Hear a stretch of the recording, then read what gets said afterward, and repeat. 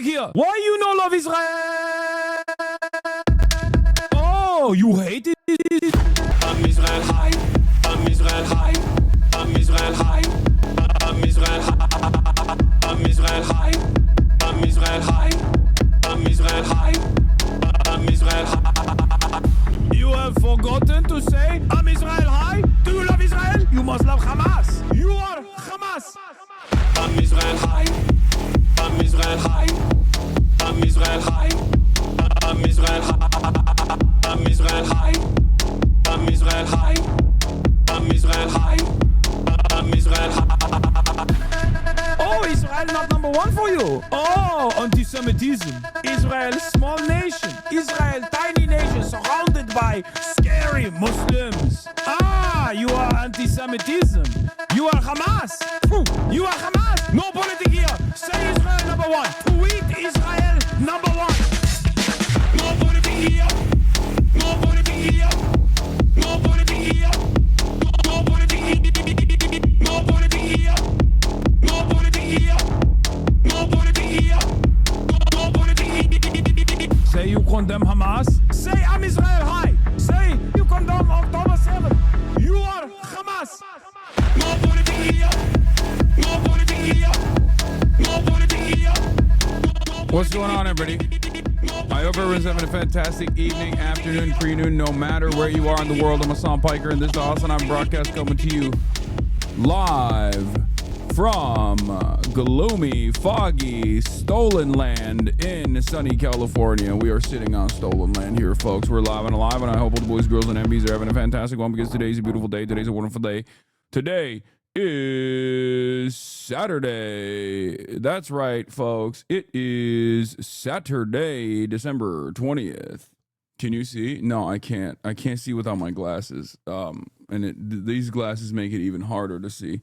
But we're live, we're alive, and I hope all the boys, girls, and MBs are having a fantastic one. Can I get a happy birthday from the man himself? Yes, happy birthday, chatter. Happy day of birth. It's a Saturday, fun day, but the type of fun that we're going to be having is the type of fun that we always have. Folks, this is part of the broadcast where I tell you about my personal news about what's going on in the world of HasanAbi Piker in between the time period where I press the stop streaming button and press the start streaming button. So help me God, that's what I'm going to do. Because there's a lot going on in the world, and let me just say, my body substitutes. It's body update, medical update, as always. Some of the things that you guys like the most for the parasocial hour, okay? Because it's 10:23 a.m.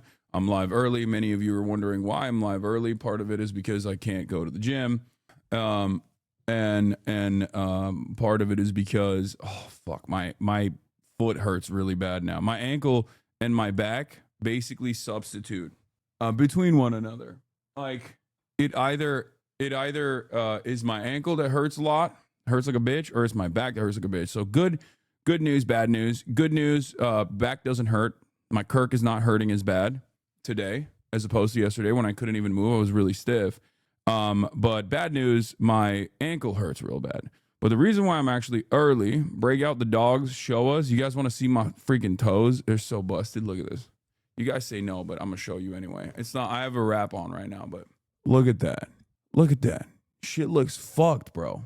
It's all black and blue. Down to my freaking toesies. Swollen and weird. Yeah, it is swollen and weird. Anyway, there's a bruise line, bro. I know. Yeah, low Kirk. They're going to have to cut it off. Hopefully not. Bro, why your toes weird? No, the other dogs, they make Kaya and Fifi. Kaya and Fifi are out and about right now. So they are not here. They're out on the town, roaming the streets. Yes, Dave Chappelle had a new comedy special. I did not actually see the new comedy special, but I saw pieces of the comedy special, and I'll obviously be talking about the new comedy special that Dave Chappelle came out with, where he had a lot of daggers for everybody finally, because all the fucking anti-woke shit has gotten so out of control that we low-key... Low Kirk, we might have gotten Dave back a little bit, so that's cool, you know. And another moment for woke is back. Woke 2.0. Anthony Joshua beat the fucking doors off of Jake Paul. Obviously, this is part of the broadcast where I tell you about my personal news, and that's precisely what I did last night with my dad and everyone else that was at my house. I tuned in to Netflix. and I straight up watched Jake Paul get annihilated by the behemoth himself, Anthony Joshua, two-time heavyweight champion, belt holder, gave the fucking belt to ass basically with Jake Paul. Obviously, for like, you know, boxing enjoyers, it was disastrous. It was a disastrous performance because it looked sad. It looked like a sad state of affairs. You have Anthony Joshua, the man with the legendary uppercut. What is it, like 28? I forget what his career looks like. Here, I'll just pull it up. But like I mean, Anthony Joshua at some point was like, you know, one of the most famous boxers on the planet, one of the most famous athletes on the planet, and heavyweight belt holder, heavyweight unified world heavyweight championship winner from 2017 to 2019, then 2019 to 2021.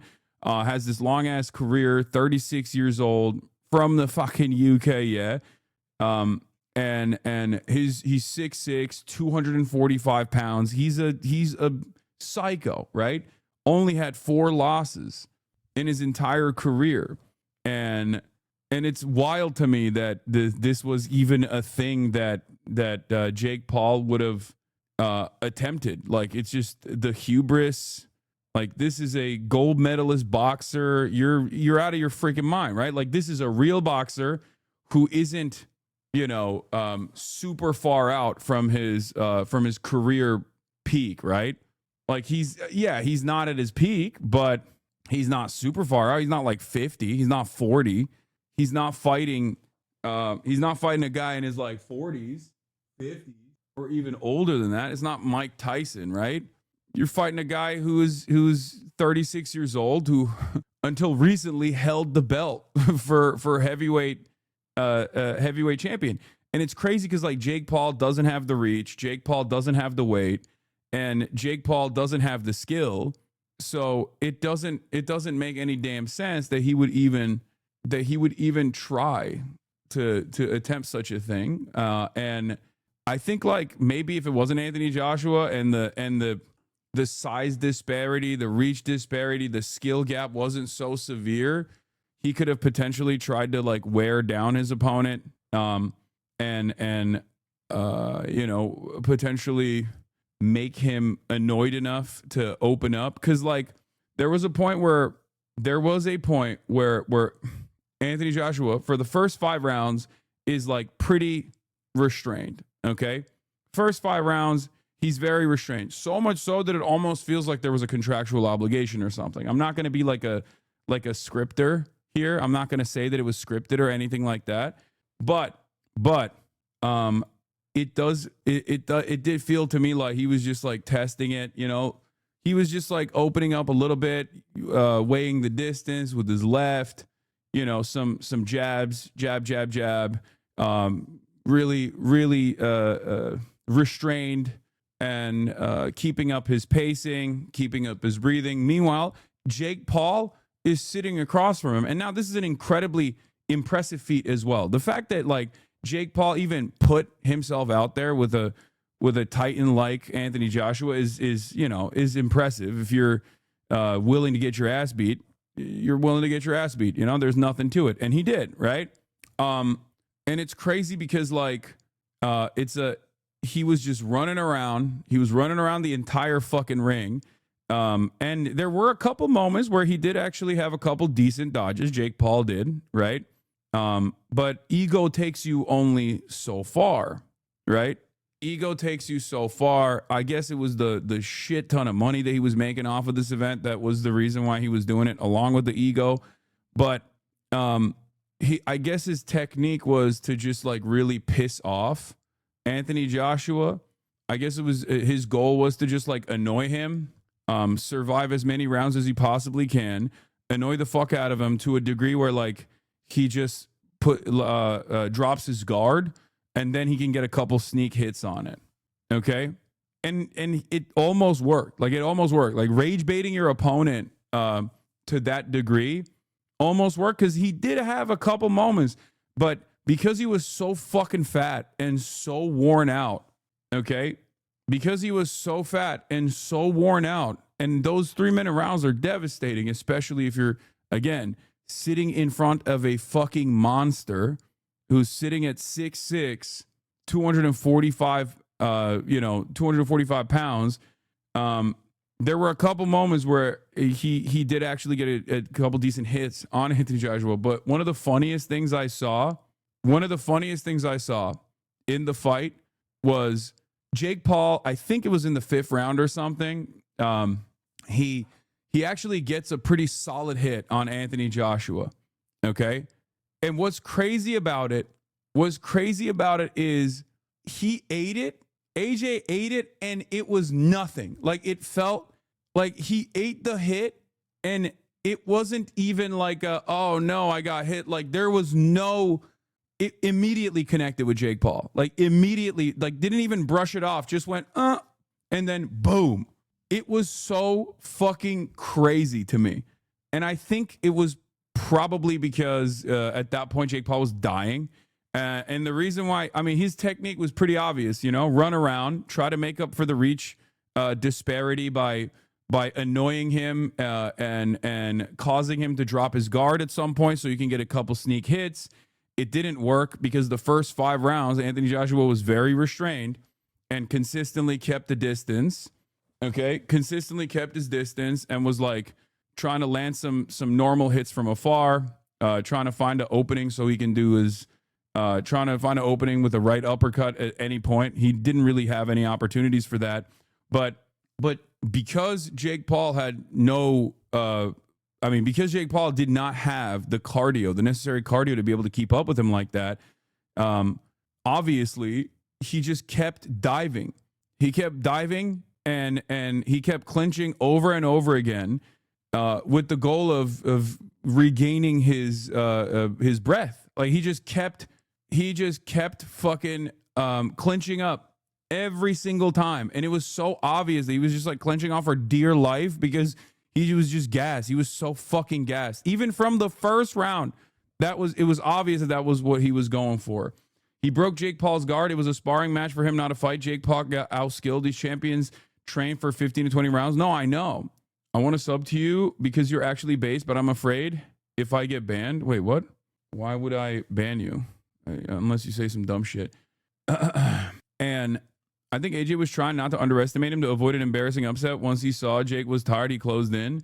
Yeah. I mean, it was obvious. It was obvious to me. Yeah, this is the funniest thing. Like, he posted this shit, right?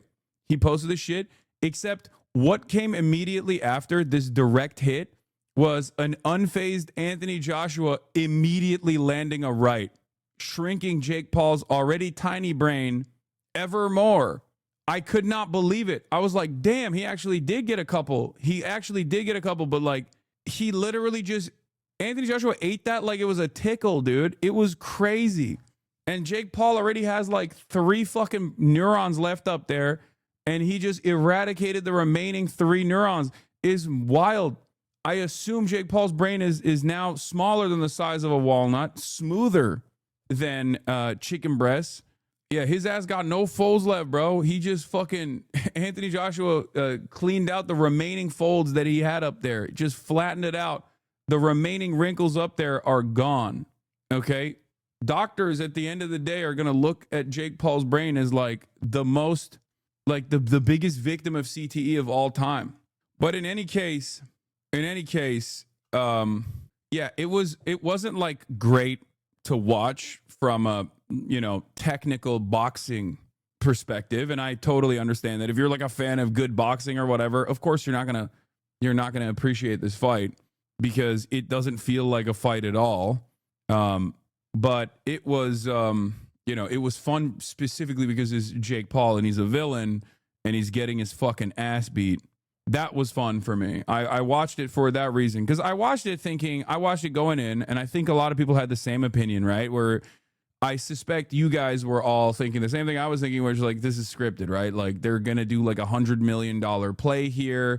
Anthony Joshua is going to disappoint by, taking a dive or something. Maybe like, maybe it's just, I don't know. I just never think that Jake Paul is actually going to do an honest fight, right? I don't think that was going to happen, right? one thing people need to realize is that Jake is not a YouTuber. He's a boxer. He's been training for 7 full years. To put that into perspective, Joshua became world champion 8 years after he started training. Yeah. Also, no, Jake Paul is a fucking YouTuber still at this point. Because just because someone has been training boxing for 7 years doesn't mean that they're actually a skilled boxer. That's the difference between someone who might not be at his prime, but is still like very clearly a world title holder versus Jake fucking Paul, who's been training for 7 years. There are plenty of people who I think in the professional sphere that if they also tried to like find themselves in a comparable weight class to Anthony Joshua with a tremendous reach disadvantage, who are professional boxers who've been boxing for like 7 years, who'd probably still get the fucking doors knocked off of them. Okay. In any case, 7 years of training don't mean shit if you're 7 years of ass. 7 years of training don't mean shit if you're fighting. Like, it's only significant for someone like myself. Like, I would not be able to fight any of these people. Okay. Jake Paul, probably a much better boxer than me, right? But I'm not a boxer. You know, do you see what I'm saying? So if you're trying to make a name for yourself as like, you know, in the boxing world, and you're just consistently beating people that are way past the point of their prime, like super fucking old, yeah, no shit. Eventually you're going to run into a person who's going to whoop your ass. Yeah, he's never risen up the ranks. He used his YouTube fame to fight a bunch of people with with clout who aren't boxers to get his name out there. And then he started fighting people who were like boxing legends as well, and then really pissed people off. In any case, this is, you know, this is what happens when you go up against one of the best in the world, like literally one of the best in the world. And not only is it one of the best in the world, but one of the best in the world, and also outside of your weight class. It's so crazy.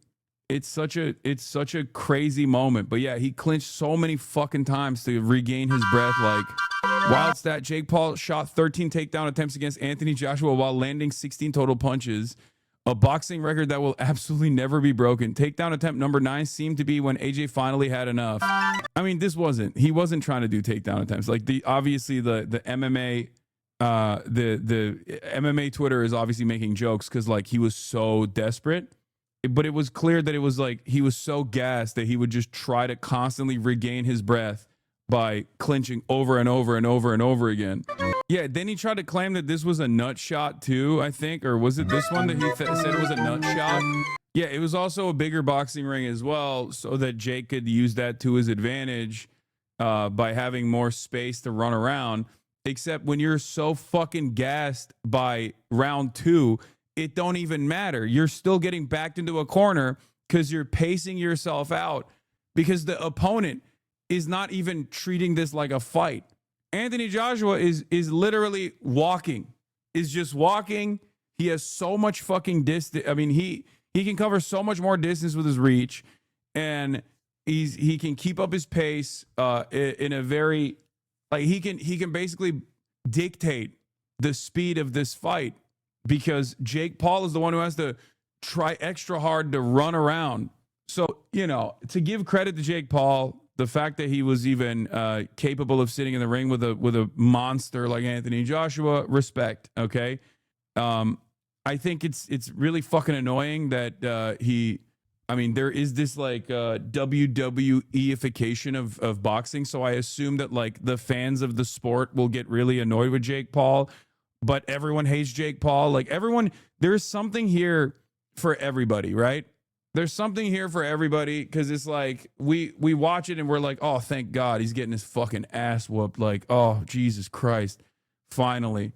Especially when he like would put himself around legendary characters that are way past their prime by dangling a shit ton of fucking a shit ton of money in front of them, like, you know, putting just like exploiting the like former symbols, right? Former symbols of boxing, shit like that. It's very frustrating to see, and I totally understand that.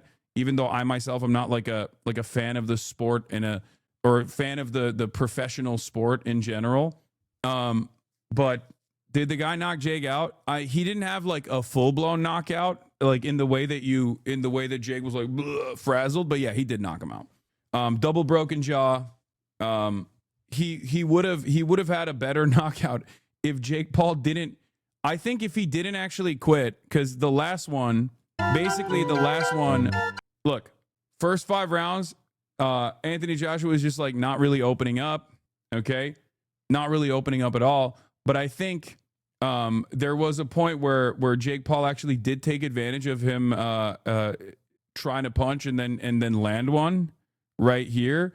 And I think after that, it was over. Like, because the 5th round, you see like an attitude shift. You see an attitude shift from Anthony Joshua where he's like, all right, I'm done. Like, I'm done. I need to, he's tried to clench up every time I fucking hit him. So I think what he was going for, I suspect, was anytime Jake would just drop his guard and try to duck another one of his like jabs, or when he was doing a combo, I think he was trying to hit him with a fucking right uppercut while Jake was on the way down, trying to dodge. But that never happened. If he had done that, he would have fucking killed him, I think. That's what it felt like to me watching from afar, that he was like trying to hit him with an uppercut while Jake was going down after a combo, and he could have killed him there.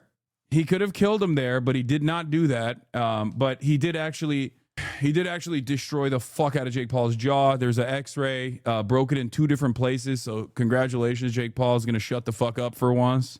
Was very disappointed Jake wasn't rolled out. I mean, dude, this was embarrassing.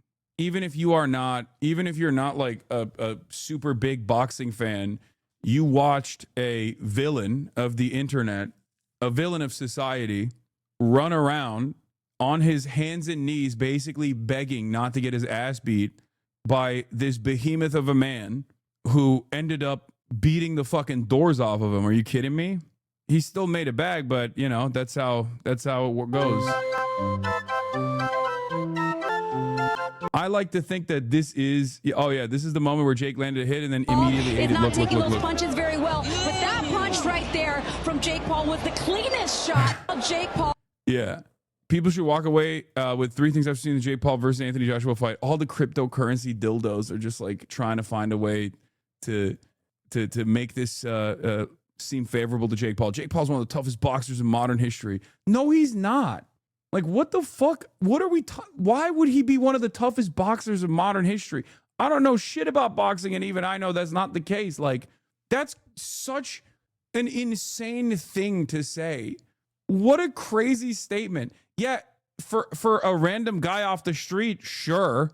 Yeah, it's impressive if it's like a dude who's never trained, who put himself in a serious competition with a world-class, world champion boxer. But at this point, he's trying to make a name for himself as like a career boxer. It's just not going to work. Be careful, he's going to challenge you next. Yeah, I'm not going to fucking fight Jake Paul, dude. I don't have 7 years of boxing training and shit. You know what I mean? Yeah, sure, you can beat my ass. Okay, I don't give a fuck. I know where my skills lie, okay? The fuck are we doing? This is what I mean. Guys, I'm a 34-year-old adult who is a political commentator. What are we doing here? Are we having, like, are we 14 years old? We're like, oh, you could beat him. Okay, sure. Anyway. He landed clean shots on AJ despite having every disadvantage. Nobody can say he rigs his fights anymore. Yeah, my ankles got destroyed fucking running down a basketball court, okay? But in any case, that was fun. That was a fun, exciting thing to watch because of the way it ended. And I think, overall, I think woke is back. I think that's what took place here. Because like Anthony Joshua, for the ball knowers, is considered a anti-white racist or a black supremacist racist as well. So like that makes this fight even funnier. Okay. And obviously Jake Paul is like MAGA. I think there was a point where he said something about like a black boxer where he was like, this was disrespectful to the supreme black race or something. He just said something like that. He says something along those lines, and then people were like, you're being fucking racist. You're being fucking racist. Oh, the other thing, dude, watching Jake Paul like actually be fucking terrified. You can tell Jake Paul thinks he deserves to live. No, this was That was also a very, very, bro is simply African. What do you mean he's a black supremacist? I'm not saying that, dumbass. I'm saying that that was the fucking controversy around him where like white people got in their fucking feelings, which is why I'm saying that this makes it even funnier. Chill, fuckhead. Bro, you're the one who got mad at me. The fuck? Misunderstanding my point. That's what people were crying about. Okay? AJ is a good example of what's wrong with mass immigration. First of all, he's an anti-white racist, as per his speech during BLM protests, where he called for blacks not to use white businesses. Secondly, he waves around a third world flag as if it's worthy of respect and represents him. My prediction, he will. First of all, he lived in Nigeria. Okay? Like, it's perfectly valid for him to promote a country that he lived in, like his own personal background. Like, he's Nigerian. He's of Nigerian descent. Why the fuck wouldn't he rep that? White people sometimes feel so jealous almost. Like, I swear to God, when people get mad at this shit, when people get mad at stuff like this, it almost feels like you're just upset. You're just jelly that you don't have anything that you can like point to beyond, I don't know, jellied eels or some shit. Okay? Like, what is this fucking fragility? But this is why I'm saying, like, woke is winning again, okay? Third world flag. Third world flag, yeah, fucking hell. Shut the fuck up, bitch. Anyway, my point is, woke is back. It's very obvious that woke is back, and these guys are hating it. These guys are hating that woke is back, okay? Hold on. Let me post, I'm going to post these, Last night was a big hit. Remember, anti-woke was popping. Anti-woke was popping last year. What happened last year? What happened last year with Mike Tyson? A Maoist. That was a telltale sign that anti-woke was popping off. What's going on now is that woke is fucking back. You feel me? You understand? It's very clear. That is my takeaway, okay? That is my takeaway from this. Mike Tyson is a Maoist? Yeah, well, he's everything. Let's just move on from Mike Tyson's background as a champion of woke, because he's not. But I was trying to make the joke fit, okay? I was trying to structure it in a way that it fucking makes sense. Shut up. Bro's posting like he won to cope with a double broken jaw. I know. He is, Jake Paul broke his jaw in 2 different places. There was like the x-rays that came out actually. It's not great, not looking too great for our boy. But yeah, boy, AJ was cheesing, better angle. Oh, this was, yeah. This is like, is this edited? Cause it looks like a meme where he's like, wait till you find this one. Wait till you find what's coming next. Oh, this is edited. Okay, it's edited. Okay, because AJ is Nigerian when he loses and British when he wins. I mean, that's usually the case with a lot of non-white, supremely talented athletes. They always do that in Europe. Some do it even when they win, though. To be fair, like there's some the racism in Europe. European racism hits way different, bro. It's on a different playing field. Honestly, I don't think it's edited. Oh no, he is laughing. It's not a joke. That smile is what crocodiles do before they chomp. Like, look, he is actually smiling. Like, if you see in the video, like you see it. Look at his face. Mo Salah spoke out once against his manager, and the media started calling him Mohamed Salah. Yeah, that's all it takes usually. Oh, but it was great. It was great. It was fantastic. It was fun. It was fun watching all the fucking racist mauled. There was also a very strange. There was also a very strange character that I wonder if you guys saw. Like, if you want to understand like the Jake Paul boxing fans and the mentality and the behavior that they represent, it's this fucking guy. I think that perfectly represents this. Look. I want y'all to see something. As soon as I saw this, I was like, there's no fucking way, dude. Like, this guy's out of his mind. Look, watch. I gotta see this. Look at this guy. What is this nigga doing? What is... Bro, you are a gross person, man. What the fuck? Like, this is not even on some like woke shit, okay? Please, what the fuck? Like, what the fuck are you doing? I mean, it is on some woke shit too, and I suspect that they're there together. But like, what the fuck are you doing? Like, what are you doing? What is this, bro? What is this? What the hell? Like, what the fuck? Why did you think that this is, why did you think you wanted to, why did you think this would be a good way to show yourself to the rest of the planet? Okay? Not all men, but somehow always a man. You know how they say that? That's how I feel right now, a little bit.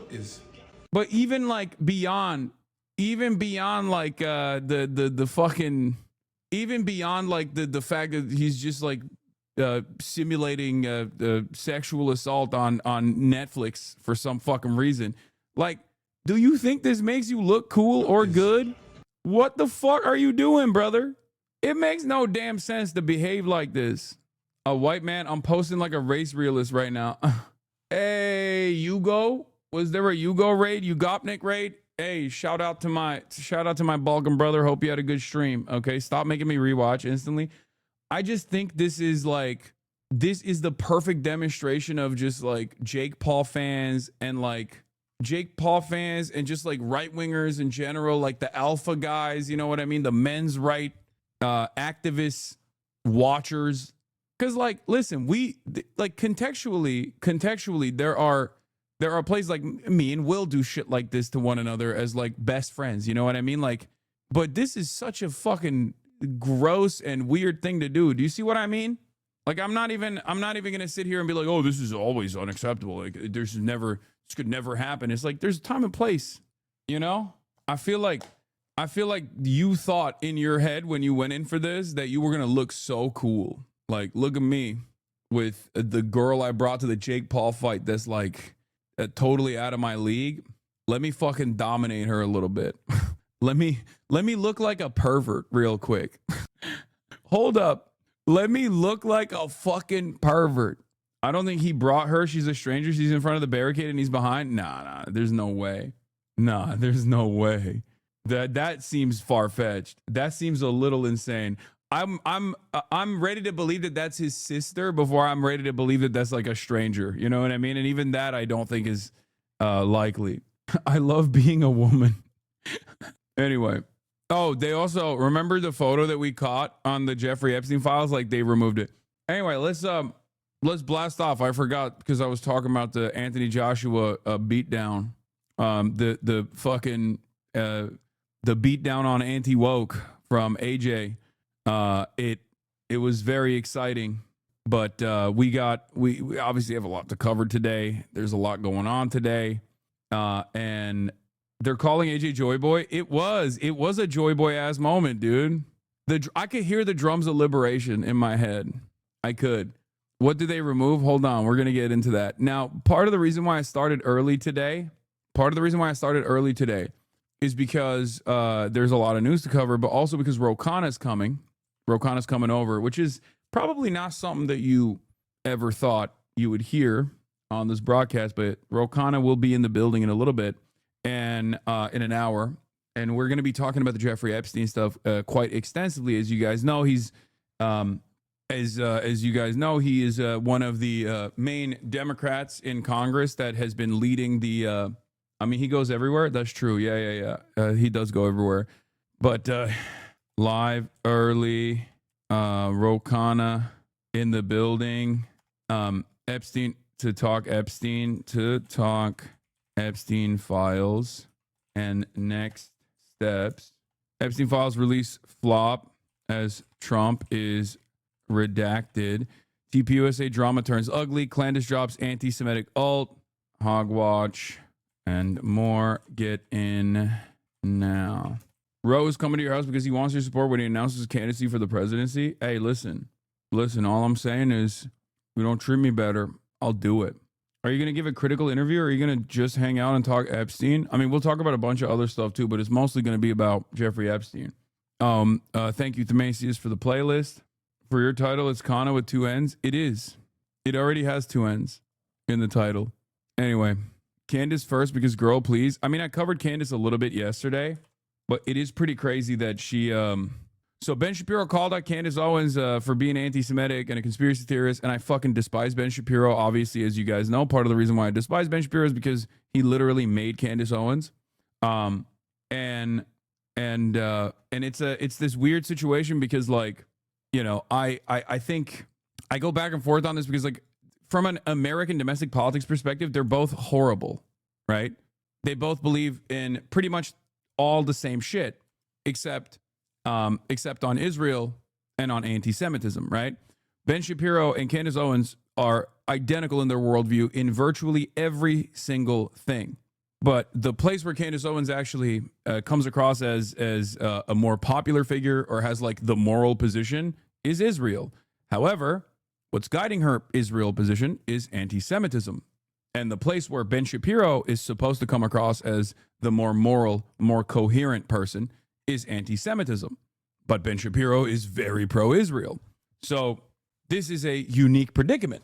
And the same goes for the entire, like, Tucker Carlson and all these other people.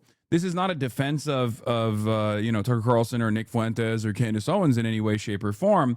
It's more so to tell you that, like, they have morally repugnant worldviews that are damn near identical.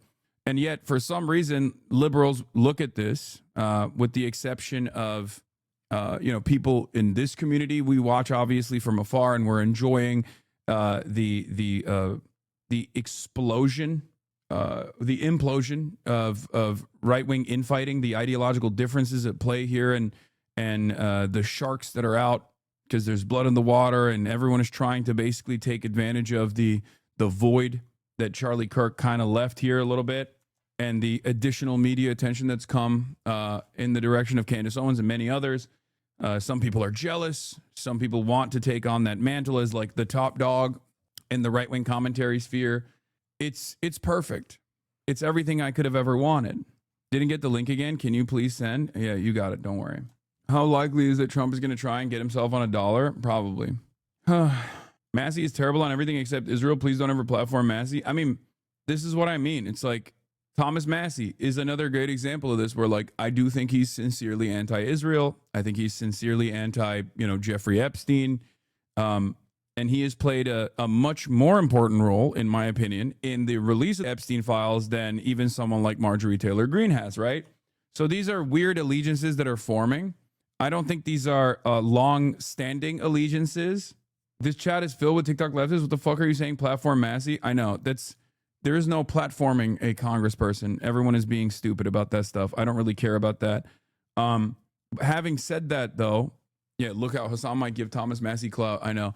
Having said that, though, there is this strange new boundary specifically being built around Israel. But what's interesting about the boundary around Israel is that it's not like a single issue that doesn't touch anything else. As a matter of fact, it's one of those things that is all encompassing in very meaningful ways, partially because of the pro-Israel contingency and how much it has embedded itself in American domestic affairs. Because this isn't like if I was running around, I don't know, talking about one angle, like even if I was, let's say I'm like anti-Ukraine, right? And there are plenty of these guys out there who are like anti-Ukraine. They think, Russia should just take over, yada, yada, yada.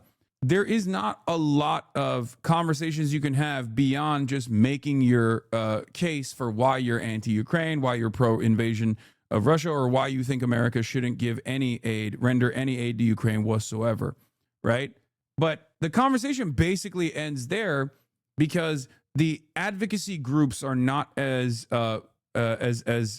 aggressively involved in meddling with like domestic affairs. The advocacy groups are not as there is no like censorship, for example. There's no censorship demands coming from Zelensky that comes out and goes like, Mr. President, they are talking shit about Ukraine, you must make sure that they are fired, like that doesn't happen.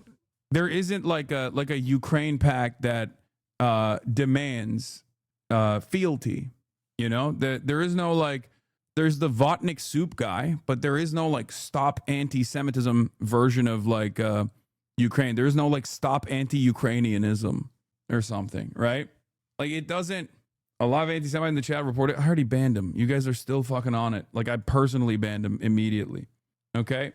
the reason why I bring this up is because like the reason why I bring this up is because it's like obviously a more significant part of like domestic affairs than other foreign policy issues are. Even though foreign policy, of course, is foreign policy almost always has domestic impact, right?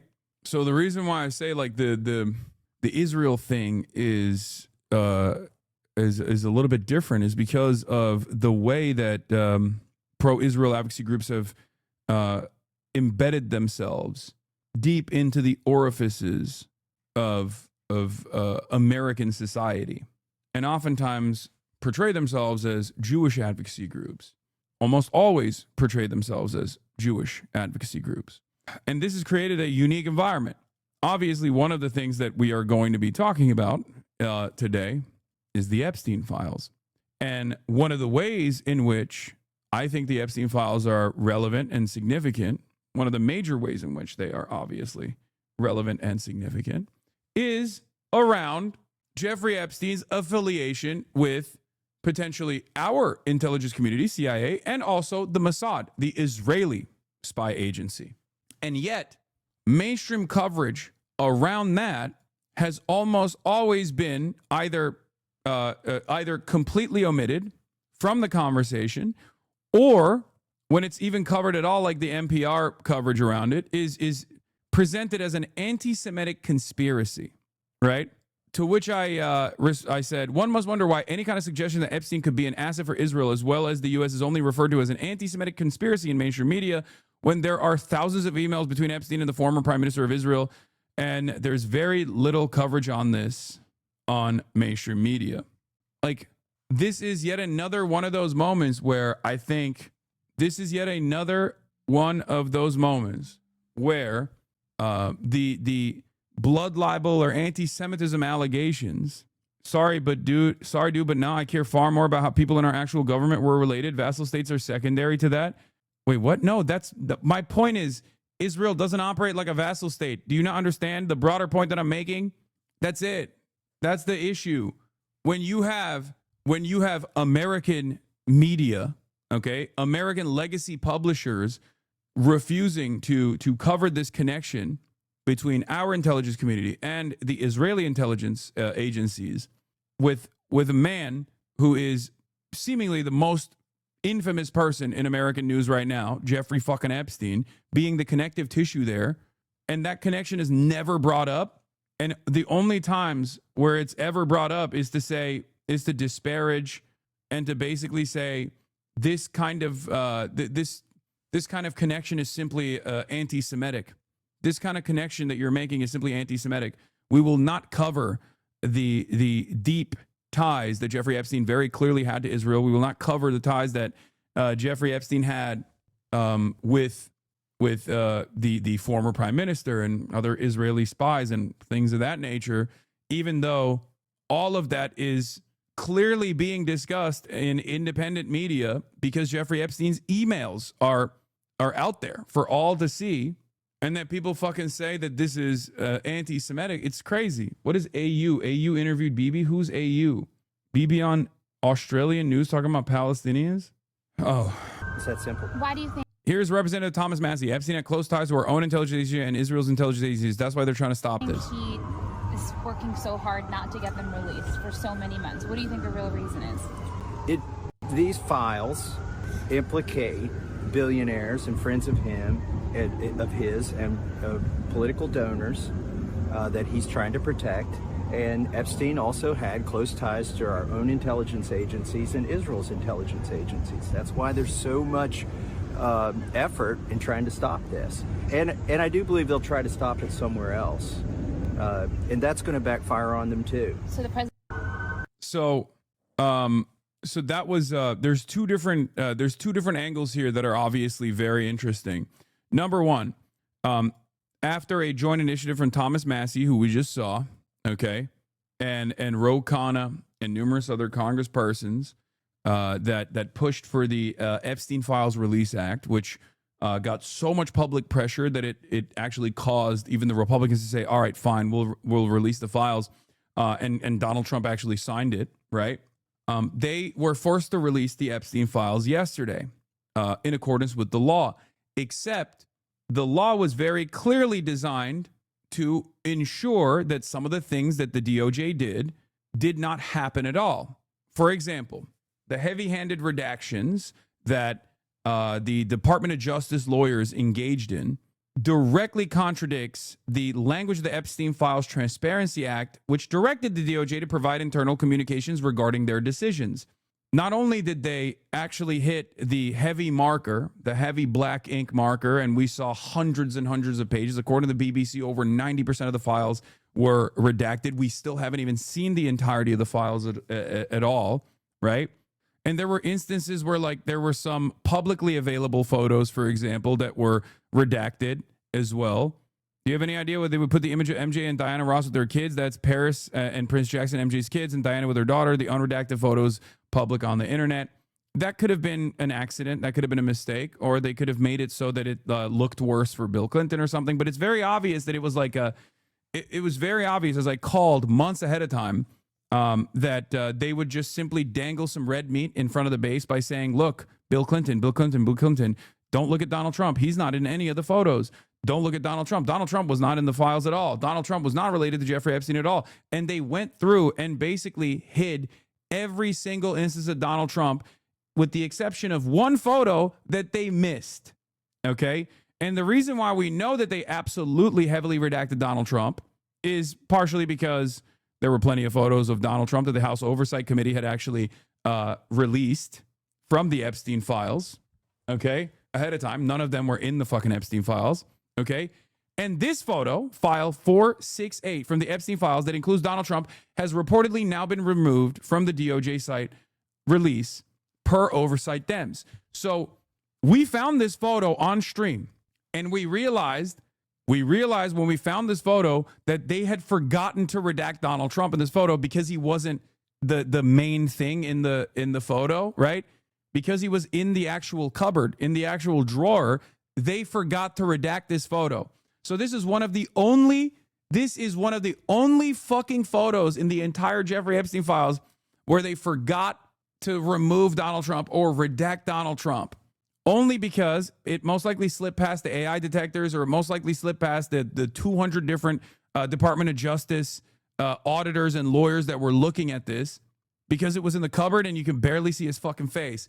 Now they deleted this photo as well. They took it out of the fucking Department of Justice release after people noticed that they had failed to redact one of the photos of Donald Trump. It's like they're trying to look guilty. It's so fucking insane. And we know this not only because of the discrepancy, but we also know this because Todd Blanche, former Trump defense attorney Todd Blanche, current Deputy Attorney General Todd Blanche, sent a statement to congressional Republicans in which he admitted that not only had they redacted 1,200 victims from the Epstein files in order to preserve and protect their identities, but they had also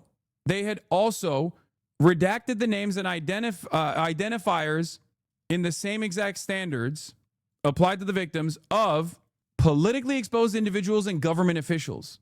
Yeah, from the Epstein files, during one of those encounters with Epstein, he took her to Mar-a-Lago where he introduced her to its owner, Donald J. Trump. Introducing the 14-year-old Doe to Donald J. Trump, Epstein elbowed Trump, playfully asking him, referring to Doe, this is a good one, right? Trump smiled and nodded in agreement. They both chuckled, and Doe felt uncomfortable, but at the time was too young to understand why. And the suspicion is maybe they didn't redact like all of the mentions of Donald J. Trump, but instead redacted the mentions of Donald Trump. But it's pretty crazy. It is pretty fucking crazy that they were so heavy-handed and so incompetent that they fucked it. They fucked it up again, as I told you they would. And now they're overcorrecting and deleting with a heavy hand whatever mentions of fucking Donald Trump even exist. Part of this is because obviously there is an overwhelming amount of data here, and it's very difficult to just, I guess, even with the months and months that they had. Thank you, Chatter. This is a beautiful drawing. I love it. At least you didn't make me look bald this time, so respect. Are they incompetent, or is there Q leaving breadcrumbs? No, man, they're fucking incompetent, okay? They're incompetent. never rely on the Democrats to actually do the right thing and fight back. Always expect the administration to be incompetent. Always. What is this? Is this photo real? Not a joke? What? No, I don't think this is real. No, it's not. It's not. Don't be mean. MAGA cult is waiting for new instructions on how to defend child sex trafficking. But the thing is, like, people have seen these files. Ro Khanna's seen these files. I'm going to talk to him directly today in about half an hour. And Thomas Massie has seen it. One of the major things that Thomas Massie said yesterday that I thought was very important was, by the time Friday rolled around, if they did not have 20 to 25 co-conspirators, men that were outed as engaging in illicit acts alongside Jeffrey Epstein, that would imply that they actually redacted the names of all of those co-conspirators. And we do not have 20 to 25 names right now. You see, you feel me? And the only place where we know the same number 25, the only reason why we know that the 25 number, aside from Thomas Massie, was mentioned was in the Ghislaine Maxwell court deposition, or the court filings for Ghislaine Maxwell, where in the court filings that they did not redact, they say there were 25 co-conspirators. There were 25 co-conspirators who got separate deals. Okay, so obviously, very clearly, these guys just went in with the heavy black ink pen and just took out every mention of Trump and Trump affiliates and maybe even like other super wealthy people. Okay, every day that goes by as like the Alex Joneses of the world actively try to defend the Trump administration, and like the QAnon guys try to fucking still hold on to a crumb of hope for Donald Trump being the pedophile destroyer, is another day where they are further vindicated in their initial suspicion that there is this like deep state elite pedophilic cabal taking place. And it's so funny that they literally ran on that. That was their galvanizing principle. That was what they organized around. The notion that there are like elites that are engaging in illicit sexual acts. And there is this deep state pedophilic conspiracy. And now that there is more evidence to suggest that maybe it's not a conspiracy theory, but it could be real, every single person that ran on that is turning around and going, no, but actually Donald Trump is not a part of the cover-up. It's not. He's not. Please don't say it. Please don't say Donald Trump is part of the cover-up. Don't. That's not the case. It's so crazy. It's so crazy. It's like you got everything you wanted. You're getting proof, more proof than ever before, more proof than just whatever fucking dumbasses made up on 4chan about how like, elites are actually ordering child sex slaves like they're ordering pizza by using code words. That wasn't the case. It turns out they were just straight up saying it. There are pieces of the court documents that came out where Jeffrey Epstein is mad that one of the people that was trafficking minors for him was actually trafficking people over the age of 18.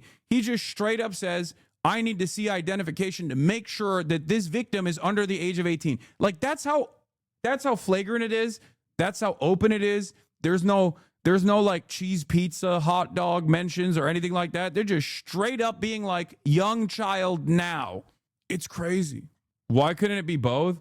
I mean, the reason why it can't be both is because there's no evidence for one, and there is a tremendous amount of evidence for the other. Okay? So, as I said, as I called initially, that the Trump administration was going to try and dangle red meat in front of the base to try to get them to focus their attention on Bill Clinton, who is a known co-conspirator of Jeffrey Epstein. They did. They redacted everybody except for Bill Clinton, okay? They redacted Donald Trump from the files. They redacted other financial elite from the files. And the only person that they seemingly did not redact that was a politically relevant individual was Bill Clinton, okay? Now, will this actually succeed? Read my logs. Basketball stream tomorrow. Read my logs. Okay, take an hour off, chatter. I can't play basketball any longer. My ankle is fucked up. The other thing that I also said was that they would absolutely fail to do this because they would somehow fuck it up, and they did. And the way that they fucked this up now invites even more scrutiny. It makes them look even more guilty. Okay? So that's where we're at. That is where we are currently at. The two different angles that are, the one angle that the media is covering is the fact that Donald Trump and his DOJ very clearly eliminated mentions of Donald Trump, including going back in after they released this, deleting this fucking photo from the Epstein dossiers. Oversight Democrats called it out. Yesterday, we found out that one of the few mentions of Donald Trump, one of the few images of Donald Trump in the Epstein files was this photo. Today, the photo is gone. Why would you do that? You're so fucking stupid. Why would you openly engage in this? Why would you delete mentions of Donald Trump after the fact, dumbass? You look even more guilty now. It's out in the open. That's so crazy. Here it is. This photo, file 468 from the Epstein files that includes Donald Trump, has apparently now been removed from the DOJ release. Attorney General Pam Bondi, is this true? What else is being covered up? We need transparency for the American public. It's so crazy that they did this. Like, it's so crazy they got called out. And instead of just like letting it sit there and be like, no, what are you talking about? See, of course we didn't redact Donald Trump. They chose to delete it, dude. Are you fucking kidding me? Always assume the admin, this incompetent admin, will find a way to fuck things up. It's kind of them just saying, like, fuck you, law, we don't care. Yeah, except you can't entertain that. You can entertain that when you got, you know, Reagan numbers, but you can't entertain that when you don't have Reagan numbers. When you have Trump 2 numbers, you can't be fucking running around and being like, what are you going to do about it? Yeah, we're not giving our own base this information that they desire after running on delivering this information to our own base. Fuck you. There's no way. They're going to go crazy over it. They're going to lose their minds over it. This is going to piss off the normies, as I've already told you. Okay? And I need you to understand something. This is Trump's least popular position with his own base of support. Republicans have never really deviated away from Donald Trump on any of the issues. Usually, it's 80% approval on virtually all of his policies, with the exception of this. On the Epstein files and the mishandling, Republicans have a 54% disapproval rating on Donald Trump's handling or mishandling of the Epstein files. 54%. Now, you might be thinking to yourself, oh, it's just only a marginal majority of Republicans that don't like this. That's crazy. You need to understand that needs to be compared with the 80% approval for everything else. Donald Trump's been fucking up everything else, okay?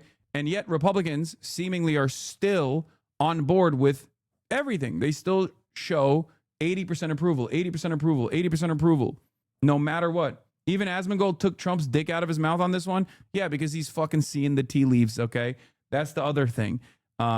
Just like with Israel, Asmongold, who spent the last 2 years consistently complaining that I and many others needed to be deplatformed because we were anti-Semitic terrorists, has now turned around and is like defending Puka Nakua and saying like the primary responsible, the primary party responsible for anti-Semitism growing in America is Israel. It's like, bitch, that's my take. You called me a fucking anti-Semitic terrorist for that for 2 years.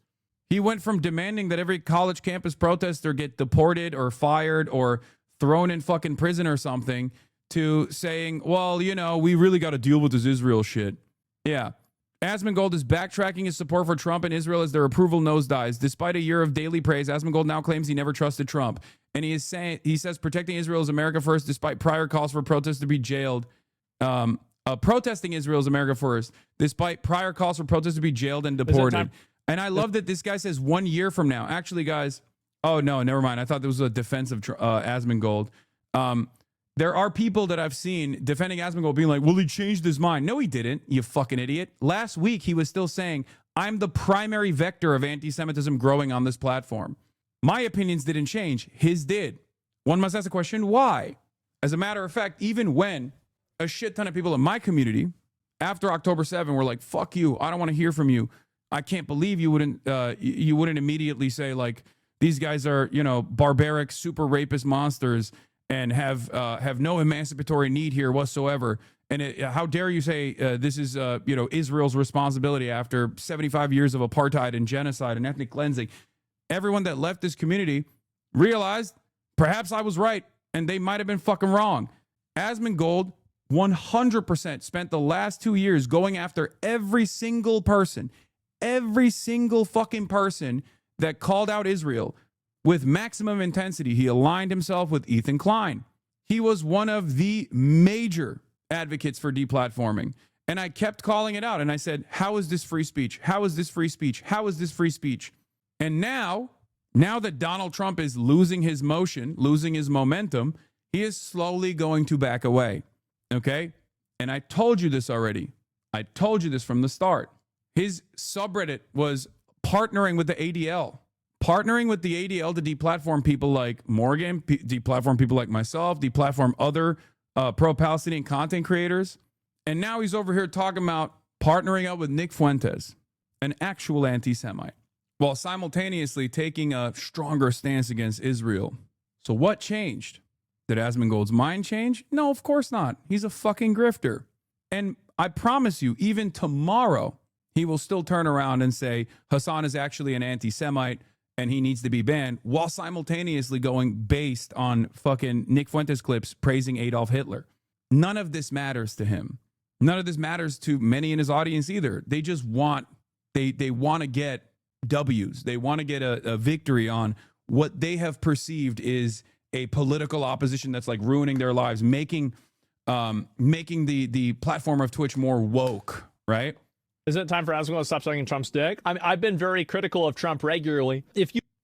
I told you when the winds turn, he's going to stop saying, yeah, based. Did I not? You look at any of my commentary discussing things that he's done, you'll see that I'm extremely critical of him, even more so recently since the Epstein stuff. So this is just, it's again, just the typical Reddit, one-dimensional thinking, because, you couldn't vote for Kamala Harris. If she was going to do something, she would have. So, yeah, you didn't even vote? Of course I didn't vote. Why would I vote if I don't feel like the candidate represents my viewpoints and my values to a degree that I feel confident voting for them? And I think that I've been proven right. I have been. I think I've been proven right with that. And I voted for this? Yeah. I mean, if I had known he was going to do this, I would have voted for him. I would have. Like, I 100%. I didn't vote for Donald Trump, but if I did, I would say that I voted for this. This is better than watching. I've been waiting for this to happen ever since BLM. This is what I voted for? Well, I'll tell you guys, how many of you guys that voted for Trump, you're getting even, it's even better than what you would hope for. You know he wrote this. Yep, this is what I voted for. Yep. To Iran, support for the Houthi terrorists must end immediately. Beware, because America will hold you fully accountable and we won't be nice about it. Hell will rain down upon you like nothing you have ever seen before. What I voted for Trump to do was like what he did with the DEI stuff on day one. What I voted for him to do is what he did with, like, for example, Iran. You didn't vote? Yeah, exactly. But I would have voted. If I would have voted, that would have been what I voted for. Did Trump earn your vote by now? If I could go back. Yeah, this doesn't even do the amount of glazing he did / justice. Yes. This is not even a fucking fraction of the glazing. I mean, every fucking day. Yeah, based. Yeah, based. Yeah, based. Every time, every single fucking time, dude. He went nutty mode. He was blowing bubbles on Trump's dick every fucking day. Not only did he blow bubbles on Trump's dick, I mean, he openly stated it too. Aside from the Epstein stuff, Trump is doing exactly what he said he would do. Maybe there's too many crying Karens on social media, so they're afraid of the optics. But this seems so dishonest. It won't work either. The bridge is burned, and those people will always hate them. Okay? I voted for none of this. Prominent influencers, including Theo Von, Joe Rogan, Andrew Schultz, are trying to distance themselves from the president. He thought there was more farming to be done on October 6, 2025. So he was still standing. But I promise you, the point is going to come. The day is going to fucking come where he's like, oh, yeah, Trump is not great. Not great at all, actually. Not based. Guys, Trump was not based. Never liked him. Never liked him. Yeah. This is why I always say, like, it's unimaginably easy to fucking grift to the right. They are so stoked to hear someone go, the president that we voted for is awesome. Okay? And because he doesn't have any sort of like ideological conviction beyond owning fucking libtards or whatever, okay? Beyond owning libtards and assuming that it's like liberalism that's responsible for video games being destroyed somehow, okay? That he doesn't have a real stake in this. If tomorrow his audience was like, that's a bridge too far for me, I'm done with this Trump shit, why the fuck are you still glazing Trump? He would magically overnight change his opinion and then make it seem like he actually had a sincere change of heart. That's a grift. That is a grift. Now compare that to my advocacy over the course of the past 13 fucking years. Public advocacy on issues, not on candidates, not on politicians, but issues. Issues first. And these are the motherfuckers who try to act like I'm a grifter. Doubted Asman always goes against the chat. He is at the mercy of his community. And if you can't see it, he's at the mercy of the broader sentiment expressed by his community. 100%. He bans dissent in his chat. He rarely ever tackles people who have serious disagreements. I fucking yell at right-wingers in here that come into this community. I yell at leftists that come into this community with regular frequency that try to do the like holier than thou, woker than thou shit. I'm pretty open about my positions and have been for a decade plus. Okay? There are tens of thousands of hours of advocacy that you can tap into to see where I'm at. You're simply coping. He's a grifter and a fascist piece of shit, but we should remember this man might single-handedly bring back the bubonic plague. The plague is spread. Okay, dude. That's it. Realistically, even if Trump released the files, unless it condemned him and other elites, many people would say it was edited and fake. I watched his comments on Ghislaine today. I didn't get the impression he was considering a pardon. Why are people saying this? Again, wrong. They're saying this because he implied it. They're saying this because his own personal defense attorney, Todd Blanche, who is now the deputy attorney general, went and floated that idea. Okay?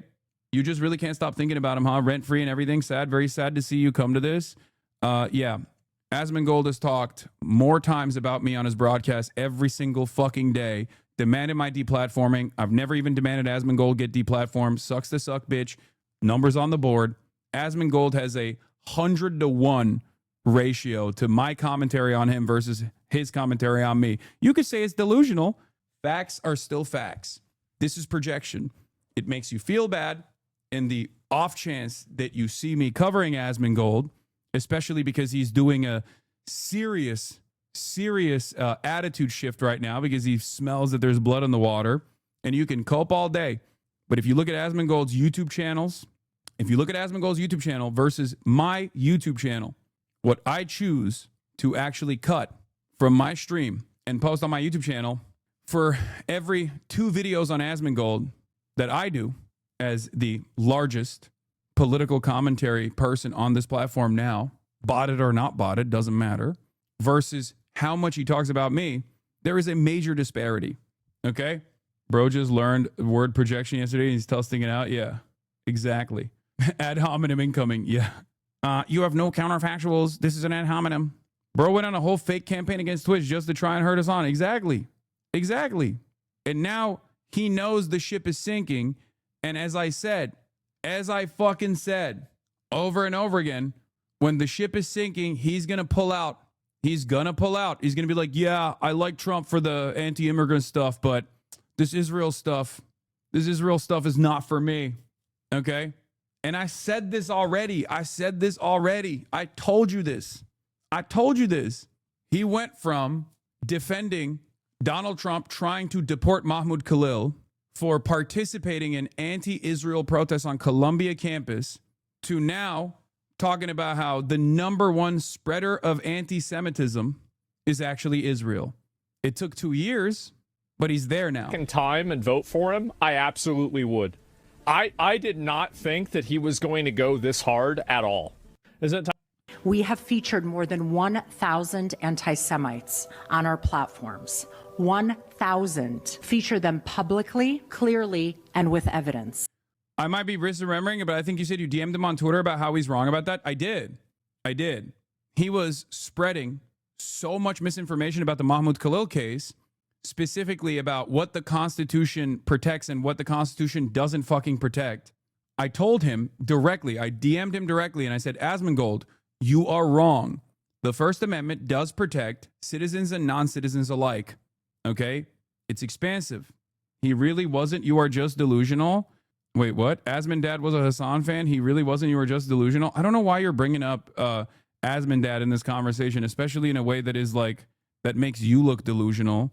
I have no issues with Asmongold's dad. I even reached out to Asmongold at the time to offer my condolences. I don't want to talk about Asmongold's dad. It's not relevant in this conversation at all, but I promise you, you're the one who is saying weird random shit. Not only are you fighting an internet battle for a person that doesn't know who you are, but now you're also just like bringing up totally random things that do not favor you at all. Yeah, we love Asmondad in this community. Rest in peace. Anyway. We have featured more than 1,000 anti-Semites on our platforms. 1,000. Feature them publicly, clearly, and with evidence. The results speak for themselves. The evidence, by the way, is like maliciously edited clips and things like that. Everybody who's part of the America First agenda should view being listed on this website as a qualification to run for office. If you get listed on this website as being an enemy of the goals of Israel, then you are actually America First. Like, you can't say this about Palestine, you can't say this about Israel, and somebody who's an activist for this is going to be criticized in this way. It's ridiculous. They try to dox, mislabel, defame, slander, and misrepresent anybody who goes against their interests, and then creating a chilling effect across the entire country to prevent negative discourse about a country. Asmongold collab with the ADL to try to get me and others deplatformed for criticizing Israel. For the past 2 years, he supported every Trump initiative on this for days, virtually every single day for the last 2 years. He has demanded that I get deplatformed. Others who are anti-Israel get deplatformed, consistently called him anti-Semitic. Here, the most insane version of events, is the fucking Sabra Hummus Gate. Okay? Sabra Hummus Gate. Asmongold did a fuck ton of videos talking about how anti-Semitic all of the people that participated in the Sabra Hummus thing were, and how they must be deplatformed. And his community ran with that like crazy. All the while, they were calling Nick Fuentes based. He also bragged about getting game devs fired for tweets he didn't like. Exactly. These guys are major fucking hypocrites. His community was upvoting the fucking ADL. Hasan's anti-Semitism visualized. The head of the ADL on CNN claiming Hasan's extremist rhetoric radicalized a DC shooter. Last week, Asmongold, without any evidence whatsoever, connected an anti-Semitic hate crime conducted by ISIS affiliates in Australia back to me and my community. That very same week, he talked about how base Nick Fuentes was for saying Adolf Hitler is awesome. Do you understand? How fucking insane that is? The ADL is putting pressure on Twitch again. It's time for Asmon's Harvest again. #1 farmer in Twitch. Damn. And that just after Hasan's claim that his radical viewpoints don't cause any negative PR for Twitch. Yet here we are again. This is Dan Saltman, and he's the one who's leading the charge against Twitch's double standards and anti-Semitism culture. Literally Dan versus Dan. The ADL can be ridiculous at times, but in this case, he's 200% right. Hamas Diddy Piker is openly propagandizing Terry organizations and recruiting people to become Terrys themselves. He's no different than your garden variety extremist imam strapping bomb vests to brainwash guys. He's on your dick right now, per usual. If he's on my dick, he could at least talk to me, but he can't, because he is terrified that there are those in his audience who also don't fuck with Israel now, okay, or never really fuck with Israel, who would call into question whether or not he is a sincere political actor. He is capable of presenting himself as this like honest guy by living in filth. Every one of his fans goes, oh, he obviously doesn't care about anything. He doesn't care about money. He still lives in this like filthy home, right? So clearly he's like honest, not realizing that you can live in a situation like that, and that's marketing, I guess, to a certain degree, when your position, your worldview is inconsistent. You look to someone like myself and you go, oh, Hasan is a socialist, but he dresses nice. He showers daily. He has a nice home to live in with his family. Okay. And it's clean. Obviously, that's hypocritical. Look to my output. Listen to my words. My positions on things do not change. You're caught up in the aesthetics of it all. They only have the power that you let them have. And so if you see something like this happening, you can just simply get enough people together and then make it stop happening. But AIPAC pays them so much, you have to get a lot of people together. Yeah, it's by the way, that's going to happen. It's going in that direction, and they can't stop it. People don't want their country run by a foreign power. And I think that it's snowballing very, very. Yeah, he's too scared to talk to me, so he talks about me. In an environment where he can control the narrative, in an environment where he can easily lie. Because anyone that actually goes into his chat and goes, hey, you're wrong about this actually, here's what Hasan actually said, instantly banned. Whereas when Asmongold's fans come in here, I actually enjoy having a conversation with them, and I would totally have a conversation with Asmongold. He's the one who's ducking me. He's the one who unironically refuses to have a conversation with me. He's the one who's worried about having a conversation with me. He won't even watch the live stream when I'm talking about him, when he knows. Why would he ever talk to you when you offend him every time you mention him? Do you think that if we had a conversation, well, first of all, offend him every time you mention him, what's more offensive? Demanding that I get fucking deplatformed because I'm a terrorist? Or saying objectively that this person who has presented himself as not showering daily doesn't shower daily? What's more offensive, you think? Because one is an opinion, a very negatively framed opinion, that actually is inviting financial harm and sometimes even actively saying that the government should take action, or in moments where the government has taken action against someone like myself for, advocating for positions that he apparently now holds as well, saying it doesn't go far enough. That's not offensive. That's not mean. That's not fucked up. But me saying Asmongold doesn't shower, something that he personally has admitted to over and over again, that's offensive. The soy right have no fucking consistency here. Both are not good. Brother, do you not see the fucking difference here? I'm not negatively framing something. You think it's negative that he doesn't shower, okay? And you're upset that I'm mentioning something that he has mentioned. That's a part of his brand. I like how both of you are talking about each other right now like kids. Again, very silly. We don't have to do this back and forth. He's the reason why this is a back and forth. We can talk to one another. I have always stated, anytime, any place, that I am willing to have a conversation with Asmongold, and I will be respectful. He's the one who runs away from it. So if you have an issue with that, go ask Asmongold why he has an issue with it.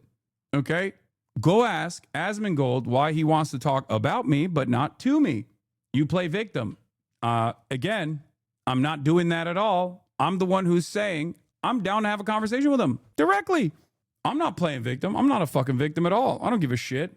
I don't give a shit that Asmongold has called me a fucking terrorist over and over again, especially because now he's crawling back to the Israel is a dangerous entity that has unironically warped American politics so disastrously positioned. He's saying it himself now. So what happened? The reason why he doesn't want to talk to me is because his viewpoints do not hold up, because they are fucking inconsistent. That's the reason why he won't have this conversation. That's the reason why he's always running away from these sorts of contentious conversations. Very fast. That Mahmoud Khalil is removable under the Secretary of State Marco Rubio's assertion that his continued presence and his actions in the United States actually compromise foreign policy and political priorities. That's very stunning, because that is actually the only thing that she ruled on today. She did not rule on the other allegations that were raised by DHS, that he allegedly misrepresented information on his green card application. None of that matters. It doesn't have to matter. Like, they can just deport him for whatever reason they want. That's what the rules say. I said this at the beginning. Everybody was getting mad at me for saying this, but like, it's a fucking fact. Yeah, that's what the rules say. That's fucked up, though. No, it's not. What I do is revoke visas, and it's very simple. A visa is not a right; it is a privilege. People apply for student visas to come into the United States and study. That's right. Get the fuck out, bro. Get them the fuck out.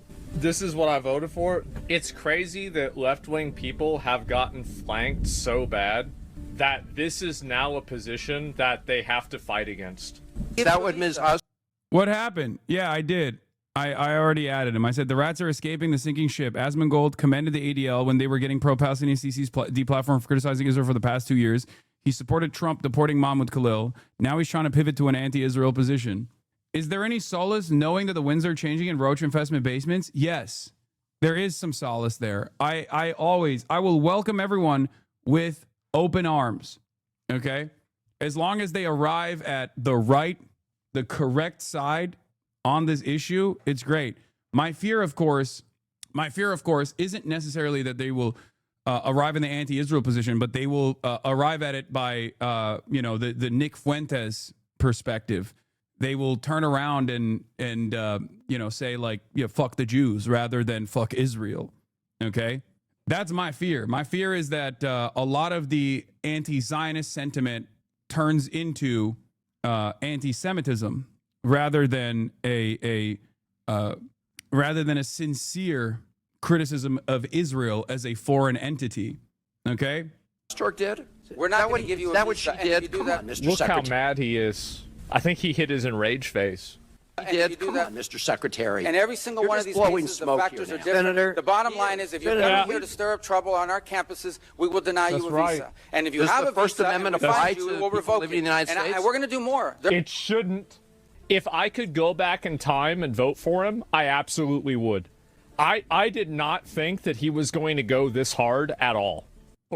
He states that talking to you would be a waste of time. His community tries to cope by claiming he's little broing you and not dodging you. I know. It's because it's parasocial, okay? It's parasocial. It's incredibly parasocial. They want to save face. Asmongold wants to save face, and the people that openly say they love Asmongold also want to save face. You both strawman each other and it's depressing. Okay, then tell him to have a conversation with me so I can have a sincere debate, to have a normal conversation where I understand where he's coming from. The problem is he's the only one who doesn't want to do that.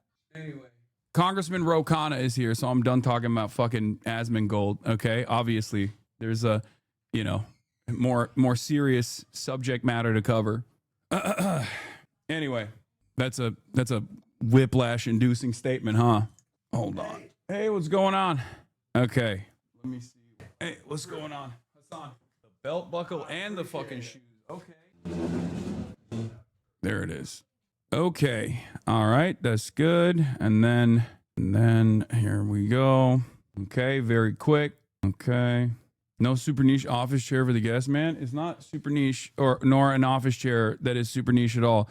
Here it is. DOJ releases. Here, I'll start this off. President Trump did not address Friday's law. After months of delays, the Justice Department now beginning to release hundreds of thousands of documents from its investigation into sex offender Jeffrey Epstein. But this morning, despite a new law from Congress requiring DOJ to release all its Epstein files by Friday, that's not going to happen. What's being released now, sources tell us, is less than half of the files. In this initial release, never-before-seen records from the investigation. Thousands of photos. Welcome. Good to see you and your Congressperson Ro Khanna in the building, everybody.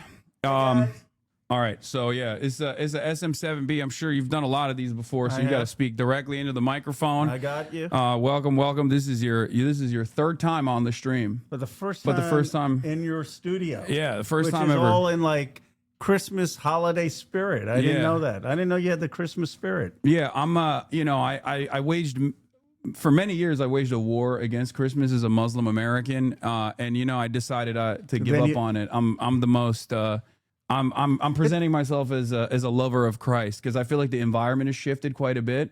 Well, Christmas is a great holiday. I love it. Who doesn't like Santa Claus and Nutcracker and the Christmas Carol or gift giving and gift giving? It's commodity consumption. I love that. I mean, I'm a big. I mean, I grew up celebrating it. I'm of Hindu faith, but it's. I think it's one of the great times. I think Americans have nailed it on how to do holidays because everything that they do revolves around getting the family together, eating a lot of food, watching something on TV. You're American. Well, yes. Well, I mean, you refer to it as a third person. Sometimes, because I mean, I did grow up in Turkey. My whole family's still in Turkey. So I just don't want to give quarter to Trump or something here. No, I know. I mean, I'm an American citizen. I was born here. Yeah. I'm an anchor baby. So for now, my citizenship is not called into question, even though it gets called into question all the time. Laura Loomer constantly she hates me. She hates me. Yeah. Oh, she's gonna lose her mind today. Then it's like two of us. Oh my gosh, she's probably gonna say that Qatar is funding this. Yeah, of course. Every tweet starts out with Qatar is funding it. I mean, doesn't matter whether you're going after the generals in the military or whatever. Yeah. That's like your standard. Every time I'm like, Qatar, please fund me. What are you doing? You know, I'm out here. I'm waiting for the money. No, I'm just kidding. This is obviously a very important day, as is every other day. But thank you for coming on today. We're going to be talking about the initiative that you and Thomas Massie were championing in Congress. Championing. We're not giving up. And still are championing that had a very unique moment yesterday. Do you mind talking about the act for those that might not know what it is? Also, do you want anything to drink? I'm good. Okay. I'm gonna grab a Diet Dr. Pepper for myself real quick. But while I'm right here, you explain it. Well, look, these are over 1,200 women who, as young girls, were raped or abused. There was a rape island that Epstein had set up. And rich and powerful men, powerful politicians, powerful business folks would go to this island, and either they would rape these underage girls or they'd be standing by as you would see paraded there a 15-year-old, 14-year-old who would stick out as a sore thumb. And everyone knew they were underage, and they did nothing. They covered it up. Or they trafficked in women who may have been 21, 22, but they paid for it and abused them.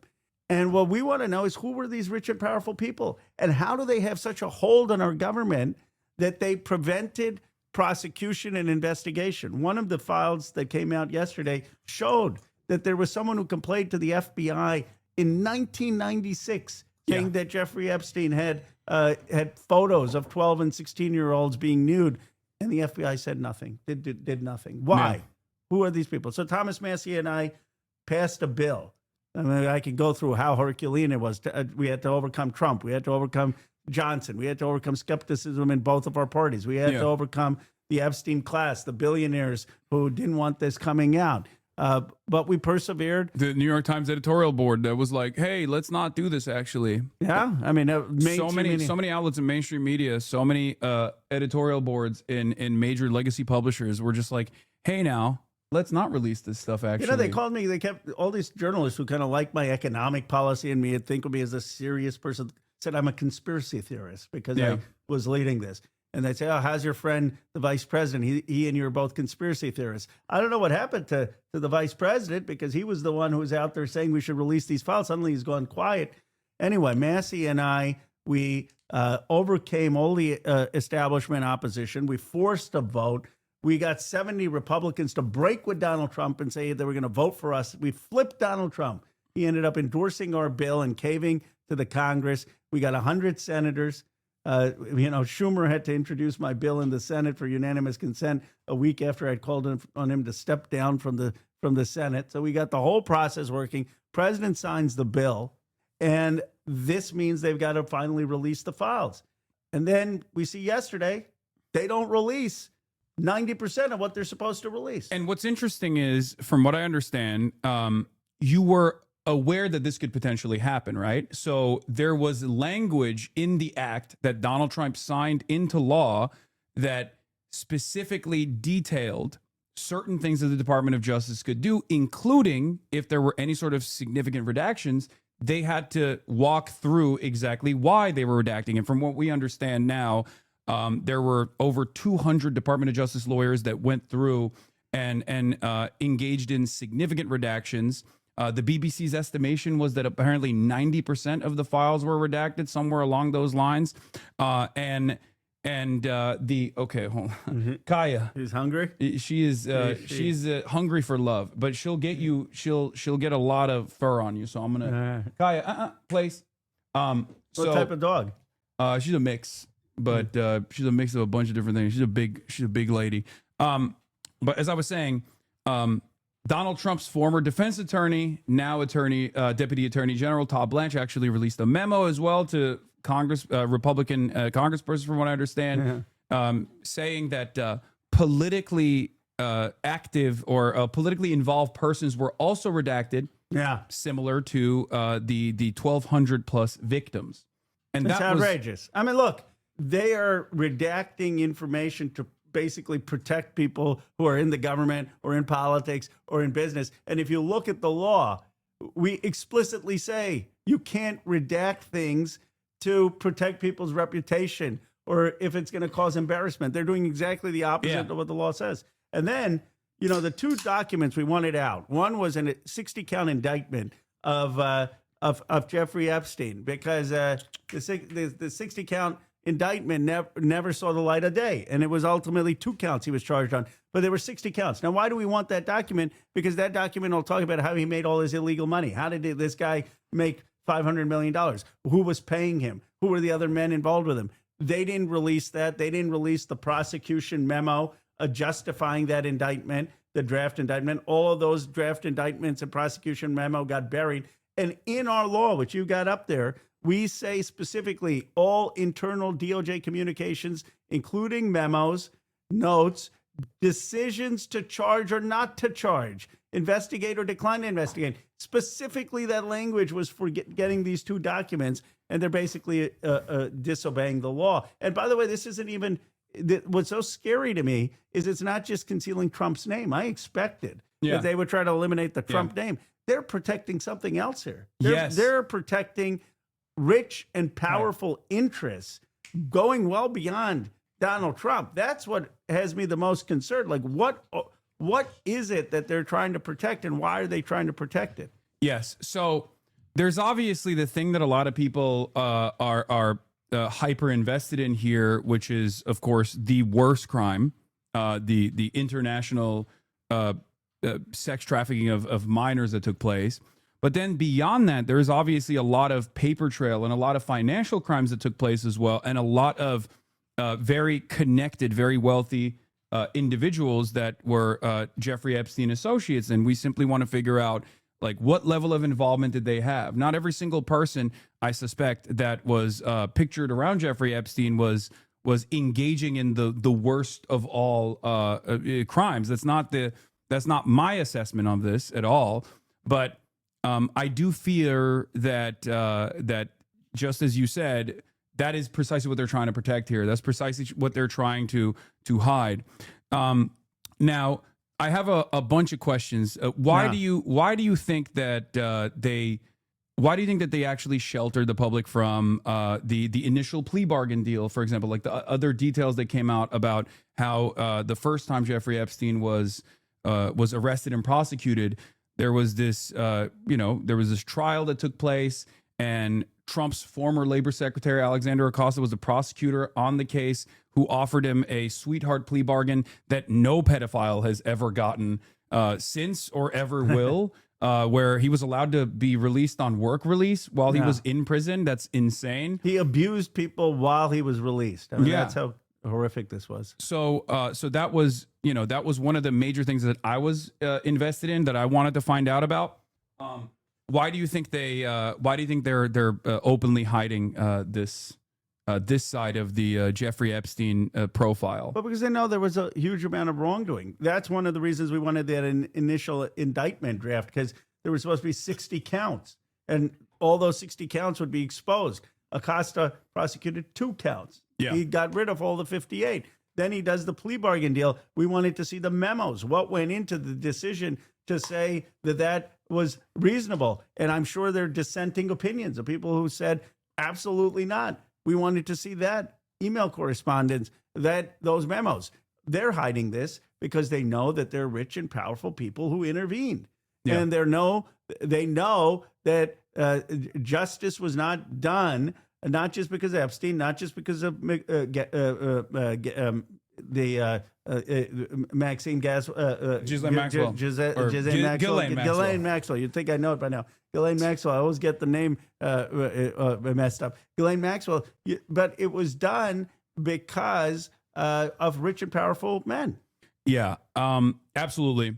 So there's the financial elite that's obviously very connected to Jeffrey Epstein in ways that we already know, in broad daylight, constantly in and out of like these meetings, constantly photographed with him, some of which the House Oversight Committee has actually released, like the Democratic Oversight Committee has released as well, partially from, I believe, the Epstein, what is it called? Not the manor, but like the data dumps that came, the photographic dumps that came are not just from the investigation, right? Like the estate, the Epstein estate. They're two different things. Yeah. So can you describe that? There's the law that requires the Justice Department to release them. Yeah. And then there's the letter that I sent to the estate saying we got to release that information. And Comer, who's the Republican chair, subpoenaed him because of Summer Lee's work and Robert Garcia's work. And they are releasing information. So there are two places we're getting this information from.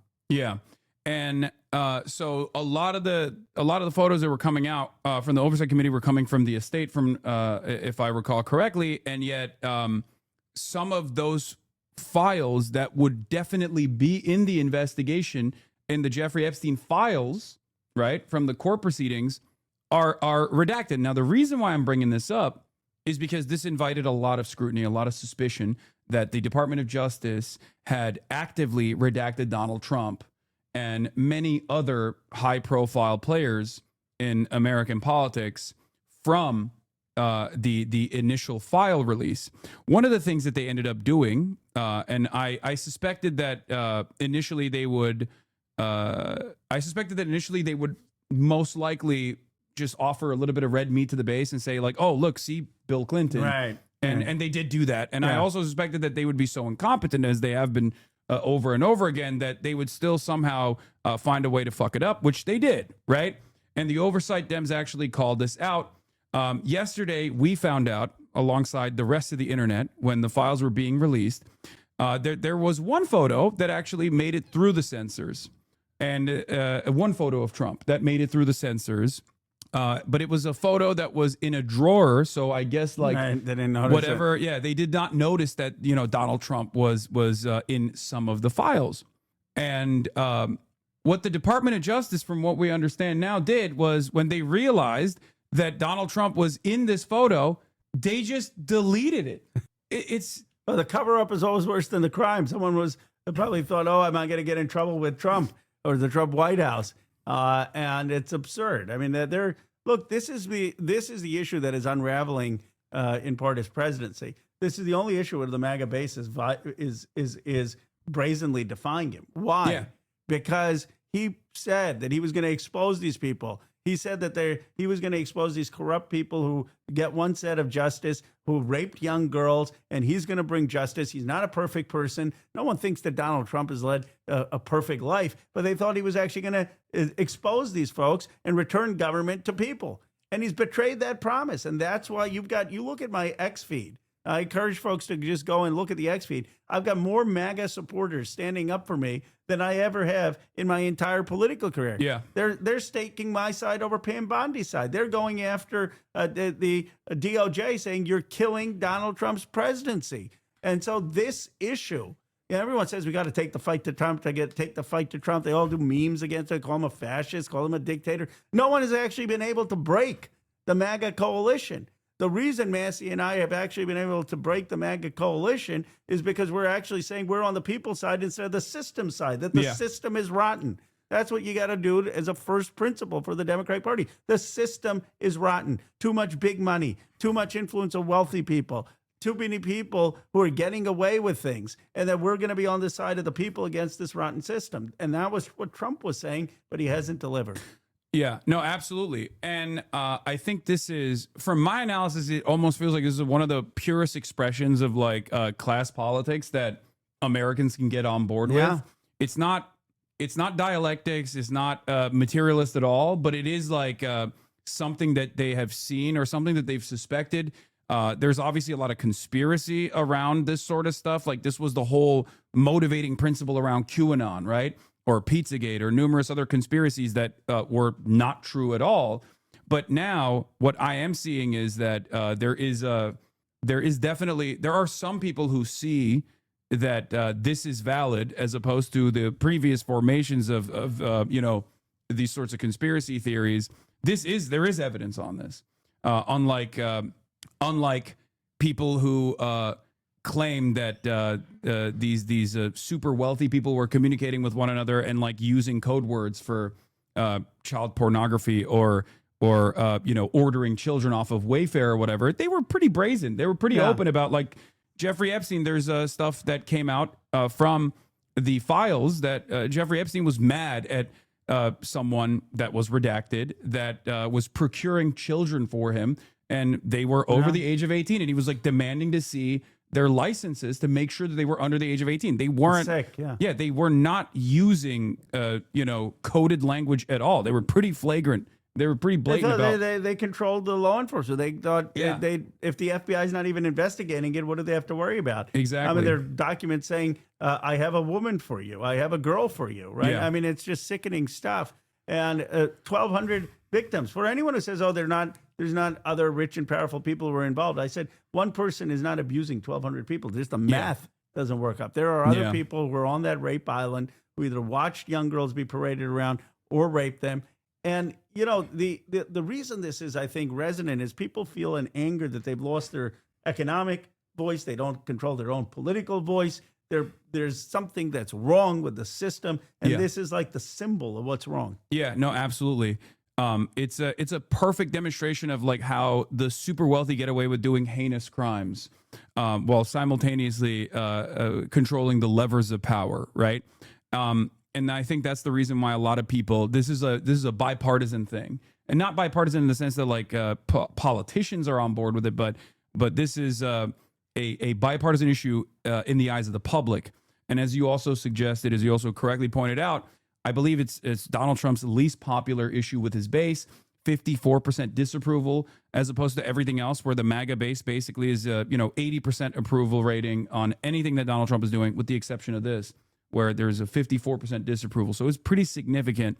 And one of the angles that I wanted to cover here, however, that I feel like the media is noticeably absent on or omitting is the potential connection with not just the super wealthy, but like intelligence, right? I know I'm sure you've seen the drop site reporting on this stuff, because there was Jeffrey Epstein's JE Vacation email address was leaked, was hacked, and his entire correspondence with world leaders and everyone else was leaked for all to see. And there has been very little coverage on this from the legacy publishers, unfortunately, and the only time I ever hear about this connection between Jeffrey Epstein and potentially Israeli intelligence, even though he is very clearly connected to Ehud Barak, and we knew about this even before the emails as well, and numerous other high-profile world leaders. The only time legacy media covers this is to say it's an anti-Semitic conspiracy. It's to say, this suggestion is so ridiculous. And I believe Thomas Massey also brought this up yesterday, where he said a big part of the reason why there is this major cover-up is because it is very likely that Jeffrey Epstein was connected in some way, shape, or form to our intelligence and also to Israeli intelligence as well. Do you have any opinions on that? Well, my opinion is that that's why we need the release of the files. That's why this was drafted in a way that would get the FBI files, that would get the national security files. That's why the lawyers of the survivors say you need all the files, the financial files, the national security files, the FBI files, and anything that isn't a current national security issue. So we even drafted it saying you can't overclassify information. If there's not a significant, clear national security threat, then it has to be declassified. So this will put to rest. The issue is if we could have transparency, if the American people can see the files. Yeah. And if they can't see the files, then conspiracies will continue to grow, whether true or not. And so I guess even the legacy media should be just calling for the release of the files. Yeah. And there is this somewhat elitist attitude, I feel like, that at least I've seen. I have tremendous respect for many journalists that I know and love that work at these outlets that want to do very good work and oftentimes do very good work. But overall, I feel like the editorial teams and the way that they respond to this kind of stuff is to simply say, "Oh, the public doesn't know how to handle this this information," and I think that's a dangerous line of thinking in general. The idea that people are too stupid to understand what's going on. But I do think that invites additional scrutiny, and that actually invites a lot of conspiracy theories, many of which can go down a dangerous path and actually do become anti-Semitic conspiracy theories if the truth is not assessed by credible actors and investigative reporters. So I always appreciate what Dropsite is doing in terms of doing that investigation, that investigative reporting, and that work. There are, connections between Jeffrey Epstein and obviously Ehud Barak. There's connections between Jeffrey Epstein and people that were possibly involved in Iran-Contra that just recently came out. And I guess one of the questions I have for you is, there was another statement that Thomas Massie made that he said 20 to 25 people, if they are not outed as being co-conspirators or, as being engaged with Jeffrey Epstein in some way, shape or form, by the time Friday comes around, that means that there will have been heavy redaction in direct violation of the act that was passed. Correct. Have you guys actually seen the unredacted files? We have not. We've requested to see them. In fact, one of the things that Thomas and I were discussing today is putting together a committee of Congress, me, him, maybe someone from the Judiciary Committee, to go and look at these files, even if it's in a classified setting, to be able to say what complies and what doesn't comply. Because right now, they have shown no good faith in complying. And the reality is, we know that the survivors' lawyers have seen the files. And they have told us, and the survivors have told us, that there are other powerful men who either abused or raped these girls or showed up on the rape island while these girls were being abused. I mean, it's not hard to visualize. Think of a party. You got a lot of models, some of them in their 20s, and then you've got like this young girl walking around nude who's 14 or 15, and all these rich, powerful men there. Now, my view is every man there is guilty if they didn't say something in terms of abetting abuse. And so it's not just men who actually abused or raped these girls. It's also people who were showing up to these sick parties knowing that young girls were being paraded around. And that's the type of information that we're going to get if we get that 60-count indictment, if we get the 82-page memo that the prosecutions wrote, and if we get the FD forms, the FBI forms of interviews of all of the men who were interviewed by the FBI to understand what happened. I mean, how do you have a situation of a release where no one else's names are in there being investigated? Obviously, if there are 1,200 victims, even if the FBI concluded that some of these people were innocent or not guilty, they would have interviewed them. They would have been witnesses. There would have been questions. Where is all that stuff? No, absolutely. I guess redacted, or they haven't even released many of the files yet, right? Like there's still so much that they are very clearly going through to hit the heavy-handed redaction that they did to the first tranche of data that they were forced to release, even though that was also in violation of the act that was passed. So my question, and I'm sure everyone else's question here, is what are the next steps here? Well, there are a few steps. First of all, obviously, impeachment is on the table for Pam Bondi. There is criminal prosecution that she could face, or others at the Justice Department could face. And by the way, that criminal prosecution risk runs well beyond this administration. The next administration, in my view, it can't just be kumbaya. There needs to be accountability for crimes committed, accountability for crimes committed with ICE, accountability for crimes committed in the Caribbean where innocent boatmen are being killed, and accountability for crimes committed in not complying with Massie and my Epstein Transparency Act. Accountability is going to be needed. But Massey and I are also in the process of drafting a bill for the inherent contempt of Congress. What does that mean? Pam Bondi could be fined every day if she's not agreeing to release these documents. And we're going to propose a group of people in Congress, a bipartisan group that gets to review these documents so that we can assess what is a legitimate redaction and what is not, and actually have her comply with the law. Because my goal is not retribution. It's not to score a point against the president's cabinet. My goal is justice for these survivors and actually figuring out how we get these documents out. One point, I think this first run may have been a test, them just seeing, okay, what can we get away with? And the outcry that it's come out, hopefully this pushes them to realize this, that they're not done with this. Just the before Christmas release isn't working. Yeah. That there's going to be more demand for these documents to actually come out. Yeah. So that's one angle for sure. And I think that there is a lot of appetite across the board, across the political spectrum for some kind of transparency in all of this. Clearly, if that wasn't the case, then Donald Trump wouldn't have signed this act into law to begin with, right? And they have mishandled this process, absolutely. I guess what are the next steps? Not to throw curveballs here, but like, what are the next steps if like Donald Trump offers a blanket pardon across the board to everyone that's mishandling this or deliberately redacting things in violation of the law? Well, he could do that, and it would make it harder for them to be prosecuted in the future.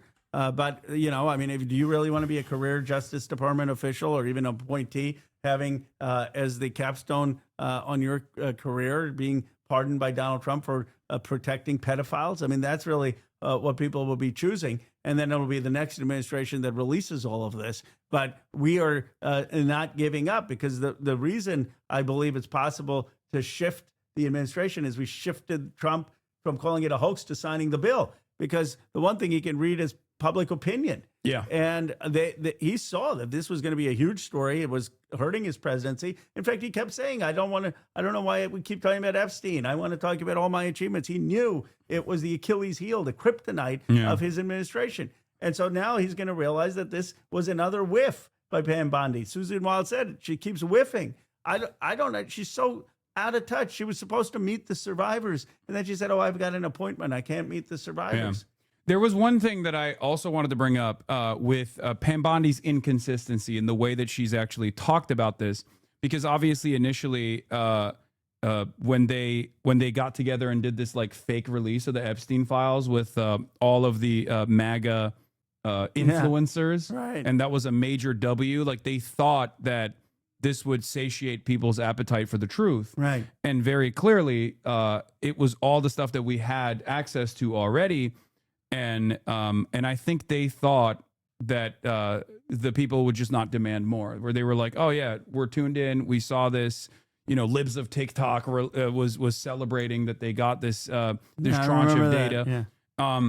But in the process, there were certain things that Pam Bondi had said that we now know are absolutely untrue. The notion, for example, that a lot of the CSAM that was in the Epstein files was commercially bought CSAM. We now know that there is, we now know that that's probably not true, right? Because there is a lot of not just redacted, but like CSAM slips that are all over the Epstein files that were released. Obviously, they're not going to digitize copies of child sexual abuse material, but like it's very clear that that was a hard copy that wasn't actually like digitally acquired or anything like that. There's instances where Jeffrey Epstein personally is actually like procuring or creating CSAM as well with 14-year-old victims, and the notion that this was the notion that this was just Jeffrey Epstein's doing, that he was just simply procuring all of this stuff for himself, is very clearly untrue. So that inconsistency, does that reach the boundaries of perjury? I mean, or does that only happen if Pam Bondi is in front of Congress, I guess? The biggest thing is she's obstructed justice. She can be impeached because she didn't comply with the law. I mean, that's the obstruction of justice, and that's grounds for impeachment, is grounds for criminal prosecution.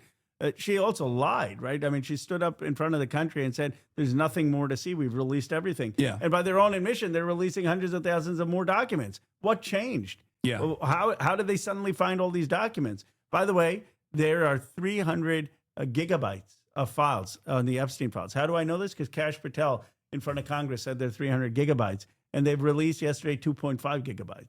So you can do the math. I mean, they've got hundreds of thousands more documents. And what are these documents? All the interviews. They're 1,200 survivors, all the interviews that they were conducted, all the other men who were on the island, all the other men who participated in this. I mean, we don't want just random documents. We don't want just random files. We don't want just random photos. We want to know who was on that island, who knew about these young girls being raped, who engaged in either rape or abuse or sex on that island. I mean, that's all that information is in those FBI witness interview FD files.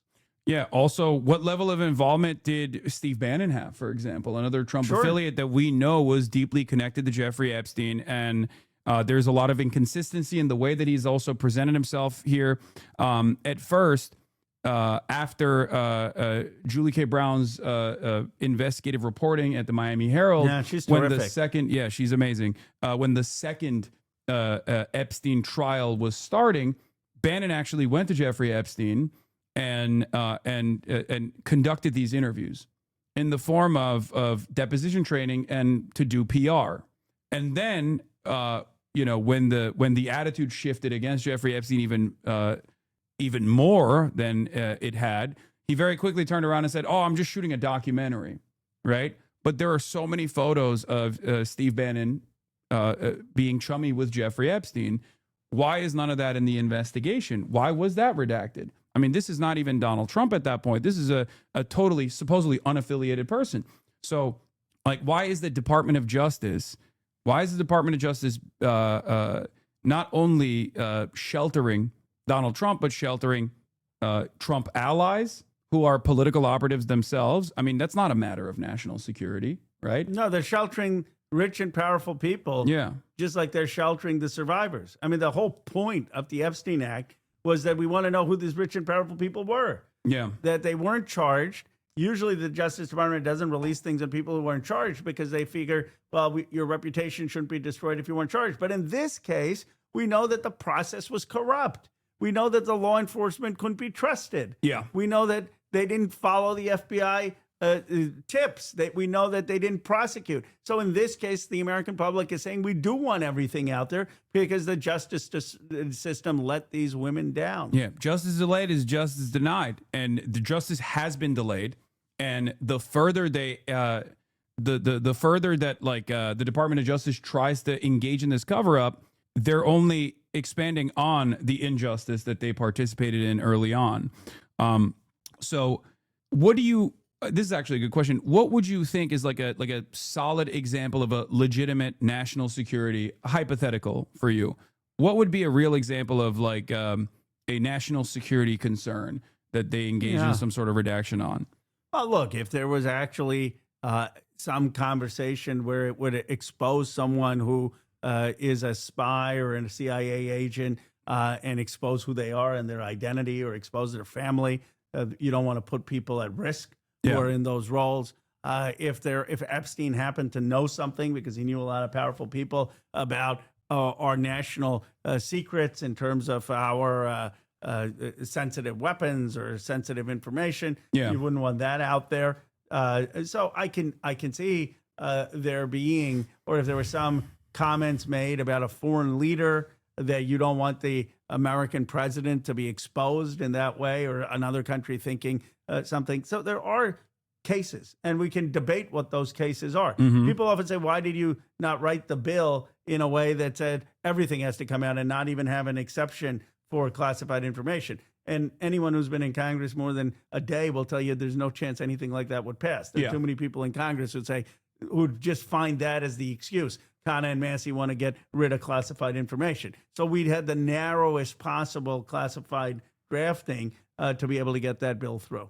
Okay. So that, for the record, that in and of itself, though, I think does lend even further credence to the suspicion that there was like some kind of involvement with the intelligence communities, which is one of the prevailing narratives that is often left unaddressed, like I said, with the exception of mainstream outlets just simply calling this a conspiracy theory.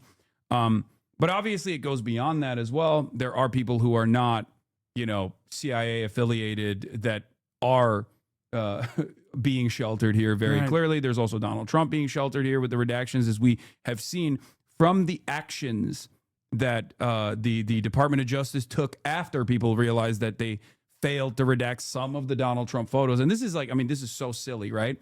But as far as the potential involvement of Israel, are you familiar with the drop site reporting on this stuff? I am. Ryan Graham and drop site. I'm well familiar. So you're familiar with the back and forth correspondence that has taken place. I mean, even with these files, there was one photo with David Blaine doing. Hold on, let me see if I can pull it up real quick. David Blaine doing magic tricks in a room with Jeffrey Epstein and also former Prime Minister of Israel Ehud Barak.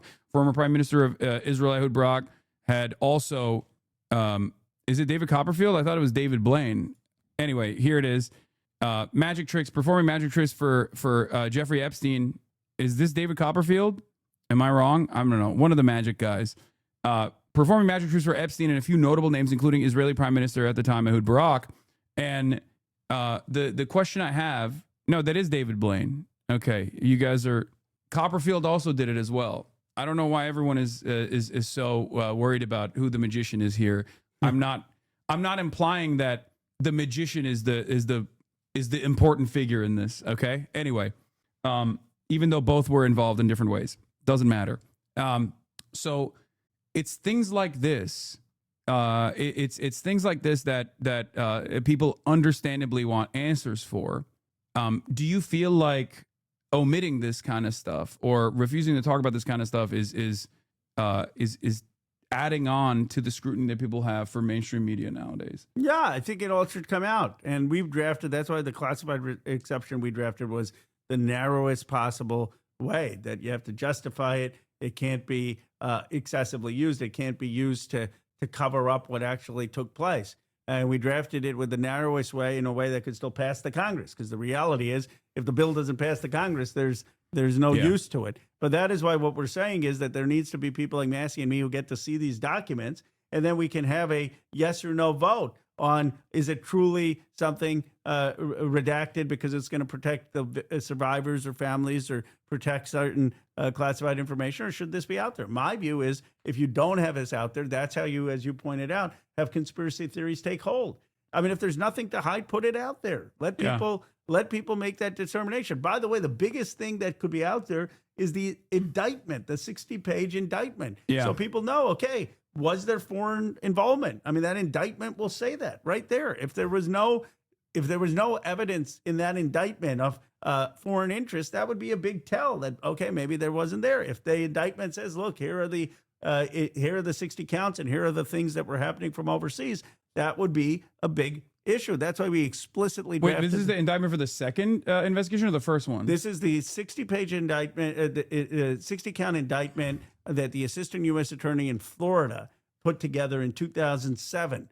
Oh, That Acosta ignored and then charges just 2 counts. Those are 60 counts. You don't have 60 counts just of pedophilia. You have 60 counts of money laundering and transactions. We want to see all of that. And that will get to the questions that you've been asking. So that the other side of the story also is Alexander Acosta is out there, like he is out there. Is there any demand to maybe pull him in front of Congress? Is that something that you guys can entertain? Because like he was the labor secretary at the time. He came before the oversight committee, but he's just not, I don't think we can believe him. I mean, so because there is the famous secondhand there was some reporting in the media at the time that when he was labor secretary and he resigned because of the Epstein stuff, there was this question where he was like, oh, well, at the time someone led me to believe that he was actually intelligent, someone from higher up, because there was also a subsequent federal investigation that was taking place.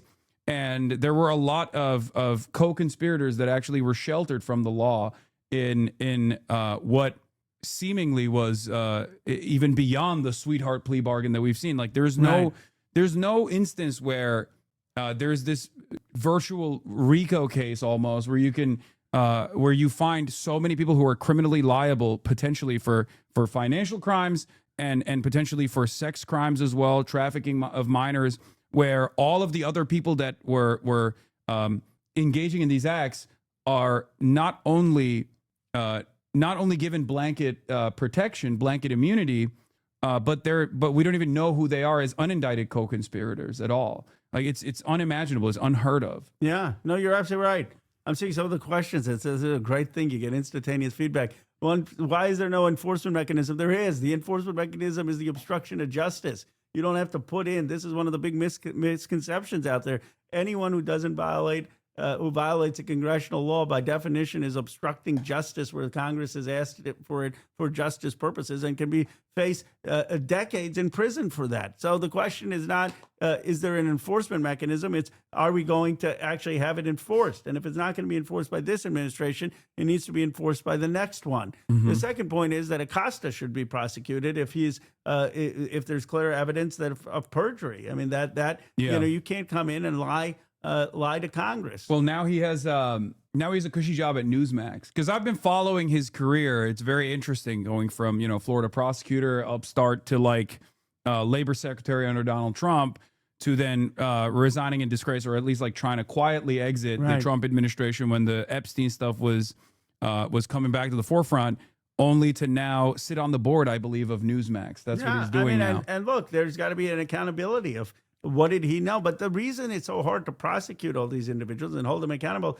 is we don't have the files. So, there's got to be the evidence of what came out. And then we can say, okay, now we know that someone was lying or not lying.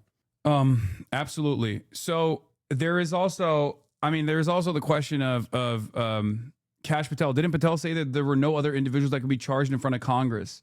There is also... How does he know that? I mean, the survivors don't believe that.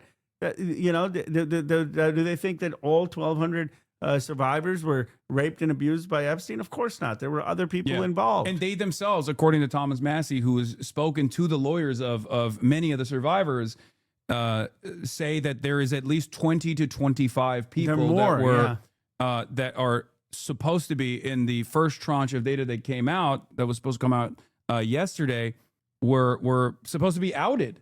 That was the whole point of the release, and not a single person. We don't have any single information about someone who was engaged in the abuse or cover up of the abuse beyond Maxwell and Epstein, and that's why this thing is a farce, and that's why Massey and I are upping the ante, saying we will use all our powers, whether it's inherent contempt, whether it is impeachment, whether it's referral for prosecution. The reality is that Massey and I have been effective on this issue because we have cracked the MAGA coalition, because it's bipartisan, because we're taking on a corrupt system. And by the way, this is a corrupt system that has led to billionaires accumulating value. We need to have a billionaire tax in this country, a wealth tax. It's led to overseas wars. We shouldn't be bombing people, innocent people on boats in the Caribbean. It led this kind of corrupt system to the Iraq War, which was wrong. It led to us at 20 years in Afghanistan. It led to the overthrow of Libya, which was a total foreign policy blunder. It led to supporting of Netanyahu and the genocide which the Israeli government committed in Gaza, and a blank check. And I was one of the few politicians who stood up and said no to the $14 billion, and who has gotten on Delia Ramirez's bill to say block military sales to Netanyahu's government, and who's gotten on Rashida Tlaib's resolution to say that what the Israeli government did was a genocide. But the point of all of this is, if we are not going to have politicians willing to tell the truth when it comes to things like Epstein, how do you expect them to tell the truth about issues of foreign policy? How do you expect them to tell the truth about issues of economic policy? The currency of modern politics should be courage and truth-telling, not just charisma and memes.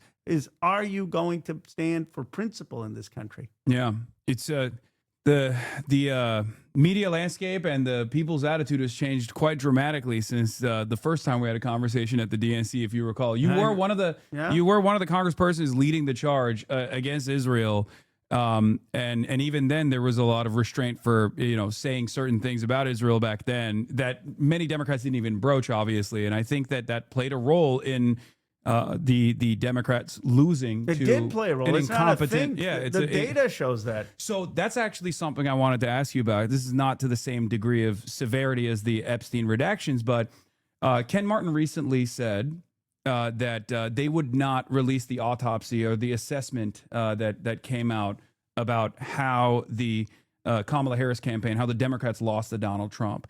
How do you feel about that? Well, they should obviously release it. I mean, it's just kind of arrogance to not release it. But I'm not, I'm not crying a river because that autopsy was done by consultants, and I'm not sure that I need to listen to DC consultants about what we did wrong. I'd rather be out there in the community. That said, it just kind of speaks to this sense of lack of accountability. Like we need to understand that the American people are upset at the entire system. They're upset at both parties. They want a new generation of leadership. They are sick of speeches that go like this. I want to renew the American dream. I want us all to have an equal opportunity. I want us all to have a great life. And you said nothing. How about specifics? Do you stand for Medicare for all? Do you stand for taxing billionaires in a wealth tax? Do you stand for cutting the bloated defense budget? Do you stand for not giving Netanyahu a blank check of military sales? Are you willing to say what happened was a genocide? Are you willing to stop Wall Street from buying up single-family homes? Are you willing to hold people accountable who've committed crimes with violating the Epstein Transparency Act? Are you going to speak truth to power? And if you're just going to give platitudes, it doesn't matter how many consultants you get. Yeah. To say how many, we used to need to use the word affordability. We need to use the word higher prices. That's not what lower prices. That's not what wins. Thank you. So this is actually something that I've been very critical about as well. I think a lot of people on the Democratic Party side as well are either deliberately obfuscating Zohran Mamdani's victory in New York against all odds, against the Democratic establishment, as well as the media, who were very critical of him, or the people on the Democratic Party side who said, "Oh, this is just affordability" as a buzzword, right? And my frustration now is it's not just saying affordability is a problem. You also have to have tangible policy prescriptions, and you have to really hammer on those tangible policy prescriptions, and that's precisely what Zohran Mamdani did in New York. You're absolutely right. That played a formative role in his victory, like a campaign that is anchored around policies. You mentioned a couple of them. Medicare for All is a fantastic one. Obviously, taxing billionaires, a wealth tax is another great one. I'm totally on board with those issues. Do you feel like the Democrats, in the absence of unifying around these key issues, who keep leaning onto the likes of the Welcome Pack or other consultant-backed movements that are trying to dilute the message a little bit and to simply say, no, you don't understand. The people actually want marginal improvements. And here is the polling that suggests that this marginal improvement is actually much more successful. Do you feel as though that is playing a role in why the Democratic Party as a whole is still incredibly unpopular in the face of Trump's incompetence? Yes. Look, this is going to be a fight. We're not going to have kumbaya unity, Democratic Party, the lowest common denominator. I mean, you can't say I'm for affordability and then go to the billionaires and say, give me some money and I'm not going to raise your taxes. I mean, you have to stand for things. And when you stand for things, you're going to upset people. You're going to upset people if they have to pay higher taxes if they're billionaires. They may still support you, but you got to be honest with them like FDR was. You're going to upset private insurance companies if you're for Medicare for all. You're going to upset the defense industrial base if you're saying we're going to cut the defense budget. You're going to upset pharmaceuticals if you're going to say that Americans shouldn't pay a higher price than other countries, and if not, we'll take away your patents. You have to be willing to challenge economic power. And the Democrats kind of don't want to do that. So what are we going to have? We're going to have a fight in 2026 and 2028. Yeah. And the fight is going to be Are we just going to be a party that says Trump is bad and he's terrible? Yeah. Are we just going to be the party that says we're going to stop ICE agents from ripping away kids from their families and deporting innocent people? And we're going to stop the irrational tariffs that in some cases have increased food prices. And we're going to stop the assault on the Department of Education and U.S. aid and the hollowing out of NIH and the attacks on universities. All of that is needed. But I don't think it's enough. I don't think it's enough. I don't want to just be the anti-Trump party and return to how things were. Yeah. I want to be the party that says that ordinary Americans have been screwed because we've gotten into wars overseas that have not helped them, but have helped the defense industrial base, that we have seen them suffer with medical debt at the expense where private insurance has profited, and that we are going to have a bold progressive agenda. Billionaire taxes, Medicare for all, $10 a day childcare, stop Wall Street and private equity from buying up single-family homes, 1,000 new trade schools, free public college, stop giving a blank check to Israel and Netanyahu, start investing in at home in our communities, to have a Marshall Plan for America, to build up good-paying jobs here. And by the way, stand with workers over AI. Don't have just AI eliminate all jobs. Make sure we're standing with truck drivers and warehouse workers and customer service agents, and that we have AI technology not be stopped, but be developed in a way that helps workers. We need a vision in this country. And that is what I think that the fight has to be in 2026 and 2028. The Epstein issue for me is just a proof point of character. Yeah.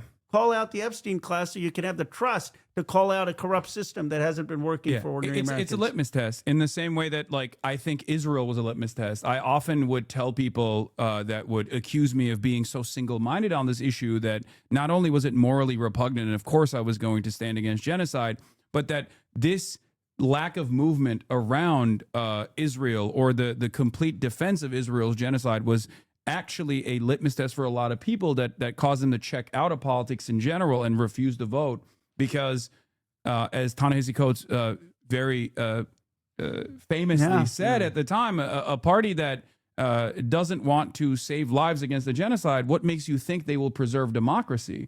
And that was the assessment that a lot of people made, even if they didn't specifically say that. But they were just like, these guys don't stand for me. They don't care about my interests at all. And I think that's where we're at. And Democrats' refusal to recognize this reckoning, this populist reckoning that's coming from the bottom up, is the reason why they're still sitting at like a tremendous negative disapproval rating. Like it's a negative approval rating when they are supposed to, when they're supposed to be very popular because they're supposed to be the opposition to Donald Trump. Right. So it's not enough. And so I'm glad that you're calling this stuff out. And I really appreciate that you've noticed the tide shift that has moved away from the establishment Democrats and the way that they are trying to present themselves. You've called out Chuck Schumer quite a bit. Well, I was the first Democrat to call on him to step down. Yeah. And then people said, bro, your career's over. You can't get any bill through the Senate. And then 1 week later, there's Chuck Schumer reading Ro Khanna's bill, the Epstein Transparency Act, acting for unanimous consent. You know what progressives need to learn? That when you're strong, people will bend to you. When you're strong in your convictions, then people will come to you. That's the one thing, actually, Donald Trump, as terrible as he is, understands. That if you are strong, then people will come to you. What we are is so weak. We say, we can't criticize Chuck Schumer because Chuck Schumer then will not move my bill. I just showed you. You can call for Chuck Schumer to step down, and he still went and he introduced my bill with unanimous consent because I had the people on my side. Yeah. We have so many politicians who are more concerned about building friendships with Chuck Schumer than building friendships with our base. If we have the base, if we have the American people, if we're fighting for the right policies, the politicians will follow. I don't court the politicians, I court the people. And that's the fundamental difference in who we will have leading this party in 26 and 28. Are you going to be with the people, or is your constituency the people in Washington, D.C.? So question for you, in all of this calculation that's taking place right now, because there is definitely this attitude shift.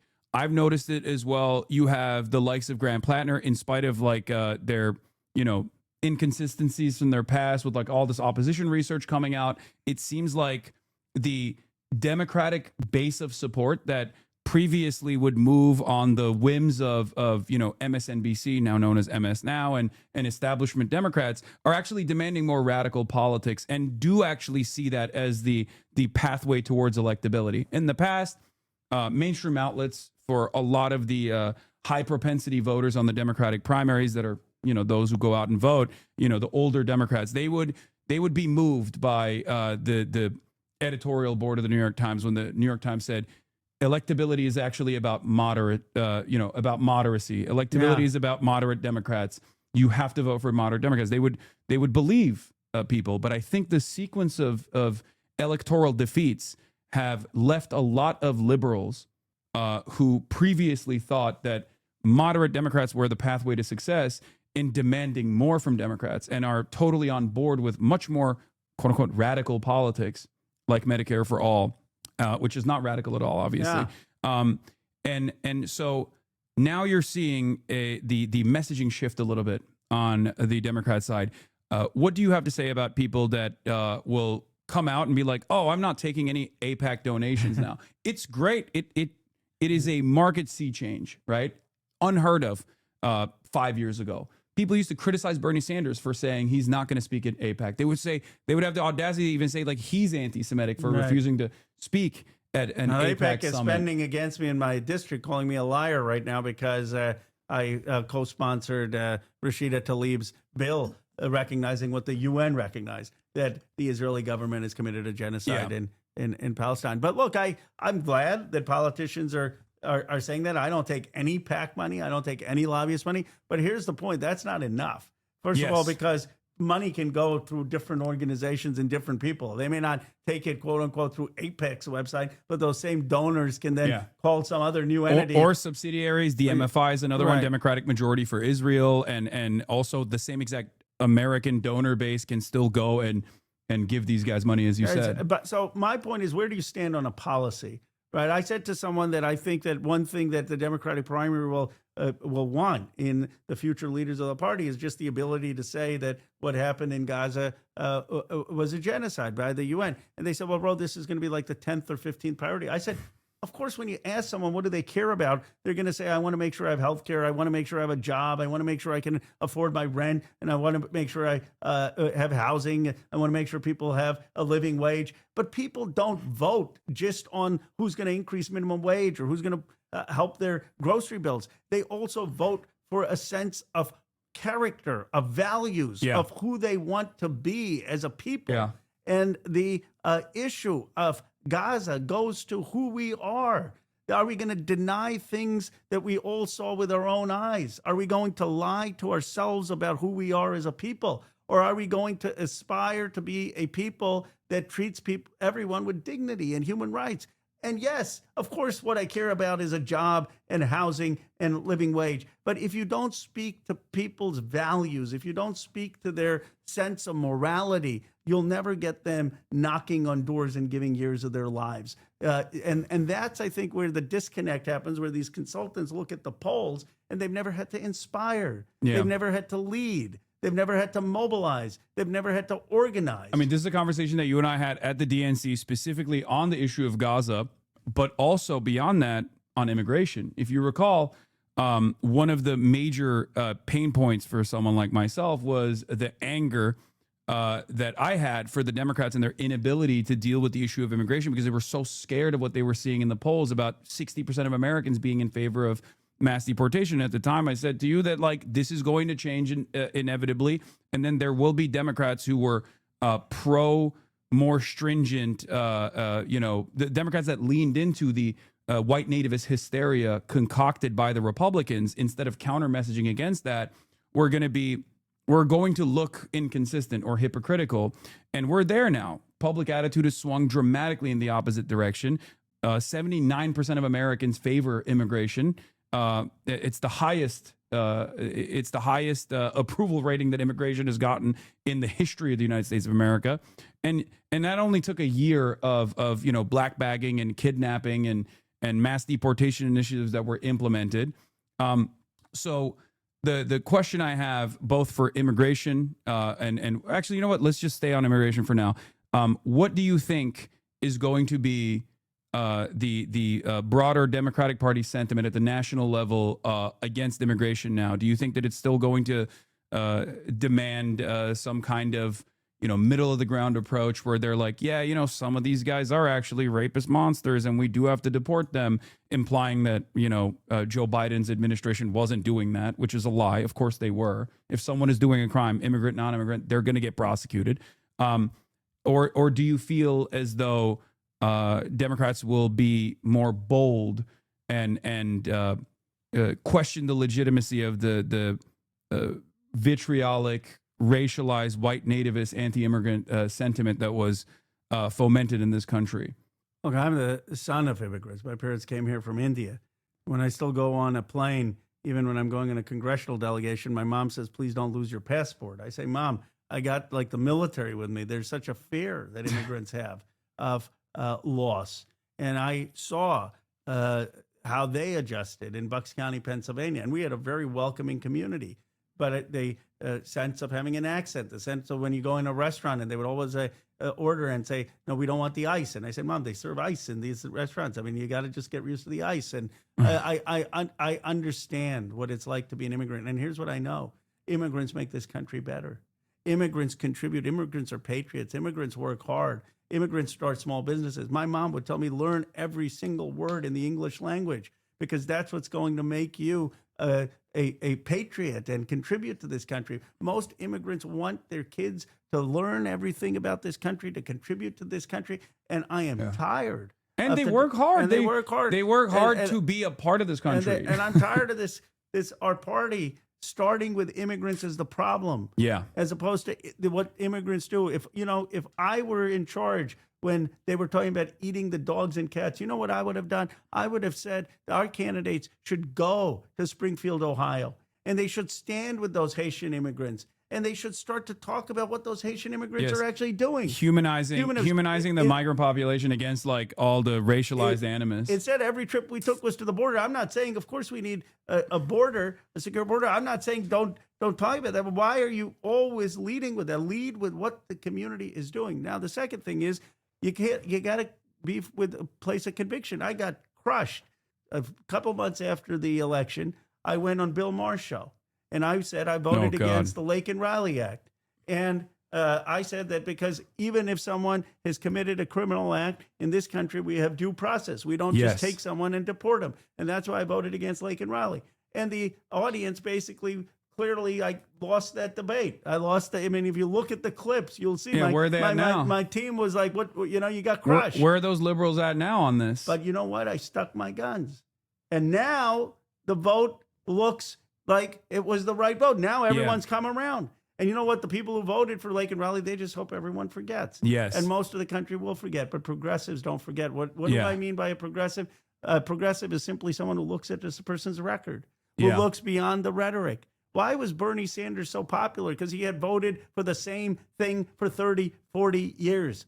People do their homework, because they don't want just someone who's going to say the right thing in the right moment with the trend lines, who sees the wave of Bernie or Mamdani and says, how do I catch this wave? They want people who actually, when they get there, are going to fight.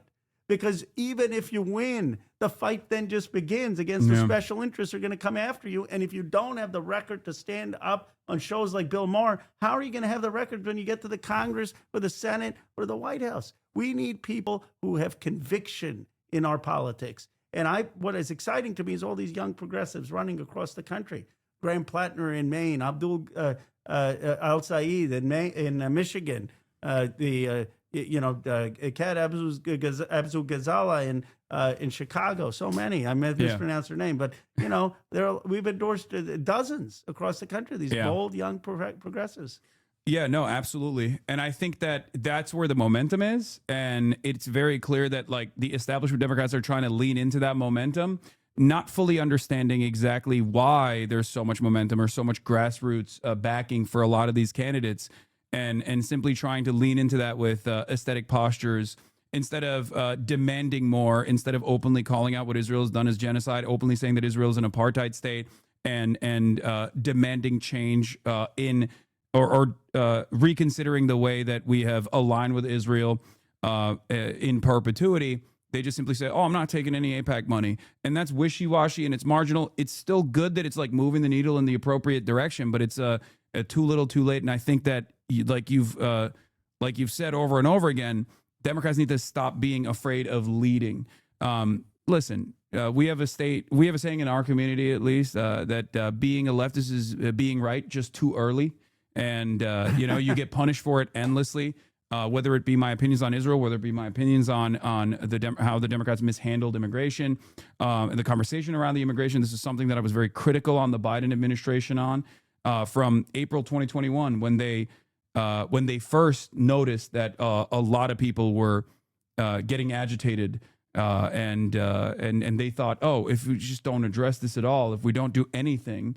That Joe Biden ran on in 2020 and defeated Donald Trump on, the first 100 days of immigration was this comprehensive agenda leaning into amnesty and things of that nature. But they saw an overwhelming amount of people come to the border, as usually the case whenever there is a non-Republican in charge.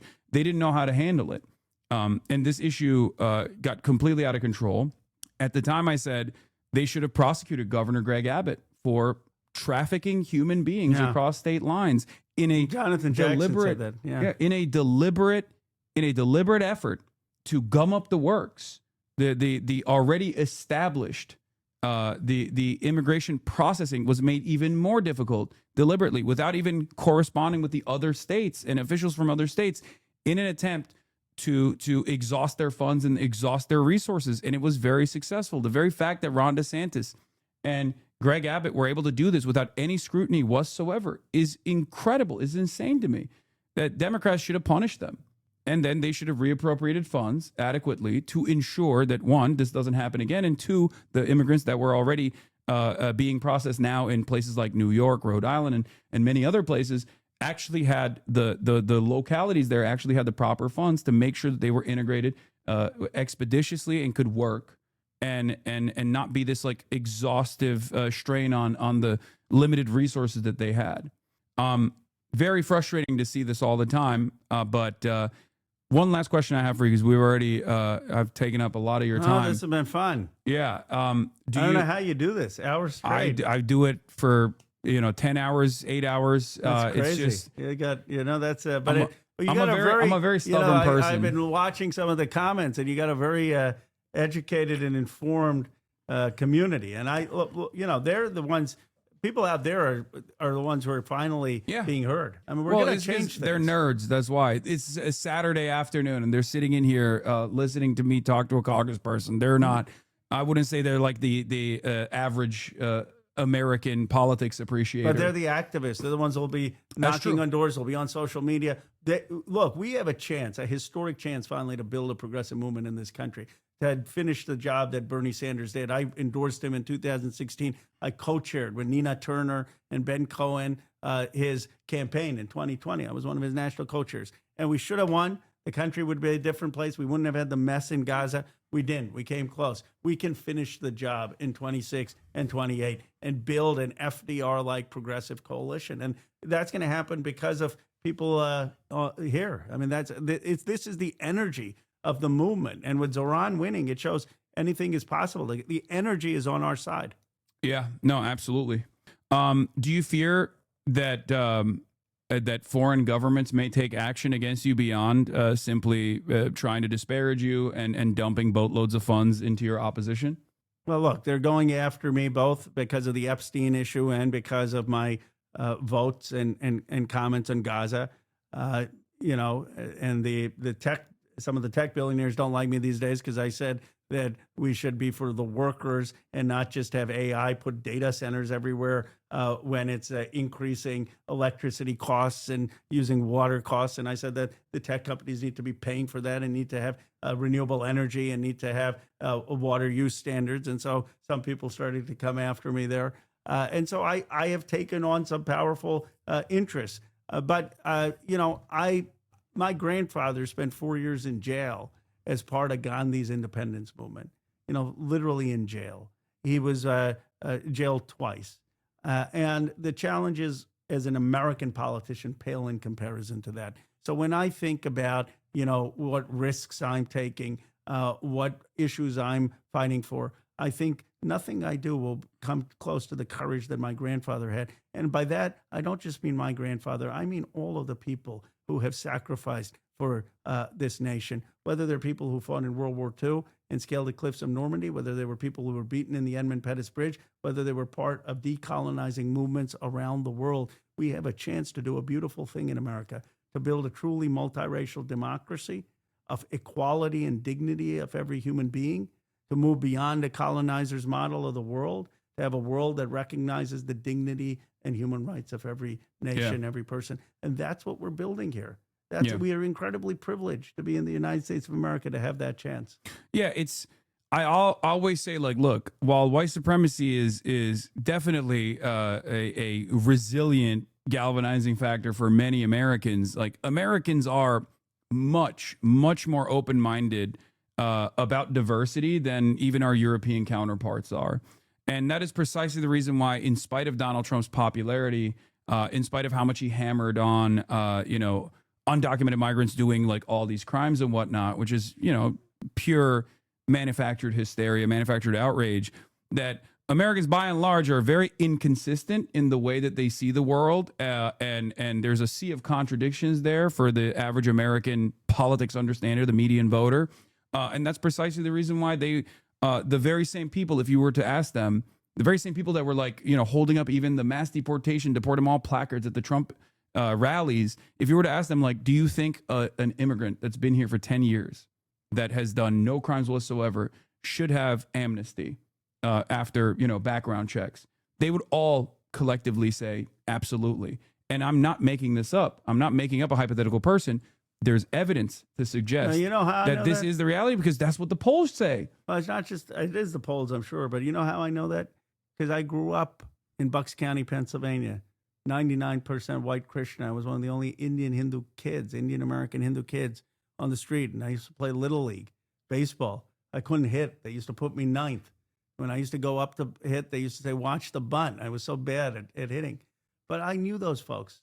And I knew they were decent and kind and welcoming, and that they wanted me and my family to fit in. They didn't understand everything, but it was a good community. We are a decent and good people that has been exploited by politicians who are protecting an Epstein class, who are protecting rich and powerful people and blaming immigrants, blaming foreign countries, blaming LGBT and trans people because they don't want to deal with the wealth and the power that is shafting folks. And if we come in with truth, if we come in with honesty, and if we say, look, we are a decent multiracial democracy that can respect each other, and we are sick of having our money go to Argentina or Netanyahu. We're sick of the wars in Iraq or Venezuela or Libya. We want Medicare for all. We want $10 a day childcare. We want to tax these billionaires when you got $18 trillion in Rose District. We want childcare, healthcare, education for every American. Then I think we can inspire this country. And I call it economic patriotism, but I believe it's a patriotic vision of what America is supposed to be, of how you can have an Indian American of Hindu faith talking to someone of Muslim faith on a Saturday afternoon and inspiring a nation. Let's be the best in a room filled with Christmas decorations. With Christmas. There you go. But no, absolutely. It's what you're describing is coming fairly close to class first politics in general. This doesn't mean that you write off, other marginalized identities or other marginalized groups in this bargain, but it's more so to bring voters from the other side without compromising on those values. And I think that in the absence of Democrats engaging in this sort of class first politics, they often simply engage in this aesthetic posture towards like protecting migrants or protecting trans people. And they're the first to write them off, as we saw in the aftermath of the last general election defeat, where they were like, oh, well, we were just like too protective over trans people. It's like, that wasn't even a point of contention at all. You never did. And the only reason why you were defined by those policies is because you were not defined by any of the policies that you wanted to put forward, because in the absence of being defined by easy to understand policies like the ones that you suggested, of course your opposition is going to frame you in whichever way they want to, and you're going to be and the public is going to see you by your opposition's framing, and that's precisely what happened. Well, Dr. King is the most eloquent on this, and I don't remember the exact speech, but he says, when the white man said, well, how do I feed my family? They fed him Jim Crow. When the white man said, how am I going to have a voice and why should I accept my place? They fed him Jim Crow. And what King diagnosed was that systemic racism was the answer to mask massive inequality. Yeah. And what we need to do is build a kind of movement that Dr. King was building with Bayard Rustin and the freedom movement, that Jesse Jackson was building, that had white working class, black working class, Latino, people wealthy or not, who believe that you can have a multiracial democracy with dignity for everyone and not just wealth concentrated in the hands of a few who have impunity. And to get it back to Epstein, the ultimate impunity is if you feel you can rape young girls and get away with it. Yeah, absolutely. Well, thank you so much, KHANA, for coming on. Thank you. And giving us your time on this otherwise very busy Saturday. I love it. assume. I appreciate it. Thank yeah. you. Merry Christmas. Yeah, to you as well. All right. Okay, here we go. I'll put this over here. All right, and we are going to continue with our coverage right now. Thank you. All right, here it is. The Happy Santa is back. And for all of those who are watching from afar, this is why there's a difference between someone like myself and whoever your favorite content creator might be in the realm of politics. Okay? It was actually quite remarkable seeing having this conversation with KHANA, especially considering that we had a multiple previous conversations, and seeing that attitude change in real time in comparison to the DNC conversation that we had is actually pretty cool to see. Okay, yeah. What a time to be alive, huh, folks? What a time to be alive. Anyway. A YouTube video showing the comparisons. Yeah, I mean, he was when I said Israel was doing a genocide at that time, and I'm not saying this to like dunk on him or anything like that, but at the time when I said Israel was committing a genocide, he was like, well, I wouldn't use those words, right? And that was during the DNC, and he was, as I also admitted in that conversation, one of the most at the time open, outspoken anti-Israel politicians. Very interesting stuff. Do you not score your guests out? I have people here that do that for me now. Okay. He cooked here. Oh my God, look at his face. No, the reason why I was laughing. The reason why I was laughing here is because, like, I think a lot of ball knowers know. I was smiling because I was like, I was recalling the conversation that we had. It's kind of corrupt system through the Iraq War, which was wrong. It led to us at 20 years in Afghanistan. It led to the overthrow of Libya, which was a total foreign policy blunder. It led to supporting of Netanyahu and the genocide which the Israeli government committed in Gaza, and a blank check. And I was one of the few politicians who stood up and said no to the $14 billion, and who has gotten on Delia Ramirez's. Yeah, we collectively got hard right there, bro, and I know you did too. Wait, what? Oh yeah. No, it's cool to see. It's cool to see the difference. And for the record, I think Roe has seen the response from the public to the ways that he is talking about these issues now. Okay, did you show KHANA your foot? No, but once again, when people ask me, Hasan, why do you do the things that you do, regardless of how much people yell at you or say this or that? How do you stick around? It's because of this, because I have convictions. So all of these things that people throw my way are hurdles, certainly, but hurdles I can climb, hurdles I can clear, because at the end of the day, what I care about more than anything else is moving American policy in a positive direction that helps people, that improves people's lives, uncompromising, unconditionally, okay? And if I were to give up or be at the mercy of my chat or be at the mercy of naysayers from either to the left flank of me or to my right, which is pretty much damn near the entirety of the fucking American political spectrum, I would just quit. I would have to quit. I would not be able to achieve any of the fucking results that I want to achieve. Slowly but surely, these things happen. And a big part of the reason why I'm able to do this is because of my community as well. You can't climb shit right now? Okay, well, I physically can't. You're right. Everyone is making fun of my ankle. But this is how you chip away and expand the permission structure in the leftmost position, okay? This chat would have had you swear off Roe after the DNC convo. Look how much he's grown. Exactly. That's it. That's why I do the things that I do, okay? I need you to understand. The reason why I'm bringing this up right now is so you understand next time you're like, why is Hasan doing this? Is he betraying the revolutionary cause? Just remember this, okay? Remember this attitude change. Remember that, you know, it's still good to have certain allies in positions like this, because when you're in these sorts of rooms and you are uncompromising and you do actually say the truth, you have to realize that they do sometimes listen. Okay, they do. When we do that to Fran Hong, that interview was amazing. Oh yeah, no, we're working on that too. She's dope. I'm excited to have her on the broadcast too. Anyway, so sometimes I understand it's hard. If you're a leftist, it's hard. You feel as though apparently you got glazed by what? 40K Roaches for the first time ever heard you speak uninterrupted for an hour. Roach King glazed you to basically the entire chat, the entire time, and chat was agreeing. Yeah, I mean, we'll get back to business as usual tomorrow. Don't worry. The reality of the matter is, if they were to actually listen to me uninterrupted, they would probably recognize that there are a lot of issues that they totally have misunderstood my position on. The drama piggies could not stop talking about Asma the entire time you were interviewing a sitting politician. Yeah, what do you want me to do? Fucking talk about Asmongold when I'm having a conversation with KHANA about how what his current positions are on a lot of these issues, especially when this is a fairly impactful moment in his political career as well, where the entire country is paying attention to what Roe and Thomas Massey are going to do next, as far as like holding the administration to account with the release of the Epstein files. Come on now. Photographs, some graphic and heavily redacted, but without Anyway, context I'm gonna about pee what real quick any of and I'll this be back. means.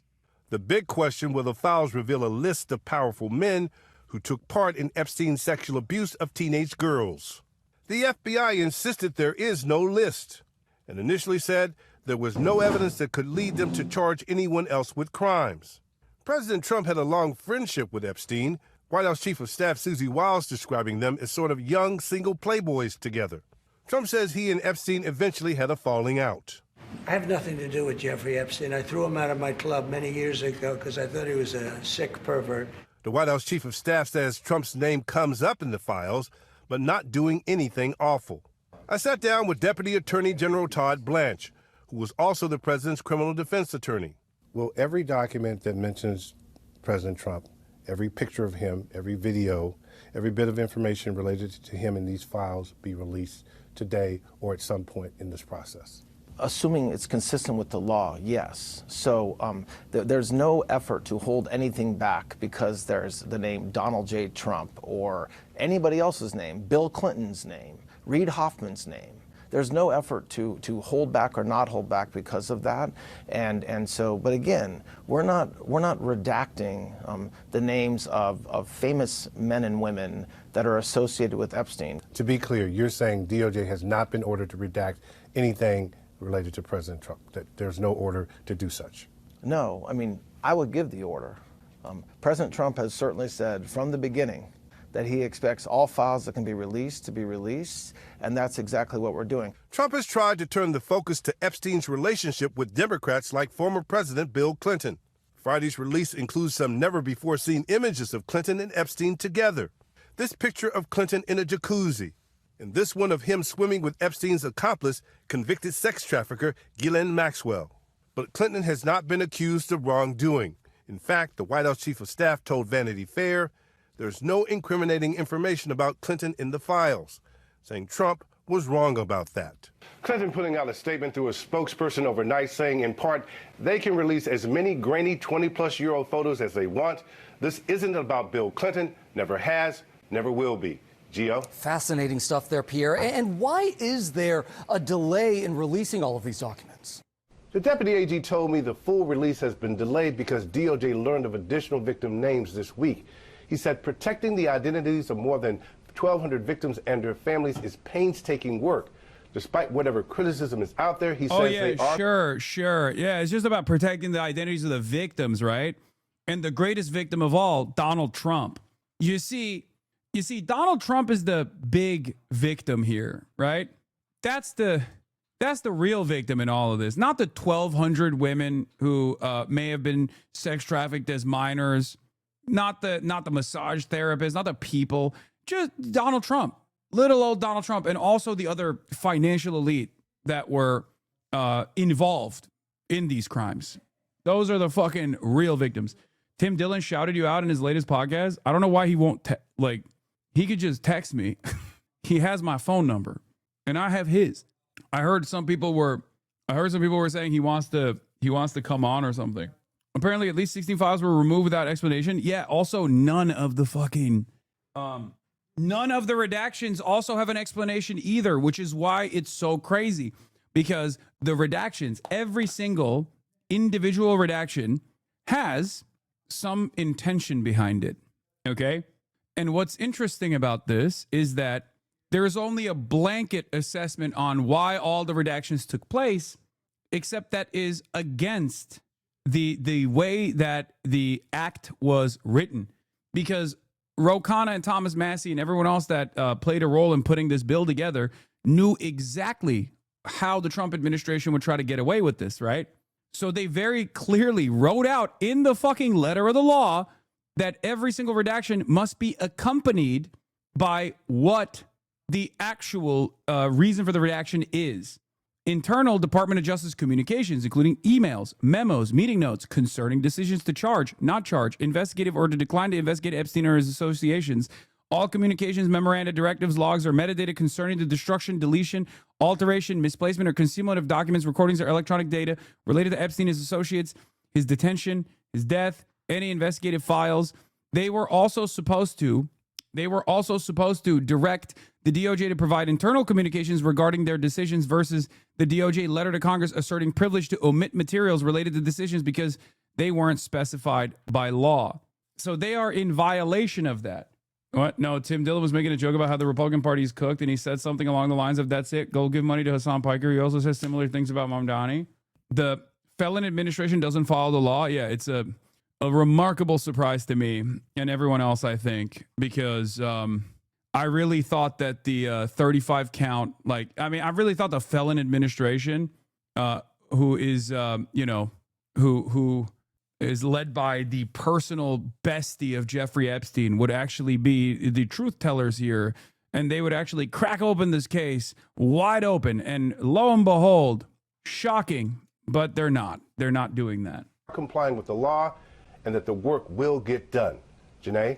Very interesting that you said DOJ just learned the names of additional victims this week, Pierre. Thank you for your reporting. President Trump did not address Friday's long-awaited release of files related to convicted sex offender Jeffrey Epstein.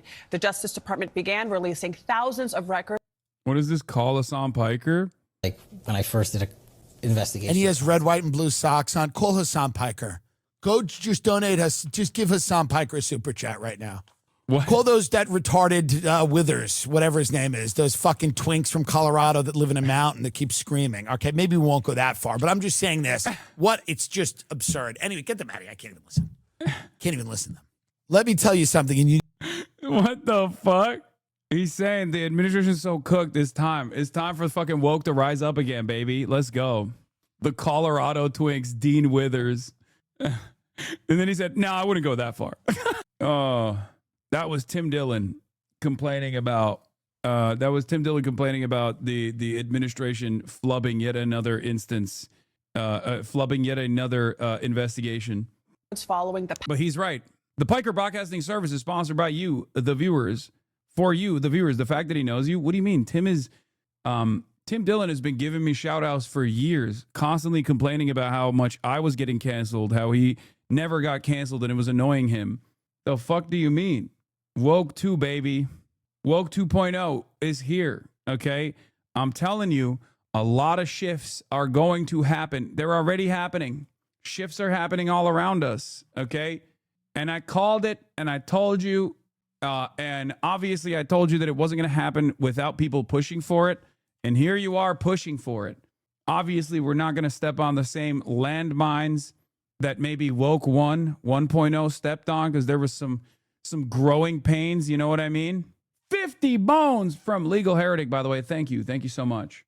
Are you declaring woke? I mean, woke Sharia has been my rallying cry for the longest time. Woke jihad, woke Sharia, this is what I've been about. Because the unlimited, unrestrained endless reactionary posture is so repulsive to the average person, brother, because these guys are fucking rudderless. All they care about is like dominating libtards or whatever, or being able to say slurs. And the reality of the matter is that gets really boring after a while. That gets really gross after a while. And we're there. People are already going, ugh, dude, you're like a 50-year-old man. Why the hell are you still talking about how you're able to say slurs or whatever? There is, you know, genocide happening around the world. There is the Trump administration is bombing Venezuela, entertaining the notion of doing an Iraq 2.0 in Venezuela this time. Prices have not gone down. People can't afford shit. And data centers are popping up all around the country, and it's making electricity bills skyrocket. And you're over here talking about like being able to say slurs and how we're going to be really dunking on the libtards now. I promise now. Hasan, I laughed so hard when KHANA called the chat smart and complimented people's chatters, and you had to nod along even though you call us dumbasses all day. I mean, I did get my get back there because I said y'all are nerds, which is true. And of course, you're smarter than the average person that's tuning into politics. Are you kidding me? The fuck? I mean, come on now. But if I didn't bring you back down to reality every now and then without fucking constantly yelling at you, you would be ridiculous. You'd be a ridiculous person. And many of you are still a ridiculous person. I did also get KHANA to accidentally say Ghislaine Maxwell. Passage last month of the Epstein Files Transparency Act, a measure the president opposed for months before signing it into law. But as CBS News Justice correspondent Scott McFarland reports, the document dump was far from complete.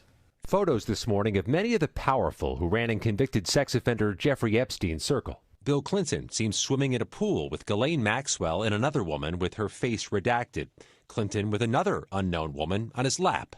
Celebrities, too, including Michael Jackson and Diana Ross, Epstein with Mick Jagger, and Chris Tucker with Maxwell. Many of the records are heavily redacted, survivors say suspiciously so, including Epstein grand jury records. We do see Epstein's book of contacts with the name of President Trump, his late wife, and his daughter Ivanka.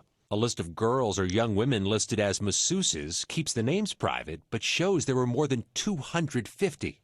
How confident are you at the end of the day, at the end of this period, you'll get everything?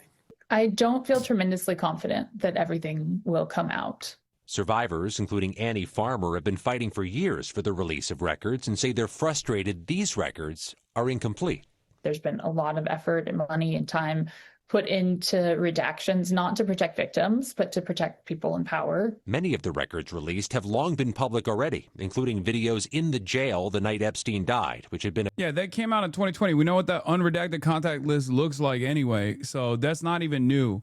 There is some new stuff here. There was definitely new rare Clintons, okay? There was a couple shiny Pokemon card-ass Clinton photos in there.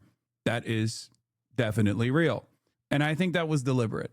Outside of Bill Clinton, no other politically relevant individual, with the exception of like the rare Ehud Barak, was actually shown in these investigations at all.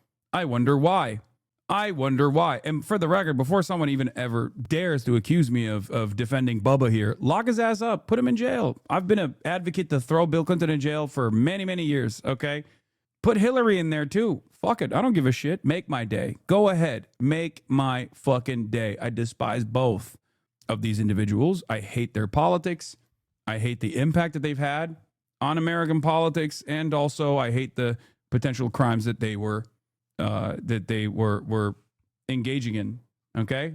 Investigate them. Lock them up. I don't give a shit. But, you know, put Donald Trump in there too. Fair is fair. Obtained months ago by CBS News. The Department of Justice sent Congress a letter Friday night defending what they released, saying they were being transparent, but also protecting victims. But the bipartisan group that pushed through this law is not satisfied. Was just watching Asmongold watching you and reacting to the interview, and he's very supportive overall and agree with everything except we shouldn't be ruthlessly deporting migrants. He's definitely feeling the tide shift. Yeah, he'll feel the fucking migrant deportation tide shift too. It's an inevitability. It's just that the media hasn't been like really covering that approach, even though the overall public sentiment has shifted there as well. Asmongold needs to feel a shower head. Oh, it's true. Yeah, Asmongold is Asmon woke now.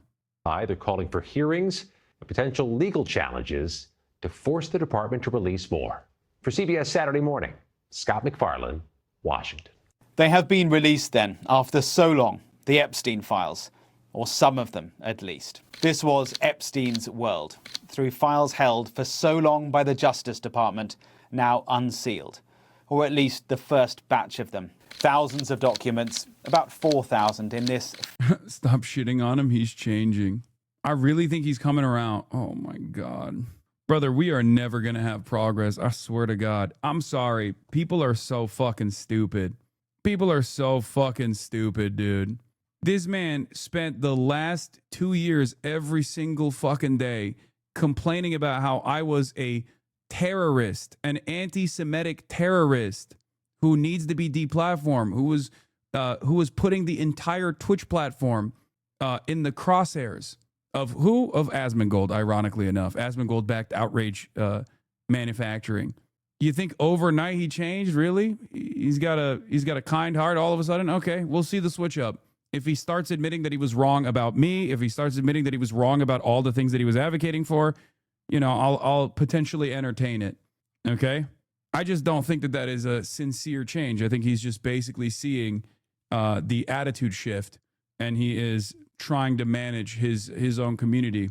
Okay? This is a political actor who has spent most of his political output attacking me ruthlessly in an effort to present me as an unserious or dangerous individual. Okay? And many in his audience actually agreed with him, using Islamophobic sentiment, a person who has fomented so much hatred, not just against me, but just against entire marginalized communities. And he was always very open about it too. He's like, yeah, I'm doing whatever I can to get by. I'm doing whatever I can to you know, I'm doing whatever I can to generate as much clout. It's not like he was shy about it. Yeah, he has openly talked about how he's doing this to benefit himself. And that's precisely the reason why I always said he doesn't have like a lot of firmly held convictions on any of the political issues that he's talking about. And that's precisely the reason why he can present his new attitude shift as a sincere change of heart, while simultaneously saying that like people like myself are fucking grifters or audience captured, even though I spent every waking hour yelling at my own audience for being insane. Or even you can literally look at the past 12 years of my commentary where you haven't seen my opinions change. As a matter of fact, the reason why this Ro Khanna thing was so entertaining, at least for me and many in my community, is partially because every single thing that I said to Ro Khanna at the DNC has unfolded in the exact same ways that I said it would unfold. And Ro Khanna is now on my side. Like, he moved in my direction. Bar for bar. Go back and literally rewatch that interview at the DNC with me and Ro Khanna, and then match it up against Ro Khanna's positions now, and you will understand. Okay? First release. So our team has gone through them, and I'm going to split this up into several strands. The celebrities, the victims, the redactions. The celebrities first. We know that Jeffrey Epstein socialized widely. His network spanned the arts, business, politics, royalty, high society. And so association with him does not equate to wrongdoing. There are images of him with Michael Jackson. He's also photographed with Diana Ross and former President Bill Clinton. He features a lot in this dump of images. His association with Epstein is well known, and he is on record expressing his regret at having ever known him. Clinton is photographed in the files with Kevin Spacey too. There's an image of Mick Jagger with Ghislaine Maxwell. None of these photos have any context to them. We don't know. Like, you understand that he's not actually on your side, though, right? Because he's an establishment dem. Him echoing your rhetoric rather lukewarmly doesn't mean much. You're delusional if you think that that is the case. Not to say that he's not, like, a Democrat, but there is obviously a left flank within the Democratic Party right now that is sincerely advocating for certain policies that I would love to see implemented, because I know it will generally improve people's material conditions. Medicare for all being one of them. And no, I don't think he was lukewarm in a lot of this stuff. But this is precisely what I was explaining earlier. This is how change happens, okay? It doesn't happen overnight. That's my whole point. Do you not understand? By the way, this is yet another instance of me yelling at people who are, or criticizing people who are to the left, ostensibly to my left flank, for not understanding that like there are things that you need to do to establish coalitions and get people on board with your message. And this is perhaps the worst possible time to say this, because a big part of the reason why we're seeing even the fraction of the files that we've seen so far from the Jeffrey Epstein investigation is because of Ro Khanna and Thomas Massie. Okay. And yeah, I don't think these are guys to my left flank necessarily. I think they're just like, they're just kind of oblivious to how change happens. It's going to continue, for the record. Guess who's trying to roast you through your recent comments to his videos? Asman? I don't care. Okay. He's going to continue doing that until more and more people from his audience peel away, and actually more and more people from his audience peel away and move on to different people or to different politics, because there's only so much anti-woke sentiment you can lean into until people realize, like, okay, my financial situation hasn't changed. Like, okay, we're fucking fighting the trans people. We're fighting the wokes. We're fighting all the wokes, but like my rent is still going up. My job prospects are in the shitter. Okay? There's only so much you can propagandize to a population that is feeling the pain. Okay? That's it. And when that fucking happens, more and more people will peel away. Maybe some of them will come here. The ones who weren't like so negatively propagandized against, right? But ultimately, it doesn't even matter if they don't come here. As long as they become loyal soldiers of progress in this country, I'm happy to have them on board. They can follow along. Who took them or when they were taken. But remember, they are all part of the Epstein estate, seized over the years and sealed until now. Here's a picture of Sarah Ferguson, ex-wife, of course, of Andrew, formerly Prince Andrew, and he features too. This is an image of the former prince lying across several women. The only other person identified in this document is Ghislaine Maxwell. Now, we've cross-referenced this photo with other photos, and it was taken at the late Queen's home, Sandringham, in the UK. Of course, Andrew was friends with Epstein and Maxwell. He settled financially out of court with Virginia Giuffre, who had accused him of sexual assault. He's always denied any wrongdoing. Let's focus now on the victims of Epstein and Maxwell's abuse and how their story can be told through these files. Yeah, here's an image Prince of two crazy. young women, perhaps girls, we can't be sure, in Paris. Their identity has been hidden. The Department of Justice says it redacted more than 1,200 names or images of victims and their relatives. We know from existing testimony from victims like Virginia Giuffre that Epstein took girls he recruited on trips, including to Paris. They were often recruited with the promise that they would become masseuses, and this image here nods to that. But within these files, there are new court documents detailing how Epstein and Maxwell recruited their victims. Some of the documents are already in the public domain. This is evidence that formed part of the case of a victim identified only as Jane Doe 3.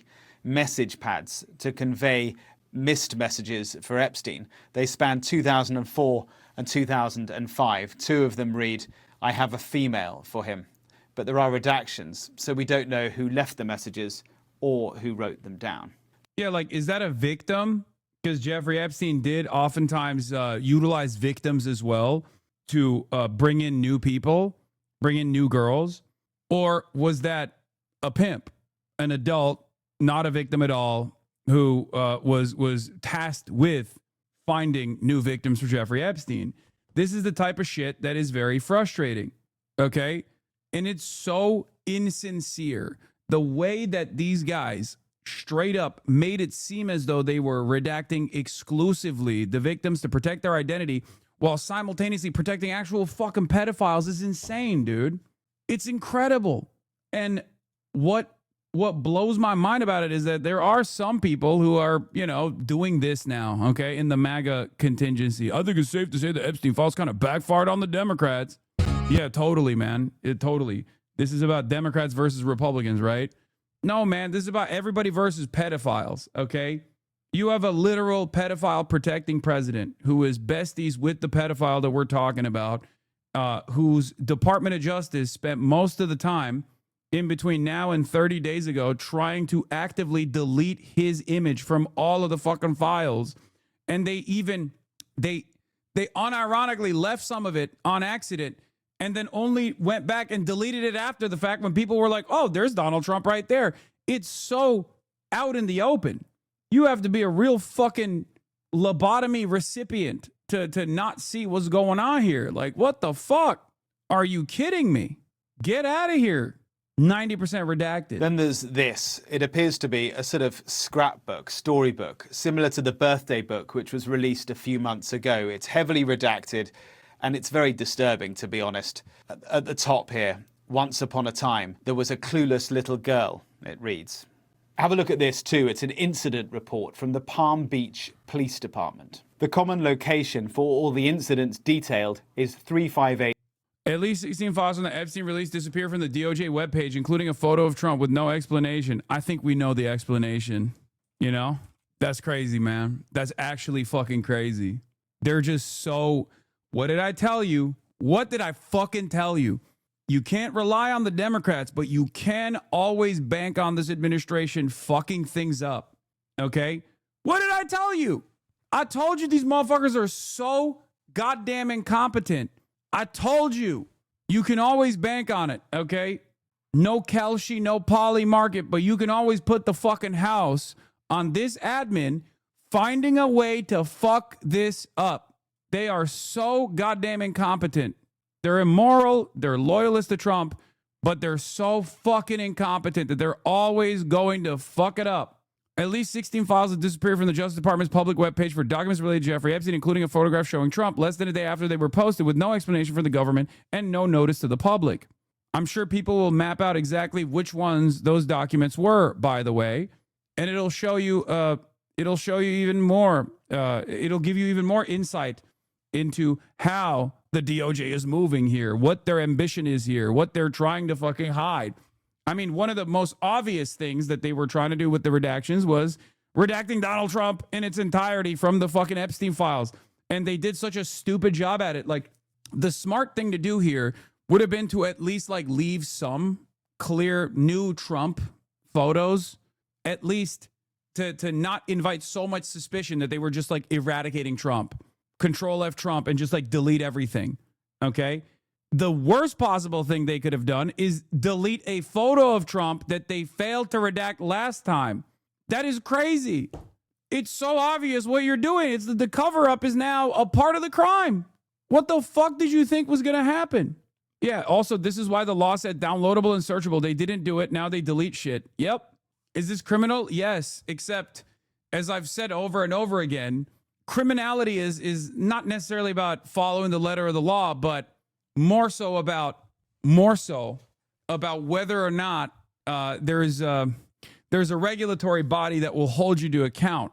And obviously, the fucking insane asylum is being run by the nutters. Okay, so they're not going to investigate themselves. They're the ones that are doing the crime. The investigators and the people who are supposed to prosecute against such crimes are the ones doing the crimes. They also redacted face on a Clinton plus MJ image that wasn't previously redacted. They redacted MJ's kids' faces. Yeah. Oh my God. I think this is going to move people. I do think so. Because this is Trump's weakest. This is Trump's the weakest thing, right? This is the thing that people hate about Trump. Even Trump's own fans do not like the way he has mishandled the Epstein stuff, the way he has actively tried to shelter the public from the Epstein investigation, and the way he's conducted himself in the process. Here are the list of files that were removed. They failed to delete the indexes. Okay, well, I don't know. Can you guys find it? The normies already hate it. Critical put a video out. Of course. Who other than Megyn Kelly is going to take the opposite pivot here and try to normalize pedophilia? That is insane. Okay? Most people are at least of sound mind enough to recognize that they shouldn't be running around saying that they're pro-pedophilia. Stop, not the normie whisperer. Of course the normie whisperer is going to come out with an anti-Epstein video. Are you kidding me? It's the most normal position he can have. my dad finally flipped off Trump today because of all this. Hell yeah. Take it where you can get it. Take the W's where you can get it. Don't be like insincere about genuine attitude shifts. It's obviously not the same if we're talking about like a conservative commentary person, right?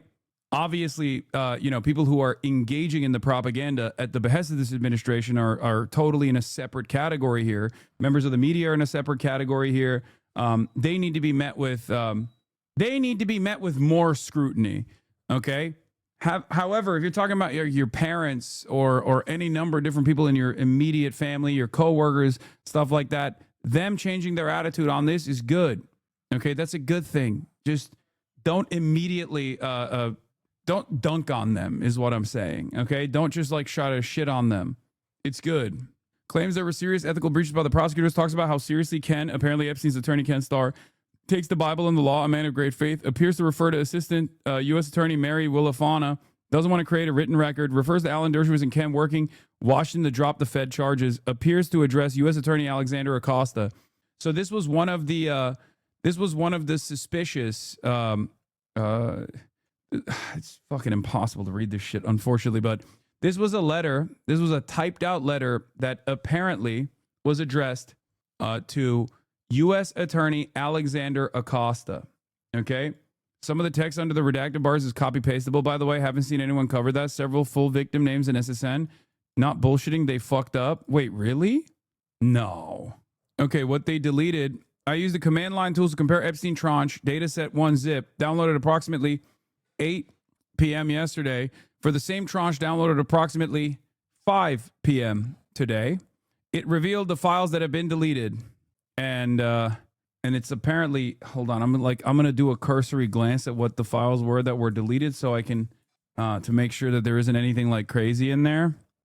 Some of these are potentially, some of these are censored for nudity. Some of these might be censored for, wait, what the fuck? Why did they censor this? This is the massage chair thing. The massage chair and the Epstein, one of the Epstein Manors. Oh, then this is the obvious one that we talked about already, the Trump image that was deleted. And then this one, I don't know why they deleted this. There's also like baby oil everywhere, dude. What the fuck is up with these guys and baby oil? Actually, one of the things that I've also found very strange about this whole process is like when you get this deeper insight into the living conditions of Jeffrey Epstein, or even like the quarters of someone like this, you get to understand them from afar, albeit in a more personal way. That's fucking Astroglide. That's for fucking. Okay, that's insane. Like he had Astroglide on his desk next to a goddamn landline phone. Like that's crazy. But the one thing that I always found so interesting about the way he chose to live, his New York mansion was more lived in as opposed to the island. The island was not inviting at all. Then the New York mansion was not inviting either. But the island itself looked so crazy. Like for someone as wealthy as Jeffrey Epstein, it always is remarkable that the island was so bare bones. You know, it was so like the furniture was so, even this right here, like this is so cheap, you know? It was so like the New York mansion is more lived in, but it's more tacky. The island, on the other hand, was so focused on almost this like performance, right? Like it looked very thrown together with like the cheapest things that you could possibly put together. I like there were beds without bed frames. You know what I mean? It's like very odd. There is definitely a marked difference between, like a noticeable difference between the New York mansion, where he spent most of his time living, versus Little St. James Island. But when you looked at like the Little St. James Island and the inside of the Little St. James Island rooms, I know the word you're searching for, but I'm not telling you what it is. Okay, tell me what the word I'm searching for. Say it. It's almost austere. The Little St. James Island, like it's very cheap and hastily put together and not lived in, right? There is no like New York is gaudy. Little St. James is just very Like Little St. James was designed like it was put together at the last second with like the cheapest furniture you could probably put together. Yeah, it would look like the fucking back rooms almost. Like, very purpose specific, very purpose built. Both are unsettling in different ways. Austere, yes. Sterile, austere, very liminal. Anyway, this is this is from the massage room in the New York Manor, though. You can tell like when something is from the New York Manor as opposed to photos from the island too, because of like even the furniture that they're using and the artwork that's presented. I wonder why they deleted this one. Mostly just this photo. I wonder if it's this image that was the reason why they deleted it. Well, speculating on the psychology of how Epstein operated, this is classic narcissistic performance behavior. Creating a narrative is how these people almost lack any actual chair is interesting. However, yeah, no, it's everything is a performance, obviously. Every aspect of this, every aspect of design actually feeds into a psychological profile, because like these decisions they're making, whether it's hastily put together or not, is still offering insight into the mind of Jeffrey Epstein or the people that he hired. But even the decision that he made to hire the people that he hired to do the interior decoration is still going to give you some insight. And the artwork, I think, is a very great example of this. If you notice, like a lot of the artwork is like creepy. A lot of the artwork is mostly women. A lot of the artwork that he posts all around his house is just like scary almost. Like, and then beyond that, the photos of actual people is always Jeffrey Epstein himself with very famous people. So it's very clear that he was like using other notable individuals as a jump off point to present himself as like someone in the know, someone in these circles. Because he's not homies with the fucking Pope. Why does he have a photo with the Pope? He's not homies with MBS like that. Why does he have a photo with MBS? Normal circumstances, you put people, you put your loved ones in fucking frames and you display them. But for him, it was always a display of power, right? And it wasn't even just a display of power that he wanted to showcase to other people. Okay, it was a display of power that he wanted to reassert for himself. Like he wanted to reinforce that as well. Because if you notice, like especially in the photo that we saw earlier that was deleted, where is it? This one in the desk drawer. A lot of the photos, if you look at Jeffrey Epstein's like some of the photos of Jeffrey Epstein with like notable people is unironically forward facing. It's outward facing. It's to show other people like these are the people that I'm around. But then there are some that are also facing him. So he's making the deliberate decision to look back at those photos and remind himself or reinforce this notion that this is who he is. This is who he's around. This is the extensive power that he had. It's a very, very strange thing to do. Anyway, what are your thoughts on Fidel Castro being photographed with Jeffrey Epstein? He don't got internet. What do you mean? He don't got internet, man. The fuck? I think that's a little bit different than like Noam Chomsky, who like extensively had relations with Jeffrey Epstein, far beyond what we initially suspected.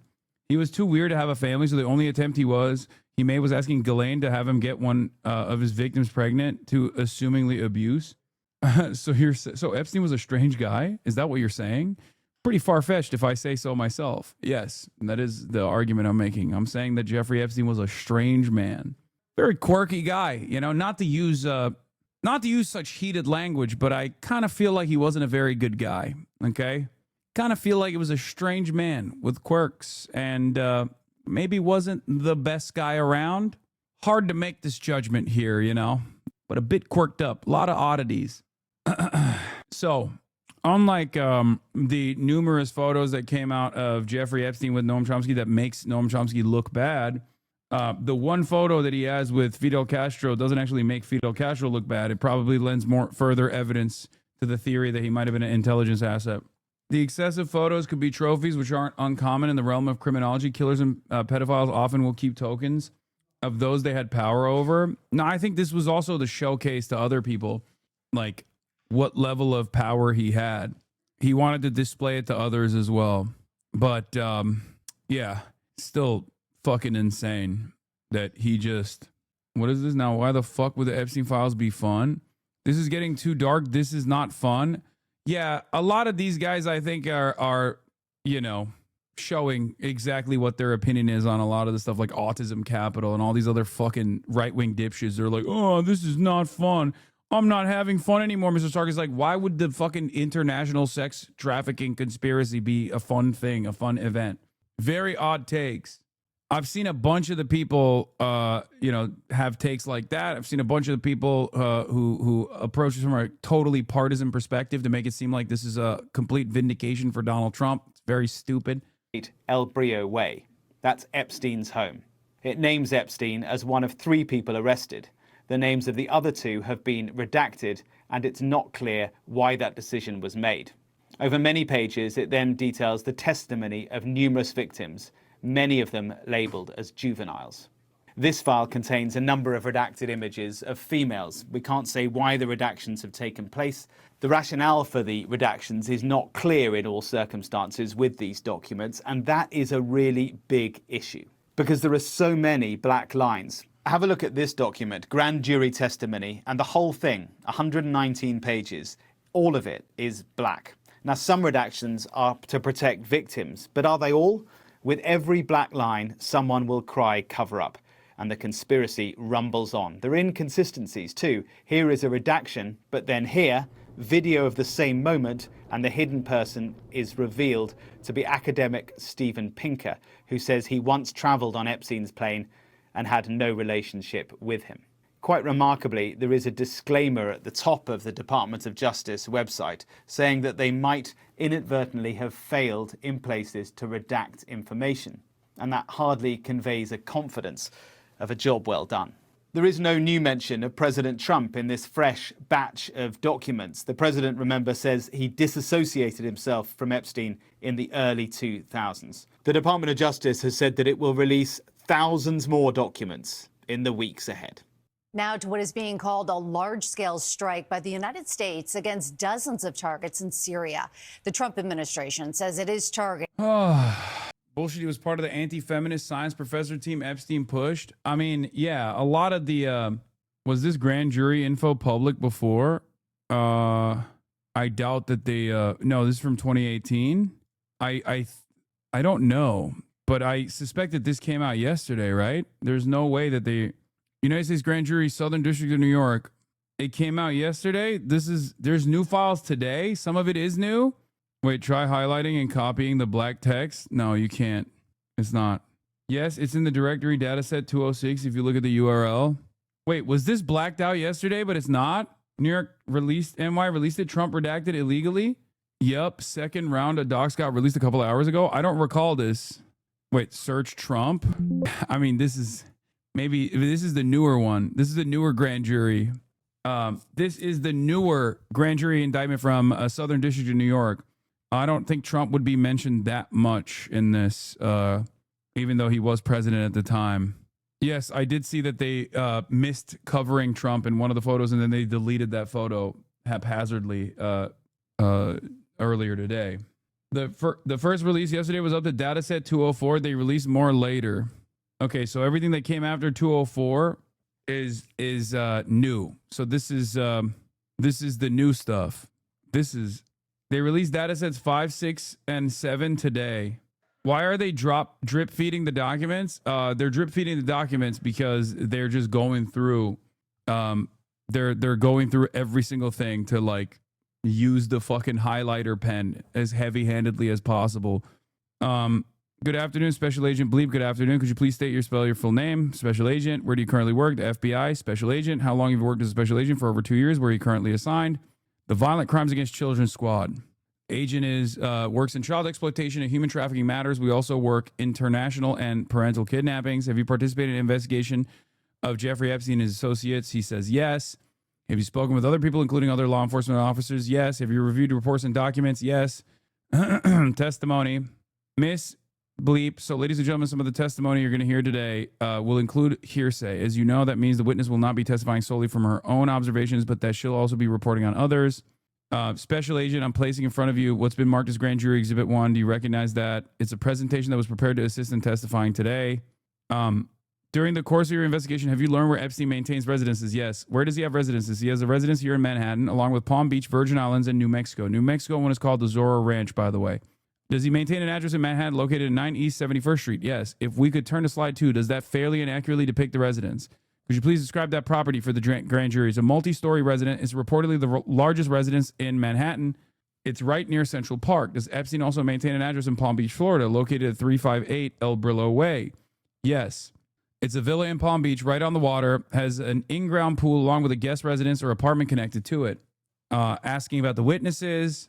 Did she tell you approximately how old she was when both of these photographs? Okay, well, witnesses you've interviewed during your investigation. During the course of this investigation, have you participated in interviews with an individual named Redacted? Agent says yes. For today's purpose, I'm just going to refer to her as Redacted. About how many times have you interviewed her? We've spoken to her approximately 5 times. Turn to the next slide. Are these photographs of Redacted? Yes. Did she tell you approximately how old she was when both of these photographs were taken? Yes. What did she tell you? The photo on the left, she was approximately 13 years old. And the photo on the right, she would have been 17 years old. What is Redacted's date of birth? And these are identifiable factors about the victims. So obviously they're, redacting those. That's valid. In addition to your participation in interviews, have you also reviewed reports from other law enforcement officers who interviewed Redacted? Is your testimony today based on both of your review of those reports and also your personal participation in reviews with Jane Doe? Can you speak up a little bit about a little bit more? Thanks. Okay, so based on your participation in this investigation, have you learned where Jane Doe was living when she was about 14 years old? Yes. Where she was living? She was living in Redacted. Was she living with her parents? No, not at the time. She had a difficult home life, which is consistent with other pedophiles as well, of course. Pedophiles who specifically choose their victims of a bad home life, victims who are vulnerable in an effort to more easily predate on them. They target victims of broken families, people on the verge of homelessness, kids on the verge of homelessness, things of that nature. Was she going to school? She had started and dropped out. About when did she drop out of school? The beginning of her freshman year, a few months into her freshman year approximately. And at about this time, how was she supporting herself financially? She worked different jobs. She worked in catering halls as a waitress in restaurants and in clubs. Did there come a time when Redacted learned about Jeffrey Epstein? How did that first happen? She met a girl named Redacted who told her that she could make money if she massaged this rich guy. And when she heard from Redacted, how did she respond? She wanted to make money, so she agreed. What did she agree to? She agreed to go to his residence and massage him. Did Redacted recall how old she was when she first went to his residence? She says she was approximately 14. And just to confirm, the date of birth listed on the slide is that Redacted date of birth. So you testified that she ultimately went to his residence, the one in Manhattan. How many times did she go to Epstein's residence? Multiple times, dozens. During the time she went to Epstein's residence in Manhattan, did she tell you about how what typically would happen? Yes. What are some of the things that she told you about what happened there? So the first time when she went with Redacted, she entered the residence. They waited in the office until they were escorted upstairs to the massage room. Once in the massage room, Jeffrey Epstein came into the room. He lay down on the table. And once he was on the table, a girl massaged each side. And then Redacted would be asked to leave the room. The other Redacted person would stay. From there, once he turned over, he wanted his nipples pinched while he masturbated. Things progressed each additional time she went. This is, for the record, exactly what he did a million times over. Like this is again the same pattern with the ways in which he constantly pushed the boundaries, where to 1,200 plus victims, right? As far as we know, the ones that we know of, they were underage. Some of them were not minors, but many of them were also underage at the time. And he would slowly but surely just make them do more and more and more. Remember, this is a consistent pattern of abuse, a consistent pattern of pedophilic abuse. This was some of this investigation comes from the previous one, for the record. This is being relitigated in 2018, but what's being relitigated in 2018 was actually information that they had in the previous investigation, the one that he got a sweetheart plea bargain deal on that was unheard of, okay? As Ro Khanna said, 60 charges were brought up, and he was only charged with 2. He was convicted with 2 out of 60 charges. Because this incident is from 2002, which was, of course, part of the criminal investigation that ended in 2008 with a conviction. So, Acosta knew these things.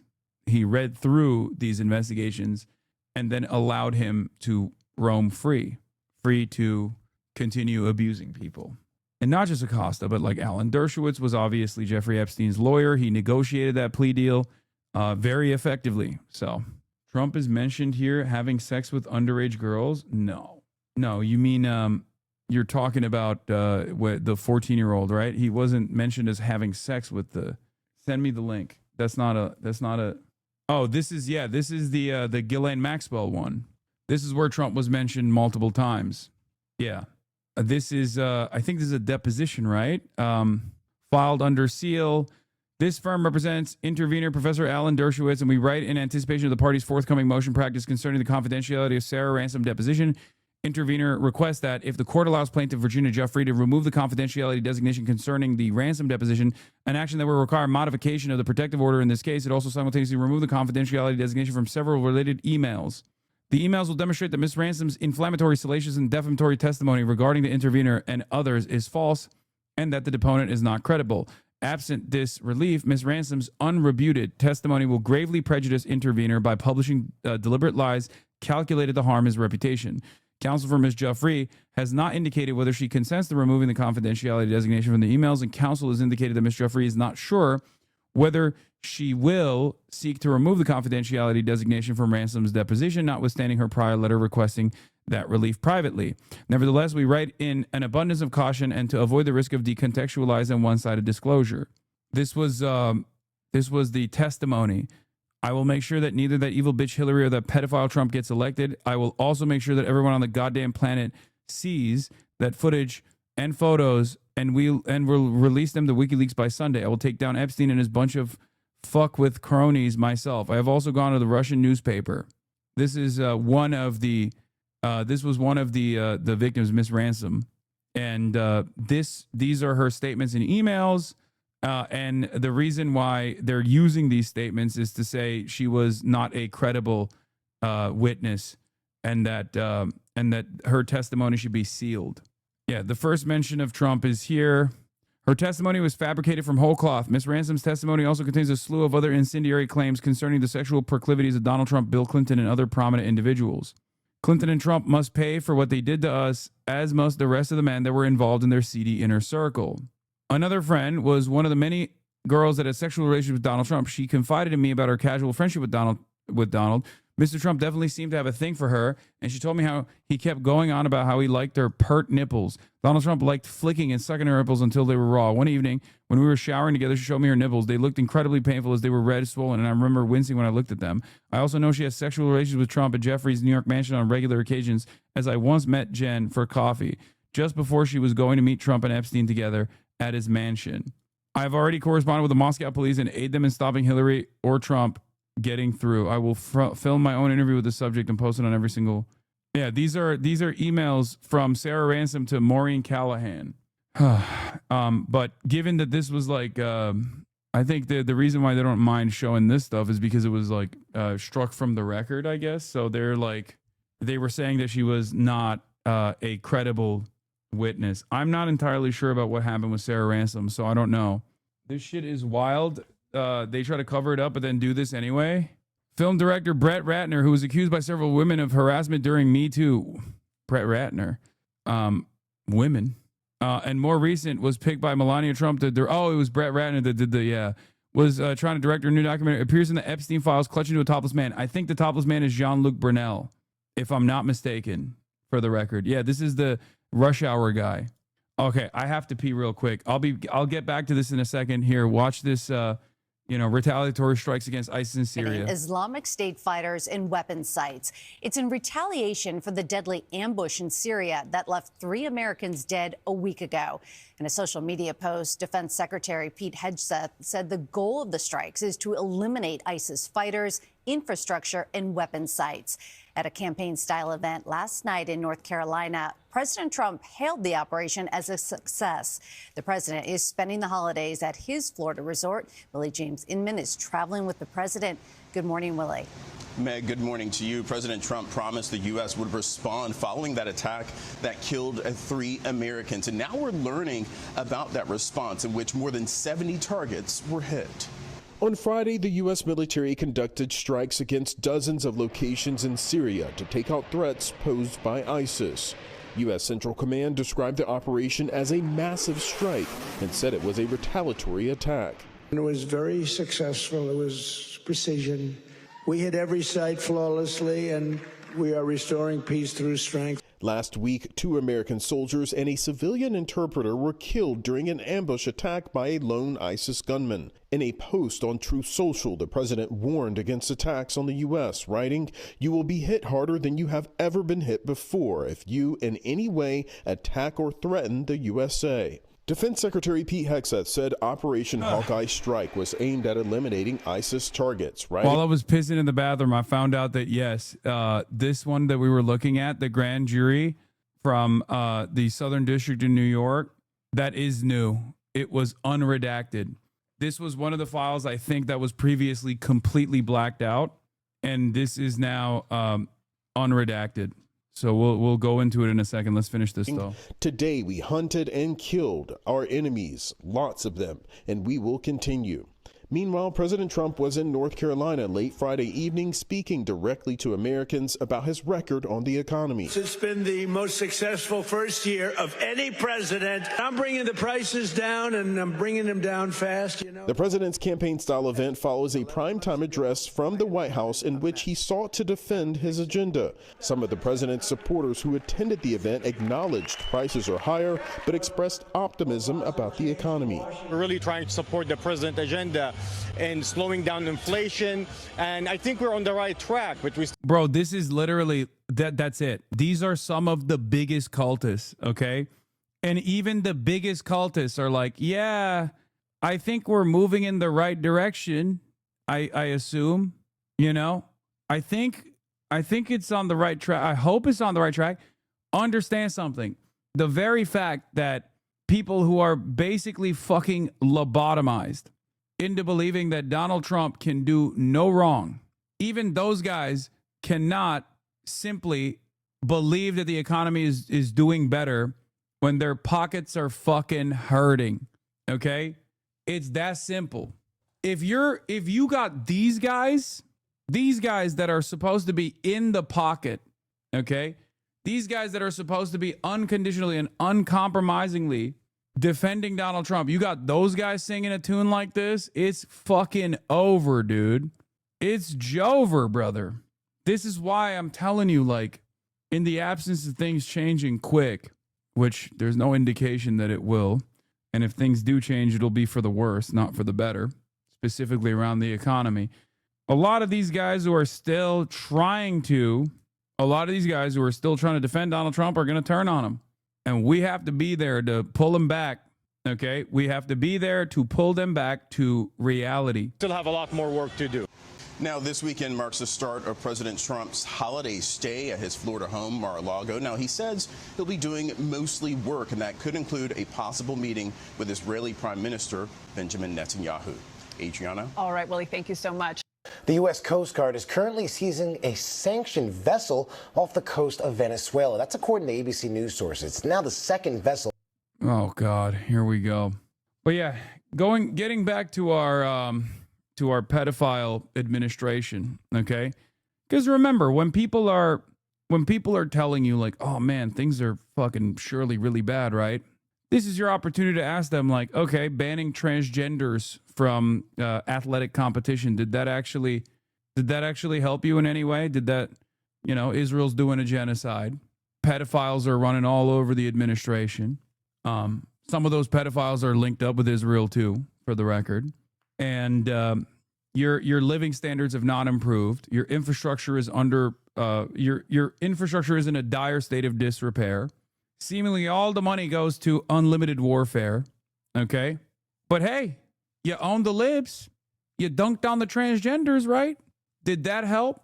We're now deporting random neighbors of ours, people in our communities that have done no wrong, really, because Trump told you that those guys are all violent criminals. Meanwhile, we know who the violent criminals are, right? They're the ones who are getting redacted in the Jeffrey Epstein files.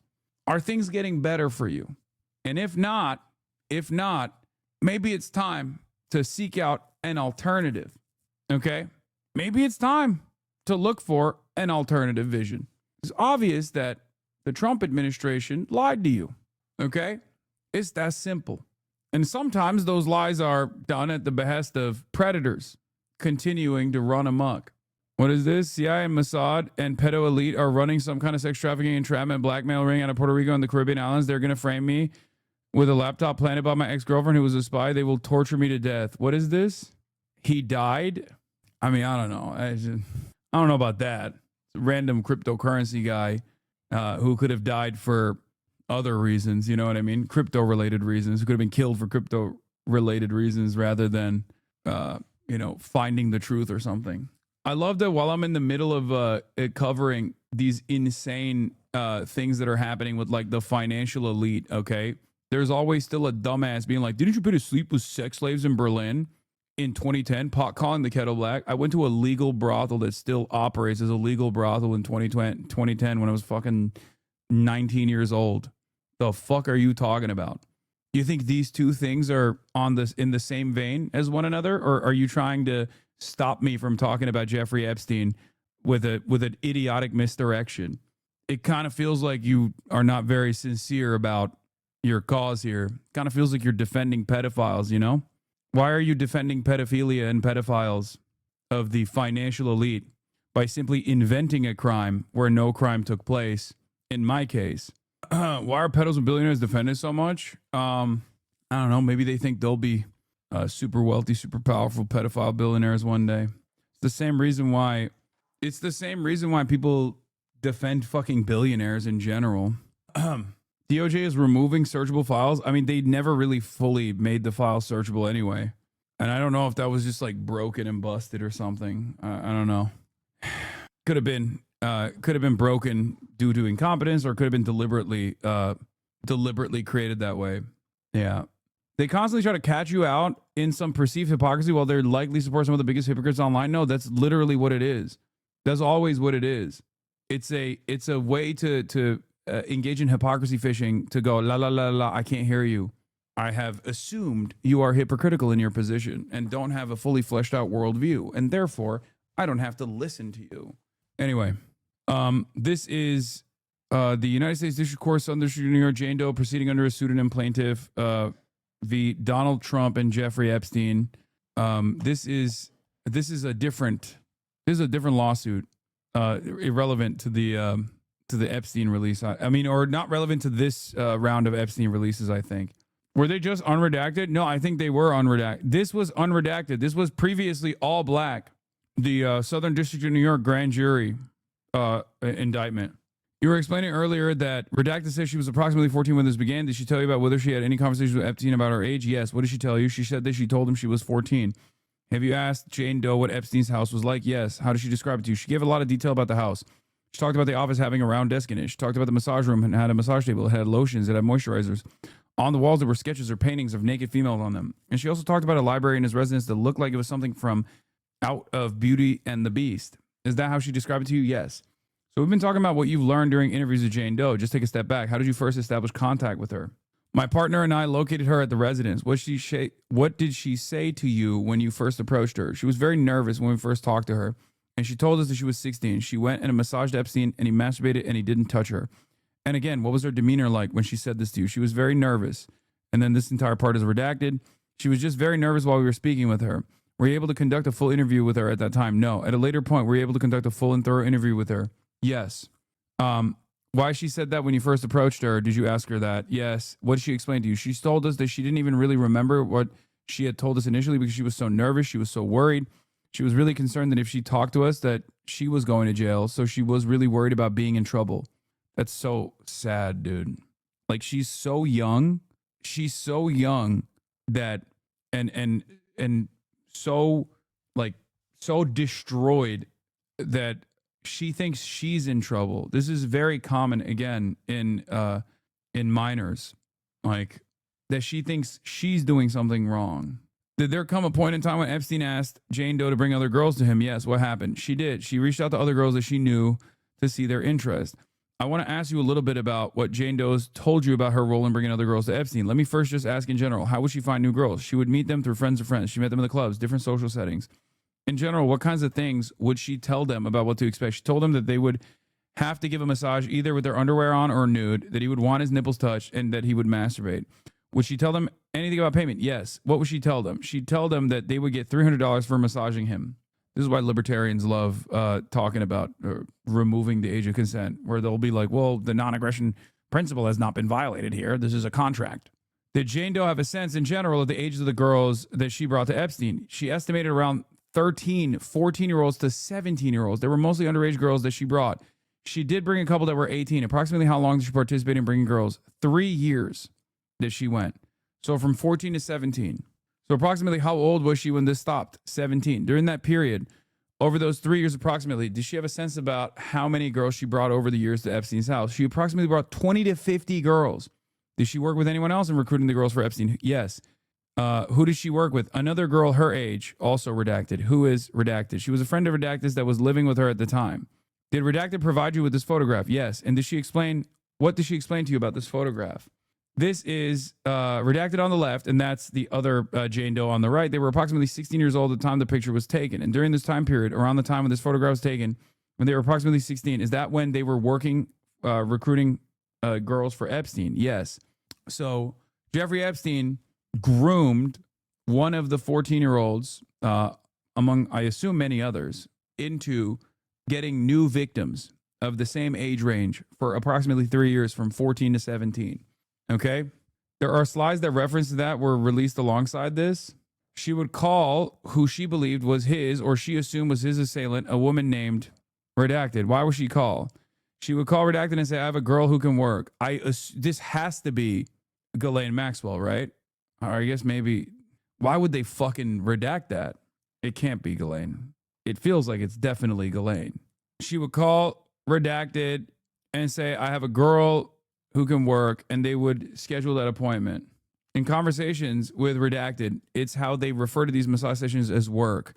Once session was scheduled, would Redacted go with the girl to the house? Yes. What would she do in general once she brought the girl to the house? So the first time she would take a girl, they would go to the residence, they'd wait in the office until they could be escorted upstairs. The first time she would go with the girl, she would go up with her so the girl felt comfortable and kind of knew what to do. Additional visits after that, she would wait downstairs while the girl did the massage upstairs.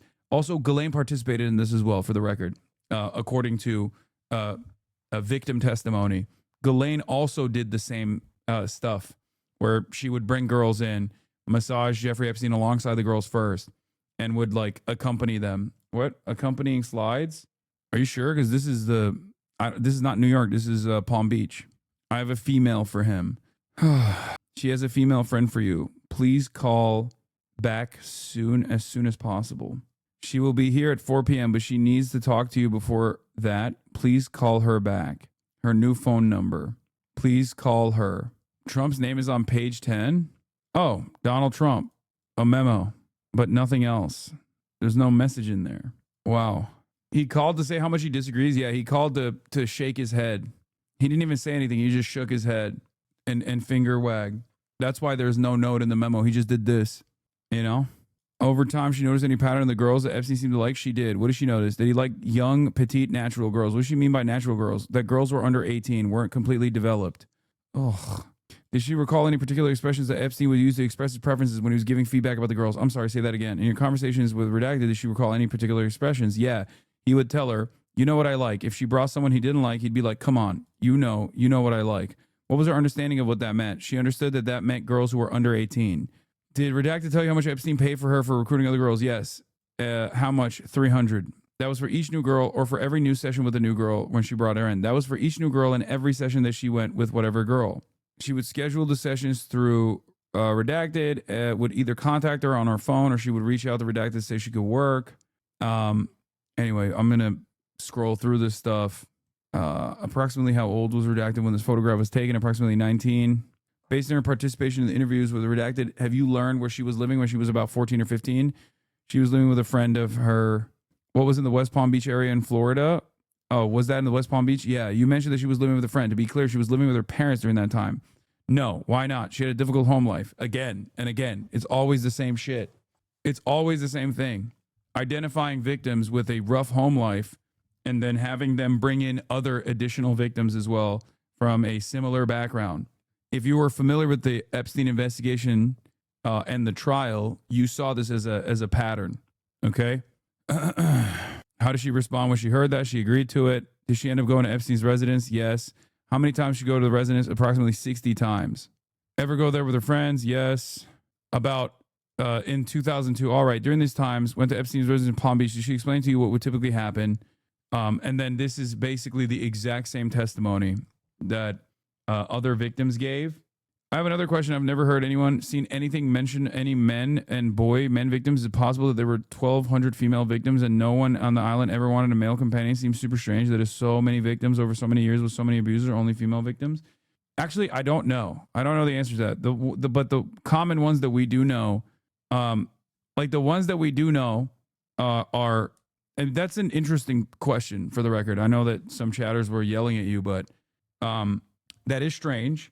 I think there are male victims, but the most that have come out, that's false. There's 25 male victims. Yeah, there's definitely male victims, but the ones that are the ones that have come out and spoken out against Jeffrey Epstein, like openly state that they were victims of Jeffrey Epstein, have all been, like, all the high profile victims have been women. And yes, the overwhelming majority were sold her soul for $300 a person. Dog, the person you're talking about was literally groomed and raped as a child. Okay? Like, that's insane. Why do you think there's age of consent laws? Why do you think there is a mutual understanding that people under the age of 18 cannot consent? Because they're children. Okay? That's why the adult is the responsible party here. That's an insane thing to do. Is insane victim blaming. That's a child that was exploited to do this stuff. Chill. This is Alan Dershowitz's alt account. Yeah. How is that any different than saying that the 13-year-old was asking for it? You know what I mean? Which is unironically what Alan Dershowitz did say. Alan Dershowitz, in his defense in the 2008 case, quite literally mapped out a pattern of victim blaming and slut shaming for 13-year-old girls. It's such an insane thing to think about now, and it was fucked up even back then, and yet they did it. Isn't that crazy? That was a successful defense for Alan Dershowitz, a tenured Harvard professor, by the way. He called the 13 and 14-year-old girls slutty prostitutes that knew exactly what they were getting into. Isn't that fucking crazy? Oh. He also had PIs follow the victims' families around. Yes, he even had PIs, or we don't know if this was Alan Dershowitz or not, but I remember cops on the investigation feeling threatened that they were being surveilled by either also private investigators or potentially members of law enforcement at the federal level. And that type of rhetoric passed? Yes. Chatter, that type of rhetoric not only passed, but passed with fucking flying colors. I'm telling you, Alan Dershowitz is a tenured Harvard professor who gets to go on television all the time. Barry Weiss, as recently as a month ago, said, we need to see more from Alan Dershowitz. Also, slut shaming and victim blaming is an effective tool that defense attorneys use even to this day, for the record.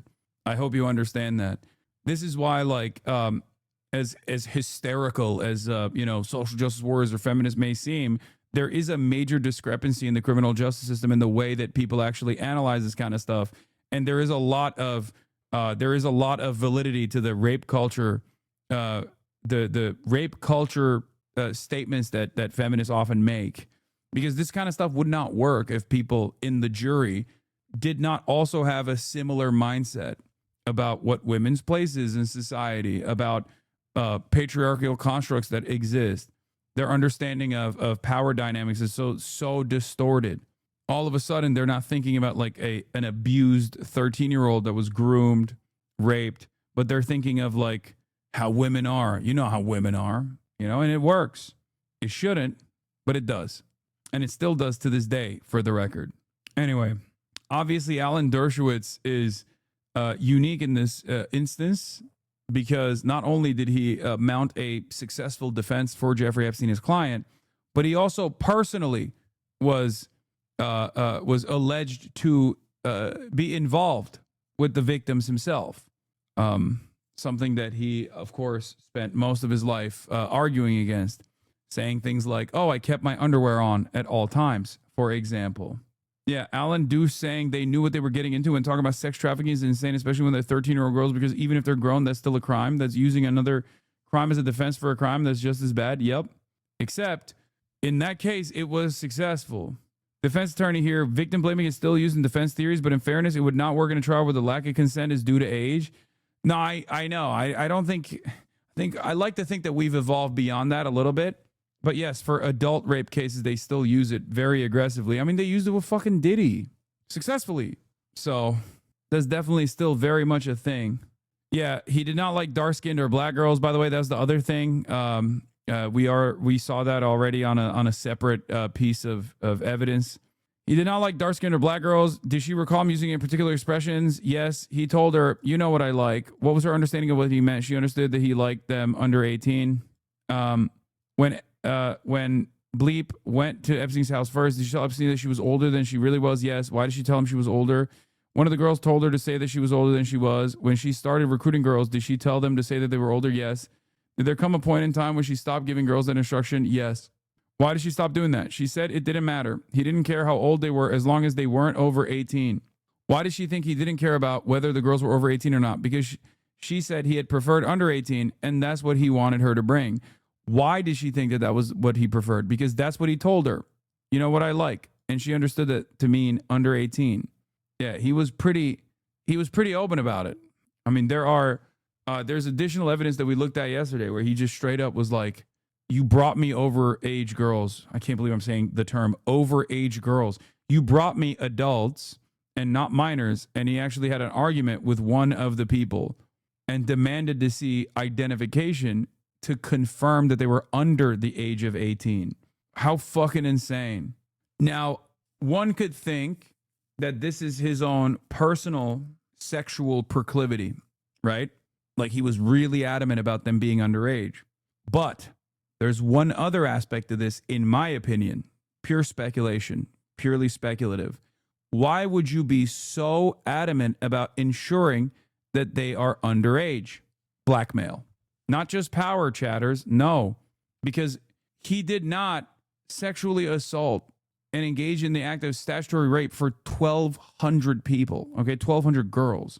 And even then, if some are over the age of 18, why should he care all that much, right? If rape is about power over the other person, and if rape is about coercion, and that's what you're deriving satisfaction from, you wouldn't necessarily care if some of the people that you are sexually assaulting are either 18 or over the age of 18.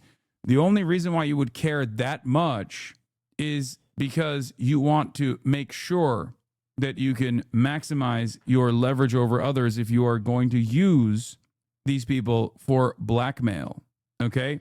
If it's just about like their physical appearance, I don't think he would care that much about whether they were over the age of 18 or not, if they looked the part, right? If it was purely about sexual gratification as a pedophile, or even in even certain instances, like he wouldn't check their IDs.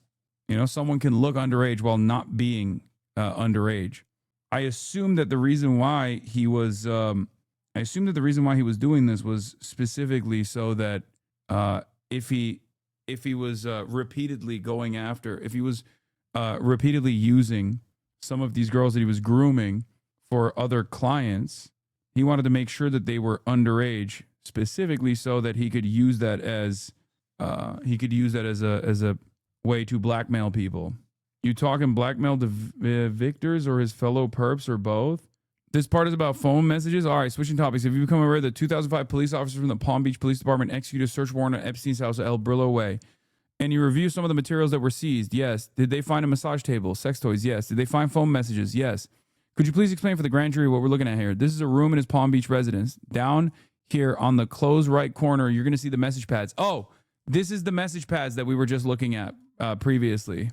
The ones that actually had, here's the Palm Beach residence. So these are the accompanying materials. Okay, these are the message pads like she has a female for Mr. J.E., stuff like that. And in the message pads, there was just one message per page, or were there 4 laid out on 2 and on the bottom? There were 4, 2 on the top, 2 on the bottom. Message pad we're looking at in this photograph, was that the only set of messages that were recovered from the residence? No. All right, so let's talk a little bit about those phone messages found in the house. So this message is dated September 30th, 2004. Redacted's name is on it, and then the message says she has a female for Mr. Jeffrey Epstein. So given the date on this message, if this message was left by Redacted, given her date of birth, would she have been about 16 years old when this message was left? Yes. So then they go through all of the messages that you saw here, right? She has a female for Mr. J.E. I have a female for him. And of course, it's like the name is also redacted here because this was most likely the other underage girls that he was grooming to bring in other underage girls. So the message on the bottom doesn't have a date on it.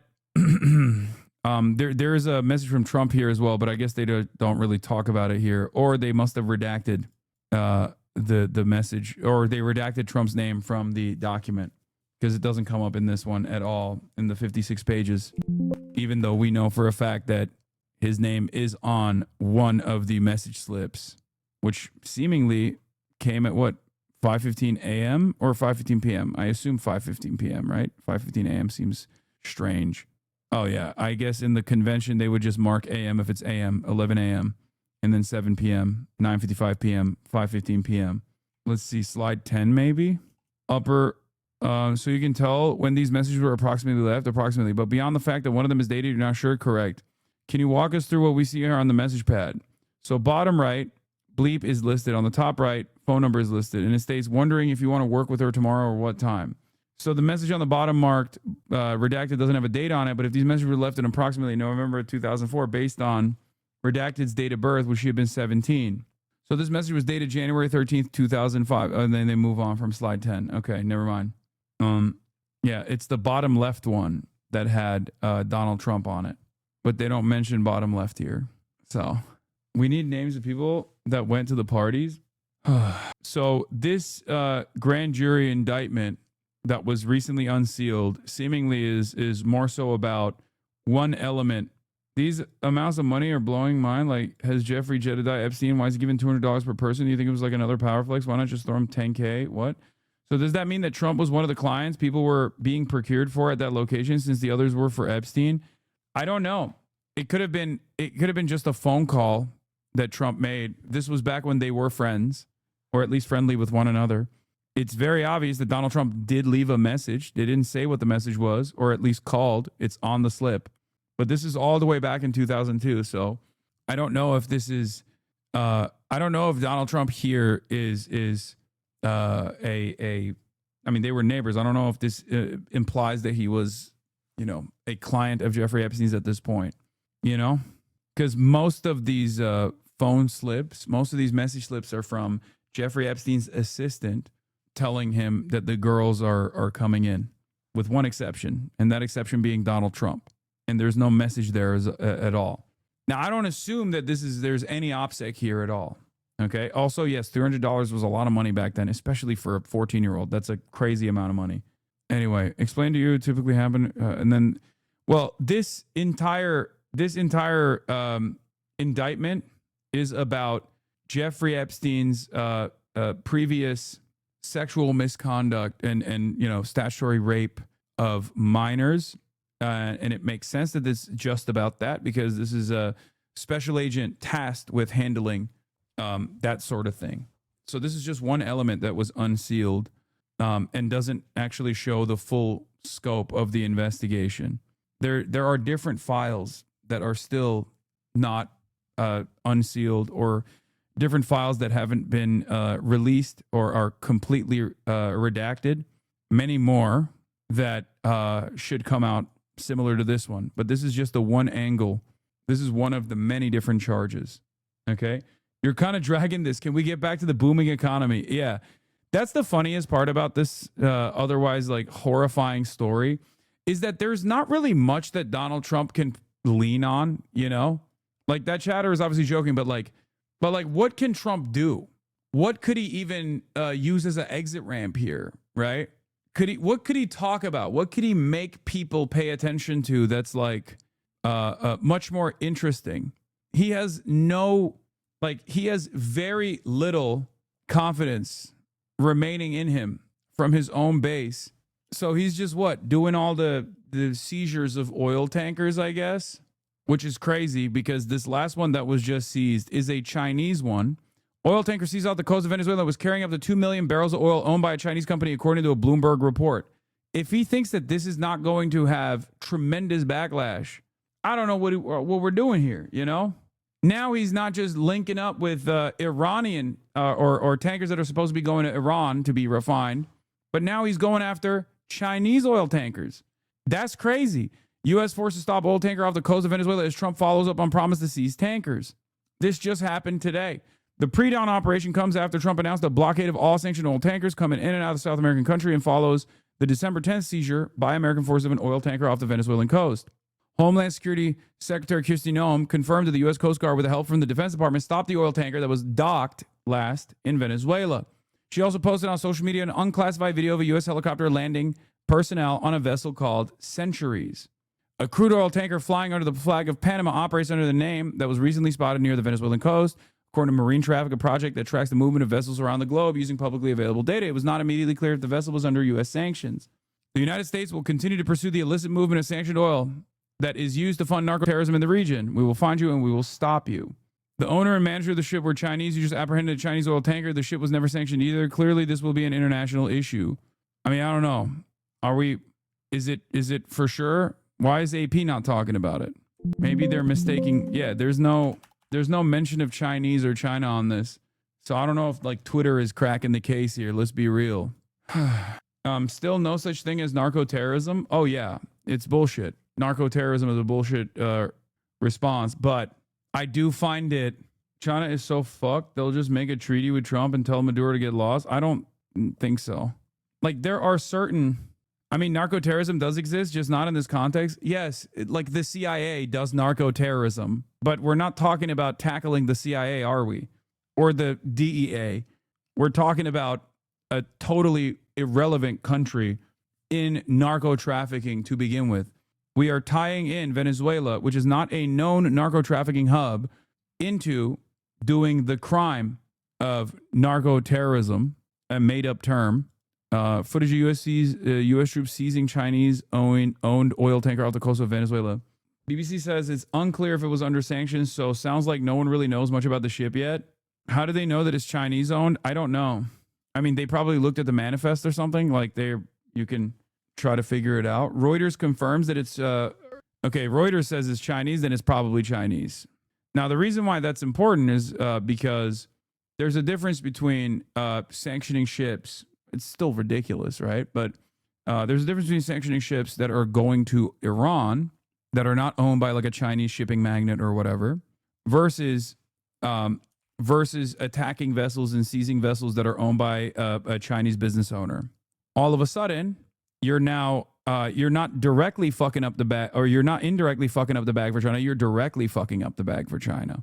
You're directly harming Chinese assets and Chinese interests. Under normal circumstances, this kind of stuff doesn't happen. Okay, this doesn't happen at all. They won't do it to Russia, for example, even though we are, technically engaging in a proxy war with Russia. There are certain things you don't do. As I've described before, one of the unspoken rules of war is deconfliction, right? So even when America and Russia are both operating over the airspace of Syria, they will oftentimes tell one another their flight patterns ahead of time. The reason why they do this is so that they don't actually hit one another, right? And the reason, this is another one of those moments where you don't touch another major powers vessels. China will hit Filipino boats with their Coast Guard and spray them with water, but they're not going to actually directly engage with American shipping vessels, right? They won't do that, because if you do that, you're kind of violating pre-established rules about how international trade could take place. Look at what happened with the Houthis, right? Look at what happened with the Houthis. They said they're implementing a blockade, bravely, mind you, on the Red Sea off of their own coastline. And look at the way that America responded to the Houthis. $2 billion worth of munitions being dumped into Sanaa and many other targets. Now, of course, the reason why that was how it was dealt, that's how they dealt with it, was because the Houthis are not China. There's a difference between the way America operates against Venezuelan vessels that they claim are sanctioned that is going to Iran versus, you know, Chevron vessels that are coming out of Venezuela and directly shipping Venezuelan oil into America and the American coastline, as Chevron is doing currently amidst all of this chaos. And there's certainly a difference in the way that you handle a Chinese vessel as well, partially because they have a lot more tools in their tool belt at their disposal to retaliate against the United States of America. That's why I'm a little bit confused about why people were claiming it's a Chinese vessel. And I don't know how they've established that this was a Chinese vessel. Even this Reuters article does not claim that it's a Chinese vessel, by the way. Chatters, you said it is, but it doesn't seem to be the case. But as I also described, look, while many vessels are picking up oil in Venezuela are under sanctions, others transporting the country's oil and crude from Iran and Russia have not been sanctioned, and some companies, particularly U.S. Chevron, transport Venezuelan oil in their own authorized ships. So I don't know. I don't know if that's the case. But so far, no one has really confirmed it. Even Reuters has not confirmed that it's a Chinese vessel. What I'm reading is that it was an unsanctioned tanker. I don't think it's Chinese, but the Chinese bought the oil on the tanker. Yeah. Well, the oil from Venezuela that was going to Iran to be refined was also most likely going to head to China anyway. This is literally every U.S. media article on Trump hijacking Venezuelan oil tankers, only unironically. Yeah. A common through line with the way that the media in America is covering this stuff, it says that. Scroll down on that article. Shit. Trump's special campaign of Maduro's ramped up military presence in the region. Trump is also the U.S. land strikes on South American country will soon start. Nicolas Maduro is alleged the U.S. military buildup is aimed at overthrowing him and getting control of OPEC nations' oil resources. Where does it say? The darker shadow fleet is considered exposed to possible punitive measures from the U.S. shipping analysts have said. For now, the oil market is well supplied, and there are millions of barrels of oil on tankers off the coast of China waiting to offload. If the embargo stays in place for some time, then the loss of nearly 1 million barrels a day of crude is likely to push oil prices higher. China is the biggest buyer of Venezuelan crude, which accounts for roughly 4% of its imports, with shipments in December on track to average more than 600,000 barrels per day. The officials who were speaking on the condition of enemy did not say where the operation was taking place, but added the Coast Guard was in the lead. Coast Guard and Pentagon referred questions to the White House, which did not immediately respond to requests for comment. Venezuela's oil ministry and state oil company, PDVSA, did not immediately reply to requests for comment. It says on Reuters, this is the Reuters article. It's just archived so I can remove the paywall, chatter. What are you talking about? Anyway, we'll find out whether or not this is a Chinese vessel or not very soon. So taken by the United States this month. Let's go to ABC senior White House correspondent Selena Wang in Palm Beach County, Florida, where President Trump is spending the holidays. Selena, what do we know right now? Yeah, Ike, well, as you say, this operation is currently underway. As we're speaking, the U.S. Coast Guard seizing a sanctioned vessel off the coast of Venezuela. According to these U.S. officials, we don't have the exact location. We're not getting that information quite yet, but we do know that this is in international waters in the Caribbean Sea. Now, this is the second time in just the last couple of weeks that the U.S. has seized a sanctioned vessel. On December 10th, an elite U.S. Coast Guard team boarded and seized another oil tanker called the Skipper off the coast of Venezuela. You can see the footage there of that elite tactical team. They rappelled on to the board of that vessel, and we're told by multiple U.S. officials that today's interdiction is being carried out by the same kind of elite Coast Guard tactical operations team. And the big context here, of course, is that all of this comes as President Trump has been ramping up his pressure and his threats against Venezuela's leadership. So, Selena, this is just the latest friction between the U.S. and Venezuela. What are we looking at moving forward? Yeah, I mean, just this suit is fucking awesome. Is that the reason why chatters were saying, Hasan, you would look great in a green pinstripe suit? Is that what it is? This is a power suit, man. Straight up. Days ago, President Trump announced a blockade of all sanctioned oil tankers going into and out of Venezuela. And that is a big deal, going after the country's oil, because that is the nation's main source of revenue. And this comes on top of the president repeatedly warning that land strikes could be coming soon. The Pentagon has already hit some 25 alleged drug boats in the Caribbean and Eastern Pacific, killing at least 95 people without providing any public evidence or identifying those killed.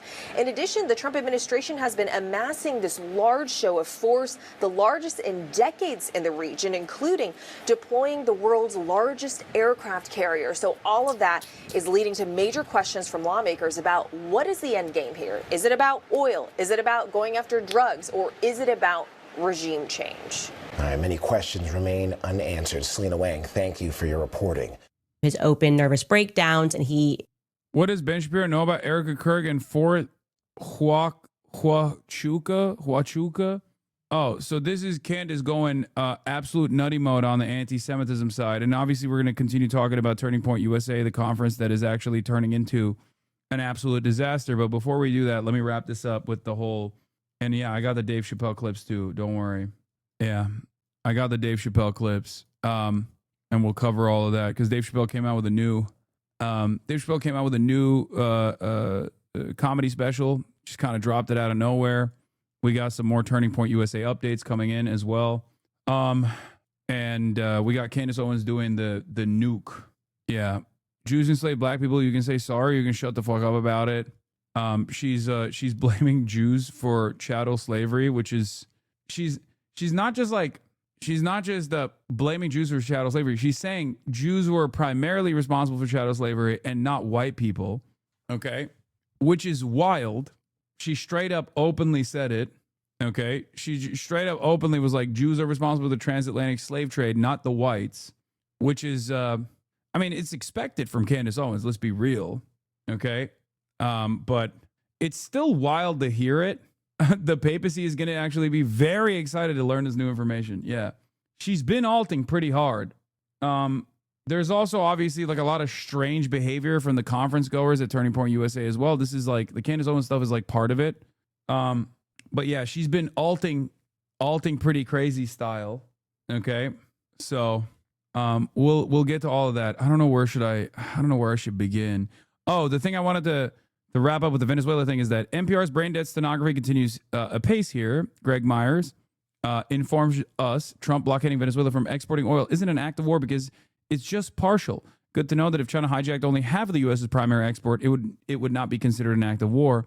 NPR, like every other Washington media stenographer, keeps acting like the U.S. sanctions per se, making something legal under international law, or worse, that they are a form of international law. They are not, and blockading a country's trade is an act of war, whether partial or not. This is important to understand because the media does play a pretty significant role here in the way that even NPR, which I like and defend from time to time, is playing a formative role in manufacturing propaganda, manufacturing consent, or staving off potential outrage. Okay?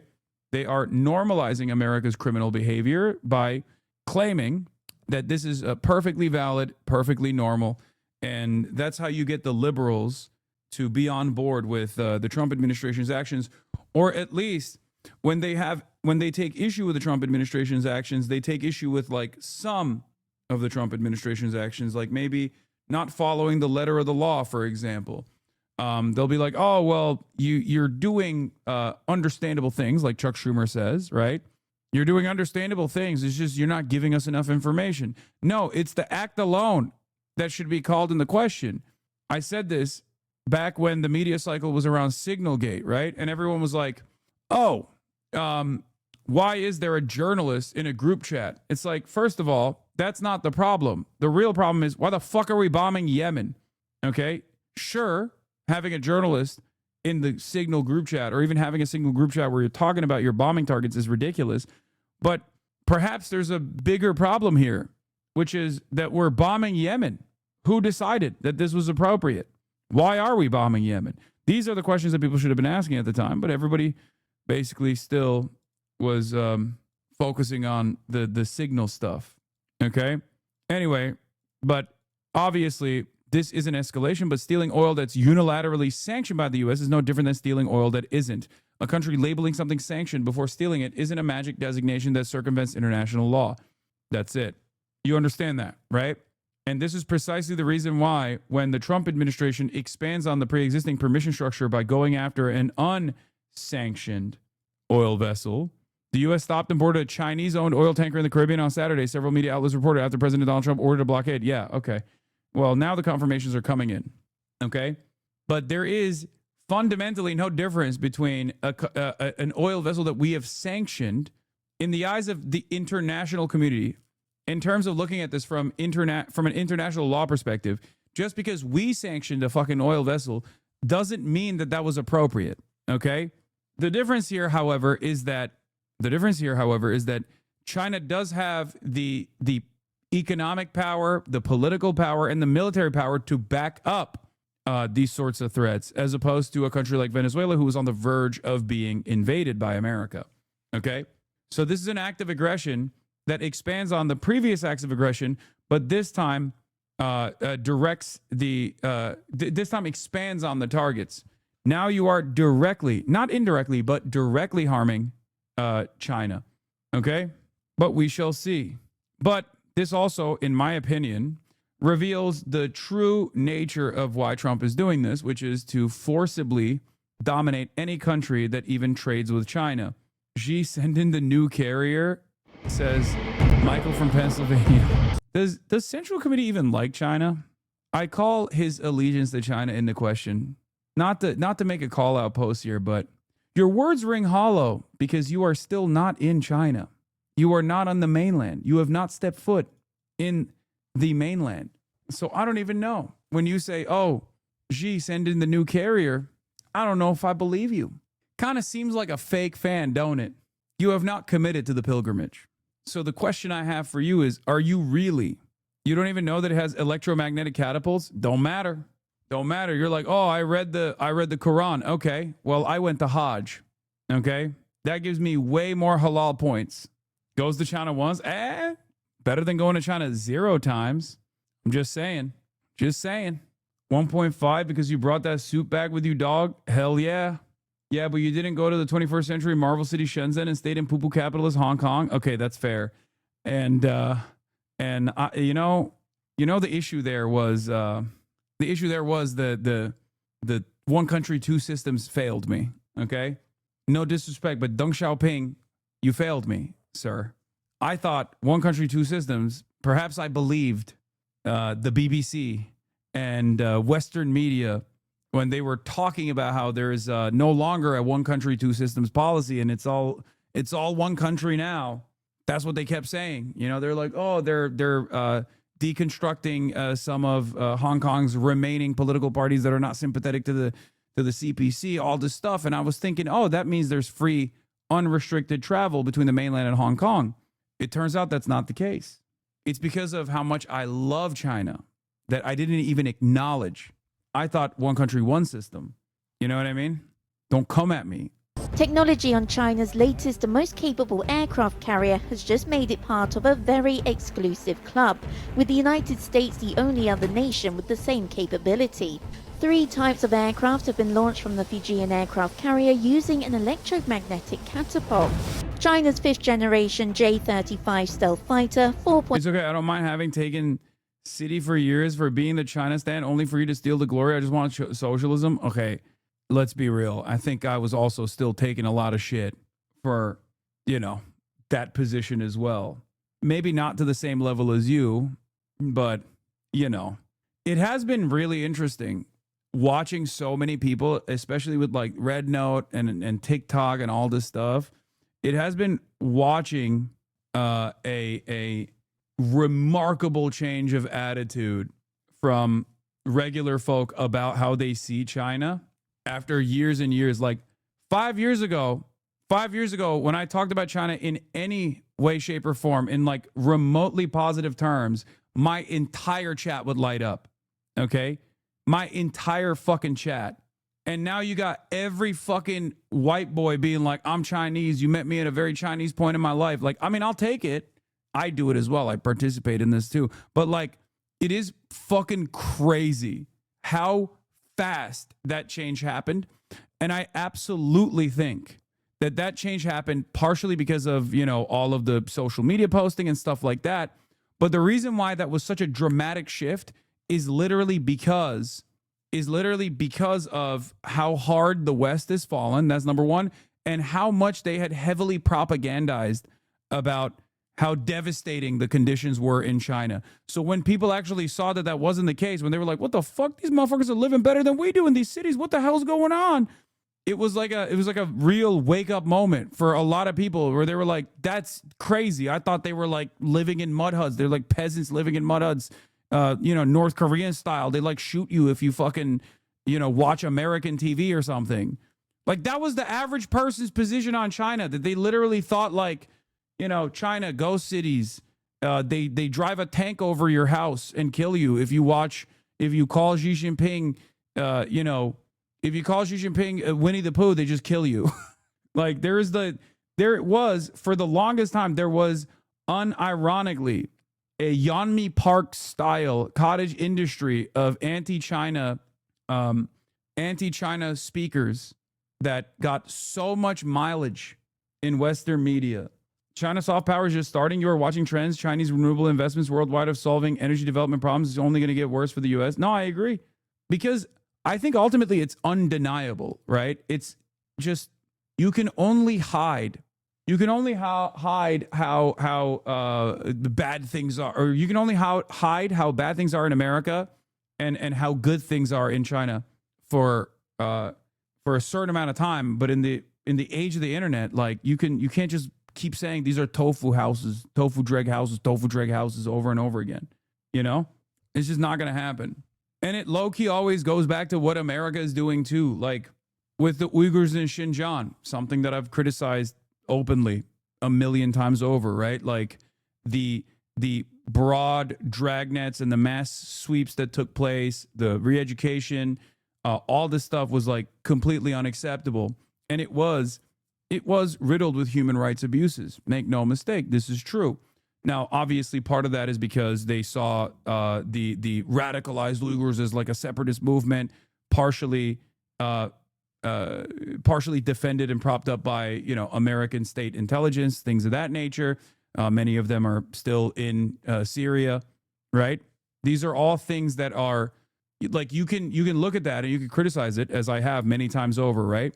But when you look at like the Chinese war on terror policy, and then you compare it to the American or Israeli, which is American by a different name, war on terror policy, and you're like, okay, well that's fucked up, and I agree that that's fucked up. But like, America is not a country that is allowed to have any say here, given our track record. I criticize America, I criticize China on the way that they dealt with both of these different instances. But one thing that I always fucking mention, and I don't do the whole like everything is made up by Adrian Zenz. Obviously, there's propaganda there, like organ harvesting, things of that nature. But like that doesn't mean that there weren't like actual dragnets and mass surveillance that was taking place. Okay, calm down. Having said that, the thing that I always bring up is if the separatist Uyghur apprehension policies were the ways in which and the Xinjiang policy that China implemented was implemented by Israel today in both the West Bank and in Gaza, every single Western superpower would be fighting one another to be the first to suck Benjamin Netanyahu's cock. Okay, they'd be like, oh my God, you are literally the most peaceful person on the planet. How did you do the most peaceful thing that anyone has ever done? They would be fighting one another with weapons to be the first to suck Benjamin Netanyahu's penis. They would never give a Nobel Peace Prize to another fucking global leader ever for the rest of time. They'd be like, every year we're going to give it to Benjamin Netanyahu because he dealt with this in the most peaceful ways possible. Do you understand? It's fucking insane. Andrew Tate Packwatch, oh my God. Top G lost his fight. He's bottom G now? No shot. No. Top G got topped. Andrew Tate is a fraud. He has just officially lost to Chase Damore, who fights like a girl. It's official. Top G is now bottom G. Chase Damore just ended Andrew Tate's career. The top G has been exposed. No. Another fucking W for woke, dude. I don't know anything about Chase Damore. Andrew Tate, when it isn't about women or India, oh my God, they're cooking his ass already. What the fuck? This just happened. What I don't understand is how this fight was even allowed. Like, we know that he does steroids, no? He got beaten by bisexual gloves. Chase is awful. He's way worse than like Jake Paul, for instance. You know what's really funny? It's just because Andrew Tate is so awful that it's quite difficult for the person that he's fighting to be more awful than he is. It's one of those, it's like the pedophile hunters, right? It's like those pedophile hunters, like they're all fucking dipshits, right? But the guy that they're like tackling is, you know, in certain instances, an out and about actual pedophile. So it's kind of like, you know, you take what you can get in that situation. The fight was a Rumble event, basically an Aiden Ross tier event. I mean, that makes sense. I doubt that there was actual, this guy was a fucking kickboxer. Look at how tiny his legs are. Jesus Christ, that's like shocking. A shot like that, absolutely not. It's too easy to see, and you know, Andrew Tate's simply fatigued, and he wasn't able to get out of the way of it. Too much weight. Beautiful shot by Chase around the Chase Moore. Clearly dominated in round 5. Calves are genetic, brother. I'm looking at his quads, not his calves. You think I don't know what to look at for leg density? You're injured, freaky unk. I mean, kickboxers, and he was a kickboxer back in the day, and he actually did fight quite a bit.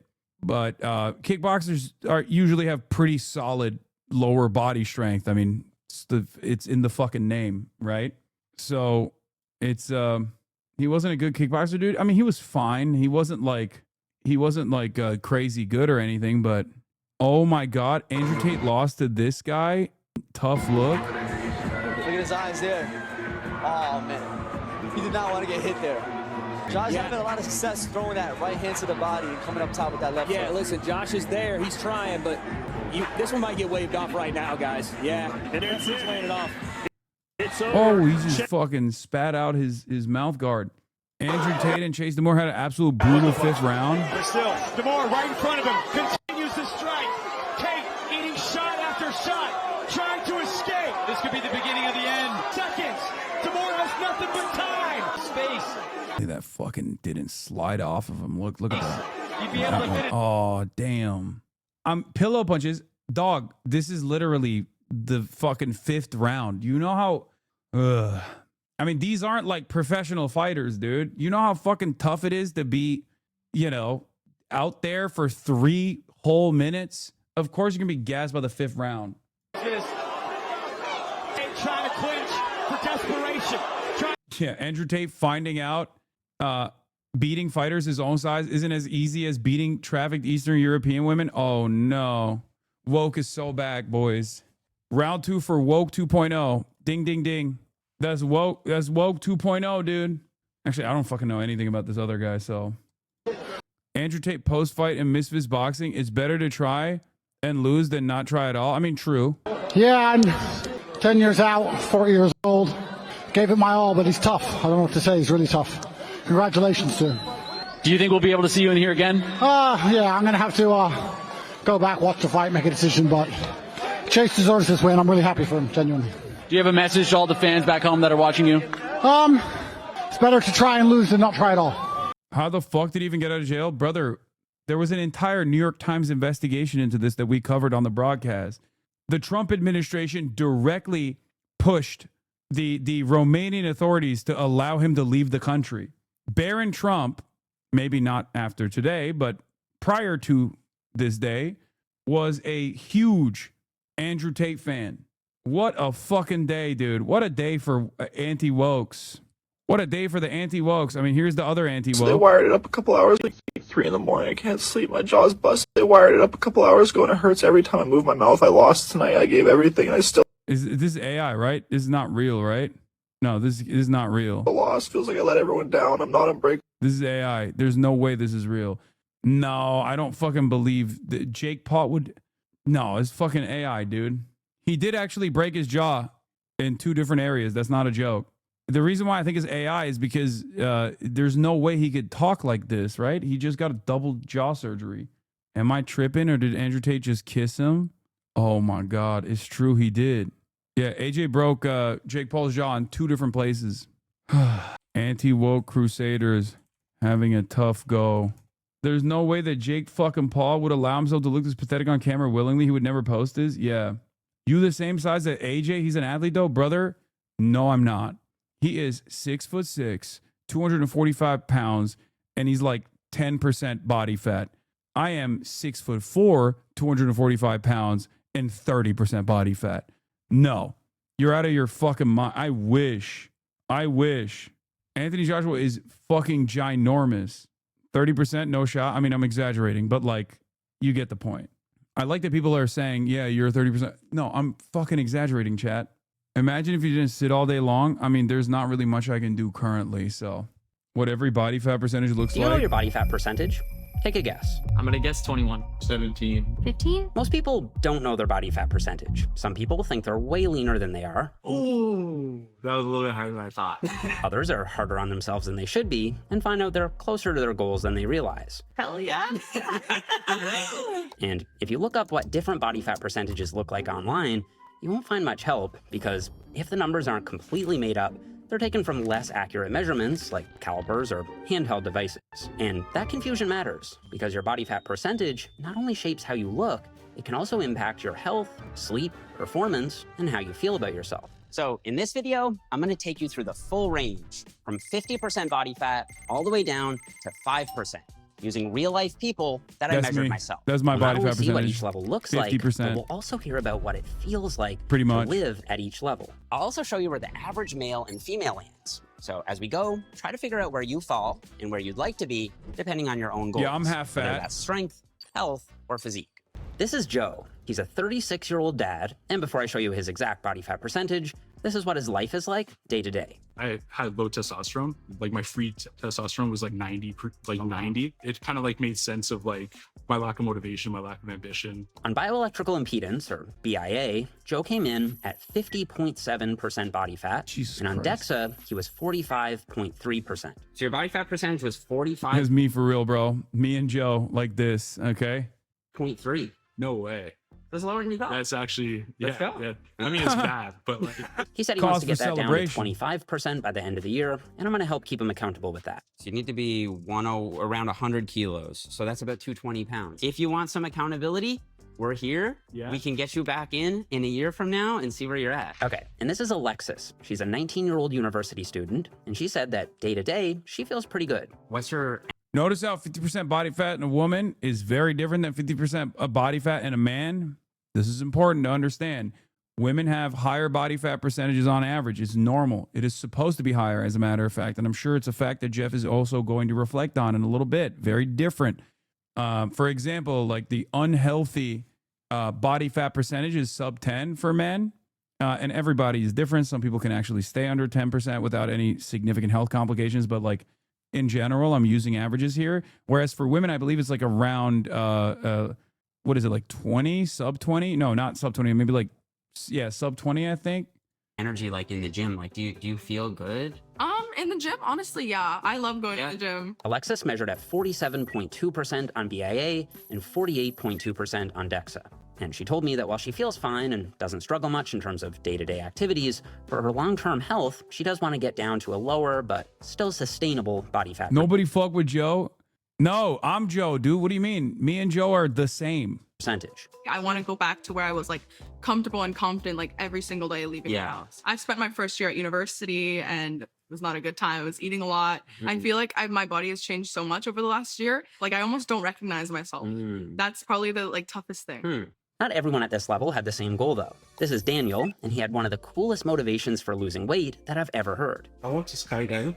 You want to skydive? Yeah. Okay, that's a new one. I have not heard that before.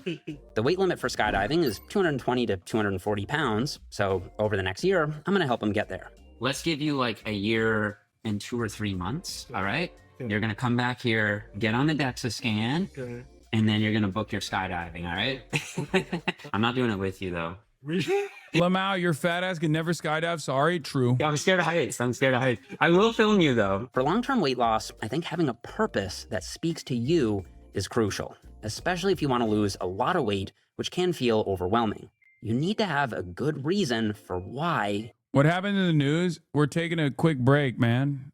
We'll get back to Candace Owens and Turning Point USA in a little bit. Fucking let me live, man. It's Saturday. I just interviewed a fucking congressperson. You want to do it. What is What is fueling this for you? Like I've got 2 children. Like I've got a 5-year-old and an 8-year-old. My boy's 5, and like his sole purpose is to like beat me up. That's like straight up it. He wants to be stronger than me. He wants to beat me up. And you just can't let him do that. Exactly. And for as long as possible. Okay, that's so cool. I like that. Just beat up your son. Yeah.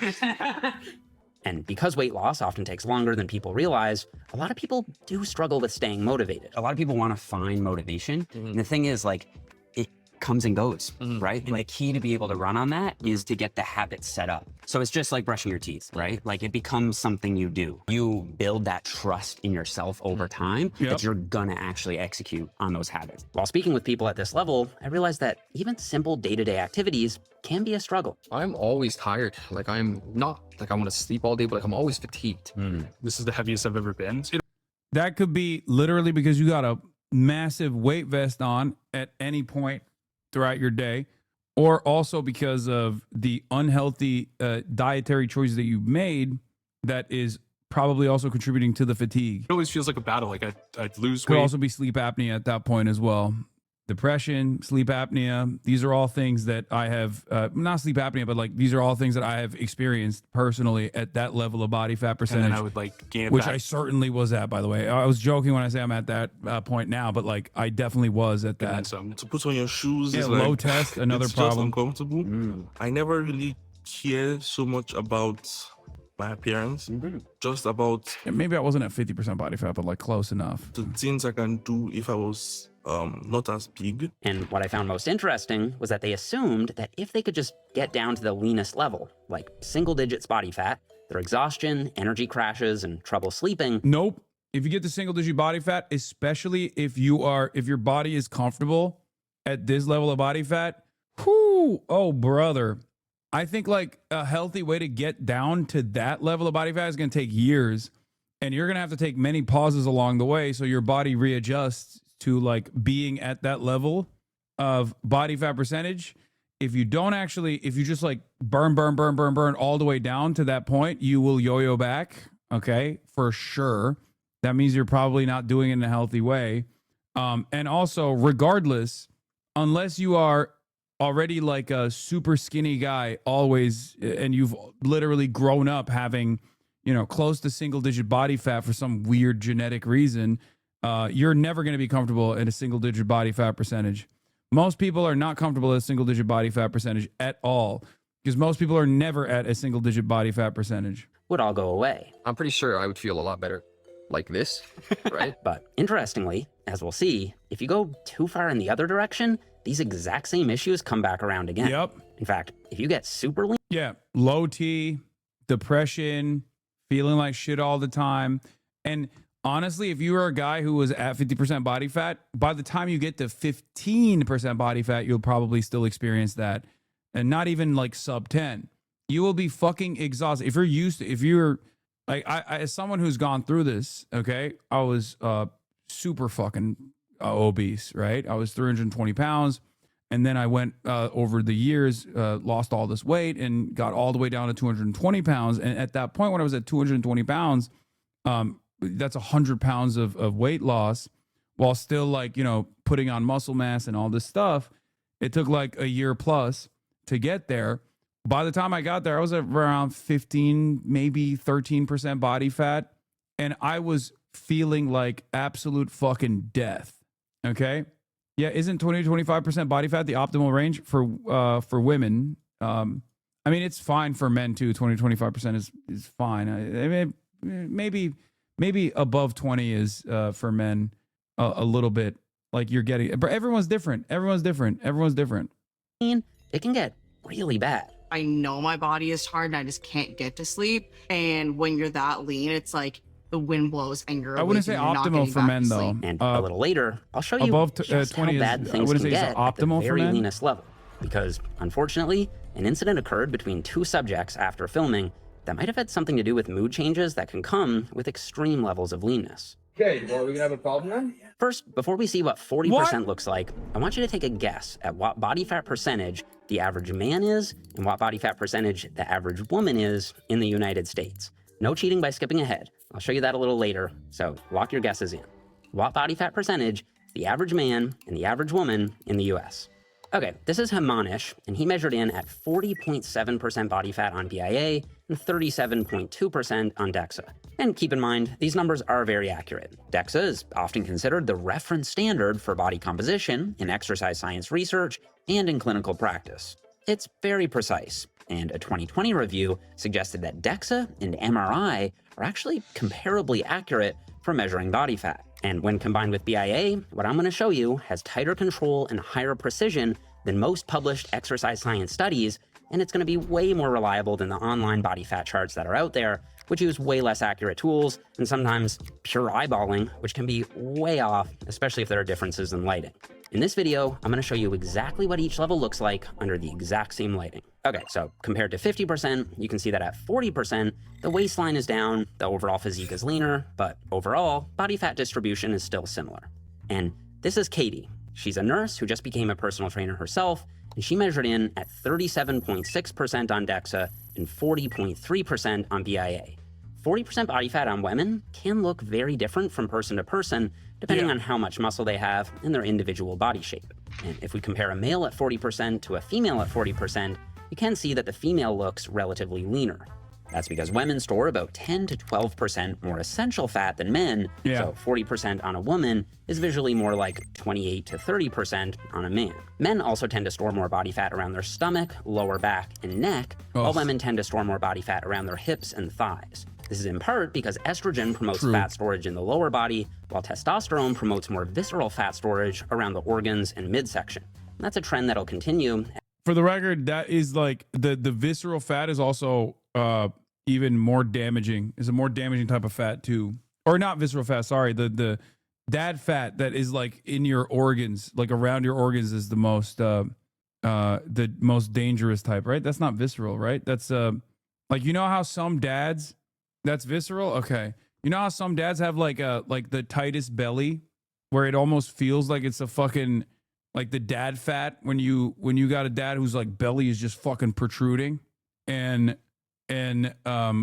it's hard to the touch, but it's very clearly it's fat. You're round, you're rotund. That type of fat is the worst one. It literally rounds out. I had it like 3 years ago. Beer belly type is visceral fat, super bad. At every body fat level. At 40%, how you feel day to day varies a lot from person to person too. Katie said that overall, she feels pretty good, has high energy, and her strength. How do you differentiate between I have so fat on me, but that's just my body, and I need to lose weight, this is bad? I don't know how you feel, chatter. And not how you feel because people are calling you like a fat ass or something. I mean like literally how you feel. Do you feel good? Do you feel healthy? Do you feel happy? Do you feel depressed? Do you have a hard time going upstairs? Do you have a hard time standing up? You know? Do you feel lethargic? Are you often sedentary? You know, that sort of stuff. Is solid. While Matthew, who came in at 43.8%, said that he does struggle with sleeping and even some simple tasks like putting on his shoes. Yeah, a lot of the shit that these guys are talking about, if you see yourself in them, that could be an indication that you might need to lose a little bit of weight. Can be difficult. I definitely feel it with sleep and stuff like that. I haven't been diagnosed with it, but like I know I have sleep apnea. Like, if I fall asleep on my back, I'm gonna wake myself up snoring. Being conscious of what shoes I wear if I'm going somewhere where I might have to take my shoes off. Sometimes it's difficult to just like pop my shoes off, because I'm heavier. At 40% body fat, men typically have a higher risk of cardiovascular disease and metabolic issues. But for women, the risk isn't as elevated. In both cases, though, exercising and eating a healthy diet can do a lot more than you'd think. Even if weight loss isn't occurring right away, research shows that exercise can still significantly improve your health, strength, and mental well-being. And if earlier you guessed that the average body fat percentage for an American woman is around 40%, you'd be pretty much right. Based on 2017 to 2018 NHANES data, the average American woman is about 39% body fat. Okay, now we're down to 30% body fat. Makes sense. This is where things really start to change. This is Septarshi, and he was 30.1% on BIA and 33.3% on DEXA. Your total body fat percentage is 33%. Okay. All right, but keep in mind, 30% can look quite different depending on your structure and how much muscle you have. Yeah, Septarshi measured in at 33.3%, and Greg measured in at 32.5% on the DEXA. so almost exactly the same. But Septarshi had 97 pounds of lean mass, and Greg had 150 pounds of lean mass. At this level, Yeah, but he's how also much muscle you taller. carry can have a big impact on how you look. You guys are the same body fat percentage. You had very different reactions. I feel like you were really disappointed and you were not. 30% is what some people would call the dad bod look. Assuming you lift weights, you should see some visible muscle outline in your arms and legs, but you're not quite lean enough to see a whole lot of detail or separation. But assuming you sleep well, eat healthy, and exercise, your energy levels should be pretty solid, and your performance in the gym should be good too. I almost like the way I look a little bit with the fat on. Yeah, hey. It gives me the size, right? I actually like that look too. But if you don't have those healthy lifestyle habits, 30% can definitely That's a real dad bod. feel uncomfortable. And for men, 30% is still above That's not what a dad most bod. health Oh my God. I mean, that organizations is like would what people consider to be a optimal dad for bod. long-term Yes. health. And if earlier you guessed that 30%. the average American male was 30% Where body I'm fat, at. you'd be pretty close. Based on 2017 to 2018 data, the average American male is about 27% body fat. So if you're a man with 30% body fat, you'd land right here. About 40% of men have a body fat percentage higher than you, and about 60% of men have a body fat percentage at or below you. So if you're at this level and you'd like a smart nutrition app that can coach you to a leaner physique, try out MacroFactor. I'm a part owner, we've got over 400,000 users, and I'll put a link to a 2-week free trial in the description box below. Okay, so this is what 30% body fat looks like on a male, and this is what 30% body fat looks like on a female. This is Brecken, and she measured at 28.4% body fat on DEXA and 28.2% body fat on BIA. So just a little under 30%. According to the American College of Sports Medicine, this is a healthy and sustainable body composition for a lot of women. Your body fat percentage, 28.0. That's crazy. Like 30% body fat on a woman is like outline of abs, like straight up. You know what I mean? Like you are in great shape.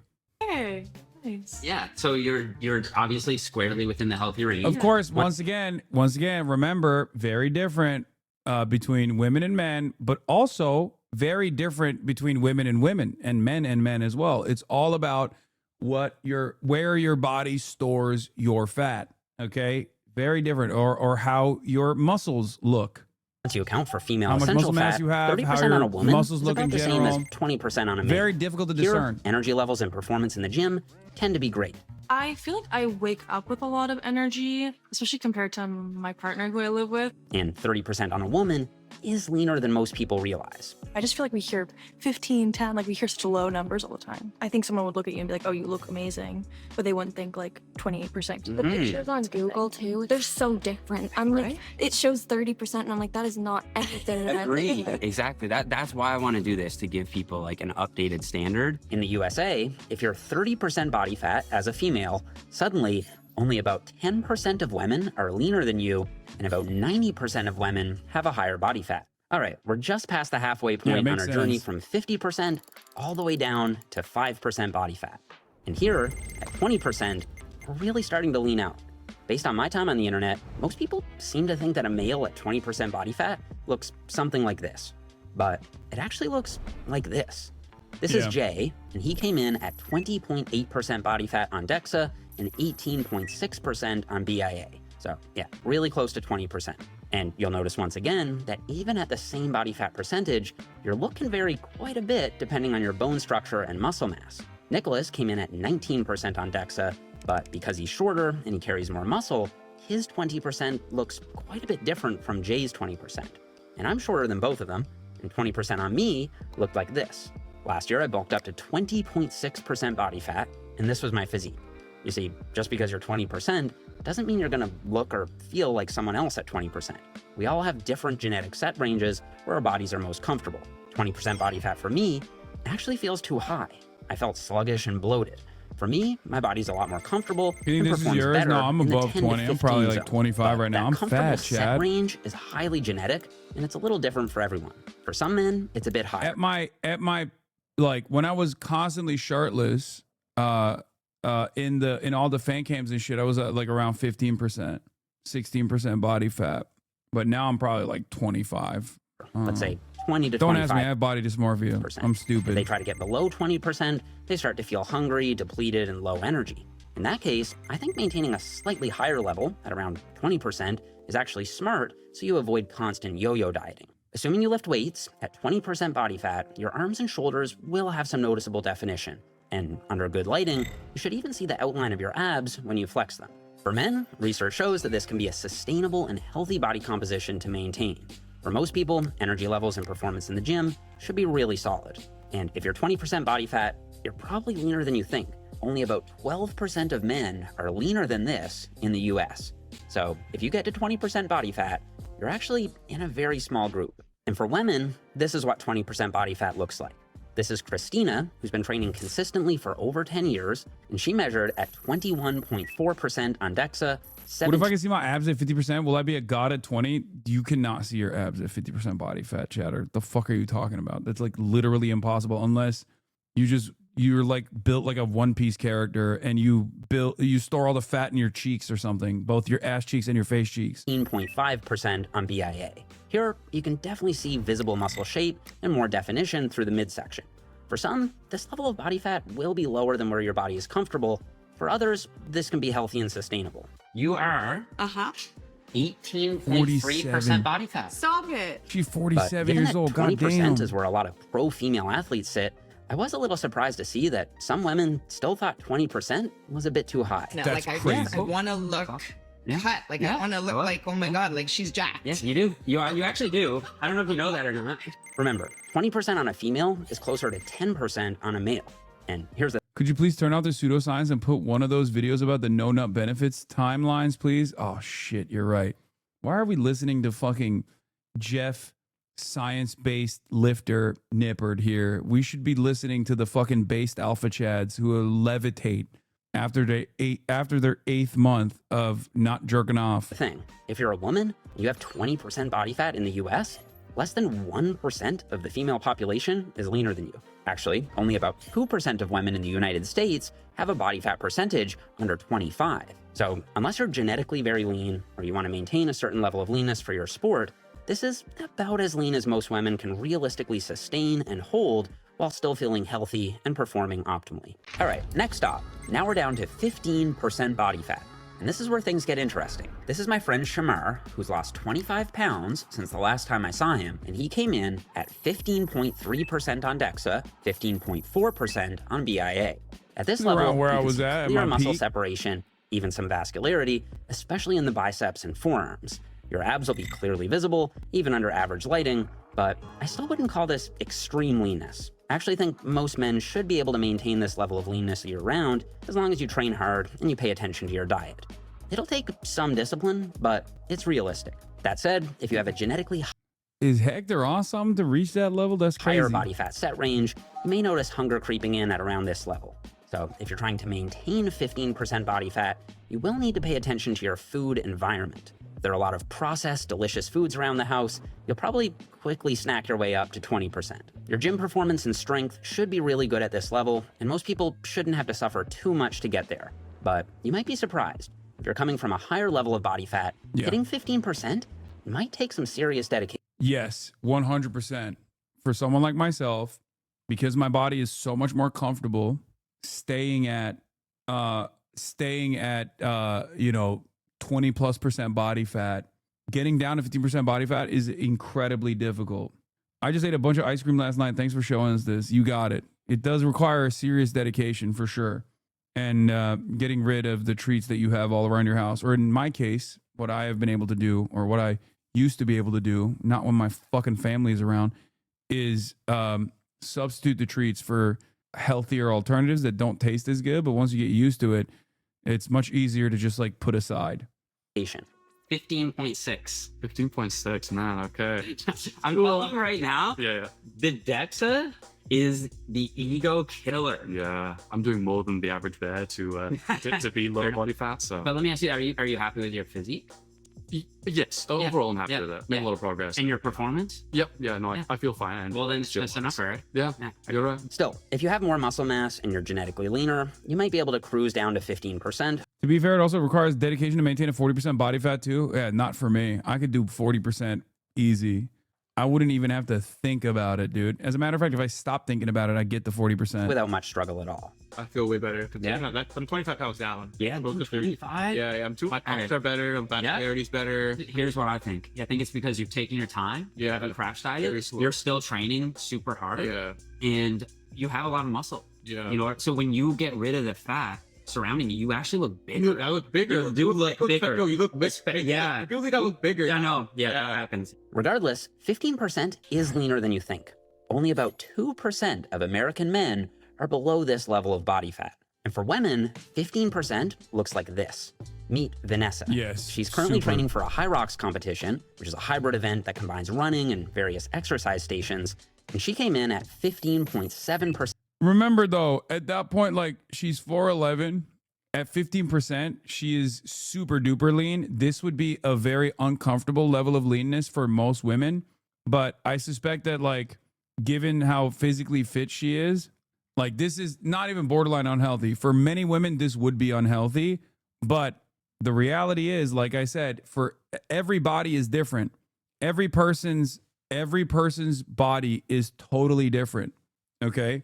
So she probably is naturally a very slim person, a very skinny person. And this is her with like muscle mass put on. Like this is not a normal, this is not even remotely a normal or even, dare I say, healthy body fat percentage for women unless they're unique at this point. And also this looks very different.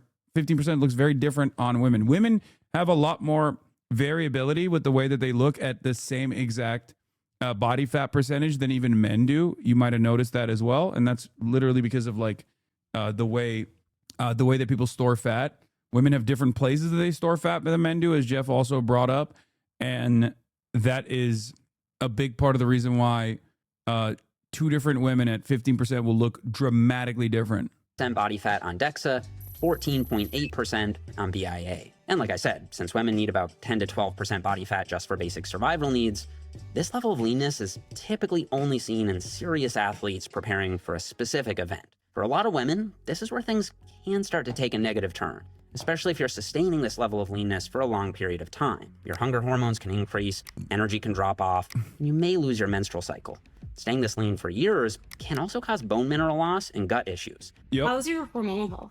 It's sensitive. I don't want to put extra stress on my system. Okay. Otherwise, my period will get kind of wonky or like my sleep will get kind of messed up. That said, there definitely is a fraction of women who seem to do fine at this level without any major issues. Still, for most women, 15% will be low, and sitting closer to 20% is going to feel healthier and more sustainable for long-term health. And I don't know, I think this is cool. Two of these people are the exact same body fat percentage, which goes to show that just because you have the same number as someone else doesn't necessarily mean you're going to look like them. I saw a YouTube personality, the weight that she was aiming for, said that was sustainable for her was way too light compared to me. But because we were the same height and like had similar goals, I like pointed to her and was like, that's what I should do. But it wasn't sustainable or safe for me to do that. Even if you're the same height, weight, and body fat percentage, you can still have drastically different metabolisms from someone else. Yeah. So it's like everyone truly is their own unique person, and you have to figure out what goal makes most sense for you. Yeah. And what's most sustainable. Exactly. Okay, at this point, we've gone from 50% body fat all the way down to 12%. This is Jimmy, and he came in at 12.1% on DEXA, 13.8% on BIA. And as you can see, bro's got titties on him, bro. Jesus Christ, Jimmy. This is a very, very fit look. At this level, most men will have a fully defined six-pack with just a little fat covering the lower abdominals and a little fat left on the lower back. But at 12%... Yeah, bro, the fucking abdominal fat and the muffin top is like, it's just impossible to deal with. It fucking sucks. You should be lean enough to see some visible striations, especially when you flex under good lighting. I want people to appreciate, like, this is a true 12... Also, as seen above, being short, like I am, is just basically steroids. Yes, if you are below 5'10", you literally walk into the gym and sneeze in the direction of a weight and you will instantly put on muscle. Listen, this is the one area, this is the one fucking area where short kings absolutely have us talls beat, okay? It's fucking insane. I don't know what it is. You go to the gym, you're like 5'7". You go to the gym, you just touch a weight and you get brawling. % physique. For most men, your performance will still be solid in the gym, but to be honest, most men won't be able to maintain this level of leanness without some serious discipline. You'll most likely need to track your calories or follow. I was talking about men. I don't know about women. I don't know how it works for women. Without some active dietary restriction. Some men will be able to maintain 12%, no problem. But for most men, this is about as low as you can go without feeling. 5'10" isn't short. No, that's why I said sub 5'10". Okay, no, it's not. 5'9" isn't short either. 5'8" isn't short either. But 5'7", you're starting to near the short king territory a little bit. Like you're constantly dieting. 12% body fat is lean, much leaner than people realize. In fact, a recent data report of over 9,000 American men revealed just how many people are actually below 12% body fat. How many out of the 9,000 do you think were under? I'm a 5-foot chud. Is it over? No, dude, what the fuck? Your height and your weight and the way you look can cause hurdles, but they're not hurdles you can't climb, okay? There's no such thing. It's only as big as a problem as you make it for yourself. That's it. This is something that I have consistently talked about, and it pisses people off. For 12% body fat. 200. Maybe 500. 500? 500. 9,000 people, 400 people. One person. What? One person. Oh my Isn't that crazy? So it goes to show like how lean that really is when you compare it to the general population, right? For women, 12% is virtually unheard of outside of bodybuilding stages. At this level, you're just about down to only having essential body fat left. Performance-enhancing drugs are often needed to get this lean, and yeah, bro, at that point, it's like you get, what's up? Hello? What's going on? Okay. Even then, strength and energy in the gym will almost always take a hit. Chances are you'll be constantly thinking about food. Just ask Alicia here.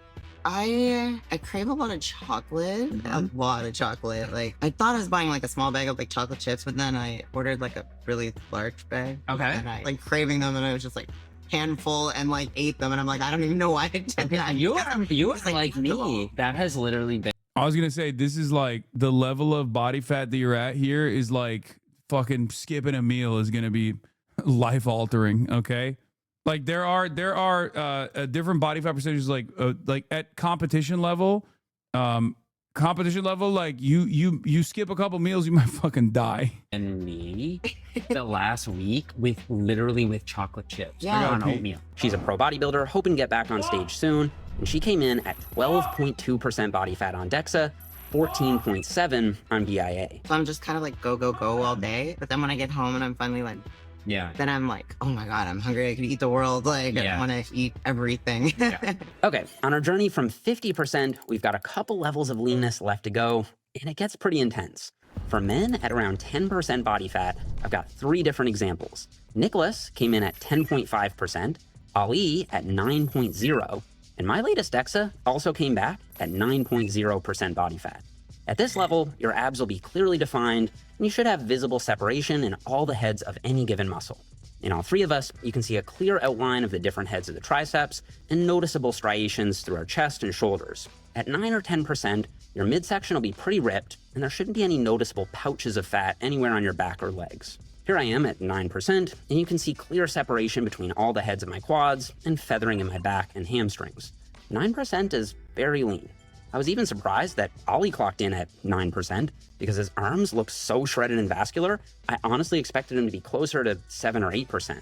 But that's the thing, 9 to 10% is leaner than people think. The fitness community has said for years that 10 to 12, 10 is the healthy, not too lean sweet spot that men should aim for. You can get all the definition that you want and still have performance capabilities without sacrificing quality of your life. But I'm not sure that's true. Getting down to or just below 10% body fat usually requires a lot more sacrifice than many people are willing to make. And for the vast majority of men, 10% probably simply won't be sustainable without some serious dietary restriction and highly disciplined training. I do this as a career. I think I'm genetically leaner than most people, and getting to 10% was harder than I expected. But genetics are huge, and some people can maintain 10% body fat without any major issues, for sure. How do you feel day to day? great, honestly. Now, like, this would probably be my my default. Really, the fact that you are performing well, you're feeling good, your energy is good at that percentage. Okay, this is good, healthy percentage for you, right? This is the power of genetics, but that's the thing. I think most guys who actually do get to or just below 10% are usually genetically leaner, and so they can hold it a lot more easily. Then those guys make the suggestion that that's... Yes. You need to recover from your ankle quick. Woke 2026 is coming back fast. Return to thirst traps. Oh, don't worry. I'll be there. The sustainable sweet spot, not realizing that most people will have to struggle to get... So glad Hasan is distracted and can't keep pausing this boring video. Bro, I don't understand why people get so fucking butthurt about like what I'm watching. You know what I mean? Or what I'm enjoying. Like, obviously, I like Jeff. I like this content. The video is pretty good. He's literally taking the most like anti-ED approach you possibly can, antibody dysmorphia approach you possibly can to an otherwise difficult to discern subject matter. It's a very healthy outlook overall. And people still, the wokers in the chat still find a way to get mad about it. There. And for them, it may not be worth it. So unless you have really good genetics, you most likely won't just end up at 10% body fat. It's certainly an achievable goal, but for most people, it will be a challenge and it will require some serious dietary structure. And for women, most research cites 10% body fat as the leanest level biologically possible. So I do not recommend getting to this level unless you're doing it for a short-term competitive purpose, ideally under the supervision of a coach or a medical professional. Yeah, motherfuckers be like, can we watch a video on how many trees are in Skyrim? But I did manage to find a couple examples. Which sounds awesome. AJ is a professional bikini competitor, and her DEXA scan came back at... Whoa! Y'all are so autistic, bro. I swear to God, this chat is like, meow, oh my God, let's watch that instead. Oh my God. I have never seen this in my life. What is 9.9. But this level of body fat doesn't come without serious side effects. It feels terrible. It feels so bad. If I brush my hair, a lot of hair comes out. I haven't had a period in quite a long time. My last period might have been May. I know it's going to take a while to get it back. Gia is also a national level competitor, and she came back even leaner, 9.1% body fat. Absolutely mind-blowing. But again, this is a very short-term thing that I wouldn't recommend outside of very serious competitive contexts. 3 weeks ago, I started to notice like a significant dip in my energy levels to the point where I would stand up and I'd be like, whoa. And just like walk. Like for me, this is a deeply unhealthy level of body fat percentage, but this is like, again, super, super, super specific circumstances. Okay. Most people are never getting there, but I literally at 15% would get to that level when I first lost all the weight.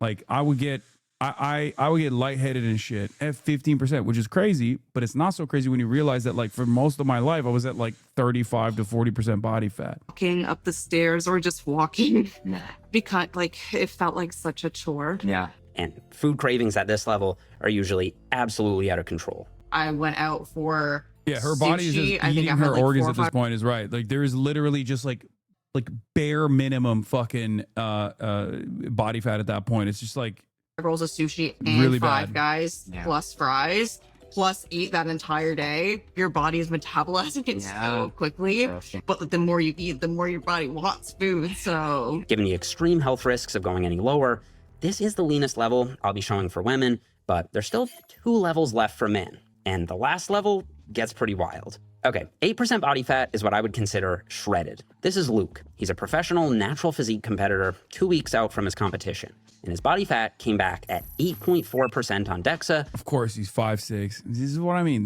Short Kings, you got this, okay? 9.5% on BIA. At this level of leanness, you'll have clear, deep striations in almost all your muscle groups.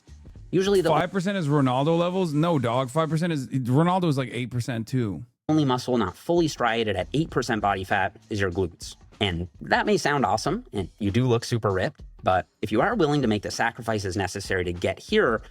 Gay guy fat. Yeah, this guy's fat for West Hollywood Equinox. You're still going to have to deal with some side effects. Your testosterone usually starts to drop off simply because your body is sending every signal to just go find some food. No time for reproduction, you need to eat. No time for sleep, you need to eat. You might be thinking about food all day and night. If you could have one cheat meal right now, what would it be? Sushi. I didn't even have to think.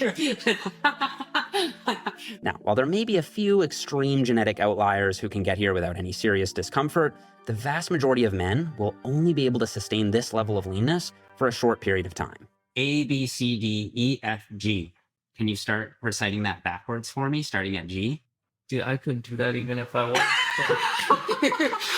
But do you find that you have like brain fog, like you can't always get the words you want and that kind of thing? Big time. Yeah. I'm running in like slow motion at all times. The littlest of things can annoy me and agitate me so much. If you want to get to 8% body fat for a photo shoot or a competition, I do think there is a relatively healthier way to do it. What was it that you guys did at the One Piece Gym? Oh, it was nowhere near as comprehensive as this. It was a regular in-body where you touch it and stuff. And what did mine say at that one? Does anyone remember? I had a fairly low body fat percentage. I think it was like lower than Austin and Will, or was it higher than Austin? It was higher than Austin, lower than Will's, maybe. One Piece was a gimmick? No, it wasn't a fucking gimmick, dude. It was an in-body scanner, which is again super unreliable. It's not. I think it was like 13% or something, and Will was like 18%. As a male, eat high protein. Don't diet too quickly. Austin has a lower prioritize body fat percentage than you, whole beef so for real. No, I thought I was gonna have the highest, but I didn't have the highest. I think Will had the highest. And I think I might have even beat Austin, unless I'm misremembering, which was crazy because I don't think I mean, it was all on camera. Do you guys not remember? Fuck. I don't know. And try to keep your cool. But it can get tricky after the diet is over. That's because your body is constantly screaming at you to eat more. And so a lot of men will quickly rebound in weight, oftentimes shooting over where they were before they even started. That's why I don't usually recommend getting to single-digit body fat unless you have a really good reason for it and a solid plan for after the diet is over. But there's still one level left to go. People don't realize to get to 5%, that's like a next level kind of dieting. I personally think it's impossible for most men without enhancement. Not to be too woke, but why would competitions like this exist since they really does seem to harm the contestants at 8% body fat? What? Dude, what do you mean? It's about pushing yourself to the fucking limit, dude. That's why it's a competition. It's like saying, why does American football exist? You know? Why does any athletic endeavor exist? This is a totally different thing than like the other kinds of athletic endeavors, but like, yeah, that's the whole point. You're doing something that most human beings cannot even come near at all. It's very hard because it drives the muscle up, and so you get the percentage down. Okay, so we started at 50%, and now we're all the way down to 5% body fat. This is Lachlan, and he's 3 weeks out from a classic physique competition. And he came in at 5.5% on DEXA. That's crazy. And 3.1% on BIA.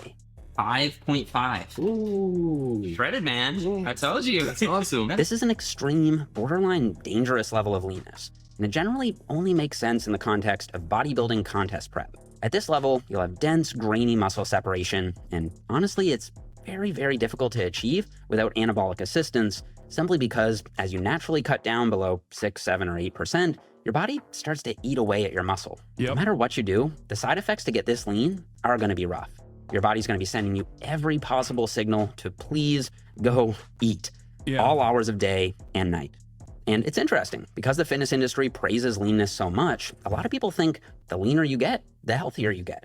But that isn't true. The body fat that I'm at right now is not attainable long term. The little tasks in life become the most challenging. Getting out of your car to walk into work, it's like you got to sit there and think, oh shit, I got to go do this. You know what the irony is? We both go through the same problems, but we both have different goals and journeys in life. And this is where it gets crazy, because I do think this level of leanness, especially combined with certain special supplements, can cause people to act in ways. Yeah, the problem is this level of leanness is virtually impossible to get to. The other level of leanness at 50% is not so impossible to get to, at least for someone like myself, okay? They no longer recognize. After filming this video, Lachlan ran into Ollie, in this our 9% video? subject, at the gym, So, and in the acted moments that I completely get out of line. My studio is for posing and for other stuff, not to be on a phone call. Why can't you go down there? You don't need the lighting for this. Go somewhere else. This is the posing room. This is not, dude. The posing is downstairs. I'm not trying to be a Get bitch. your skinny ass here, man, before I snap. Okay, so what? Can you talk to me? It's crazy that this guy literally got outed for doing roid rage. No, brother. No, you're not brother, dude. Why are you being so? This isn't a live streaming spot, dude. If you want to go do that, you can do that outside. You can do that over there. I need the lighting to post. The incident ended up going viral on social media, and to be honest, my initial reaction was to think it was staged. What are the chances that two subjects from this video just happened to run into each other and get in an altercation the very next week? So after the incident, I wanted to give them both a call to make sure everything was all right and to get their thoughts on why this happened. What would I say to him? Well, I would apologize and tell him that I apologize for the way I handled things, because I do take responsibility. That was not who I am. I reacted out of emotion and not logic. Also, Jeff knows personally what roid rage looks like. If you recall, fucking roid raging psycho literally physically assaulted him, like neck punched him. I forget who it was, but there was this other fucking bodybuilder guy who straight up attacked him at this fucking gym that he was working out at. And that happens to people sometimes. It happened to me.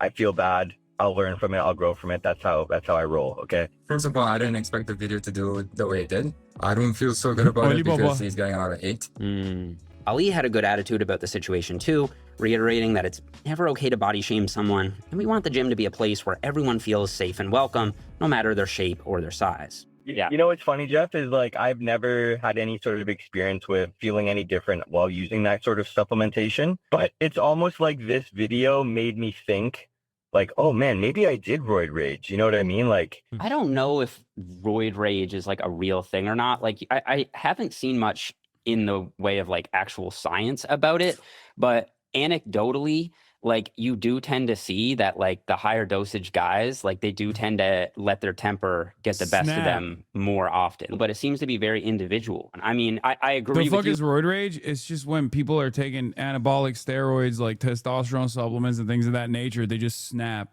and they're like impossible to fucking deal with. Yeah, it's emotional dysfunction. I mean, you do basically become a fucking caveman when you take steroids. Like you are unironically breaking your brain. I mean, a lot of smarter steroid users will openly cop to that.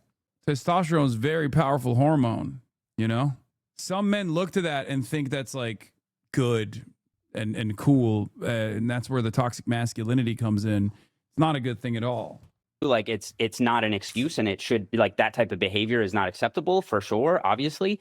But I think like it's a contributing factor, you know, like it is a contributing factor. Okay, so with all of this in mind, if you want, It's unironically one of the reasons why, aside from my addictive personality, that I have shied away from using steroids, even though I best don't have an issue combination of with them. health, performance, and aesthetics, what's the ideal body fat percentage for you? Well, I know I detailed a lot of different body fat percentages in this video, but honestly, the precise number doesn't matter as much as you think. That said, for most women, 20 to 30% is usually the sweet spot. But genetic differences are huge, so if you fall outside that range, it doesn't necessarily mean you're automatically unhealthy. Not at all. In fact, the American College of Sports Medicine recommends 20 to 32% as the optimal, healthy range for women. Going a bit higher or a bit lower isn't game over. For men, the ACSM cites 10 to 22% as the healthy range. I think 10 to 20% is the sweet spot though. If your main goal is lean aesthetics, aim for the lower end of that range, so 10 to 15%. If your main goal is maximum strength performance, You take the upper end roids, of that. right?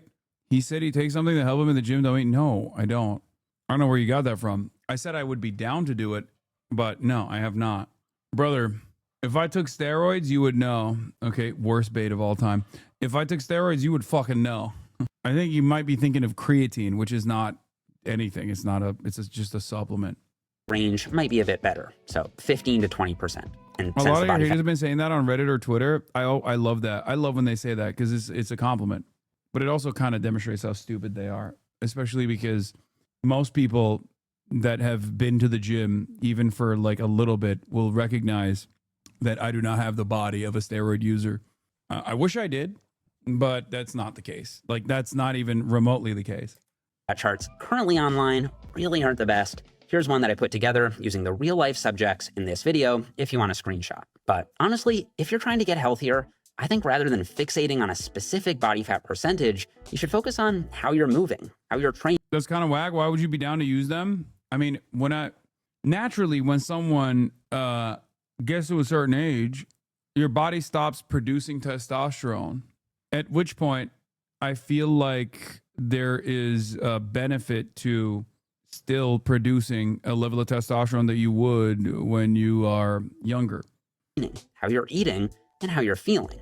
What matters isn't the perfect percentage. It's finding a range where you can live a healthy and Oh, balanced. did I say it stops producing testosterone? I meant it starts decreasing the testosterone production. No, of course you don't stop producing testosterone. If you have stopped producing testosterone, you definitely need TRT.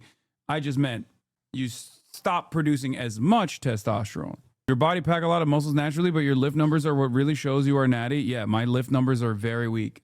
That's another way you can tell when someone is natural as well, I guess, to a certain degree. But you can mostly just tell from the way someone looks. Weak? Yes. I think I'm very, very weak. I'm incredibly weak. Are you kidding me? I mean, for the level of experience that I have, as a at this stage, somewhat experienced lifter, I'm, the fact that I'm doing, the fact that I can't even clear 225 easily for 12, which is what I could do at my peak with ease, it's pretty fucking weak. I'm not weak compared to the average person, but someone at my like if I had taken steroids at a certain point in my life, or if I was I don't know, at 225 for bench, you're still in the top 10 to 15% for 35-year-olds. I know, but that's why I'm saying, like, I shouldn't be. I should be higher than that. Your levels at the One Piece gym? 17%? Not bad. That's not bad at all. I legitimately thought I'd be in the 30s. Yeah, you have a mental illness. We're not on vacation, we're working, okay? We are on vacation. We're eating like we're on vacation. I'm not on vacation. Hop up there, Twink. Let's see the sub 10. Come on. Oh, yeah. So Will was 17. Well, let's let the record show I'm going for self-induced twink death as I enter my 20s. To the Twink Council. Oh, you have body.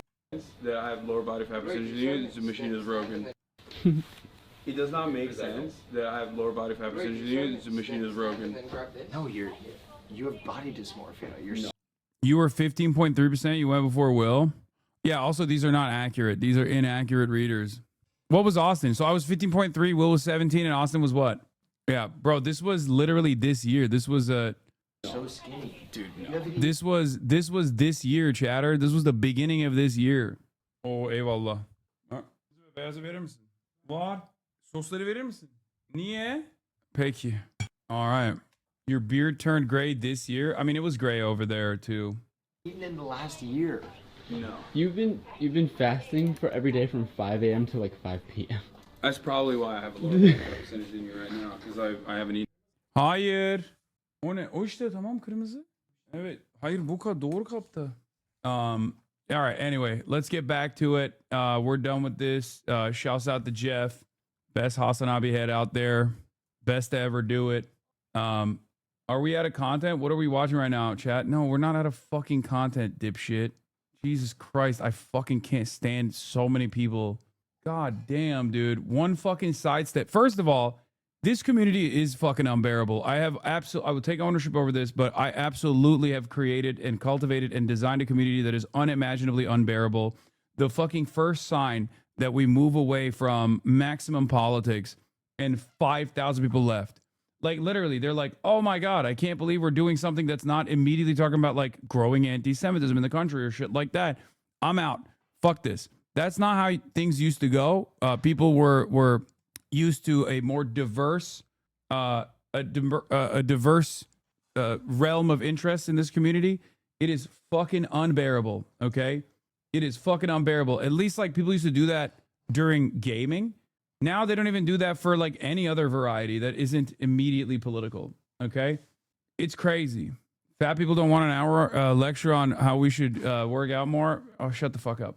Shut the fuck up. Anyway, let's get back to Candace Owens, who responded to Ben Shapiro shitting on Candace Owens yesterday. And this video literally has 1.8 million views in one day. Okay. From yesterday. And it is chock full of some of the most insane anti-Semitism I have ever encountered. Audience just went kaput. People just stopped watching his podcast because he was screaming at Americans that we needed to prioritize Israel. And people just didn't feel that way. Okay, it's not our country. I'm sorry that that happened to you, but why do Americans need to be screamed at about what's happening in the Middle East? Anyways, throughout this time, Brian Mast was wearing an IDF uniform in Congress, and he basically said that there's no such thing as an innocent Palestinian life. And when I saw this, as shared by Yashar Ali on X, I responded and I said that genocidal language, no matter who shares it, is always wrong. Genocide is always wrong is what I tweeted, and this caused an emotional breakdown amongst people who support Israel. I didn't think that was a controversial statement. I thought that was sort of what we all believed in. Genocide is always wrong. Anyways, for Ben, he then had some private event, probably at another Jewish donor's house, and somebody caught him standing on a table insulting me over my genocide is always wrong tweet.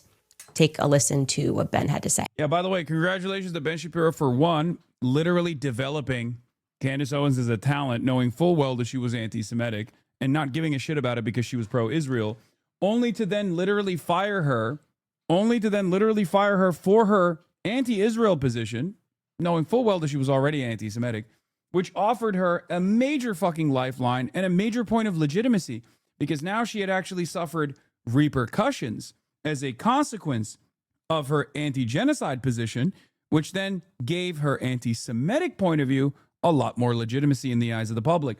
And that's precisely where we're at now. Another person who basically designed this system suffering from the consequences. Isn't that great? And then the question was about Candace Owens. I think her behavior during this has been disgraceful. Without a doubt. I can't call that. Absolutely disgraceful. I think that her faux sophistication on these particular issues has been ridiculous. It's not faux sophistication, it's ridiculous. Everybody can see the moves that she's making and the things that she's saying, and I find them disreputable. Disreputable, disgraceful. She works at my company. You can imagine that the internet went crazy because they wanted me to respond to him. I can't believe this. They work together, they're colleagues. Somehow this gets leaked. And I want to mention, because it's very relevant, that was on the morning of November 14th. I was 6 days away from giving birth. I was very heavily pregnant. Anyways, I wake up to this, and shockingly, nobody from the Daily Wire steps in to manage the situation. And as you can imagine, virtually every journalist, every person with a media platform was contacting me to comment, to respond to me being insulted by someone. I'm about to give birth, I'm being insulted, and they're not getting anything from the Daily Wire. So I am obviously frustrated. You should also tell you, I had no PR at this time. My PR was the internal PR at the Daily Wire. And it was very clear that their focus was on protecting Ben, even though he was the one who insulted me publicly, because I said that genocide is always wrong. That is the genesis of that statement. That's all I said. Obviously, I wanted to respond angrily to the press. I wanted to hit back at Ben. And I guess you could sort of say my perspective was an eye for an eye. But my husband, who is a better person than me, instructed me that morning to instead take a deep breath, relax, okay? Don't think about what you're feeling in the moment. Think about how you're going to feel in the future. And he instructed me to instead read the Bible, the Sermon on the Mount. And I read through it, and he reminds me that everybody who wants to comment, they don't care about me either, right? They're selling headlines. They want the clicks. They want the drama. And I'm going to feed into that. For what reason? For what reason, actually, am I going to give a comment and say something about Ben Shapiro? Blessed are the peacemakers, right? Don't buy into this click culture. And so I tweeted that actually my husband was right. I called for peace. I tweeted, blessed are the peacemakers. And I made the mistake, I guess it was a mistake, that after I tweeted, blessed are the peacemakers, and I'm thinking that I'm going to be commended when I get back to work. Like, wow, you really took the high road. I ended this biblical passage with Christ is king. Christ is the king. He's the only thing that matters. Obviously, Christ is king. Now, it was just Tucker Carlson's luck that I had been slated to come on his news show the very next day. He had booked me 6 weeks earlier. I got approval from Daily Wire. He booked me for November 15th. So suddenly Ben gets on this table. He insults me. It's trending all over Twitter. And Tucker Carlson is going to be the first person to capture my reaction to it. And when it came time, I kept up with the peacemaker. I made the decision to just take the high road. I said, You know, I don't want that to negatively impact how people perceive the Daily Wire. There are great people there. I mean, I wouldn't be proud on that, but I'm not taking the bait here. I didn't say anything snipey back at Ben because I didn't want to feed the mob. That was my honest perspective. My husband was just right. And also, we're talking about a work colleague, right? Somehow, me taking the high road made him angrier. So here's what he did. Elsewhere in my interview with Tucker, he asks me who I look up to, who I like. And I told Tucker the truth that it was my dream to meet Thomas Sowell. That when I first got into politics, I read a ton of Thomas Sowell books, and I had tried many times to meet him. Of course you did. Yeah, this is a classic. I mean, Clarence Thomas also found Thomas Sowell to be so life-altering that played a big role in changing and shaping his understanding. Thomas Sowell is, I believe he also was another one of these fucking former Marxist guys. He is basically the Jesus of black conservatism in America. Another former Marxist turned into a white supremacist. And obviously he's aging, but I really looked up to Dr. Thomas Sowell. And here's that clip with me and Tucker. Who do you listen to when you're trying to figure out, I mean, some of the stuff comes at you so fast and you're talking almost every day or writing almost every day. Who do you read or listen to try to make sense or bounce ideas off of? You know, I trust? have been obsessed with Thomas Sowell. And everybody knows that I am pretty much a Thomas Sowell groupie. Everything he writes, I read. And it is because he was a part of my awakening story into politics and made me focus on the economics, which is to say, block out the noise and pay attention to the economics, go backwards in history to understand where we are. When has this worked? Oh, it's never worked. So they're telling you that it's going to work into the future. And there's no evidence to support that. So when Ben saw that, he decided, Thomas Sowell, hey, that's your dream. You love Thomas Sowell.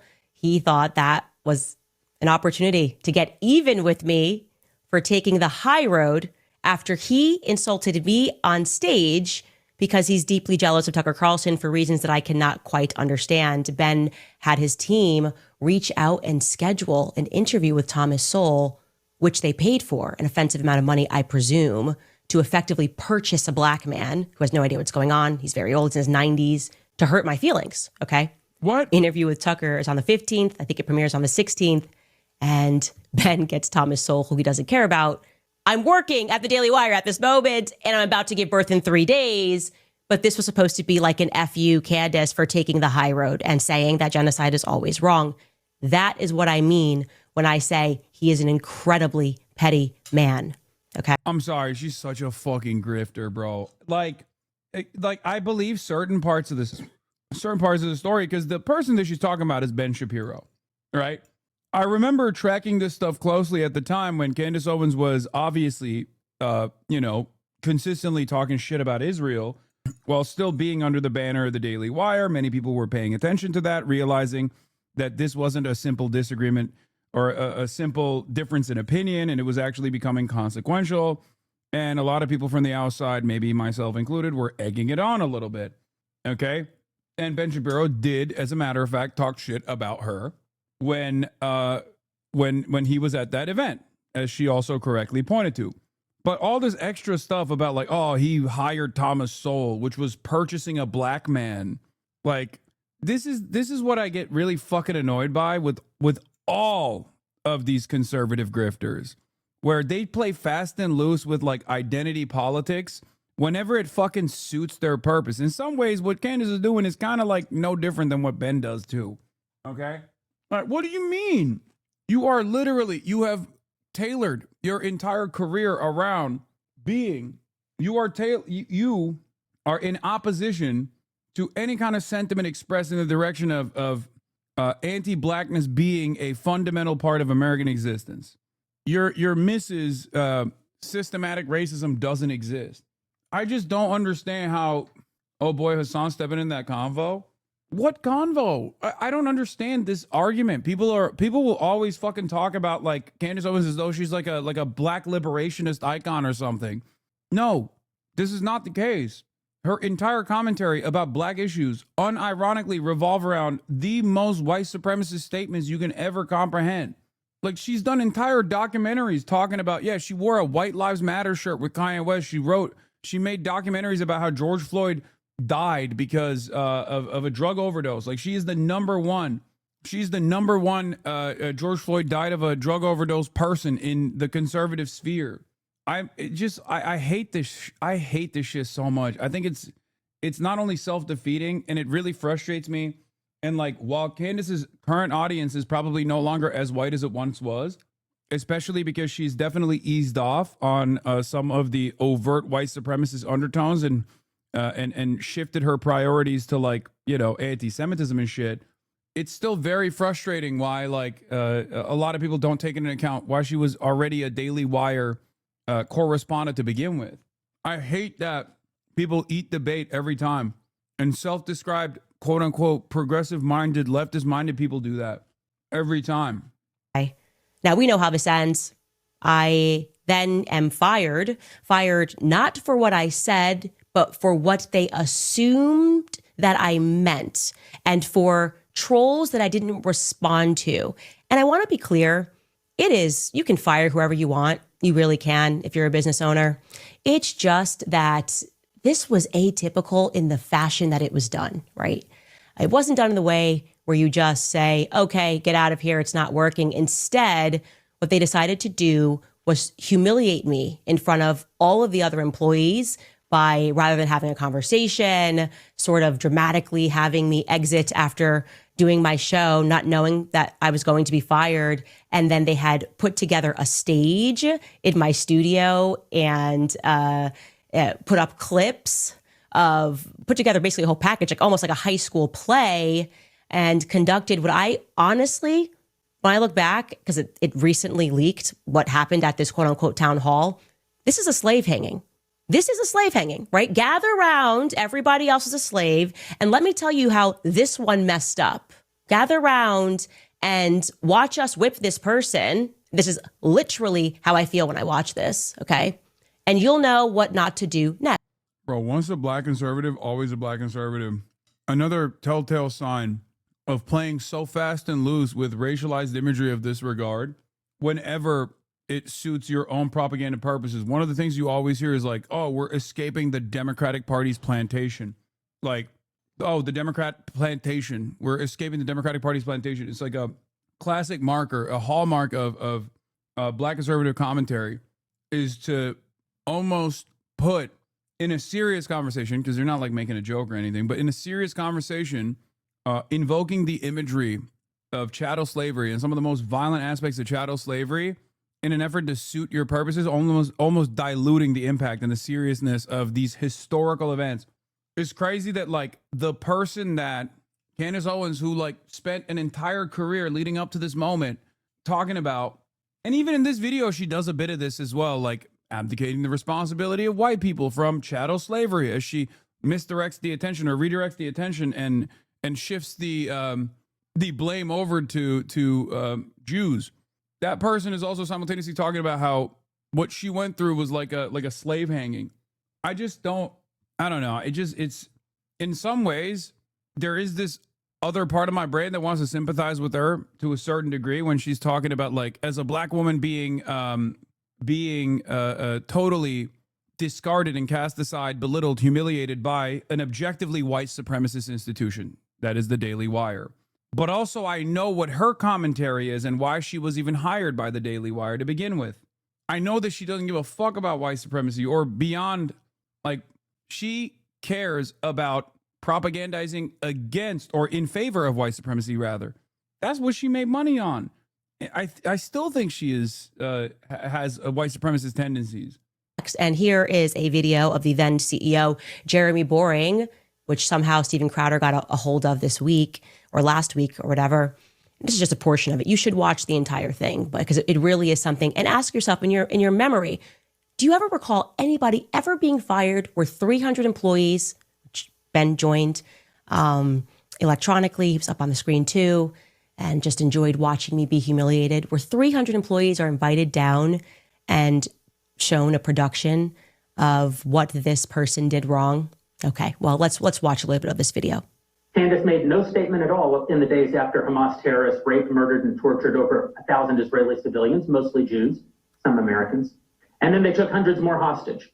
But then on October 28th of 2023, while anti-Israel protests were raging in London, where Candace, I believe, was at the time, she reposted a video of the protests on X, commenting, quote, "Interesting thing happening here. People are not accepting the media narrative about what's happening in the Middle East, despite the insistent rhetoric from government officials." On November 3rd, she posted, quote, "No government anywhere has a right to commit a genocide, ever. There is no justification for a genocide."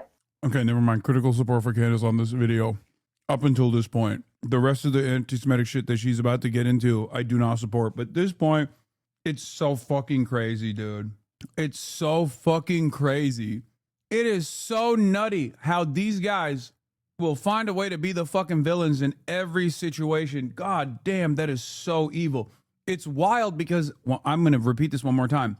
Candace Owens was hired by the Daily Wire, by this dipshit on camera, okay, alongside Ben Shapiro, when they had full knowledge that she had said a lot of anti-Semitic shit, okay? But at the time, she was pro-Israel.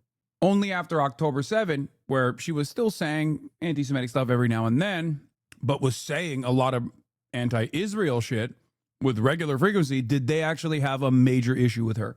And it's very obvious that even here, Jeremy Boring is like openly showing his frustrations. It's not about even like perceived anti-Semitism, because none of the things that he brings up about Candace Owens here is even remotely anti-Semitic. It's just fucking literally, these are normal statements. "I can't believe this even needs to be said or is even considered the least bit controversial to state. There was only one country on earth being accused of genocide at the time. Anti-Semites on X took to it immediately. They cheered at what they rightly or wrongly interpreted as Candace smearing Israel. And Candace didn't rebuff their interpretation. But when Dave Rubin came to the exact same conclusion as the anti-Semites, only instead of cheering for Candace, found it vile and rebuked her, Candace quickly attacked, saying, quote, "What's amazing about this is that I didn't name any country in this tweet. I simply stated that genocide is wrong always. This is not a controversial stance. Interesting how you interpreted it." And then followed up with, dude, the pro-Israel crowd is so stupid. Oh my God. They got duped by Candace Owens. Oh my God. Oh my God.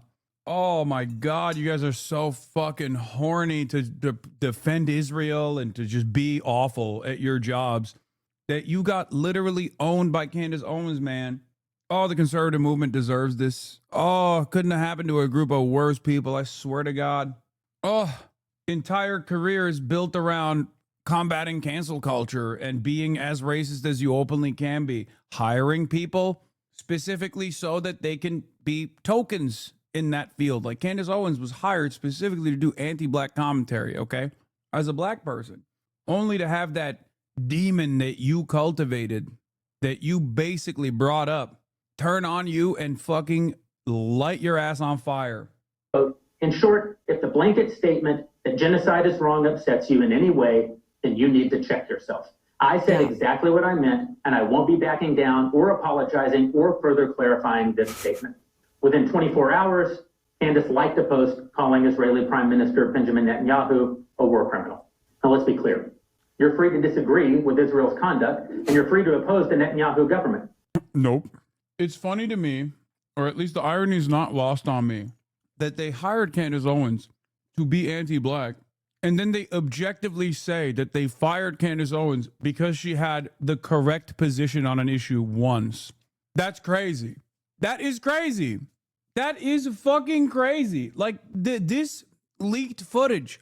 I could not believe these people were just like sitting in a room and talking about this shit like this was the most unacceptable position and why she must be fired. And the position that they fired her over was genocide is bad and Benjamin Netanyahu's a war criminal.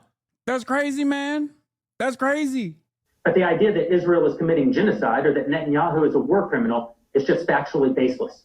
Unfortunately, Candace routinely makes insinuations about Jews that both lovers of anti-Semitism and haters of anti-Semitism both agree is anti-Semitic. And in almost every one of these instances, Candace says nothing to the anti-Semites who cheer her and only pushes back against those who disapprove of her comments. On February 28th of this year, Candace, just asking questions, posted, quote, "Time to look into the history and profiteering of pornography. Her replies were immediately flooded with anti-Semites cheering her for the question and providing the answer that they interpreted her to mean, the Jews. Once again, Candace did nothing to disabuse the anti-Semites of their assumption. Okay, this is when it starts getting like, this is now when she starts doing the just asking questions shit. So now it's turning into the ambiguous tweets about how like Jews are responsible for pornography in the Western world. They're doing it so that they can undermine Western civilization, stuff like that. Now she's doing JQ posting from this point out. But leading up to that very moment, the shit that he's actually fucking mad about, there is not even anything there that is remotely controversial. But when Anthony Coach came to the exact same conclusion, Candace pushed back saying, quote, "This is utterly insane. I tweeted that porn is harming men in our society, and this person has interpreted that as an attack on Jews. This is an example of clinical insanity. There is no other explanation." I stand by all of those tweets. Pornography is harming men. We should look into who profits off of pornography. Genocide is always wrong, no matter which country calls for it, whatever. Do you guys understand like why I specifically said one is different than the other? Because like one of the most common like anti-Semitic tropes is like, Jews are responsible for destroying Western civilization, stuff like that. But like the one way that they talk about it is like, I don't know, the guy who fucking owns OnlyFans, or the guy who owns, not the guy who owns Pornhub, but like one of the people that owns Pornhub. Like there's Jewish people in the executive role in many different companies, including in the porn industry, right? But they specifically make it seem as though this is like a Jewish invention. The main guy who owns the founder of OnlyFans is Jewish, and so is like there's like a couple people at Pornhub in the C-suite that are Jewish, but they will literally just be like, "Oh, this is like a Jewish invention. Pornography is a Jewish invention." No, I know Pornhub is Canadian owned. Why do people get so crazy about religion? I feel like if you know stuff about the CEOs of porn sites, you're too far gone. Yeah, it's the reason why I know about it is because it's a common trope. Like, well, there'll be like, oh, it's all the pornographers are Jews, is like a common anti-sex work trope, and also a common anti-Semitic trope. It doesn't fucking matter. Okay, you either think porn is fine, or the sex work industry has issues that must be addressed, must be solved, or you think it's the great evil. Who gives a fuck whether or not the person that are making money, the people that are making money off of the porn websites are Jewish or Christian or whatever the fuck. That's it. They're capitalists. They're capital owners. They're making money. That's their goal. It's controversial about anything that I say. Now, I'm again wanting you to, these are my crimes. Just imagine 300 people being brought and said, like, she said this, and this is what we know. And then he goes into a diatribe about the real meaning of Christ is King, and he shows videos of Nick Fuentes, which had nothing to do with me. I had never even spoken. I think only one time I'd spoken ever to Nick Fuentes, and it was pertaining to Kanye. Yeah, that was it. But I'm showing you this because it's important for you to understand that this has never stopped. I want you to imagine if you view yourself to be a slave owner, and that slave not only survives like this public whipping, but that escapes and becomes successful. That's pretty much. She's so insane, bro. I swear to God. I mean, this is Low Kirk, the same Kanye stuff, right? It's like she's saying, God, her audience is no longer conservative. That's what's so dangerous about it. Because, like, there are a lot of fucking normies that watch her. There are a lot of, like, liberal people that watch her. And when they hear this kind of stuff, they're like, oh, my God, Queen, you're right. Many of them are not even aware of her background or what she gets up to. And now that she's, like, comparing her struggles of the Daily Wire with the slavery, it kind of makes more sense as to why she ties it back to, like, Jews did chattel slavery. That's what she's doing. And she will get into it in a second. That's why she brings up the copy of like the Talmudic Jew and shit like that. My relationship with Ben Shapiro since he's fired me, because they have not stopped. They have not stopped. I am talking about people working behind the scenes to call advertisers, attempting to bankrupt me in courts, sending undercover interns to stalk me. He has issued thus far 3 court proceedings okay? For every solitary petty infraction against things that I say. He's worked with Barry Weiss behind the scenes to have articles written about me. It is nonstop. I refer to this, just to be clear, as legal abuse.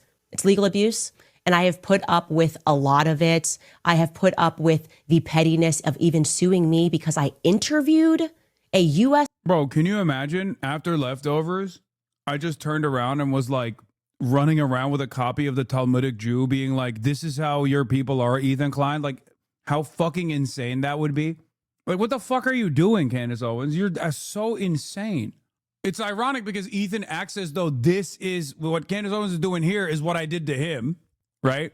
But now that you can see like an actual straight up fucking anti-Semite and how they react, maybe you can understand the major difference here.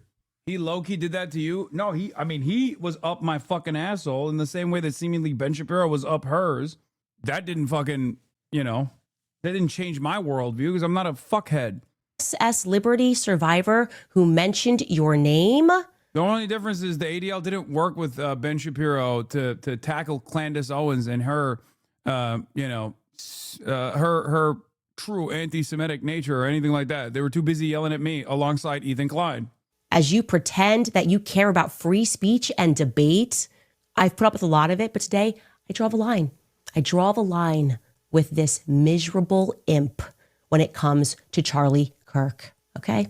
Don't try me on this, but you keep trying me on this. You are an imposter, Ben. You're an imposter. You pay to pretend that you're... Oh, yeah, he did. He actually said I was more anti-Semitic than Candace Owens, actually, right? Didn't he say something along those lines? Or he said, my anti-Semitism is more nefarious than Candace Owens' anti-Semitism, because it's like, I hide it. I hide my anti-Semitism or something, right?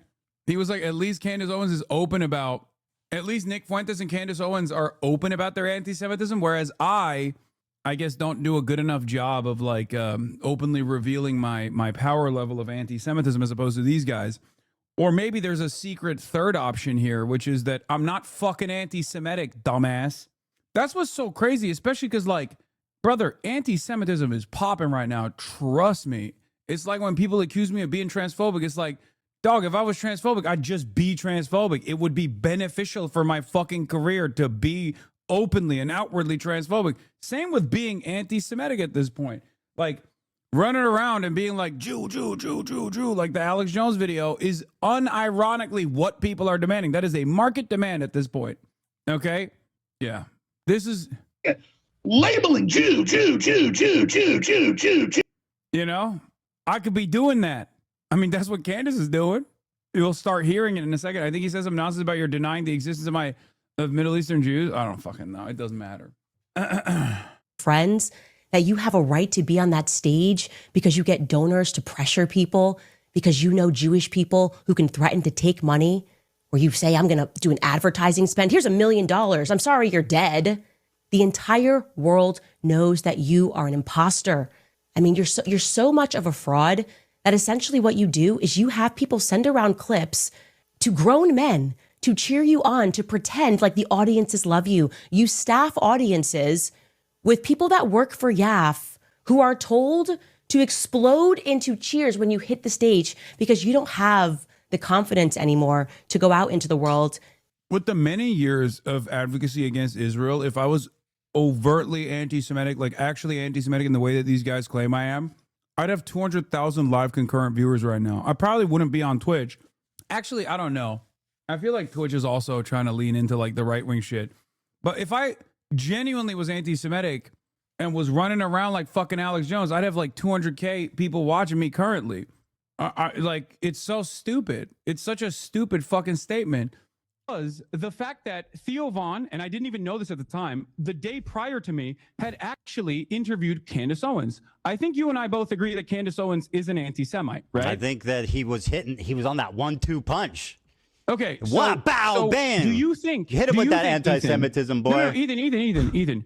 I think he was on the vibe. As your former podcast co-host, do you think that I am anti-Semitic, one, and if I am, if you think I am, do you think I'm as anti-Semitic as Candace Owens? So, yes, I think you're anti-Semitic at this point. I'm comfortable saying that. Are you At as this anti? point. Well, let me finish. Okay, let me let's finish. move You on asked from me 2 Trogan, questions. and let's address No. what You you asked think I'm me. doing that's Hold the anti-Semitic. phone. You asked me 2 questions together. I'm going to answer both. You said, "Do you think I'm anti-Semitic?" This is the most okay and normal anyone has ever been, by the way.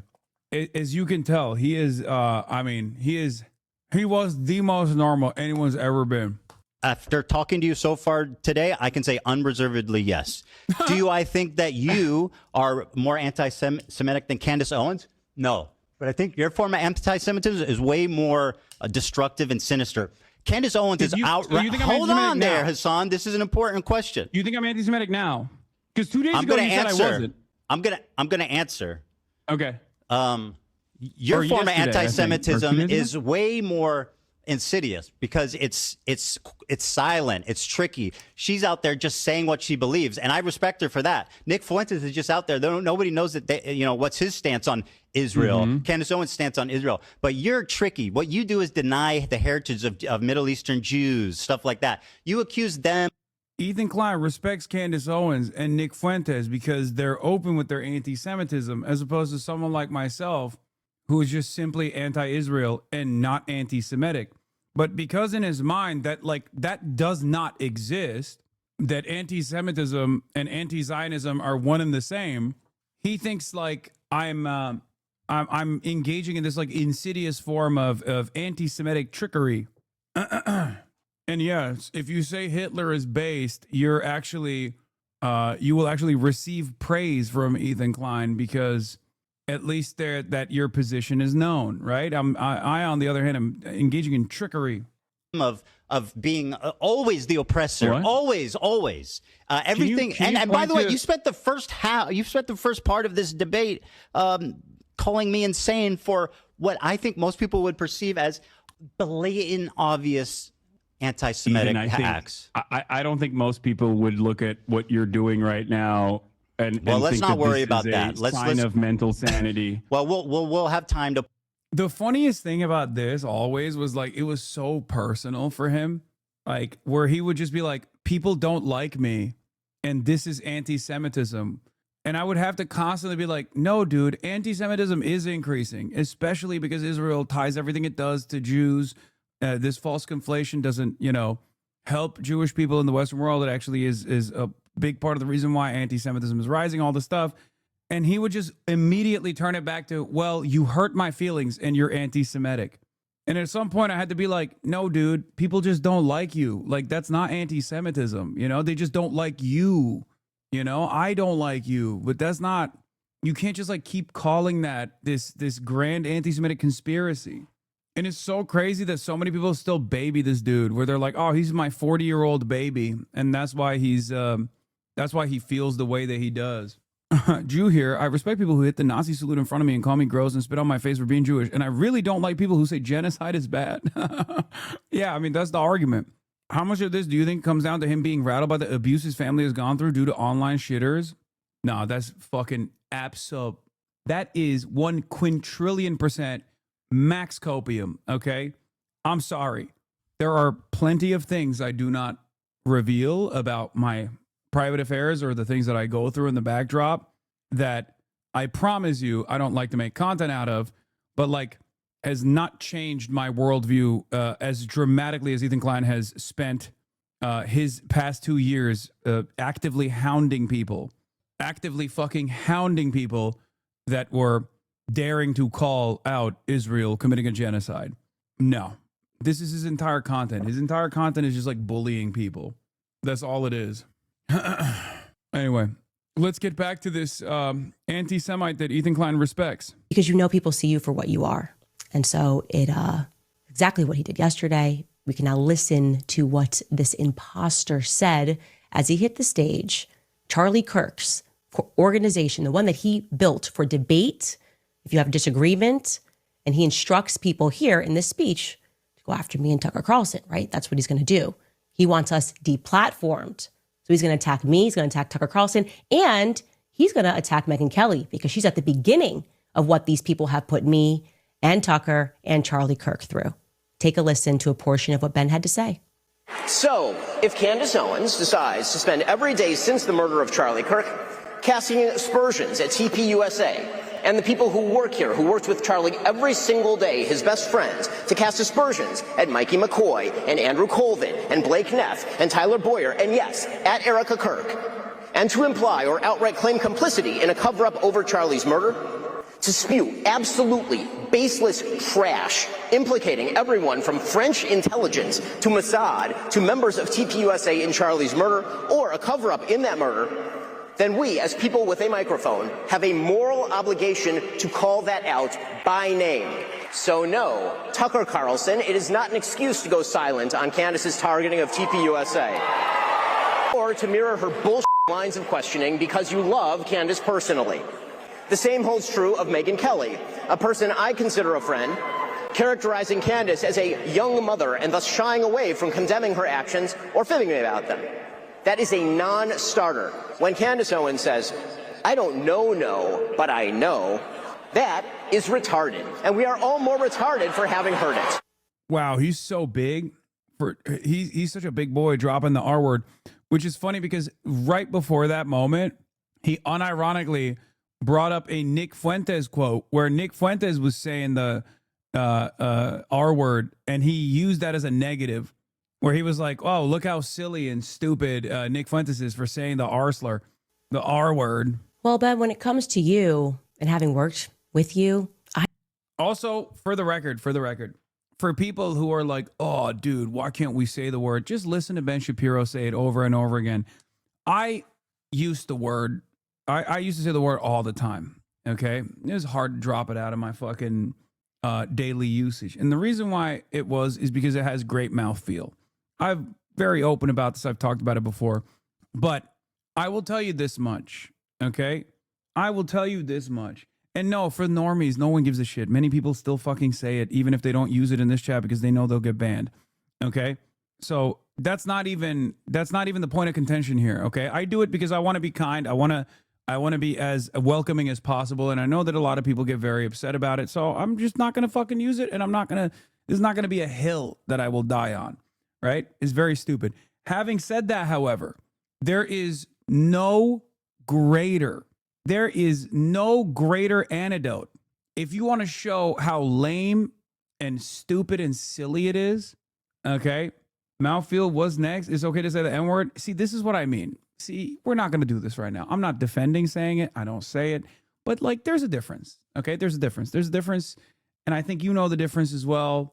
And you should stop. You should stop while you're ahead. Okay? We're not debating this. I'm not saying the word anyway, but you need to stop being fucking annoying. Okay? You need to stop being fucking annoying and be normal instead. Okay? I urge you right now to snap into normalcy instantly. Okay? Be normal. Be fucking normal. In any case, don't do disingenuous comparisons about things that I did not say. So, is normalcy caring about the shit? No, it's not. That's why I'm saying snap out of it. So, what is a better mouthfeel? Troglodyte is a pretty good word as a substitute, but it's just like too wordy and too lengthy and too long to say. So I don't even use it. I just don't say it. Whatever. The point I was going to make is it is literally the greatest antidote to never saying it ever again is showing Ben Shapiro saying it. Because you sound like a 40-year-old baby, okay? When I see, like, people who work at venture capital firms who are like, yeah, we can say the R word again. Hell yeah. That's why I voted for Donald Trump. I'm like, oh my God, you should cease to exist. Like, you are not a serious person, okay? This is fucking nuts. You hear enough of these guys who are like 57 years old going, ooh, am I being mean? And you start to realize, like, okay, well, there's no reason to say it ever, and it's incredibly fucking lame.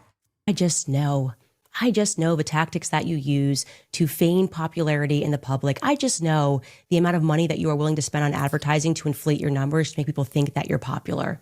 So, yeah, I don't have to say we don't. Does it make you want to say the second half of the word less too? No, it doesn't. If you're saying libtard, no, because that's an entirely separate term.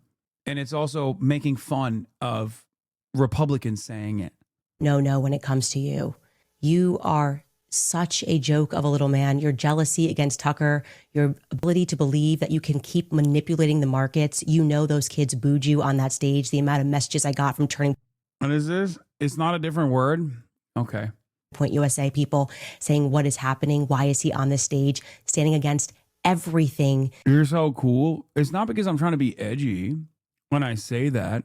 I'm making fun of Republicans. That Charlie believed in. That's what you're doing. You're standing against everything. It's like saying Stragit, okay? It's based off of the same term. It's built around the same terminology, but it's not the same word. You know what I mean? It's an entirely different word. A word that you use to make a joke about someone who is straight. Anyway, stop. I'm crying. Okay. There's also a reason why, like, for example, magatard or something like that doesn't work in the same vein, because then it almost feels like you are saying the same word and just like slapping it to the back of it.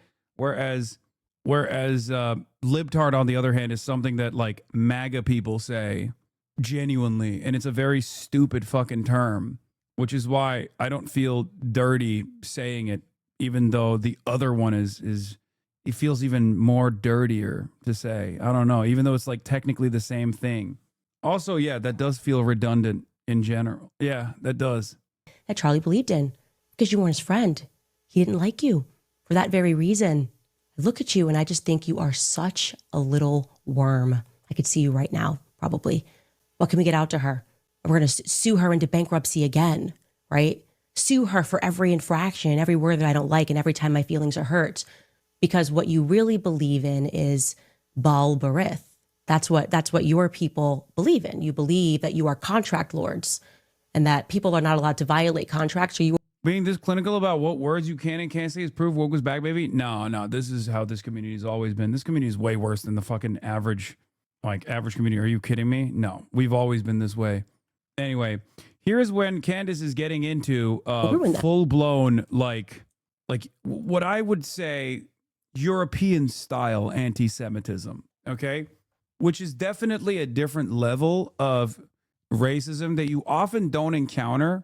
Like, Americans will do the whole like, oh, Jews have tails and horns or whatever, or like throwing pennies or shit like that. But this, what she's about to enter is, dare I say, Euro racism, a level of racism beyond what you would normally expect. Anti-Semitism in the old classic, you know, like you got WoW hardcore classic mode or whatever. This is basically that, but for anti-Semitism. Like, I feel like one step removed from this is unironically being like a European villager who, you know, when the Black Plague comes around, instantly goes after people that they suspect of being Jewish and tries to throw them in a well or something. Like, this is the kind of anti-Semitism that you put in books. Like, you have to read it. You don't learn this kind of anti-Semitism through the old ways of you know, stereotyping and shit like that. What I'm saying is she's about to go Super Saiyan, okay? Which, by the way, when she was doing this, when she was going Super Saiyan style anti-Semite, she was doing it to like 100,000 people watching as well, and to a legion of adoring fans. Let's take a look. infraction, every word that I don't like, and every time my feelings are hurt. Because what you really believe in is Baal Berith. That's what your people believe in. You believe that you are contract lords, and that like when obviously most Americans are tuned into hearing your people and perking up a little bit, being like, what do you mean your people? She's saying Jews believe that they're contract lords. They're lords of the contract. Okay. And then she also said Baal Berith, which I have never heard. And I thought I had a PhD in racism. I didn't even know what the fuck that was. That was new for me. I still don't know what that is. Like, when you start using like RPG terminology, I feel like we are so lost in the sauce. Okay. I don't know if she made that up or if she saw that somewhere, maybe heard it from someone else and like misunderstood what they were saying. Ancient Canaanite god. Lol, I Googled it as one of the early gods of the covenant. Yeah. Remember, telltale sign. Telltale sign that someone is not very mentally well in their pathological obsession with a specific minority, a specific group of people, is when they teach you new things about your background. Because I'm sure there's plenty of Jews in here right now who are finding out things that Candace Owens is telling the Jewish HasanAbi heads in this chat right now about Judaism. Okay? This is shit that is not entry level at all. It is so insane. You went down Indiana Jones style to the catacombs and dusted off the tomes of ancient styles of anti-Semitism. Okay? You are leveling up your ELO right now simply by encountering the deeply researched Euro-style anti-Semitism that Candace Owens is dropping. People are not allowed to violate contracts or you will ruin them for years. You fire someone and you effectively stalk and harass them for years after. I'm here to let you know that I'm done with it. I am done with it. This one is so fully off of the mother effing plantation. Truly, Ben Shapiro, fuck you and the midget horse that you rode in on. And I say that on behalf of the world. I know you're going to get applauded by Konstantin Kisin. Dude, this guy's still locked in. Look, but seriously, why are people considered as bad when they use the R word, but at the same time, they're not allowed to feel attacked or discriminated when they're called libtarded or whatever? Tarded sounds a bit hypocritic to me. Dude, it is. It is hypocritical, okay? I'm a bad person. I love saying slurs. Please, move on, okay? Move on. We're watching Candace Owens to an audience of 2 million people find new unimaginable ways of saying that like Jews are genetically predisposed to locking people into contracts, and you're over here being like, I don't feel too good when people tack on the word tarded at the end of liberal. Okay? Like, dial in, man. Dial in. Lock in, please. Please. And Andrew Christ is King Clavin and all of the people. This is a great Hanukkah stream. I mean, this is, I'm sure she knows I'm sure she's figured out an anti-Semitic way, a meaning behind the, menorah or Hanukkah too. She'll get to that, I suspect. The men who on have the to next keep episode, applauding what you do like you're a 4-year-old to make you feel good, but the rest of the world can't stand you. You're obnoxious. You have absolutely no values that exist outside of the Talmud. You describe yourself as a Talmudic Jew, and I've learned what's in that Talmud, and I encourage other people. That's when you instantly know someone is about to say some fuck shit, okay? Outside of the context of like some kind of rabbi, if anybody, especially like not a Jewish person, like a non-Jewish person, is about to tell you about the Talmud, just know you're in for a fucking crazy ride, okay?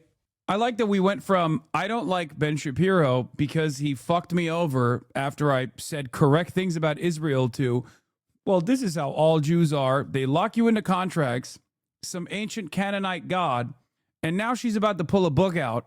And there is, I mean, the shit that she is launching into here is insane, okay? People at home to learn what is in that Talmud so that you know what Ben thinks of you, because he doesn't just hate me. Yeah, the copy of Talmudic Jew. You describe yourself as a Talmudic Jew, and I've learned what's in that Talmud, and I encourage other people at home to learn.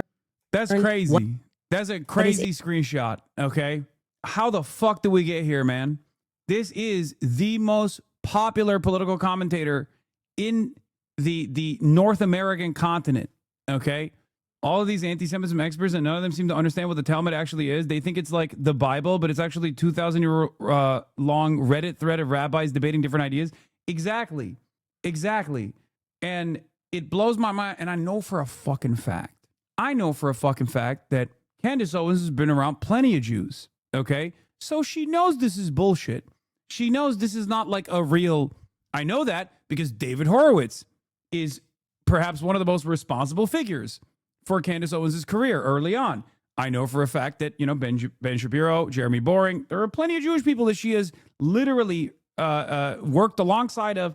There are plenty of Jewish people that have given her a career, okay? So she knows this is bullshit. She knows this is not like a commanding principle for any Jewish person whatsoever, okay? The moment that you start talking about like, the moment that you start talking about like the Talmudic Jew or the Talmud and its motivating principle for all Jews is, I mean, especially as someone who has been around Jewish people, you know better, okay? You know that that's not the case. You're just fucking lying to your audience that live in North Dakota and have never encountered a Jewish person and causing them to freak out and assume that like all Jews think, goy are cattle or whatever the fuck. That's it. It's like operating under the principle that all Christians are like Candace Owens, ironically enough, or all Christians are like the Westboro Baptist Church or some shit. Over 70% of the Talmud isn't even dedicated to anything Jews should do in real life. It's just theoretically how to do temple stuff if the temple ever comes back. That's not an exaggeration. Yes, it's also not even supposed to be like interpreted or guided. It's not even supposed to be like guiding principles in any way, shape, or form.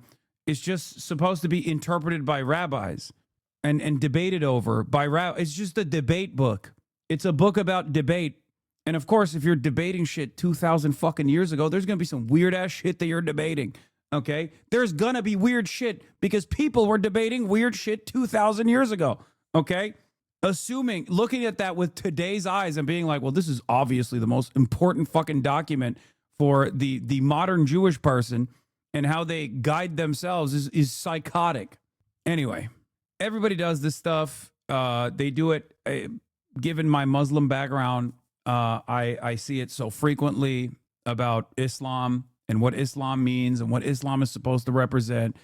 I've talked about this before as a person who grew up in Turkey, who's never really been like a firmly committed Muslim in any way, shape, or form. But like coming to America, I learned about taqiyya for the first time, not from Muslims, but instead from a racist, white, Islamophobic dipshit who accused me of doing taqiyya. And I was like, what the fuck is that even? What are you talking about? And I learned that it's about It's lying, but Muslim style. Okay? It's Muslim style lying. When Muslims lie to hide how religious they actually are, to do a infiltration of the Western world, which is not even the original way that it existed. It was for it's a medieval Shia concept. Shia can lie about being Shia to avoid Sunni persecution. That's where it originates from. But in the Western world, they mean like anyone of Muslim background is lying about being Muslim, like lying about not being religious in an effort to infiltrate Western society and destroy it. In that Talmud, so that you know what Ben thinks of you, because he doesn't just hate me, he hates you too, white man. Yeah, example of the type of shit that Thomas spends pages on. A sleeping man is not acquired as Yavama, as he did not intend to perform the act of intercourse at all. Rather, the Mishnah was referring to the one who was inserted into his Yavama by accident. But didn't Rabbah say, one who fell from a roof and was inserted into a woman due to the force of his fall is liable to pay 4 of the 5 types of indemnity that must be paid by one who damaged another? Injury, pain, medical cost, loss of livelihood. Like, yeah, dude, it's so funny. It's so fucking funny that this is literally like that classic clip of a guy calling into an imam during Ramadan and being like, sir, what if a piece of shawarma fell into my mouth while I was fasting during Ramadan? This is just that, but Jewishly from 2,000 years ago.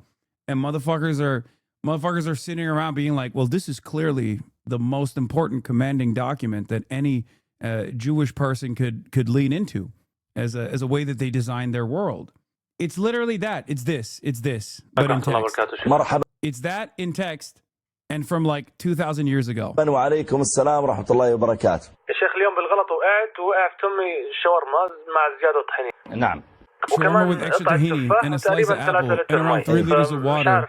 Should I keep fasting? Or was it Allah who has fed me? It's just bullshit. Like it's not a real commanding or guiding text. It's a way to make it seem like there is something super indecent and insincere here that Jews are keeping from you. Okay? That's all it is. And if you have any Jewish friends, you would already know that, unless you're already fucking maximum anti-Semitic and you think that they'll lie to you. And he hates all black people, okay? If he's following the rules of the Talmud, I mean, when I say hates, they think that we're animals, that they have a right to own us, that they have a right to make us worship them, that they have a right to lie to us, that they have a right to sue us and take everything that we have, that they have a right to deceive us, that they have a right to treat Charlie the way that he treated Charlie while he was alive, only to then try to defraud the population into thinking that he is somehow a part of his legacy, that he somehow cared about Charlie Kirk and cares to protect the people that are working at Turning Point USA. Goodbye, Ben. Goodbye. The question is, how much more money is Ben Shapiro going to spend to make people think that he's popular? How many more articles is his father going to write under a pen name, Hank Berrien of the Daily Wire, under the pen name Hank Berrien, as he wrote while Ben was at Breitbart, before he turned his back and betrayed them too, because that is his nature. He's one of these belly creatures, sliver on.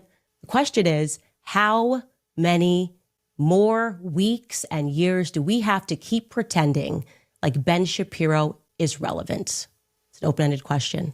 Of course, what followed Ben Shapiro on stage is somebody who Charlie Kirk loved very much and who he fought for to the very end against the Jewish donors who were pressuring him, some of them because Ben Shapiro insisted that they do. Take a listen to what Tucker Carlson had to say when he hit the stage. The prediction that, at some point when Republicans took power again, which I did everything I could, to help, and really felt that was important. I still think, I was right. But I really thought that the impulse to deplatform. She's doing biblical era anti-Semitism is crazy. Yeah, the thing is, or maybe she's doing Roman era anti-Semitism.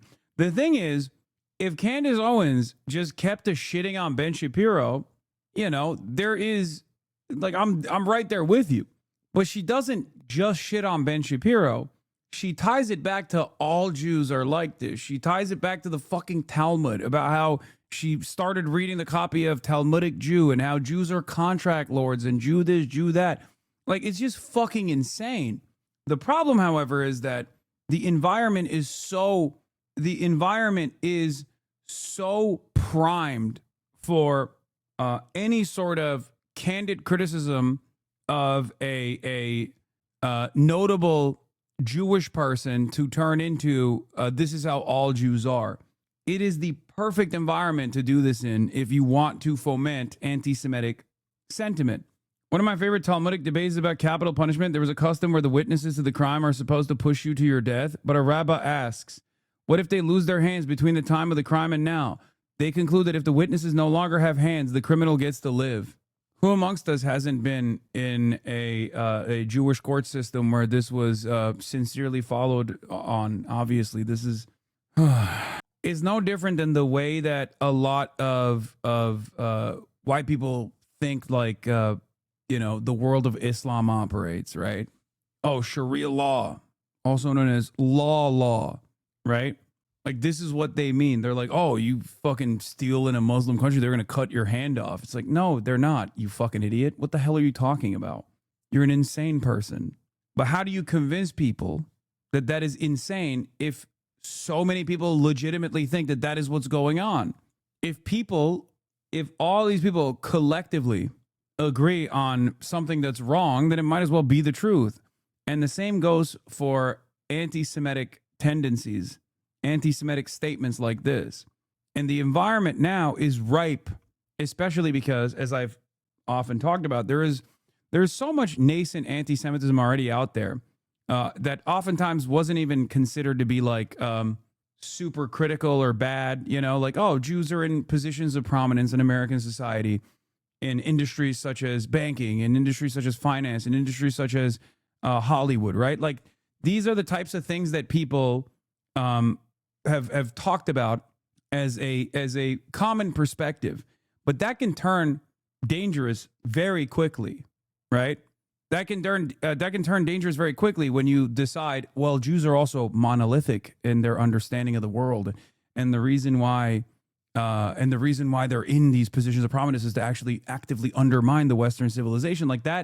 That turns into something dangerous and nefarious if all of a sudden people decide actually Jews are not all that great, right? And when you have an entire apartheid state that is propped up by unlimited tax dollars running around and doing unlimited baby murder and then saying that they're doing it for Jews, and then you have prominent American Jews running around being like, no, if you fucking criticize Israel, then you're then you're obviously anti-Semitic and you need to lose your job. The average American who isn't Jewish, who isn't as invested in Israel, is going to look at that and go, okay, what the fuck? I guess this is true. I guess that, you know, all the things that white nationalists are saying is true. Look at this. Ben Shapiro is so based. I've never said that. I fucking despise Ben Shapiro. Okay. The Talmud is the primary source for Jewish law, though. Oh, brother. There is no significant guiding principle that the average Jewish person abides by that they get from the Talmud. This is just a thing that Nazis talk about. It's no different than assuming that every Christian actually gets stoned to death if they mix their fucking fabrics, dummy. It's no different than assuming that in Islamic law, if you steal something from me, I could cut your hands off or something. That's the point I'm trying to make. Is the foundational text for all modern Judaism. Okay, we got a Judaism understander in the building. Yes, you're right. Every Jewish person you encounter thinks the goy are cattle and you know they can command you, and also Jesus is boiling in excrement or whatever the fuck people say. Come on, man. You think you're actually you think you actually encountered a hidden truth right now? Like when you say shit like this, are you simply trolling, or do you unironically just, you don't even have to answer. Just ask yourself, do I sincerely believe what I'm saying right now? Because if you do legitimately, sincerely believe what you are saying currently, you are a fucking baboon, okay? It's so stupid. Platform people, or even to use the word platform as a verb, which it's not, it's a noun, don't steal my nouns, deplatform and denounce. Why haven't you denounced somebody else? The whole like Red Guard cultural revolution thing that we so hated and feared on the left, that we did everything. Senin Türklüğünüz kim? You're a brain dead muppet. Brain dead muppet dedi abi. İnanamıyorum. Neden abi? Söylesene. Türklüğünüz kim? Peki. Kesin İngiliz uşağı. Amına koduğum. Amerikan uşağı. We could to usher in a new time where you could have an actual debate. I mean, this kind of was the whole point of Charlie Kirk's public life. And I think that he died for it. I really believe that. And I know a lot about it because the last several months of Charlie's life were devoted in part to arguing about this event, in fact, this speech, in fact, my speech here, which he asked me to do earlier this year, this summer, and was immediately put under just immense pressure from people who give money to Turning Point, I would assume good people, but who wanted him to take me off the roster. And this has all become public, and the whole thing is so sad that I never talk about it, except to say Charlie stood firm in his often stated and deeply held belief that people should be able to debate, and that if you have something valid to say, if you're telling the truth, you ought to be able to explain it calmly and in detail to people who don't agree with you, and that you shouldn't immediately resort to shut up racist. That is Charlie Kirk's true legacy, and that is Charlie Kirk's true friend, just as I was and am and will continue to fight and ask questions about who killed Charlie Kirk. And to people that are at home, I implore you to wake up to these people who believe that they are contract lords. I challenge Black Americans to wake up to your true history, because your quarrel is not with white men, okay? That's crazy. That is the most insane part of this. Okay. What she's about to say right here is wake up to who publishes these books and keeps us warring with one another. Christians versus Christians, right? Christians versus Muslims. Wake up and learn the true history of slavery, because that wasn't exactly. Does she have a Black audience at all? I mean, she had I think she had a marginal Black audience when she was at Daily Wire, but now she definitely does. She now has a very diverse audience, of liberals and even fucking progressives, because once she left the Daily Wire, she just basically switched entirely to doing like cultural commentary, cultural critique, and she developed an audience of wine moms, and yes, now she has a very diverse audience, an audience of a diversity of opinion as well, not just like diverse racially and ethnic background, but very, very diverse audience. And she is gearing them towards saying that Jewish people are responsible for everything, including chattel slavery, which is a wild thing to say in the United States of America, specifically to black people living in America. Exactly a white men sport, okay? Jewish people were the ones that were trading us. Jewish people were in control of the slave trade. They've buried a lot of it, but it's there and you can find it. I think all of us need to wake up to this because it's making me absolutely sick that he is so bold that he dare sit near Charlie Kirk's chair, that he dare grace that stage when Charlie Kirk knew exactly what Ben Shapiro was and will always be. So again, on your belly, Ben Shapiro. We'll be back after a brief break. All right, you guys. She said, Jews are responsible for the slave trade, not white people. Wake up, black Americans. It's Jews that did the slave trade. And then went, here's a commercial break.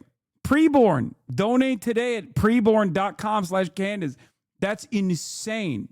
And then she goes on a tangent about like Fort Ayahuasca or whatever the fuck. And you know what's funny is Alex Jones, famous for this video. Also has some choice words on Candace Owens' last round of unlimited maximum anti-Semitism. Jewish merchants made up a tiny fraction, less than 2% of the Atlantic slave trade, and their overall involvement was considered marginal by historians like Jacob Rader Marcus. Yes. And same as it is in the United States of America, where it was like proportionate to the percentage of Jewish people. But like ultimately, slavery was not controlled by Jews in any way, shape, or form. It's fucking insane. It's like saying black tribal leaders were the ones who sold African slaves, and therefore they are responsible. It's ridiculous.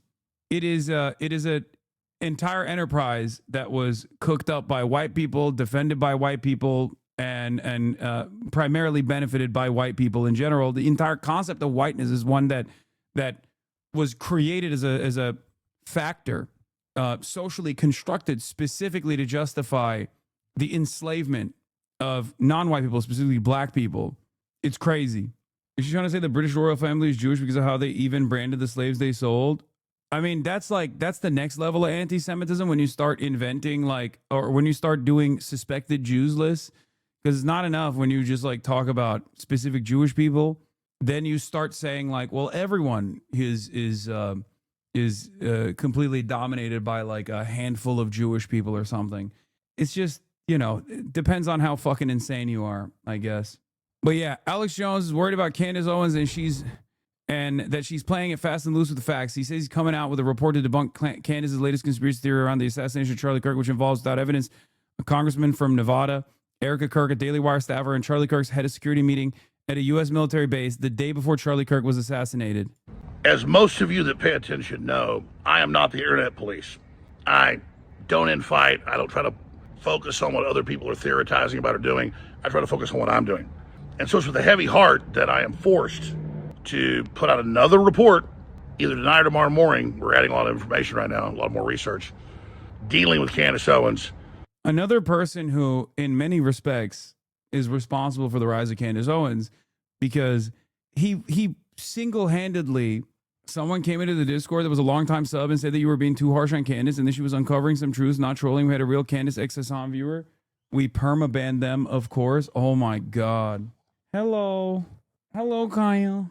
I won't lie, he looks healthy here, much less exploding tomato.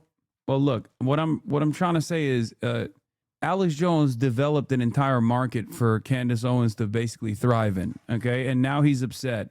And in some ways, it feels identical to like Nick Fuentes the other day, complaining that Candace Owens is stealing the anti-Semites from him by coming up with even more far-fetched conspiracies about how Jews are responsible for this or that. And all I have to say to that is, you guys made this. You guys made this environment. So good luck. Have fun, Just as soon as the whole Egyptian plane thing gets debunked with all the facts, now she's moved to something else, and I'm really worried about her. I'm worried about her and her mind, and I'm also worried about the country and where this is going. It's good to question Charlie Kirk's assassination. I have big questions. We know Cash Patel covered up an investigation into accomplices. I broke that. I'm up before it hit the mainstream news. So I'm not saying don't question, but her latest source and what she's done, implicating the U.S. military and all this other stuff, is just so damaging. And when you go investigate it, it's so crazy. And just like with the Egyptian plane, she says she has the metadata.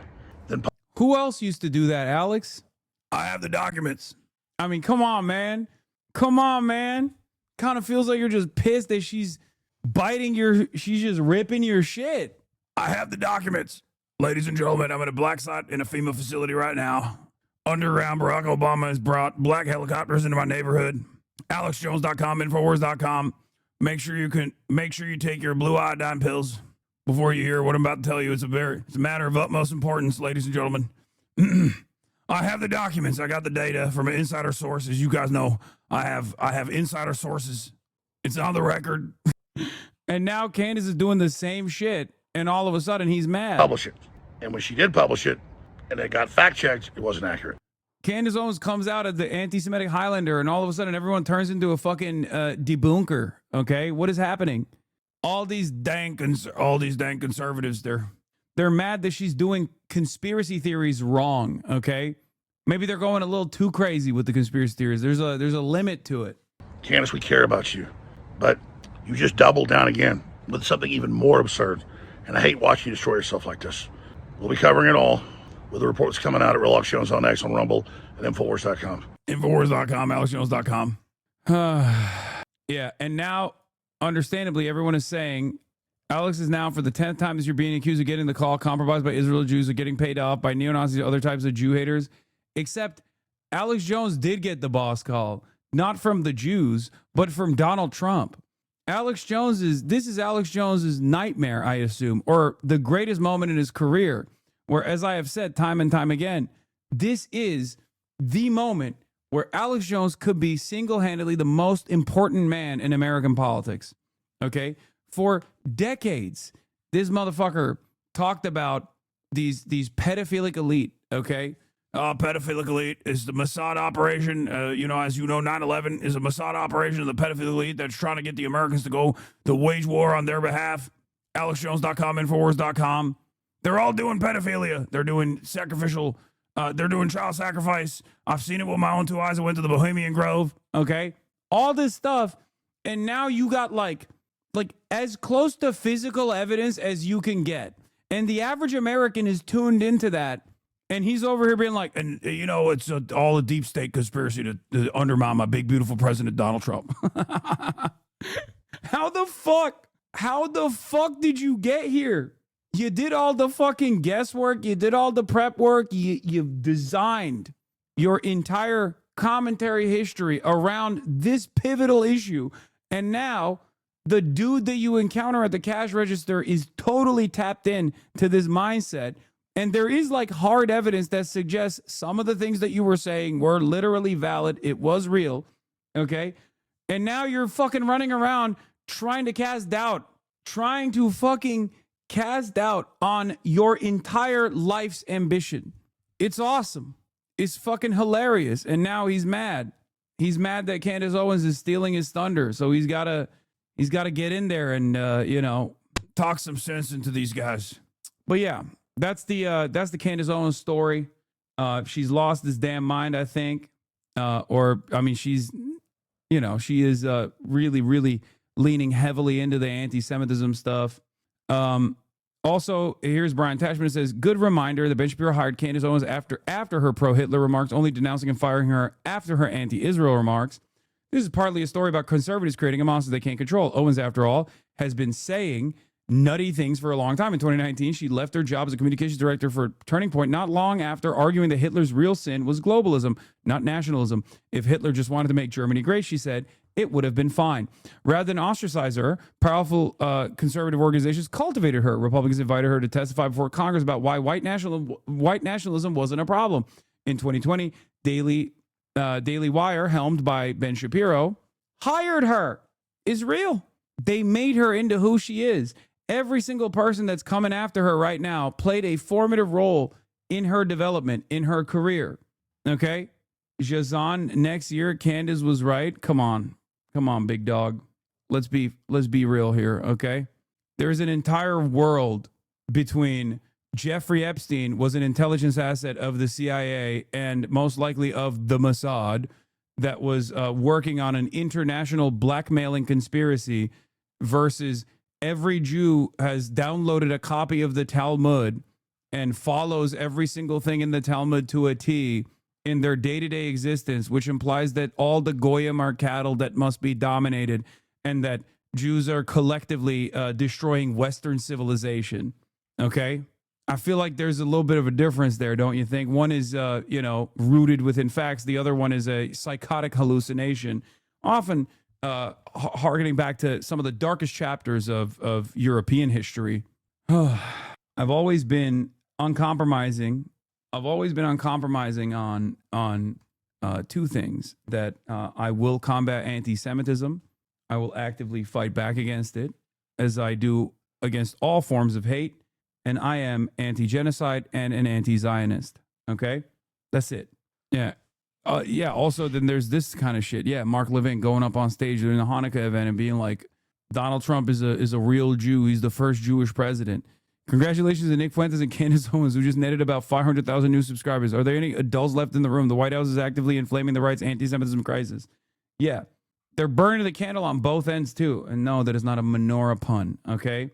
They quite literally are burning the candle on both ends. On the one hand, they're doing shit like that. On the other hand, they're actively going, how much of this how much of the new wave of anti-Semitism that's grown in the young Republican right can we actively bring into the conversation? Can we actively take advantage of?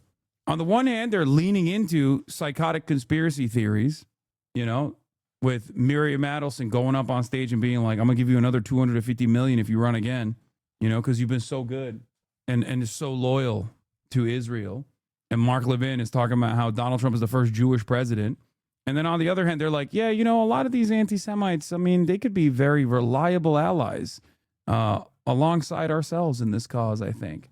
And then it's also made worse by the fact that every single supposedly liberal, pro-Israel institution that masquerades as Jewish advocacy groups that are supposed to be combating anti-Semitism are literally locked in on Zohran Mamdani. So there is literally no one out there who is just turning around and being like, all of this is fucking crazy. Can we just take a deep breath? What the fuck is going on? There's not a single fucking group out there, dude. They're too busy. The ADL's too busy yelling at fucking Jewish Voice for Peace, Zohran Mamdani, and people like myself to even talk about any of this shit that's going on.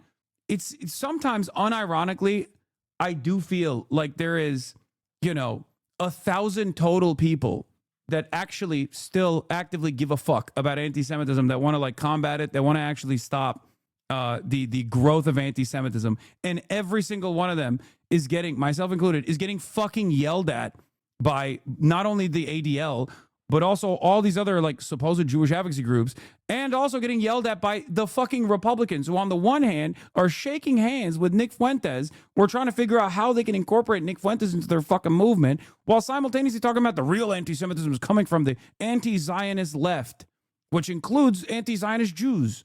It's fucking crazy. What are we doing? Where do you think this is going to go?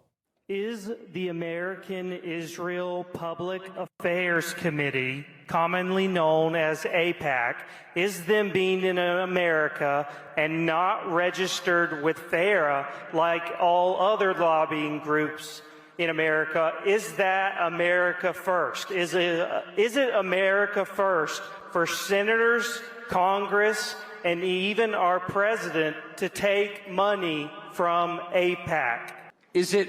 Can you imagine what he said right there? I know that contextually you're like, oh, this is a Tucker Carlson fan. He's obviously fucking, possibly anti-Semitic or whatever. What he said right there is not wrong, okay? It's true. Israel, AIPAC, and all other Israel advocacy groups should be treated as foreign lobbyists, okay? But they're not. In the United States of America, they're not. Part of that is because they can just say, oh, you don't understand. These are institutions primarily tasked with defending Israel's interests, obviously, and even writing legislation in the United States of America. But their major donors are Americans. They're American Jews and American Christians. So obviously, this is not the same. Wow, how could you actually say that this is a foreign advocacy organization? Well, the reason why it's a foreign advocacy organization is because it's primarily tasked with defending Israel. It has nothing to do with fucking American Jews at all, or America at all. It has everything to do with Israel. Okay. That's why it's a fucking foreign advocacy organization. If every Chinese American person was first and foremost primarily tasked with defending the interests of China, I'm pretty sure many people would have questions about whether or not, whatever kind of like Chinese advocacy group would be get hit with a fucking FARA restriction. Okay. It wouldn't even be a question. You can't even have fucking Confucius schools and Confucius institutes in this goddamn country without scrutiny. It's crazy. Motherfuckers are talking about how Chinatown is actually doing infiltration. But then when it comes to Israel, it's like, it's all fine. Okay. It's all good.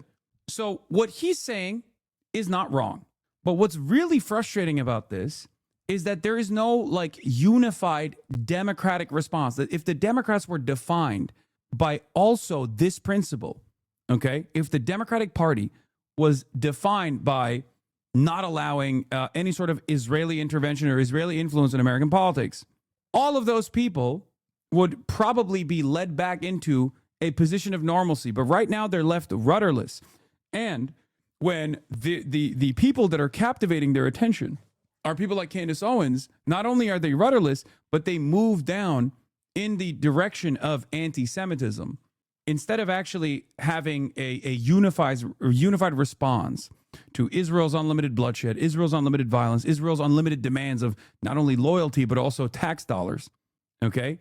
Instead of being directed towards a unified vision against Israel, these people in the void that is left by the Democrats are led to believe that this is just a Jewish conspiracy. This is what's very frustrating about this process. America first to take money from a foreign lobby so you'll send taxpayer dollars to that country? Even the question kind of answers itself. Obviously it isn't. And that's not an attack on Israel. It's certainly not anti-Semitism, despite the efforts of many to claim that it is. It's just an obvious statement. And the fact that people are attacked for asking the question, this is something that I talked to Charlie a lot about in his final months, because he was being attacked as an anti-Semite for asking that question. We've memory hold that, but I was there, so I saw it. That's not the right way. Don't attack people's motives. And I have a lot to attack people's motives. I'm trying to remind myself, don't do that. Respond to what they're saying, right? And so, no, of course it's not. And it's totally fine to ask about why a foreign government tried to sink one of our ships in 1967. That doesn't make you an anti-Semite, sorry. Those are Americans who died. And by the way, yeah, whatever. Anyway, but the point is, no, of course not. And that's why they won't have the conversation. And my point is, I'm 56, my kids are grown. I'm just not afraid of you at all. I don't hate you or anyone else. I love this country. I'm going to be here till I die. I have an absolute God-given right to ask these questions. And I'm going to keep doing that, period. And you can shoot me or put me in jail, but the questions won't go away. So no, of course it's not. And that's why they respond with like rage and shame, because you caught them doing something they can't defend. Duh. If you don't want Tucker Carlson to be the guy leading this fucking charge, to be the guy who can present himself as an earnest voice in this battle, you have to have more voices. It's that simple. You can't overwhelmingly be disinterested in addressing this issue, okay? And I mean the Democrats. You can't ever find yourself getting outflanked by Marjorie Taylor Greene in Congress. If you're a Democrat, that is a deep shame. You have to speak up. Because Tucker Carlson doesn't just talk about Palestinians and the humanity of Palestinians. He also will consistently take all of the newfound confidence and the newfound credibility as an outspoken individual in this cause, and he will redirect people's priorities and attention back to other things that he cares about at the domestic level, like white genocide happening, and how third world migrants are coming in to destroy this country. That is fucking terrifying. It's very frustrating. That's it. Here's a clip where he actually talks about Palestinians and the crowd hates it. Righteous, but not self-righteous. And we're also called, and I have to say this before opening it up to your hostile questions, we should also be very on guard against people who try to leverage the word of God, the words of Jesus, for political ends. That is. Yeah, I mean, this is the worst crowd to do that at, man. You're at the fucking Amerifest. That's the number one thing that conservatives do. Do you know what crowd you're in? This is the thing that conservatives organize around, masquerading their hatred for others that don't look like them or sound like them, the fears that they have, the tribalistic attitudes that they have under the auspices of God, being godly, being Christian. That's, no hate like Christian love, Tucker. I mean, you've done that. Very interesting that he would be criticizing this incredibly important aspect of conservative organizing. Very, very strange. One, that is a dangerous thing to do. I don't want to do that. And I attempt every time. This is all sort of new to me. I'm so obviously not a great Christian that it's not like a lot of people are going to be like, oh, I want to be like him. But there are people, particularly Christian ministers, I have noticed, who are preaching a political message and pretending that it's the gospel. So let me just say, and I think my theology is right, I'm hardly a theologian, God is not on any country's side. Again, that's not, ooh, you can't be saying that in that room. Come on, bro. God is on America's side. What do you mean? God is on America's side, Tucker. What the fuck you're talking about? What are you on? Countries can decide to be on God's side. And that is true for people too. Okay? God doesn't have a partisan affiliation. He doesn't have a nationality. And if someone is telling you otherwise, that is just not true. It is not true. And I would also call your attention to the very obvious prohibitions in the New Testament against killing the innocent. We are not, as Christians, allowed to kill the innocent, period. We are not. And you see elaborate... It's almost like it's a new Tucker, man. It's like I fucking, like virtually every part of his career leading up to this moment is rendered ineffective, useless, unless he means every migrant, every non-white migrant is not innocent. They've done a crime and they could be killed. Or at the very least deported, right? Is that what it is? Get it? The joke is if you don't hate Muslims, you are one. This is very funny to people whose parents wouldn't let them read Harry Potter as children, whose favorite TV show was VeggieTales. Oh, yeah. Tucker Carlson interrupts speech for evening prayer to Mecca. Yeah, Babylon B's coming after him. Arguments on behalf of doing so or ignoring it. It feels like politicians on both sides are losing control of their bases. Yes, because liberalism is failing and both major parties in this country are liberal. There is, however, one major party, the Republican Party, that is currently moving in the direction of an illiberal party, a post-liberal party, whatever you want to call it, a fascist party, okay? Whereas the other one is actively closing their eyes, plugging their ears, going, la, la, la, la, la, you're so stupid. Liberalism is not failing. We will fix it. We will restore liberalism. That's my fear. That is my fear. They think at a time when it's very obvious that the entire liberal capitalist world, and it didn't even take 100 years for this project to fucking fall apart once again, when just like it did in the period of the early 1900s, 1920s, when liberalism fell apart, and from the ashes of liberalism came fascist coalitions, okay, and maybe, I guess, American social democracy that partnered with communism to defeat the fascist movements in World War II. After the period of the Cold War, it accelerated the demise of liberalism because there was no other polar opposite worldview that America could combat against, or that America had to fight against.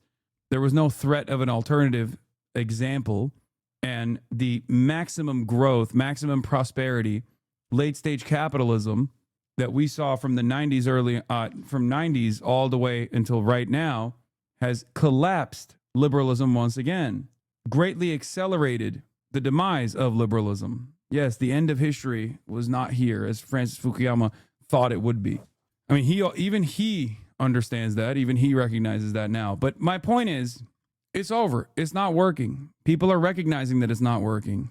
So we have to figure out quickly how to organize against in the parliamentary system, fascist parties, gaining a lot of popularity. And in the American system, where there's two major parties, both liberal, one of the two major liberal parties is very quickly turning into a fascist one. And I fear it'll be too late by the time there are enough adults in the room on the, the anti-fascist side to figure out what is taking place. Oh, that always happens in war. Well, you're right. One of the reasons I'm not that into wars. But when it does happen, unavoidably, we have to say that's wrong. We have to say that. We have to acknowledge that was wrong. And I'm sorry for the extent to which I participated in it. Forgive me. Because killing people who committed no crime is immoral. It will always be immoral. And people who do it will be punished for it. And nations that endorse it will be punished for it. That's a fact. And you are seeing now a very intense effort to convince you otherwise. Oh, it's fine. They deserved it. Really, did their children deserve it? If a man commits a crime, do we kill his kids? I don't care if it's in Minneapolis or Gaza City. No, we don't. And if we do accidentally, we say, I am so sorry that we murdered someone who did nothing wrong, because it is murder. And to see Christian pastors make excuses for that is one of the most, and that's not a partisan question. That is not a political question. That is the only question that matters. Do we have the right to murder people? And the resounding answer that Christianity provides us is no. I don't get into the whole debate, I didn't even know the terms, dispensationalist, or whatever, replacement. I'm an Episcopalian, okay? I don't enter these debates, or was. My theology is super simple. I like the Beatitudes. Read them yesterday. I'm not trying to be the woke of the week, but why the fuck are we platforming this dickhead? He's slightly less toxic and gross than Ben Shapiro or Candace Owens, but the problem is that the man on the screen believes in murdering everyone if they step out of line. What do you mean? It's because he's one of the most consequential right-wing commentators in the country. This is the platform. We're simply observing what is going on the right-wing side. That's Tucker Carlson chatter. He talks to the vice president on the phone when he feels like it, right? He's currently in this video talking on the stage, at the main stage on the first night at the Turning Point USA conference. I happen to believe that he might be the next Republican candidate for the presidency. This is not platforming. We're simply watching. This is the platform. We're watching from afar. That's number one. And number two, we're watching it for a very specific purpose, because there is a serious level of infighting taking place in the right now. I actually think, was it Michael reading some of them here? I think any honest person would say it's the essence of the Christian faith. And killing tens of thousands of children and then making excuses for it on behalf of a foreign government is not in there. It's antithetical to that. Sorry. It doesn't make me a hater. It makes me the opponent of hate. So now that I've alienated most in the crowd with my staunch position, I'm telling you, man, he consistently presents himself as a reasonable voice. And I think he's actually utilizing a lot of the more conspiratorial elements on the right now. Like he has a lot of prestige. Okay.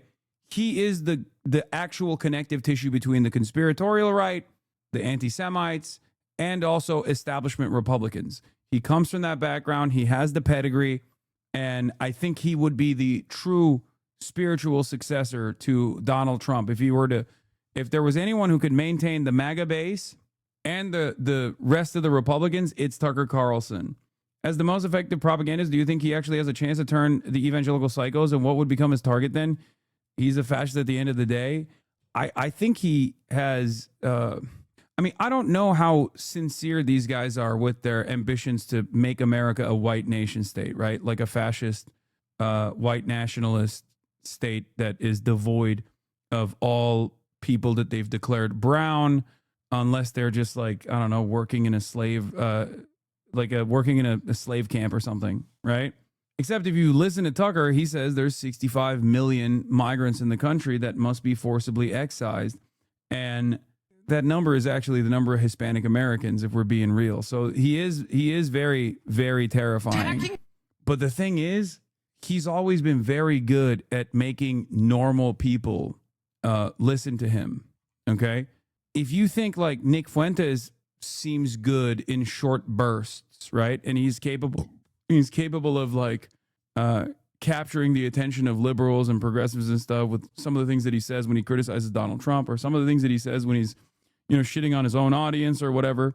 And I see that a lot. I see more and more liberals posting like Nick Fuentes, thinking, oh, well, I don't really agree with this guy, but he's really nailed it on this one, right?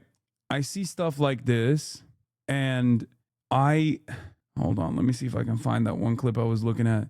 This guy, Bill Madden, look at this. This guy, Bill Madden, singer, songwriter, musician, here for social and climate justice, preventing a Trump dictatorship, post this, and it's all liberals responding to him. Sometimes the messenger of truth is not who we chose, but fuck it. Nick Fuentes just took a blowtorch to the loathsome piece of shit. What Fuentes has to say about this repulsive, disgusting excuse of a human being is spot fucking on. These are liberals, man.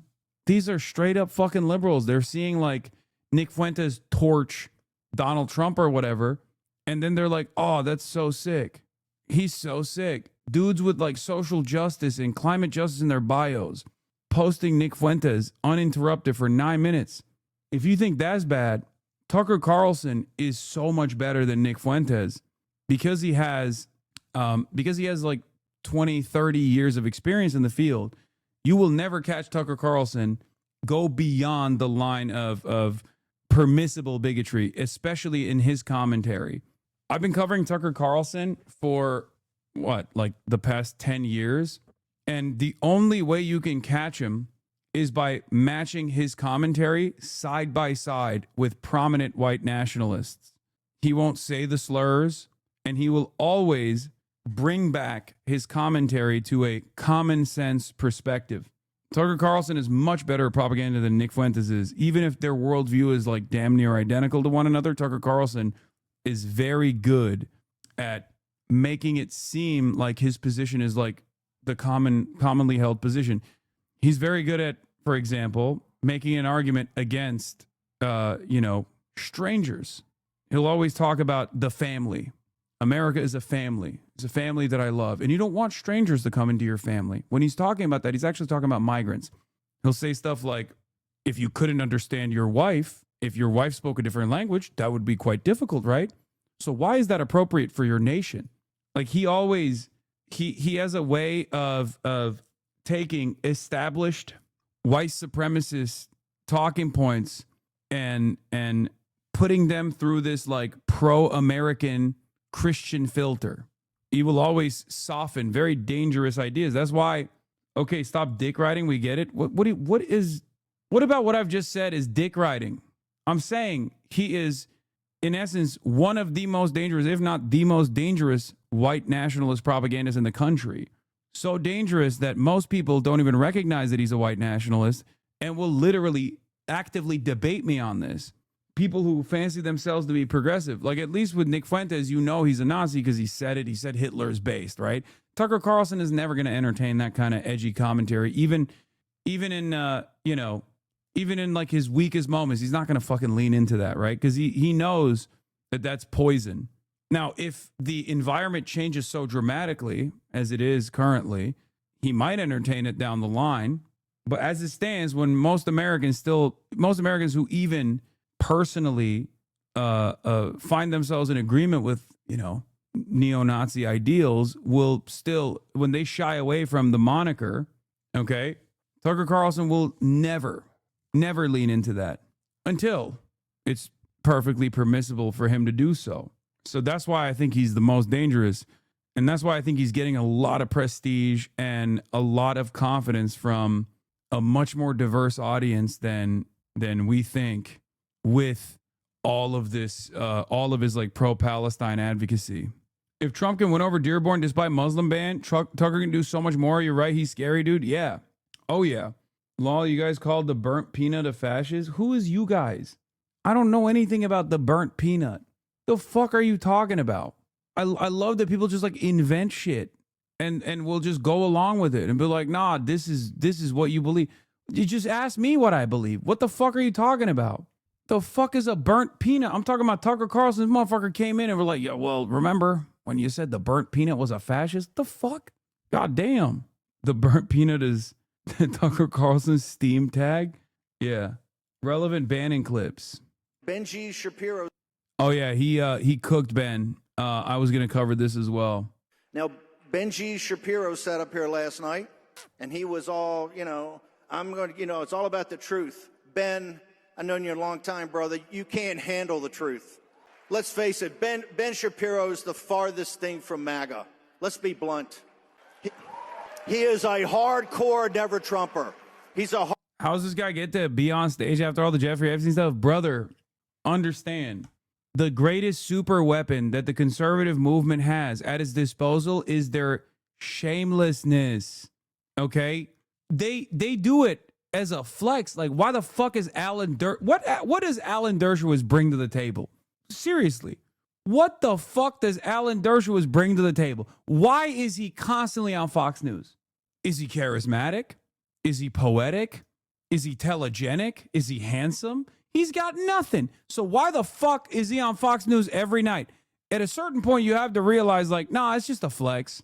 It's to train the audience. It's to condition them that, the Jeffrey Epstein affiliation is not that significant. Whatever. Who gives a fuck?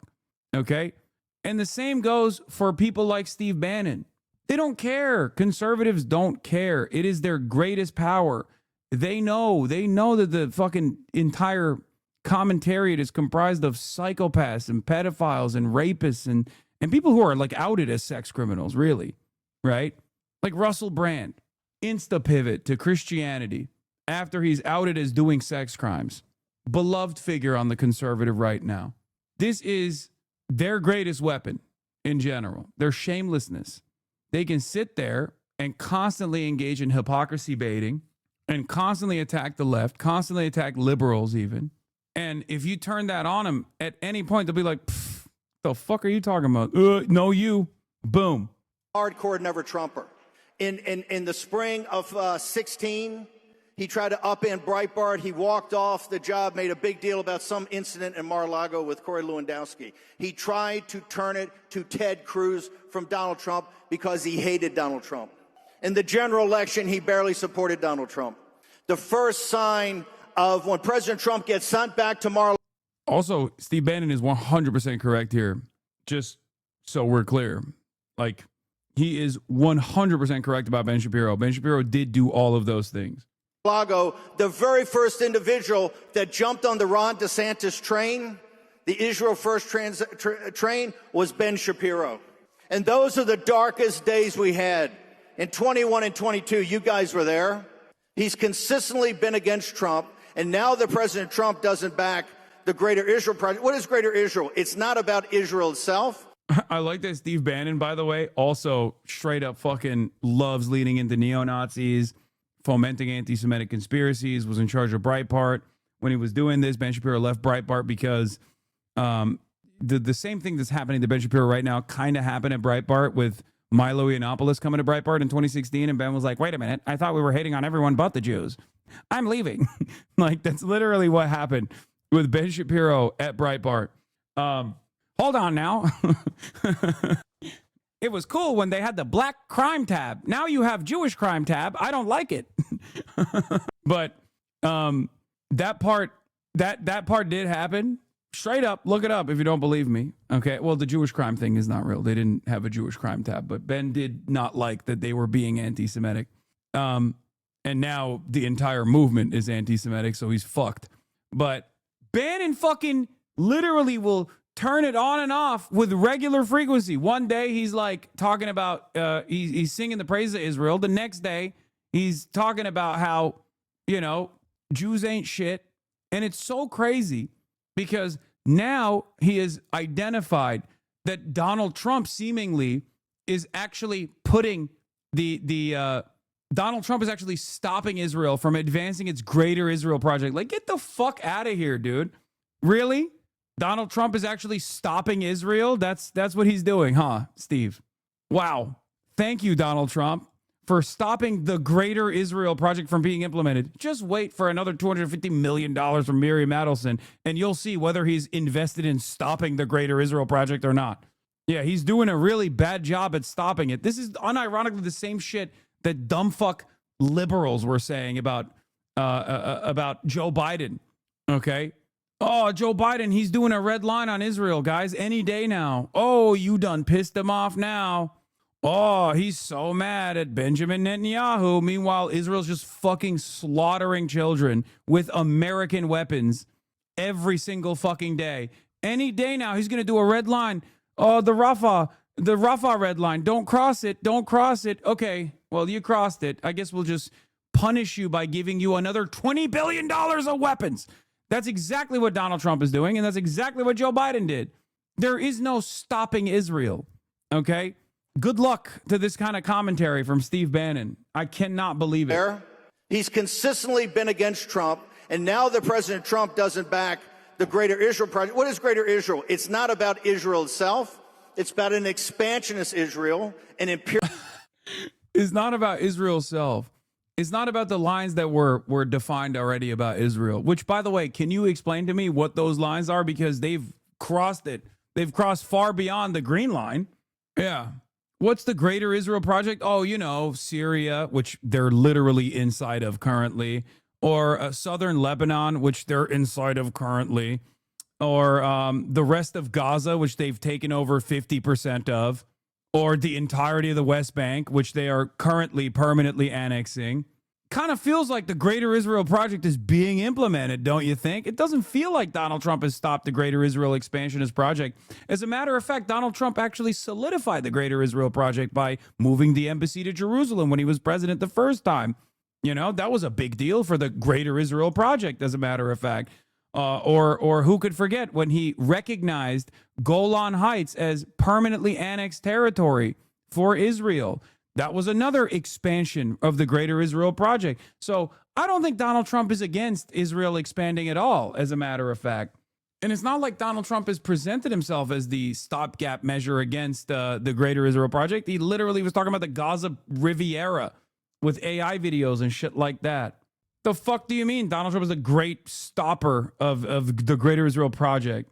Imperial Israel that Netanyahu and that crowd have thought up. Yeah, Trump is such a threat to Israel. Mark Levin is going up on the Hanukkah event at White House saying he's the first Jewish president, followed up by Miriam Adelson, who's like, I'll give you another $250 million if you actually fucking run for a third term. Yeah, that's why. No, they're saying that, and they're giving him money because he's the great Israel annihilator. That's right. And the Israel First crowd is Ben Shapiro, Tel Aviv Mark Levin, and many others that want to put that ahead of America's interests. Bro, listen. The only thing stopping a straight up neo-Nazi from dominating all of this stuff at this stage right now is that every single right-wing grifter, and yes, this includes Nick Fuentes as well, has a higher ambition of moving up the ranks now that Charlie Kirk is dead. Okay?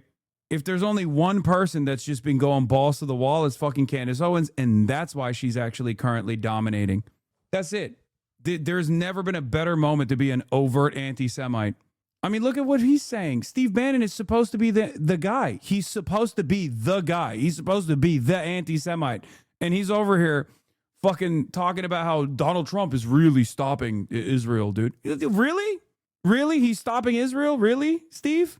Hasn't done a good job. Bannon's war room, Steve Bannon. You can't get a better defender of Israel than Charlie Kirk. You can't get a better defender of Israel than Steve Bannon. At Breitbart, adamant couldn't have a two-state solution in the White House. I'm the one who pushed initially hard to move the embassy to Jerusalem at the war room. Ask all the other war room people that are here. Ask all the posse. We always talk about it. And we're one state, not a two-state, but that's about Israel. Charlie Kirk has some foundational beliefs. Those foundational beliefs are number one. He's a populist nationalist. America makes its own decisions for America. And as a populist, the American people are the people that make those decisions. Let's be real, Hassan. It was a much better moment to be an anti-Semite in 1930s Nazi Germany, not right now. No, this is literally, 1925 Nazi Germany. You know? That's because that's where we're at. Liberalism is collapsing. There isn't as much economic turmoil yet, but liberalism is absolutely fucking collapsing. And we're in the beginning stages of blaming everything on the fucking Jews over and over again.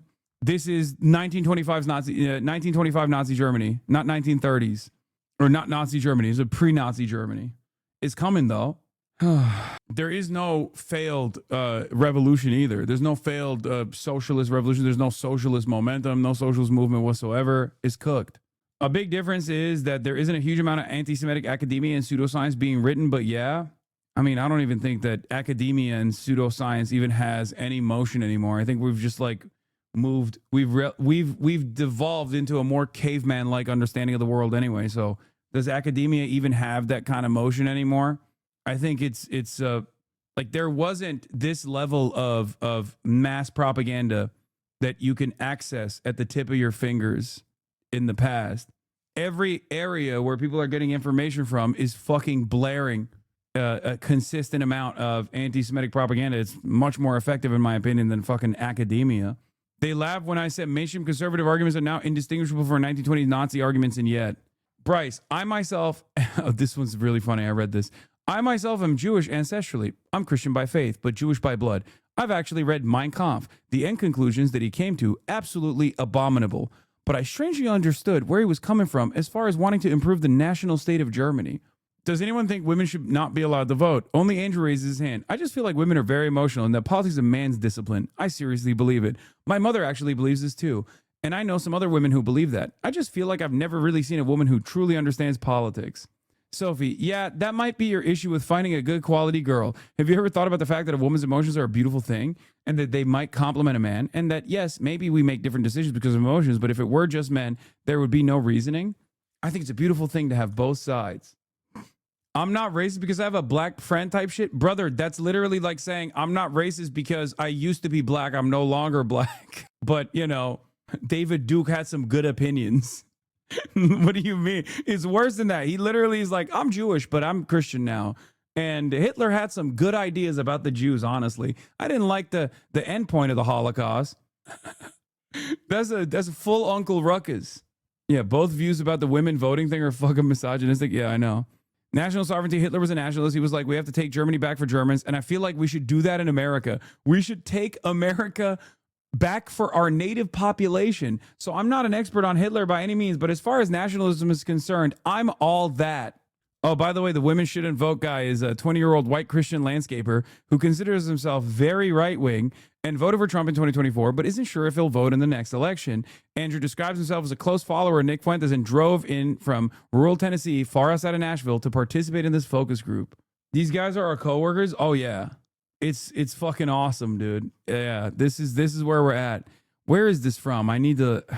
Everyone wants to know what Gen Z Republicans think. We ask them, which is a terrible idea, okay?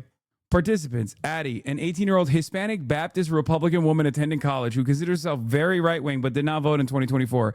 Addie walked out during the middle of the group.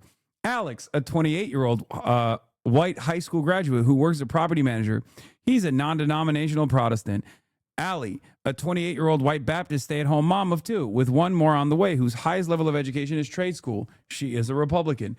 Andrew, a 20-year-old white Christian landscaper. We already read that one. Ashley, a 29-year-old white Baptist woman who works as a subcontractor renovating homes. She's a high school educated Republican. I'm beginning to notice a trend here with the educational attainment. Okay, Atticus, a 25-year-old white non-denominational Protestant man who has attended some college and works in marketing. He's a Republican. Now, let me tell you something. It was tremendously beneficial for the modern Republican movement to make sure that education was completely fucking paywalled, okay? And inaccessible for large chunks of American society. It was also a win-win for the colleges that wanted to turn this into a gay hedge fund for themselves, right? Because that's basically what college campuses have become now. It's like the educational part of the education is actually secondary. It's just basically a gay hedge fund, okay? That's what college is, unfortunately. But obviously, the generational impact of this, unlimited for-profit, unlimited profiteering in institutes of higher learning, it has obviously created an entire generation of people who are just not very well educated. It has made the American laborers less educated overall. It's made them more malleable, and it's very beneficial if you're interested in just duping large swaths of the population. But it also has made people stupid. I don't know how else to describe it. It's just like, it's made people dumber. And this is the the product, because I think there's a comfortable middle ground between like not too much education and no education whatsoever. And when you fucking rip out the public education structure as well for the exact same reasons, when you basically destroy public education K through 12 and then you make it inaccessible for people to get a higher degree, all of a sudden you've made your entire population too fucking stupid. And at first they were malleable, at first they were easier to control, but when they become a little too stupid, when they go beyond the malleable level of stupid, the perfect stupid barrier, like the perfect stupid middle ground, now they're not exactly controllable either. They just make up their own minds. You know, we're there. We're nearing that level of stupidity where everyone is surrounded by other stupids and think, of course, we're all stupid. This is just how it's supposed to go. Bryce, a 24-year-old white Baptist man. He attended some college and previously worked in security. He's now self-employed as a writer, working primarily on a Star Wars YouTube channel. He's an independent who voted for Trump in 2024. That's the guy who is a Jewish ancestry who said he read Mein Kampf and was like, yeah, I get it. How much you want to bet he fucking hates how woke Star Wars is? Caleb, white 29-year-old Baptist Republican. He completed a bachelor's degree and works as an IT trainer for an EV charger manufacturer. Yeah. Judging by how things are going, I suspect Caleb will be a liberal the next election cycle. You can count on that. Colin, a 19-year-old Christian white Republican student at Vanderbilt. Dawson, a 21-year-old white Republican, is currently at college studying political science, and he interns at his local Protestant church. DC, a 29-year-old white man, is an independent who voted for Trump in 2024. He went to law school currently and works as an attorney. Ethan, 29-year-old white Methodist Republican man who works as a warehouse manager. Okay. Moderator, where do you get your political news from? Andrew, Spotify podcasts like Tucker Carlson or Rumble with Nick Fuentes. A guy who's been in the political radio space for 40 years or so. He's an older dude who I think went to Vandy. Crom Carmichael. Bryce, I get a lot of my political news from YouTubers. These are the dumb fucks that watch the slop tubers, by the way, straight up. I'm just letting you know. It's not just like liberals who watch the slop tubers. It's like guys like this too. And when he says that, I know he means Asmongold. Anyway, most of the news I get is through TikTok or just conversation with other people. That's not how you consume the news. What do you mean you get your news from conversations? You know, the fucking printing press exists. What are you talking about? She went real old school with it. She's like, you know, tales that people tell you. That's how you move history, right? You know, the village elders. The village elders tell me about how things have happened in the past. It's the oral tradition. Are you fucking kidding me? Oh my God. Sophie, I get a lot of news from social media, like varying platforms. And then I feel like once something really notable is going on, I'll kind of dig deeper on different news sources and channels. Yeah, the town crier tells me what's going on. I get my news from merchants on the Silk Road. They are well traveled, sir. I think the next level, the next stage in conservative madness is just being like, I make it up. I'm sorry, what? Yeah, I make it up. I just close my eyes and imagine what the news of the day looks like. It's pretty cool. You should do it too. The voices in my head inform me about all the comings and goings of modernity. God told me in a dream, you know, that sort of thing. That's where we're going to devolve into. Madison, not really into politics, but my favorite influencer is Alex Earl.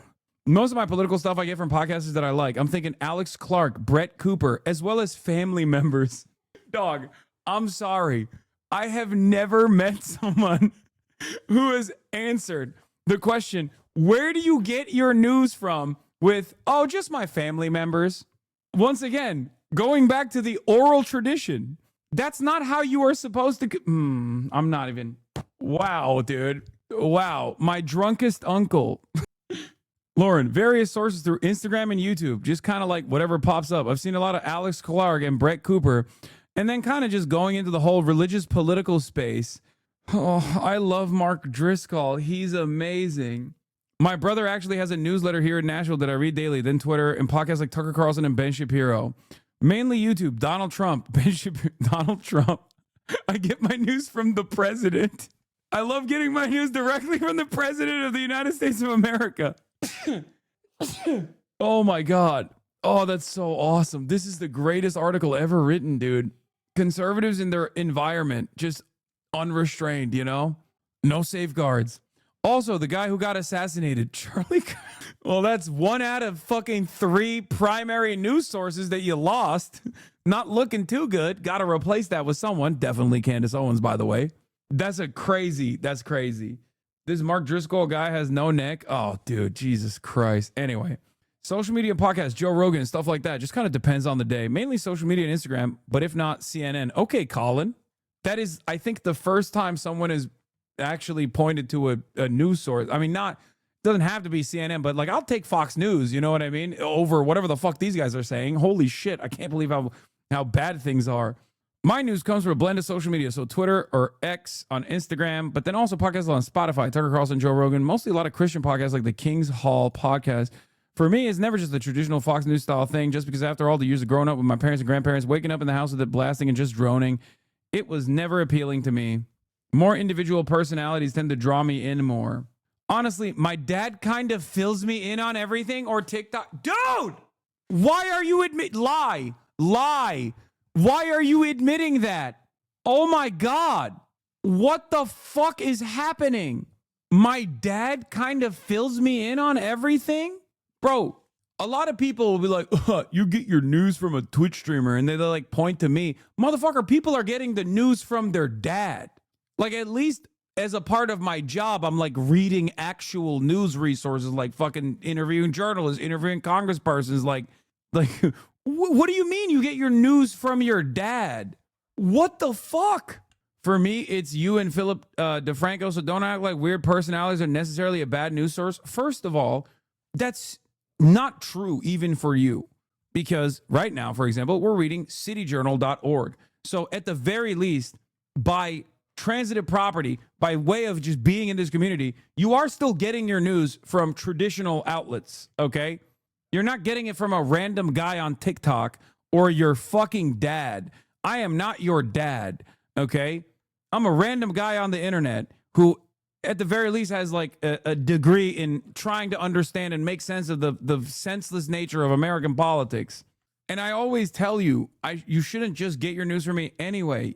And that doesn't mean you should go to SlopTubers or Tucker Carlson to get your news, but like, go to the news. Go to the actual legacy papers, go to actual mainstream media outlets and things like that. Oh, I'm not your father. I'm the father that stepped up. Social media like Instagram or Twitter, honestly, just wherever I see, really. I can't think of any specifics. I really get my news from all over the place, social media, Twitter. And then other than that, I tend to stick to Fox News, X, or independent journalism. And I like to watch the 5 on Fox during dinner time. There's another 5 on Fox watcher just like us. Real sends me news, ground news, which is a lot of different resources from different ends of the spectrum. I also listen to podcasts like The Morning Wire, which I think maybe like the Daily Wire does, and sometimes the local channels. Ben Shapiro, I watch CNBC fairly often as background noise when I'm doing my work.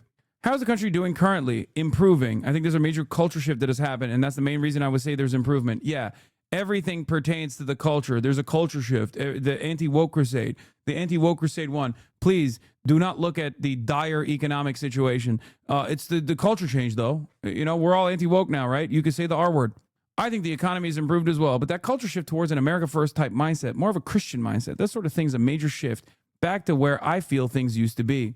And I think that's an amazing major improvement. All of you deserve to lose your treats, okay? Every single person that has responded in this deserves to lose all their treats. You deserve a world where, you know, ribeye steak is $75 and it is trapped in a fucking cage. You deserve it. You're a pig. You're a porky little pig. And you're just eating the fucking slop. And you think, oh, things are so good. We're Christian now. No, we're not, you fucking idiot. It's improving. The economy is settling. Cope. The overall financial cost of things is finally improving. Supply chains are finally starting to get a little bit back on track. Brother, since what? The Trump tariffs? The Liberation Day? He broke it, now he's fixing it? Is that what you're saying? That's cool. Colin, changing. I also thought about polarizing just because, I mean, if you look at the way people vote or the way the House makes decisions, it's all just becoming very split down the middle. This is why I said Colin probably is also going to be a fucking liberal soon. Improving partly because of tax incentives.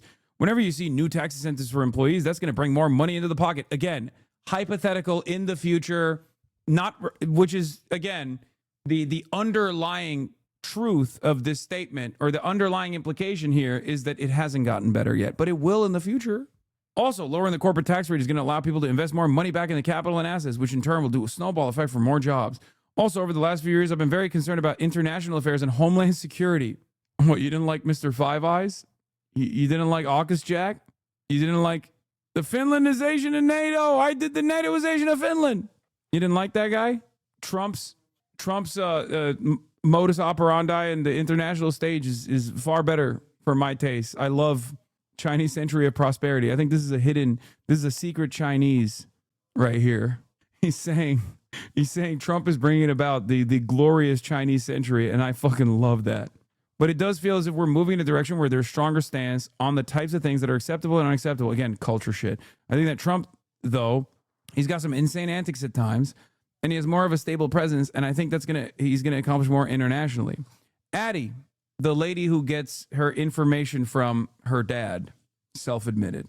I feel like people have woken up with Christianity. I feel like that is a big part of people's lives now, and it wasn't before. It was Charlie Kirk.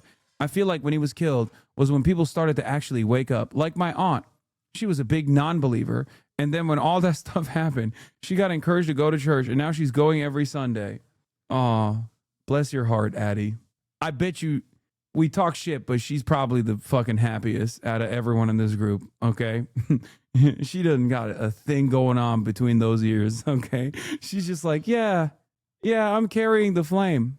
We are Charlie Kirk. You know, I'm fighting for the gospel, just like my aunt, who was a non-believer. Good for her. Good for you, Addie. Andrew, I feel like the country's worsening. And really because of immigration. I feel like who is in the country makes up the country and dictates what kind of country is going to be. And I don't feel like the Trump administration is doing enough to deport people. Oh, this is the Nick Fuentes fan, of course. I know that they need resources for that, but they're deporting about as many people as Biden did and as Obama did. They're on track to hit 1 million by the end of this term, which is what Obama did. And I feel like that's not nearly enough. I think more people need to be deported faster. So I would say the country's getting worse. One more lane on the highway and traffic will be solved.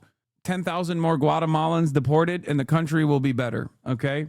I promise. Just one more migrant, please. What is this? I do not expect to hold weight over 30,000 people, but when you read 2 of my comments out loud and not give me a chance to respond, kind of feel shitty. You give trolls the chance to respond even when they're speaking in bad faith. What? Brother, what the fuck? Or sister, what are you talking about? What? Bitch, I get my news from you and Philip DeFranco. These are just the realities of our generation. You're right, I get my news because you watch multiple sources that helps me. You're missing the part that I'm making the most important. I learn more about the world because I watch your stream, because I watch it that would normally never watch because I follow you and I watch your streams. You've caught... Okay, so we're not even in disagreements. We're not even disagreeing. But you should still definitely, get your news from other sources as well. Anyway, Wilkes, I honestly think it's doing worse right now more than in the years past, just given. I'm about to graduate college and it's a really hard job market right now. A lot of my friends are struggling to find jobs, so things are obviously not ideal. But hey, man, we got those pesky transgenders out of the high school swim meets, So maybe Wilkes, you could say the R word, though. You could say the R word, Wilkes. Don't you think that's a market improvement? Just saying. Atticus, I would say it's improving, mainly because we're undoing a bunch of damage. Specifically, I see that in the healthcare world. We're spending more on healthcare than energy and food combined. Obviously, subsidies are growing up, but that's because we're trying to weed out the third-party payment system, which is causing people like me, at least age-wise, to pay so much for healthcare that we don't even end up using. Okay, that's a Medicare for all voter, 100%. As he's out there waiting to be primed and activated. I think things are improving. I think the world outlook of America seems to be better than it was maybe 4 years ago. I feel it's worsening. Honestly, one of the big things for me is price increases. I know you kind of mentioned how the economy is getting better, and maybe I'm not plugged into how things are going on the macro scale, but I mean, I go to Walmart or Aldi, meat is $6 to $8 for a pound. That's terrible. And I think the culture war is affecting the media too much. As someone who makes money off an interest in Star Wars, anyone who knows what Star Wars is, knows how that is going. It feels like companies are putting more of their political agenda in entertainment. Oh my God, this guy's plugging his YouTube channel, bro. Brother, you started off strong. And then you immediately turned into Star Wars is gone woke and it sucks now. He's plugging his fucking YouTube channel. Are you kidding me? These adult children.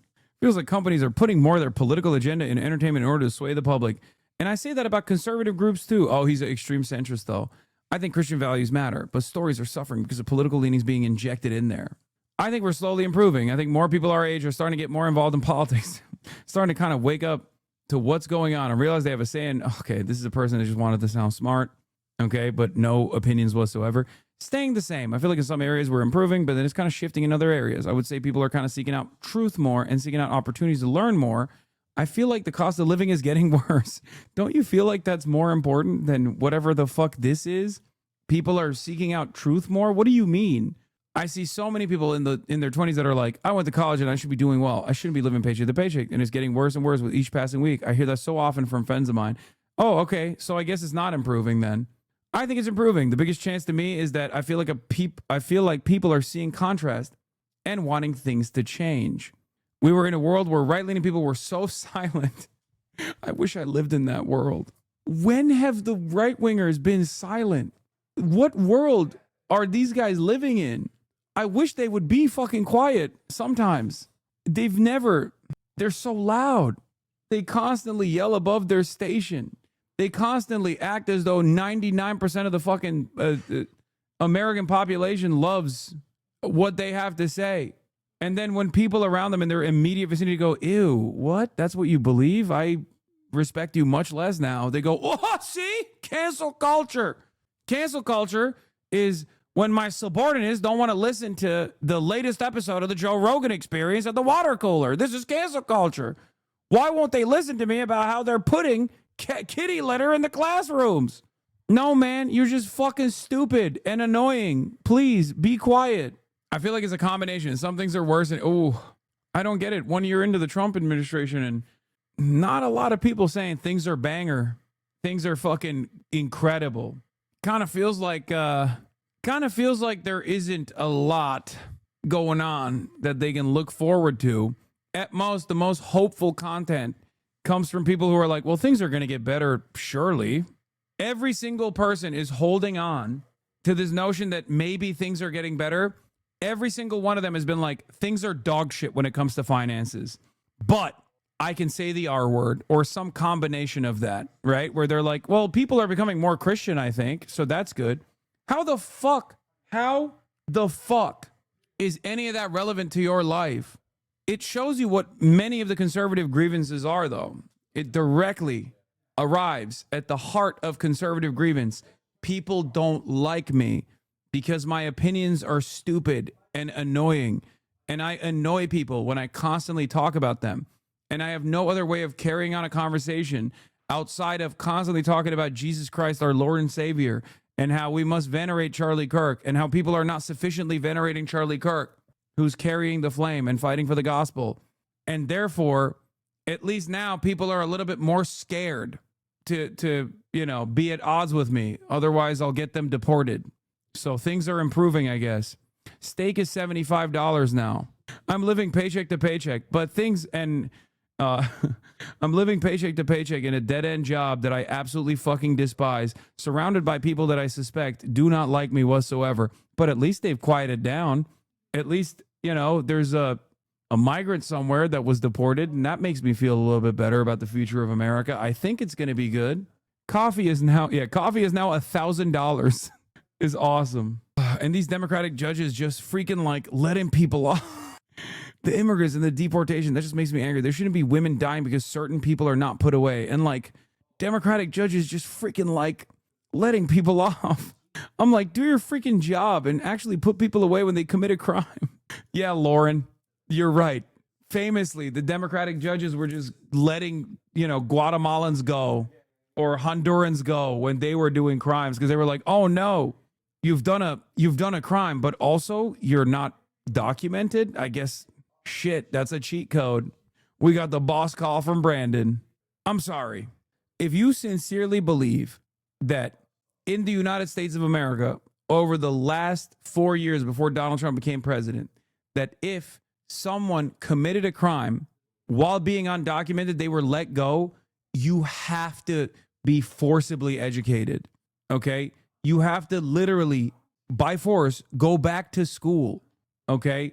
That is insane. Or institutionalized. I don't know. Like, what are we doing? How am I supposed to live in a world where someone unironically thinks that is what's going on? Your sense, like, we have no consensus reality. That's it. We have no consensus reality. How can I live in the same world as this person. That person votes. It's crazy, Lauren. Lauren, the fuck you mean? Like, why are you letting them off? Why is this so politically charged? No Democrat or Republican, do your freaking job. There's talk about cancer research going down and kind of almost ending, and that really makes me angry. Who do you think is ending cancer research, Lauren? You think that was also Brandon? My mom had cancer. My grandma is enduring it right now, but religion's improving. She's like, things are getting better because Donald Trump solved the problem that wasn't really a problem that he just like lied about. Okay. But then things are kind of bad because he cut cancer research, but I don't really know who cut cancer research, even though Trump is the president. But also at the same time, things are good, I think, because Gen Z is becoming more godlike. Medieval peasants, all of them. And like, not even post-printing press medieval peasants who at least could like read the Bible themselves. You know what I mean? I'm talking straight up. I'm taking for granted what the fucking priest is saying. Yeah, if I do enough tithing, maybe I'll go to heaven type medieval peasantry. Oh my fucking God. George, it's a little bit of both. I think that overall it's worsening though. Just culturally, societally, looking at the generation beneath us and just seeing how divided everyone is. And then how stupid everyone is, frankly. Yeah, I wonder why you think everyone's stupid, George. Maybe the fucking room that you're in. George heard everyone else go before him and was like, yeah, I'm not going to lie, dog. Shit's fucked. Have you seen these other people? Like just filling their brains with nothing all day. And I don't think the advent of AI is going to help much of that. I don't know if anyone's doing their schoolwork anymore. If anyone's learning anything. Okay, George and I have the same concerns. Never mind. And I just feel like things are trending downward across the board. I will say, as far as governmentally, I like that people are waking up to the right idea, and the cost of living, that's concerning. Everything being so top heavy, the stuff they put in our food, I'm pretty negative about it all. Now I understand why China takes education so seriously. Yeah, because they're woke and gay. Okay, that's why. Everybody knows that, and guess what? They don't fuck with Christianity at all. To be fair to China, in their history, they've had some very unique moments with Christianity, so it's understandable that they would really stamp that shit out to the best of their ability. Like a lot more than they give a fuck about Islam, straight up. But everybody knows, yeah, the Chinese Gen Z, not woke. I mean, Chinese Gen Z, woke and gay. Not as invested in Christianity. It's fucked up. That's why they're losing, in my mind. Japan is kind of like that too. No, Japan is way worse at dealing with the cults that pop up than China is. China actually does a much better job, I think, of stamping out any kind of like alternative cults than Japan does. Japan had a massive sequence of terror leading up to the 90s with specifically that. People would just one day get up and go, I'm actually, Buddha's left ass cheek or whatever. And then they would do happy fun time cult. And then boom, 3 weeks later, they're putting fucking mustard gas in the trash can of the fucking most crowded subway station. And what I'm saying, I'm paraphrasing a little bit, but like, I'm not actually like that. What I'm saying is that literally happened pretty much.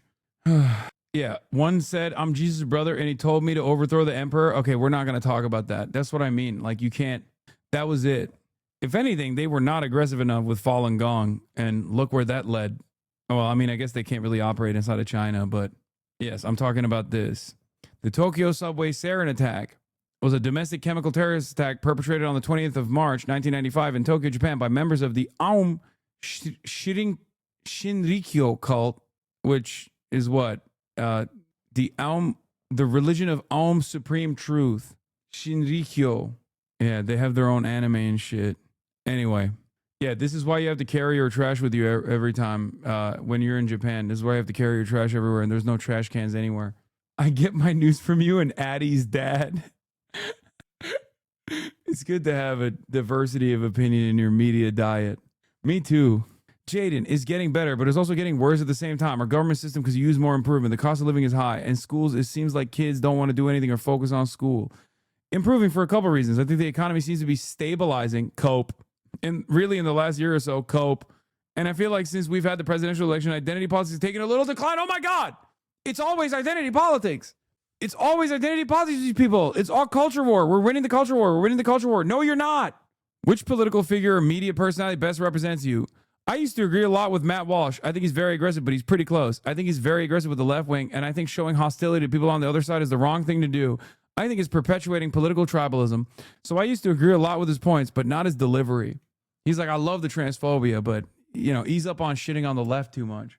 Ashley, Charlie Kirk. I like the core values he held and put forward, putting God first above everything. And that Kennedy guy with the raspy voice. Sophie, Charlie Kirk. He has always done a really good job of mixing his religious and family views, but also tying in political views, and he's very well educated. He's not just going off his opinions, he's informed. Allie Beth Stuckley, I think she's pretty grounded in her faith, which is something that I relate to. Sean Ryan and Charlie Kirk and Robert F. Kennedy, Joe Rogan. Wow. Podcasts have really done a number on the minds of people. Oh my God, we're so fucked. Tucker Carlson, especially after his departure from Fox, just seeing kind of how he's a little more middle ground, not so brainwashed by the bosses who tell him what to say. It's a mix between Ben Shapiro and Jordan Peterson. I like Ben Shapiro because of how he uses debate tactics. He's very intelligent.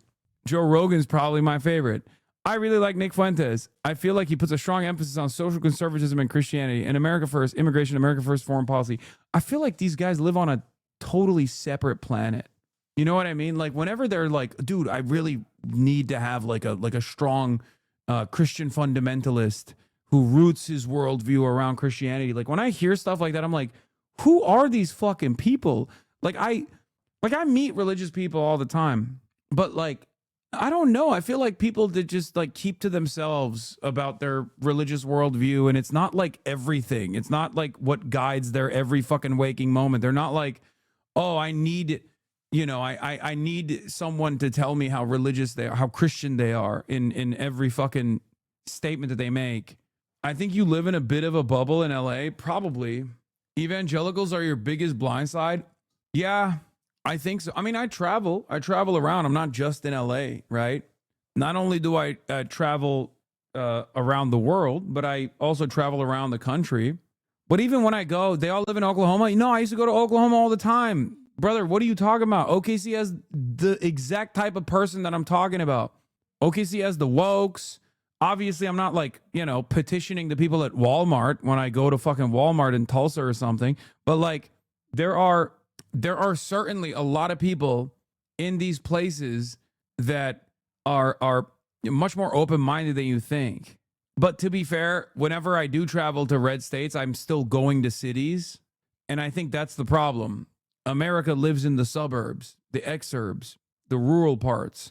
And I think these are where that's where these guys are coming from, I suspect. Right? Like these are the people who are just like, living in a dog shit town, boring as fuck, shitty ass job, driving 45 minutes both ways to go to their fucking dead end job that they despise. And in the process, they're just turning on their favorite podcaster and they're listening to that guy. And that guy happens to, be Joe Rogan or Nick Fuentes or Matt Walsh or Ben Shapiro or Tucker Carlson, going from the suburbs to the big gay towns to work. I mean, many of you are also doing the same thing, but at least you're getting your information from me, which is, to the best of my ability, I try to show you a very different perspective than what you would encounter from, the rest of your high school friends that never actually left their small towns at all, right? Your life isn't better or worth more because you live in a city, asshole. I'm not saying that at all. I do think that there are significant advantages living in a diverse environment, though. Especially about how you're most likely going to be more open-minded. It's one of the best aspects of even a college education in general, where you are actually in a diverse learning environment, surrounded by people that you wouldn't normally encounter in a much more segregated environment that you grew up in. Doesn't mean that it's like, worth more or anything. And unironically, it's one of the worst aspects of American existence because there is no public transit.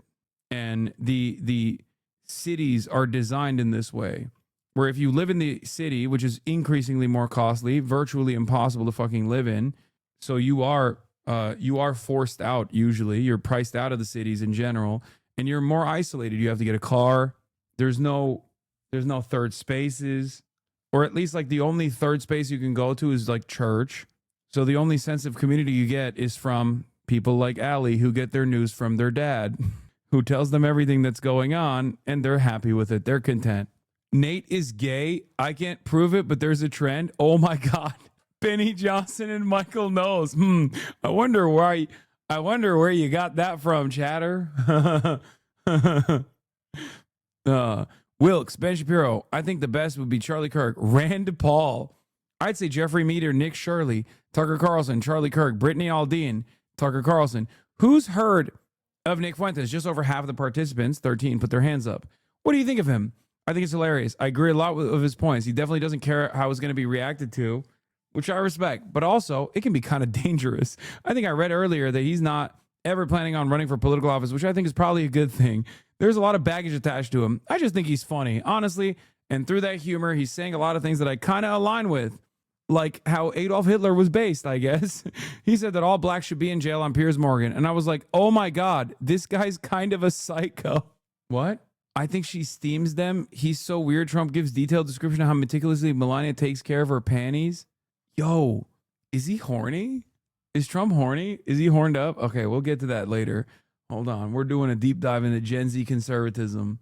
Allie, at its core, I believe a lot of what he says, but I think the delivery is kind of poor. Like, I feel that way about Trump, but he's America first. He's not anti-helping out other countries, but he's like, we can't be putting our country at risk because of it.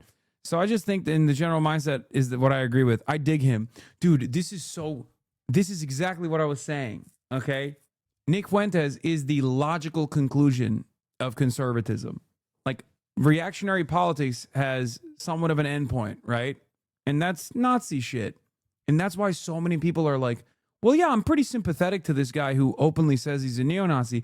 And at a certain point, once the stigma of being a Nazi goes away, then you start seeing people self-identify as such. Okay? And that's what we're moving in the direction of. That's what's so terrifying to me, at least. I dig him. He knows his market. He's not trying to please everybody. He's definitely going after more of a shock value with some of his stuff. But as far as general beliefs or values, I sort of agree. Personally, I think a lot of time he's just joking. He said a lot of things for shock value and notoriety. He does collaborations with black people.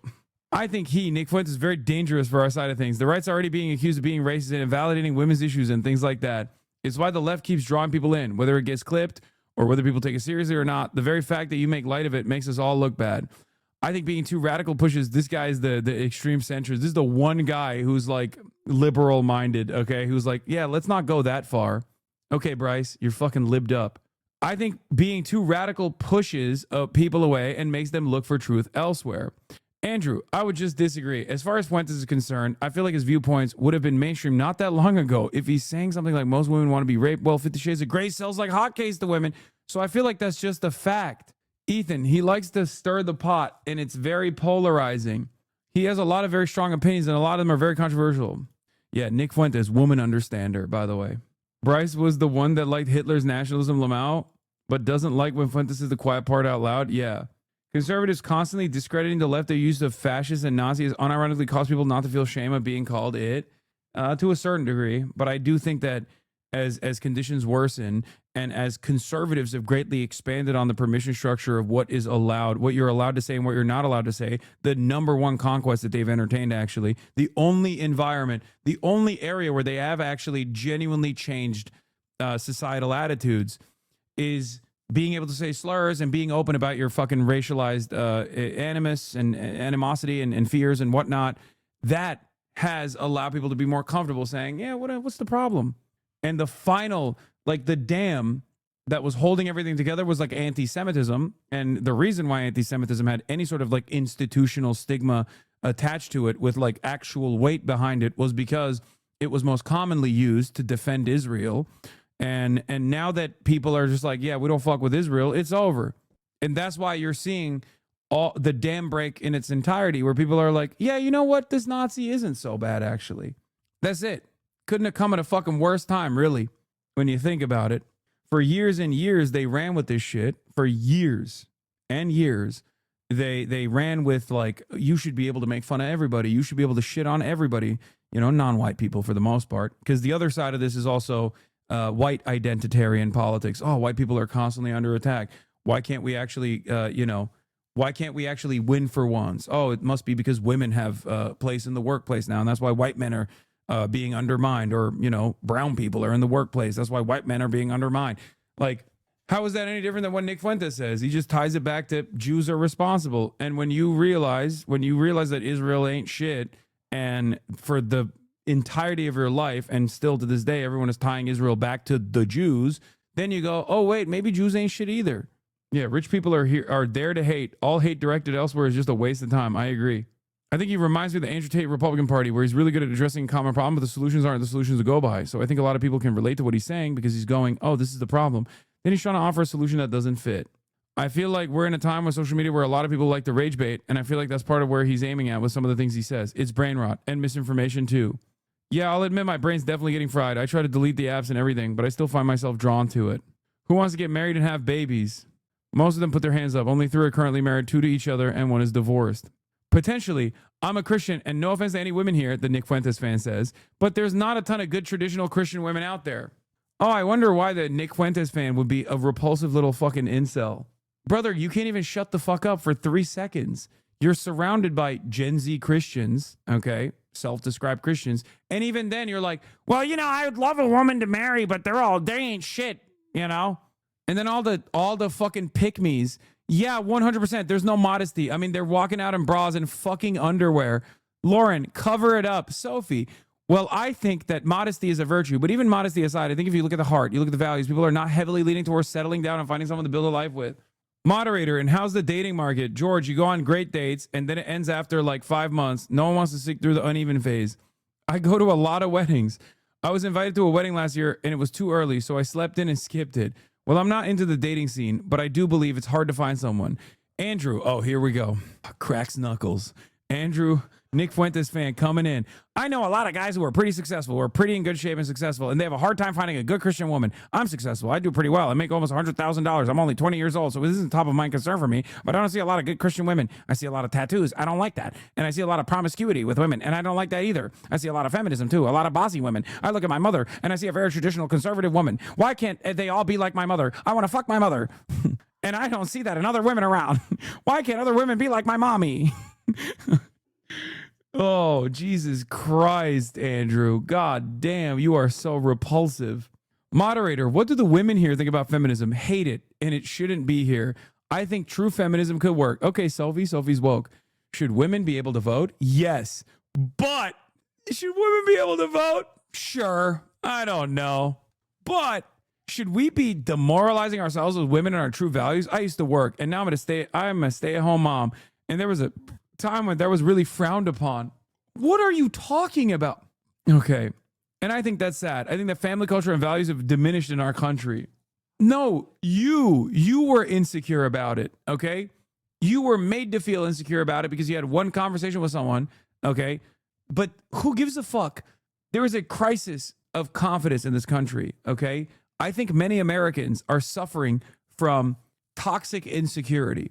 Okay, levels of insecurity that guide their fucking political worldview, levels of insecurity that basically are constantly they're constantly tormenting them. Why is Austin calling me? What's up? I'm live. It's Austin Show from the Fear Anna podcast. Yeah, what's up? What's going on? Why are you still alive? Why are you asking me that question? Well, I don't know. I thought it was time for you to end your stream and spend some quality time with your good friend Austin Show. Why are you here? Yeah, I'm here. We're going to the gay bars tonight. Come on. Wait, are you in my house right now? Oh, I'm not in your house. Oh, okay. Well, I'm just saying we're going to the gay bars tonight. I'm not going to the gay bar. I'm fucking injured, dog. I can't go to the gay bars. We'll put you in a wheelchair. Austin, there are people in the chat from Nebraska that is hating on you right now. Wait, why are they hating on me? I don't know. They just said they're from Nebraska and they hate you. Really? Yeah. Well, I'm sorry. Joke's on them. They're from fucking Nebraska, so damn. they hate themselves. Wow, too. you think you're so cool living in a big city, huh? Yeah, I do. Okay, well, I was gonna call you about something else, but I'll just text you instead. Okay, all right, bye. Why have you gone on for so long today? I don't know. I just felt like it. There's nothing else going on in my life. I can't walk. I can't do shit. What do you want me to do?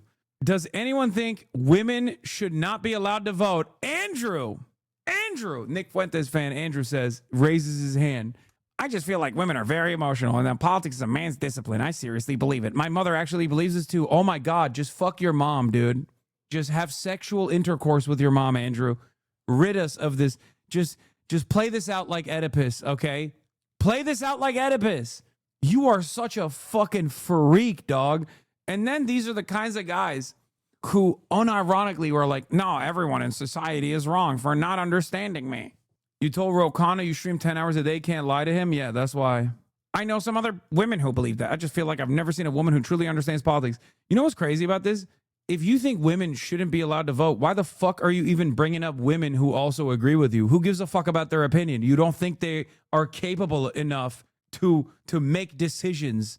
Why are you trying to beef up your position by, like, on the one hand saying women are cattle, but then also some of the cattle agree with me. They like to be eaten. Fucking weirdo.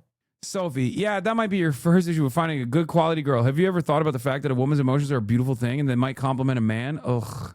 Wow, good defense, Sophie. No, I don't agree with Andrew on this. Yes, women are more emotional, but dude, every conservative is like, yeah, they're bitches and shit, but like they should still probably be able to vote, you know? Otherwise, they're going to be annoying. What do you? Women are obviously stupid and emotional, but you should probably let them fucking vote. I mean, my uncle's stupid and emotional, and he votes, even though he's a man. Andrew, I just don't think it aligns with politics. I think politics is a different discipline than what the female mind is designed for. Brother, how can you live in this world in 2025, man?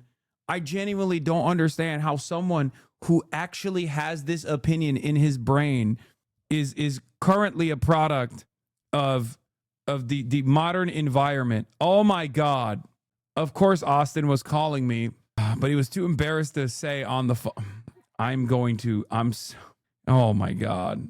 Oh my God, Austin. You are such a fucking dickhead. I swear to God. No, he just has a request, as he always does. Okay. He doesn't call me for fun stuff. He calls me because he has requests. Anyway. Who's your ideal next president? I think JD Vance. Jaden, there's this guy. He's a streamer. His name is Papa Gut. What the fuck is that? Jaden, there's this guy. He's a streamer. His name is Papa Gut. What? I don't even know what's going on there. I'm going to say JD Vance because I don't really think there's a better option. Victor Marks, JD Vance, Vance. Oh, they're so cooked. Michelle Obama. What? Bryce, the guy who read Mein Kampf and agreed with the message. Papa Gut hates you. Papa Gut talks shit about you all the time. I don't know who Papa Gut is, but he's got Jaden's vote. And respect to Jaden and respect. I'm going to vote for Papa Gut as well. I'm voting for Papa Gut on the next election. Why do you guys all know who Papa Gut is? This guy is Papa Gut. Ethan Klein, it gives Alex Novell just enough ammo for the end of the year. H3 hit piece. Frogan's failure is 100% her choice. Yeah, I think this is... When I'm thinking about who should lead the country and have command over our nuclear arsenal, I think of a guy who makes YouTube videos about Morgan. Papa Gut calls out Caleb Hammer. Conservative rage baiter Brittany Venti goes after Pokemon and Casey Tron. Wait, he's like a centrist though. I don't think he's like pro Ethan. I think he's more of like a centrist. Like some of the issues he leans on one side, and on the other issues he leans on another side. Like he's not. YouTube desperately wants to replace everyone with AI. Like Tim Pool labels Candace Owens the arbiter of political violence post Morgan. Well, every statement from Asmongold is an admission of unintelligence. I like this guy. Okay, he's got my vote. He's got my vote. Papa Gut, I will be voting for you, sir. He's anti you, but has some decent takes otherwise. Scroll down, there's you. Hassan Parker disgustingly compares his shocking Kaya abuse to Emaru's trauma. You know what? I'm still voting for him. Hassan Parker. I'm still voting for Papa Gut. Papa Gut, you got my vote. This fucker hates you. He's the worst of slop tube Lamau. Like you combine Matt Walsh and Hutch and get this fucker? I don't think so. I think he's one of those people that hates streamers but wants to be one. Maybe. I saw some pretty normal clips of him, though I'm not on TikTok much anymore.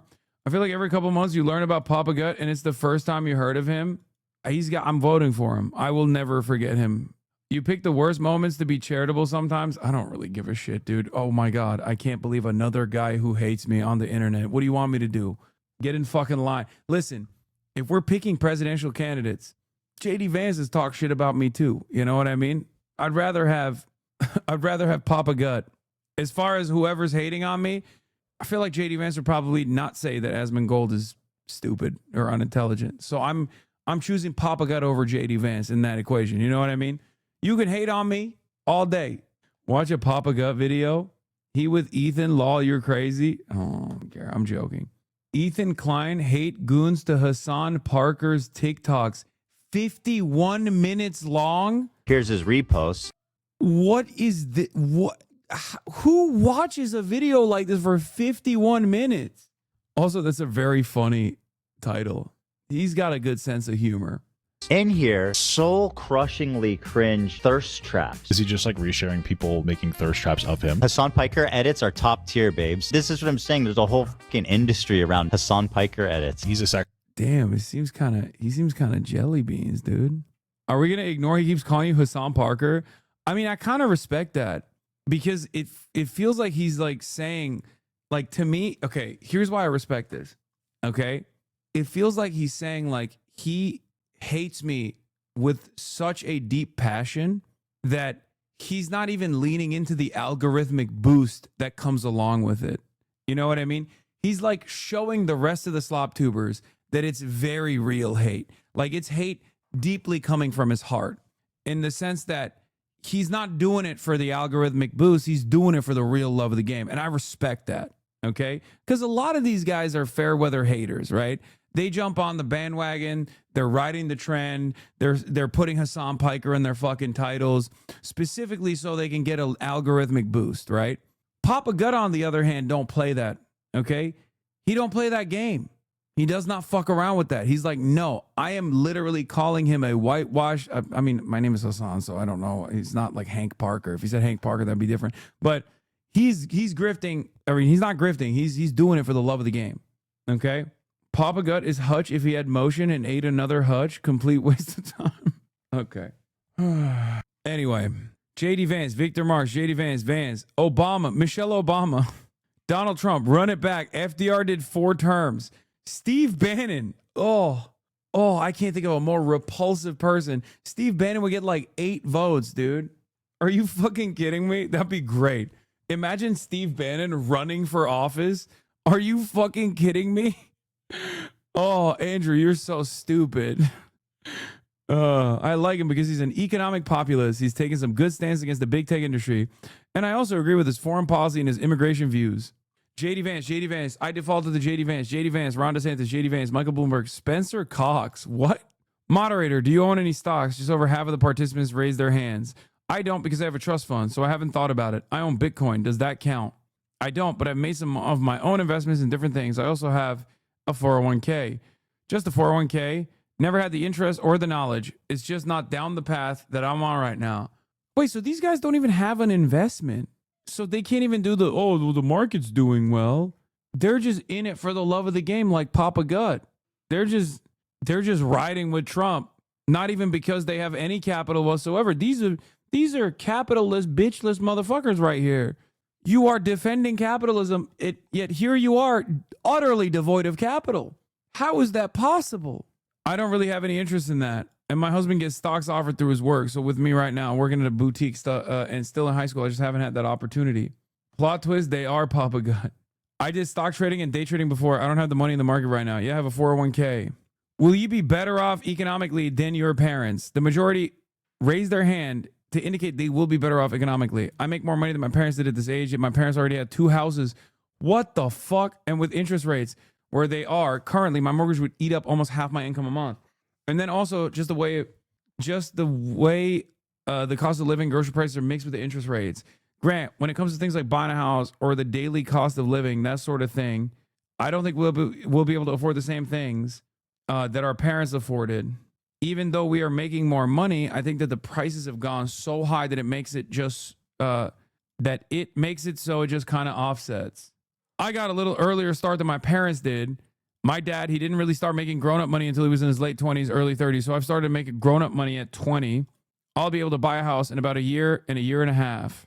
The groiper is grown-up money. Are you looking for a house? I'm working to buy a house. I'm working at setting myself up to buy. I would like to live in Franklin, a wealthy city just outside of Nashville. After school, I'm going to move to New York City. I don't plan on living there forever, and I'm not going to buy a home in New York City. Yeah, good luck. Yeah, I don't think you're buying a home in New York City, Wilkes. Let's be real.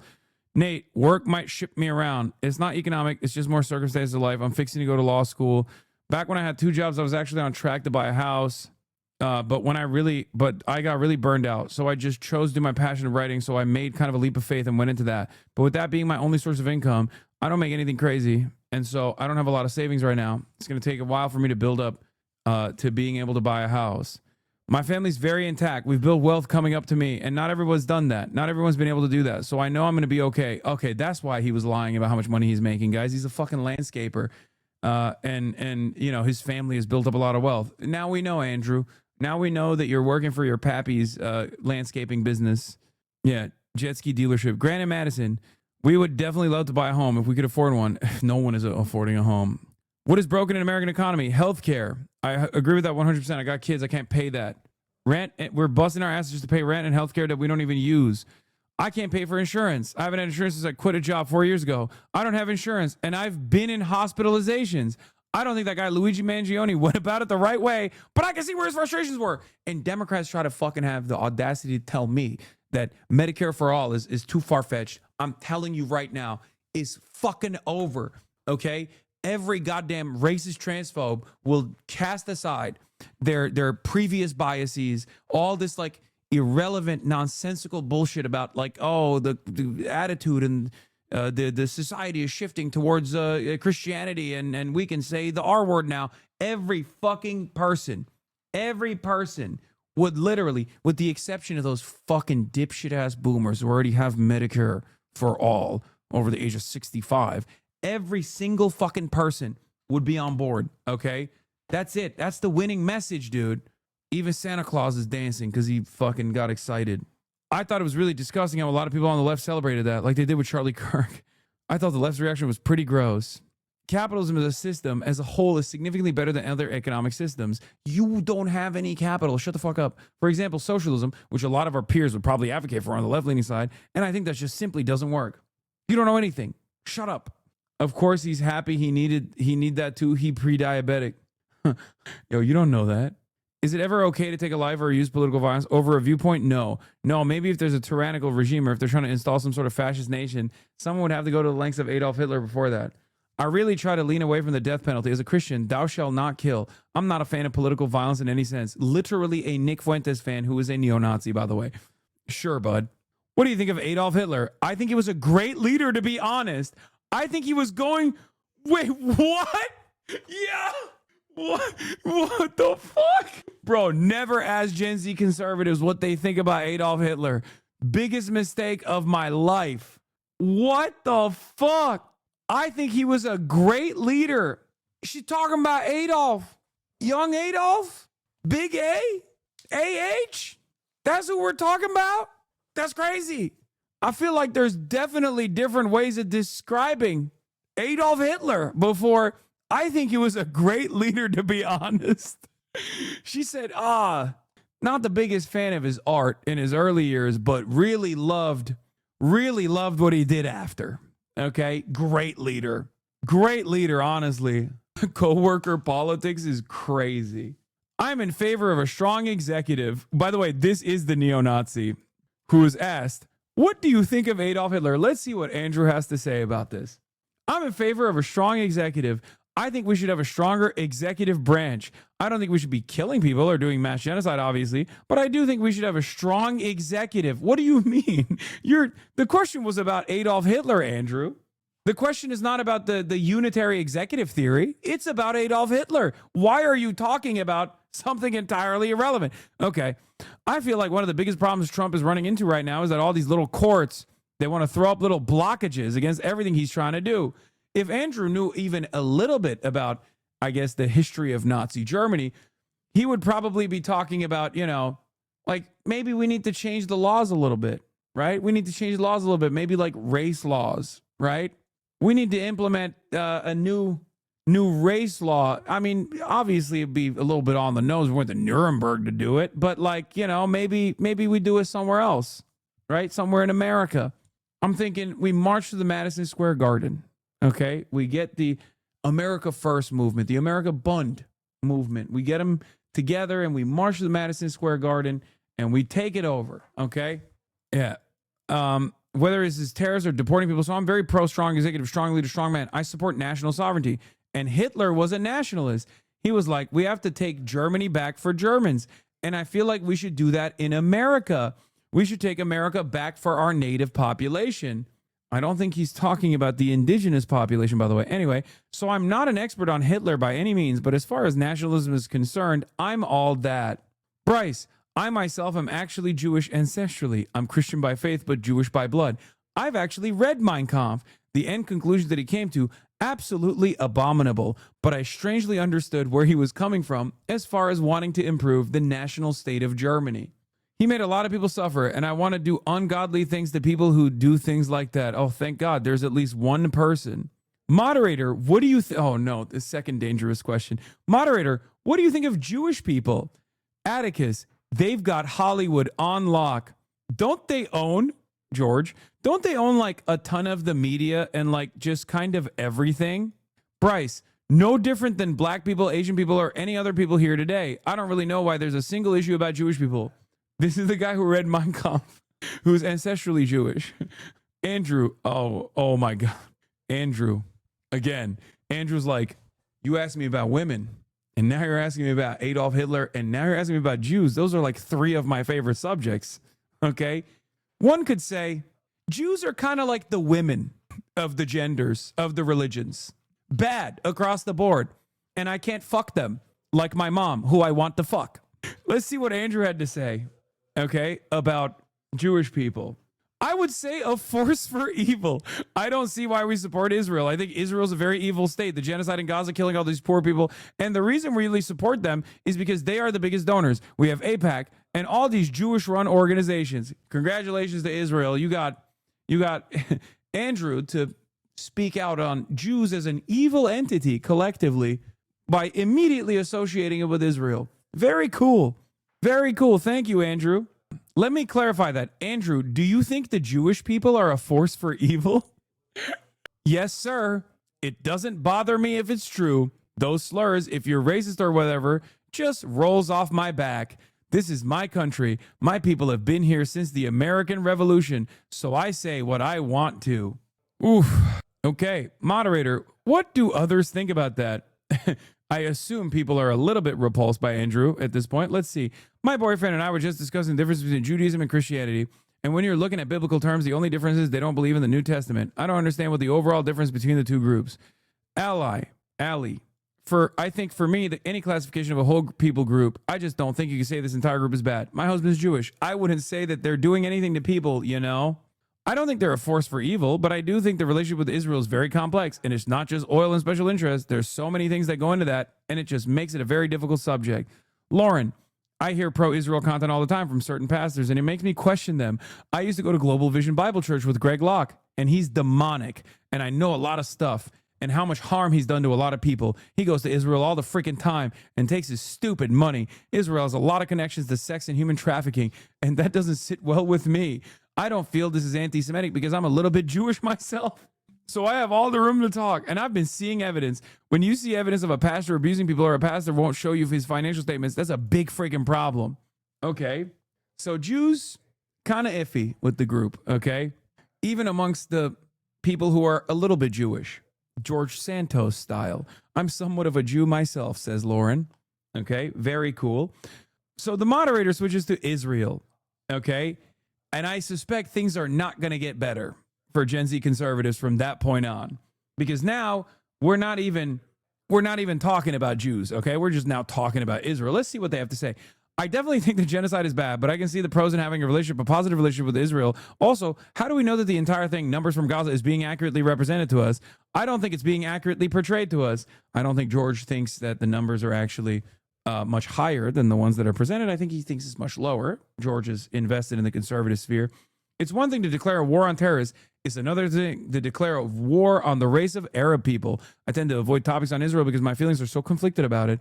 Honestly, this is the most thought I've given to the subject. I wish the genocide had never even started. I feel conflicted on the subject. I love how Americans will just be like, obviously genocide is bad, but low-key, the people doing the genocide, we should probably be chill with them because they give us medical technology. Also, have you heard of Waze? Like, that's a crazy thing to say. Like, this is the defining trait of the average American and the way that they operate, okay? Yeah, genocide is bad, but the people doing the genocide also worked on Waze, and I really can't live without Waze when I'm on my way to work. It helps me avoid traffic. Treatler final form. Yeah. Have you had a fucking soda from a soda stream? Okay. It's crazy because, like, Israel doesn't even invent things that these guys actually care about. It's medicine. They hate that. You know what I mean? Like, they fucking hate pharmaceuticals. So to them, it's, you know, what do you got? You got Waze, you got SodaStream, and then you got a fuck ton of pharmaceuticals, right? And they fucking hate medicine. They think it's all woke and demonic. And also, they can't even afford it. So it doesn't even matter. Seemingly, none of them have fucking insurance. Anyway, I feel conflicted on the subject from a biblical standpoint. I don't think we should have anything to do with putting weapons in Israel. I actually personally don't know why we're allied with Israel at all. But from a biblical standpoint, I can see why we would want to keep our eyes on Israel, because that's where things will start stirring when the end times come. This guy's anti-genocide, but he's like, yeah, we should just still pay attention to what Israel's up to. They're up to some fuck shit over there, and, you know, they're going to bring about the end times. Cool. Allie, I'm primarily just anti-war. I don't want to go to war, so I have to play nice with people that we don't necessarily agree with. They're doing to keep our people safe. That's like my number one priority. Jaden, I personally don't mind if the U.S. has a relationship with Israel, the Papa Gut voter. I just don't think it's worthwhile having so much of our interest going into a country in the Middle East. I don't think it's important. I think there's a lot of negative opinions on Israel based on a situation that wasn't provoked by them, and they had to respond. And they've responded with some mistakes, just a couple mistakes. And people don't appreciate America's resources going towards that. But you have Hamas hiding behind civilians in Gaza. That's not really a recipe for success. Of course, all the fucking conservatives sound like, you know, all the libtards that are up my ass every day. As Christians, basically, we're supposed to protect them. Israel's positive, important, and the lesser of evils. Ukraine, scam, Europe's problem, over-involved, calculated in money, over-involved. Yeah, over-involved. I don't really care. Oh my God. Literally, in unison. Everyone's like, nah, get us out. Get us out of there. Israel, I don't know. The Bible says it's okay. Moderator, do you agree or disagree that all illegal immigrants should be deported? 13 of the 20 say they agreed. 7 did not, including Bryce. Oh, how much longer is this? I'm so tired. I think I'm going to give up at this point. I can't do it anymore. I've been doing it for 10 hours. This is a wonderful, wonderful article, though. And I do want to leave you with some choice words. I'm going to obviously cover the rest of the article and maybe some other fun stuff tomorrow as well, if I have time to stream tomorrow, because we got a big day of podcasting tomorrow. But I want to leave you with Donald Trump. Does he still have it? Let's take a look. I went into my wife's closet, and I'll say this, number one, it's very bad, but it sounds a little strange. They looked at her drawers. Huh. You have drawer, and then you have drawer. They looked at both. And she's a very meticulous person, you know, like these people, just like she'd fit into your group very well. She'd be very happy with her, but everything is perfect. Her undergarments, I want to use nice, sometimes referred to as panties, are folded, perfect, wrapped. They're like so perfect. I said, that's beautiful. You know, it's the part of the world she came from. Everything was perfect, no problem. Fold, fold, fold. I think that she steams them, make sure. Just that it. We came home. I wasn't there when the raid took place. A raid of a popular president, a former president. She opened the drawers and it was not that way. They were a mess. It was all over the place. And she said, oh, what happened? That's so terrible. But it's terrible. They went into my young boy's room. These thugs are disgusting, and we cannot let them get away with this stuff. We have all the evidence now. We have all the evidence, and we have to do something about it. We have to do something about it. It's illegal, and it's disgusting. He's right. Anyway, ladies and gentlemen, love you guys. And I will see you tomorrow, okay? Bye-bye. Inshallah, I'll see you tomorrow. The H3 Crowder debate, the Young Turks online show. 3 full fucking years of this, and plenty more to go. 90-day fiance talks of champagne bourgeoisie. A Trump rally live reaction, a mass riot in D.C. There he is again, Hasan is streaming, Hasan is streaming. There he is again, Hasan is streaming, Hasan is streaming. Reading live stream fail comments, Austin show chat advice. In all the ways the right-wing pipeline can suck you in online. JCS react, Lord Frame gets broken, cover blown. A full-blown mass pandemic, months of streaming in your home. Total radicalization coming out to find the system you were taught to trust in was broken the whole time. All these daily streams, whether big or whether small, have helped me and so many find some meaning through it all. So there he is again, the sun is streaming, the sun is streaming. There he is again, the sun is streaming, the sun is streaming. Hey, what can you say? The 3-minute ad is through, but he'll play no pics so soon. You wait, say, hey, what can you say? Hey, the 3-minute ad is through, but he'll watch 90 Days soon. Just you wait, ba-da-da, ba-da-da, ba-da-da-da-da-da. Hey, what can you say? The 3-minute ad is through, but he'll debate viewers soon. You wait, sha-da-da, sha-da-da-da-da-da-da-da. Hey, what can you say? Hey, the 3-minute ad is through, but he'll beat Nameless King soon. You wait, sha. Oh shit, he already did. Oh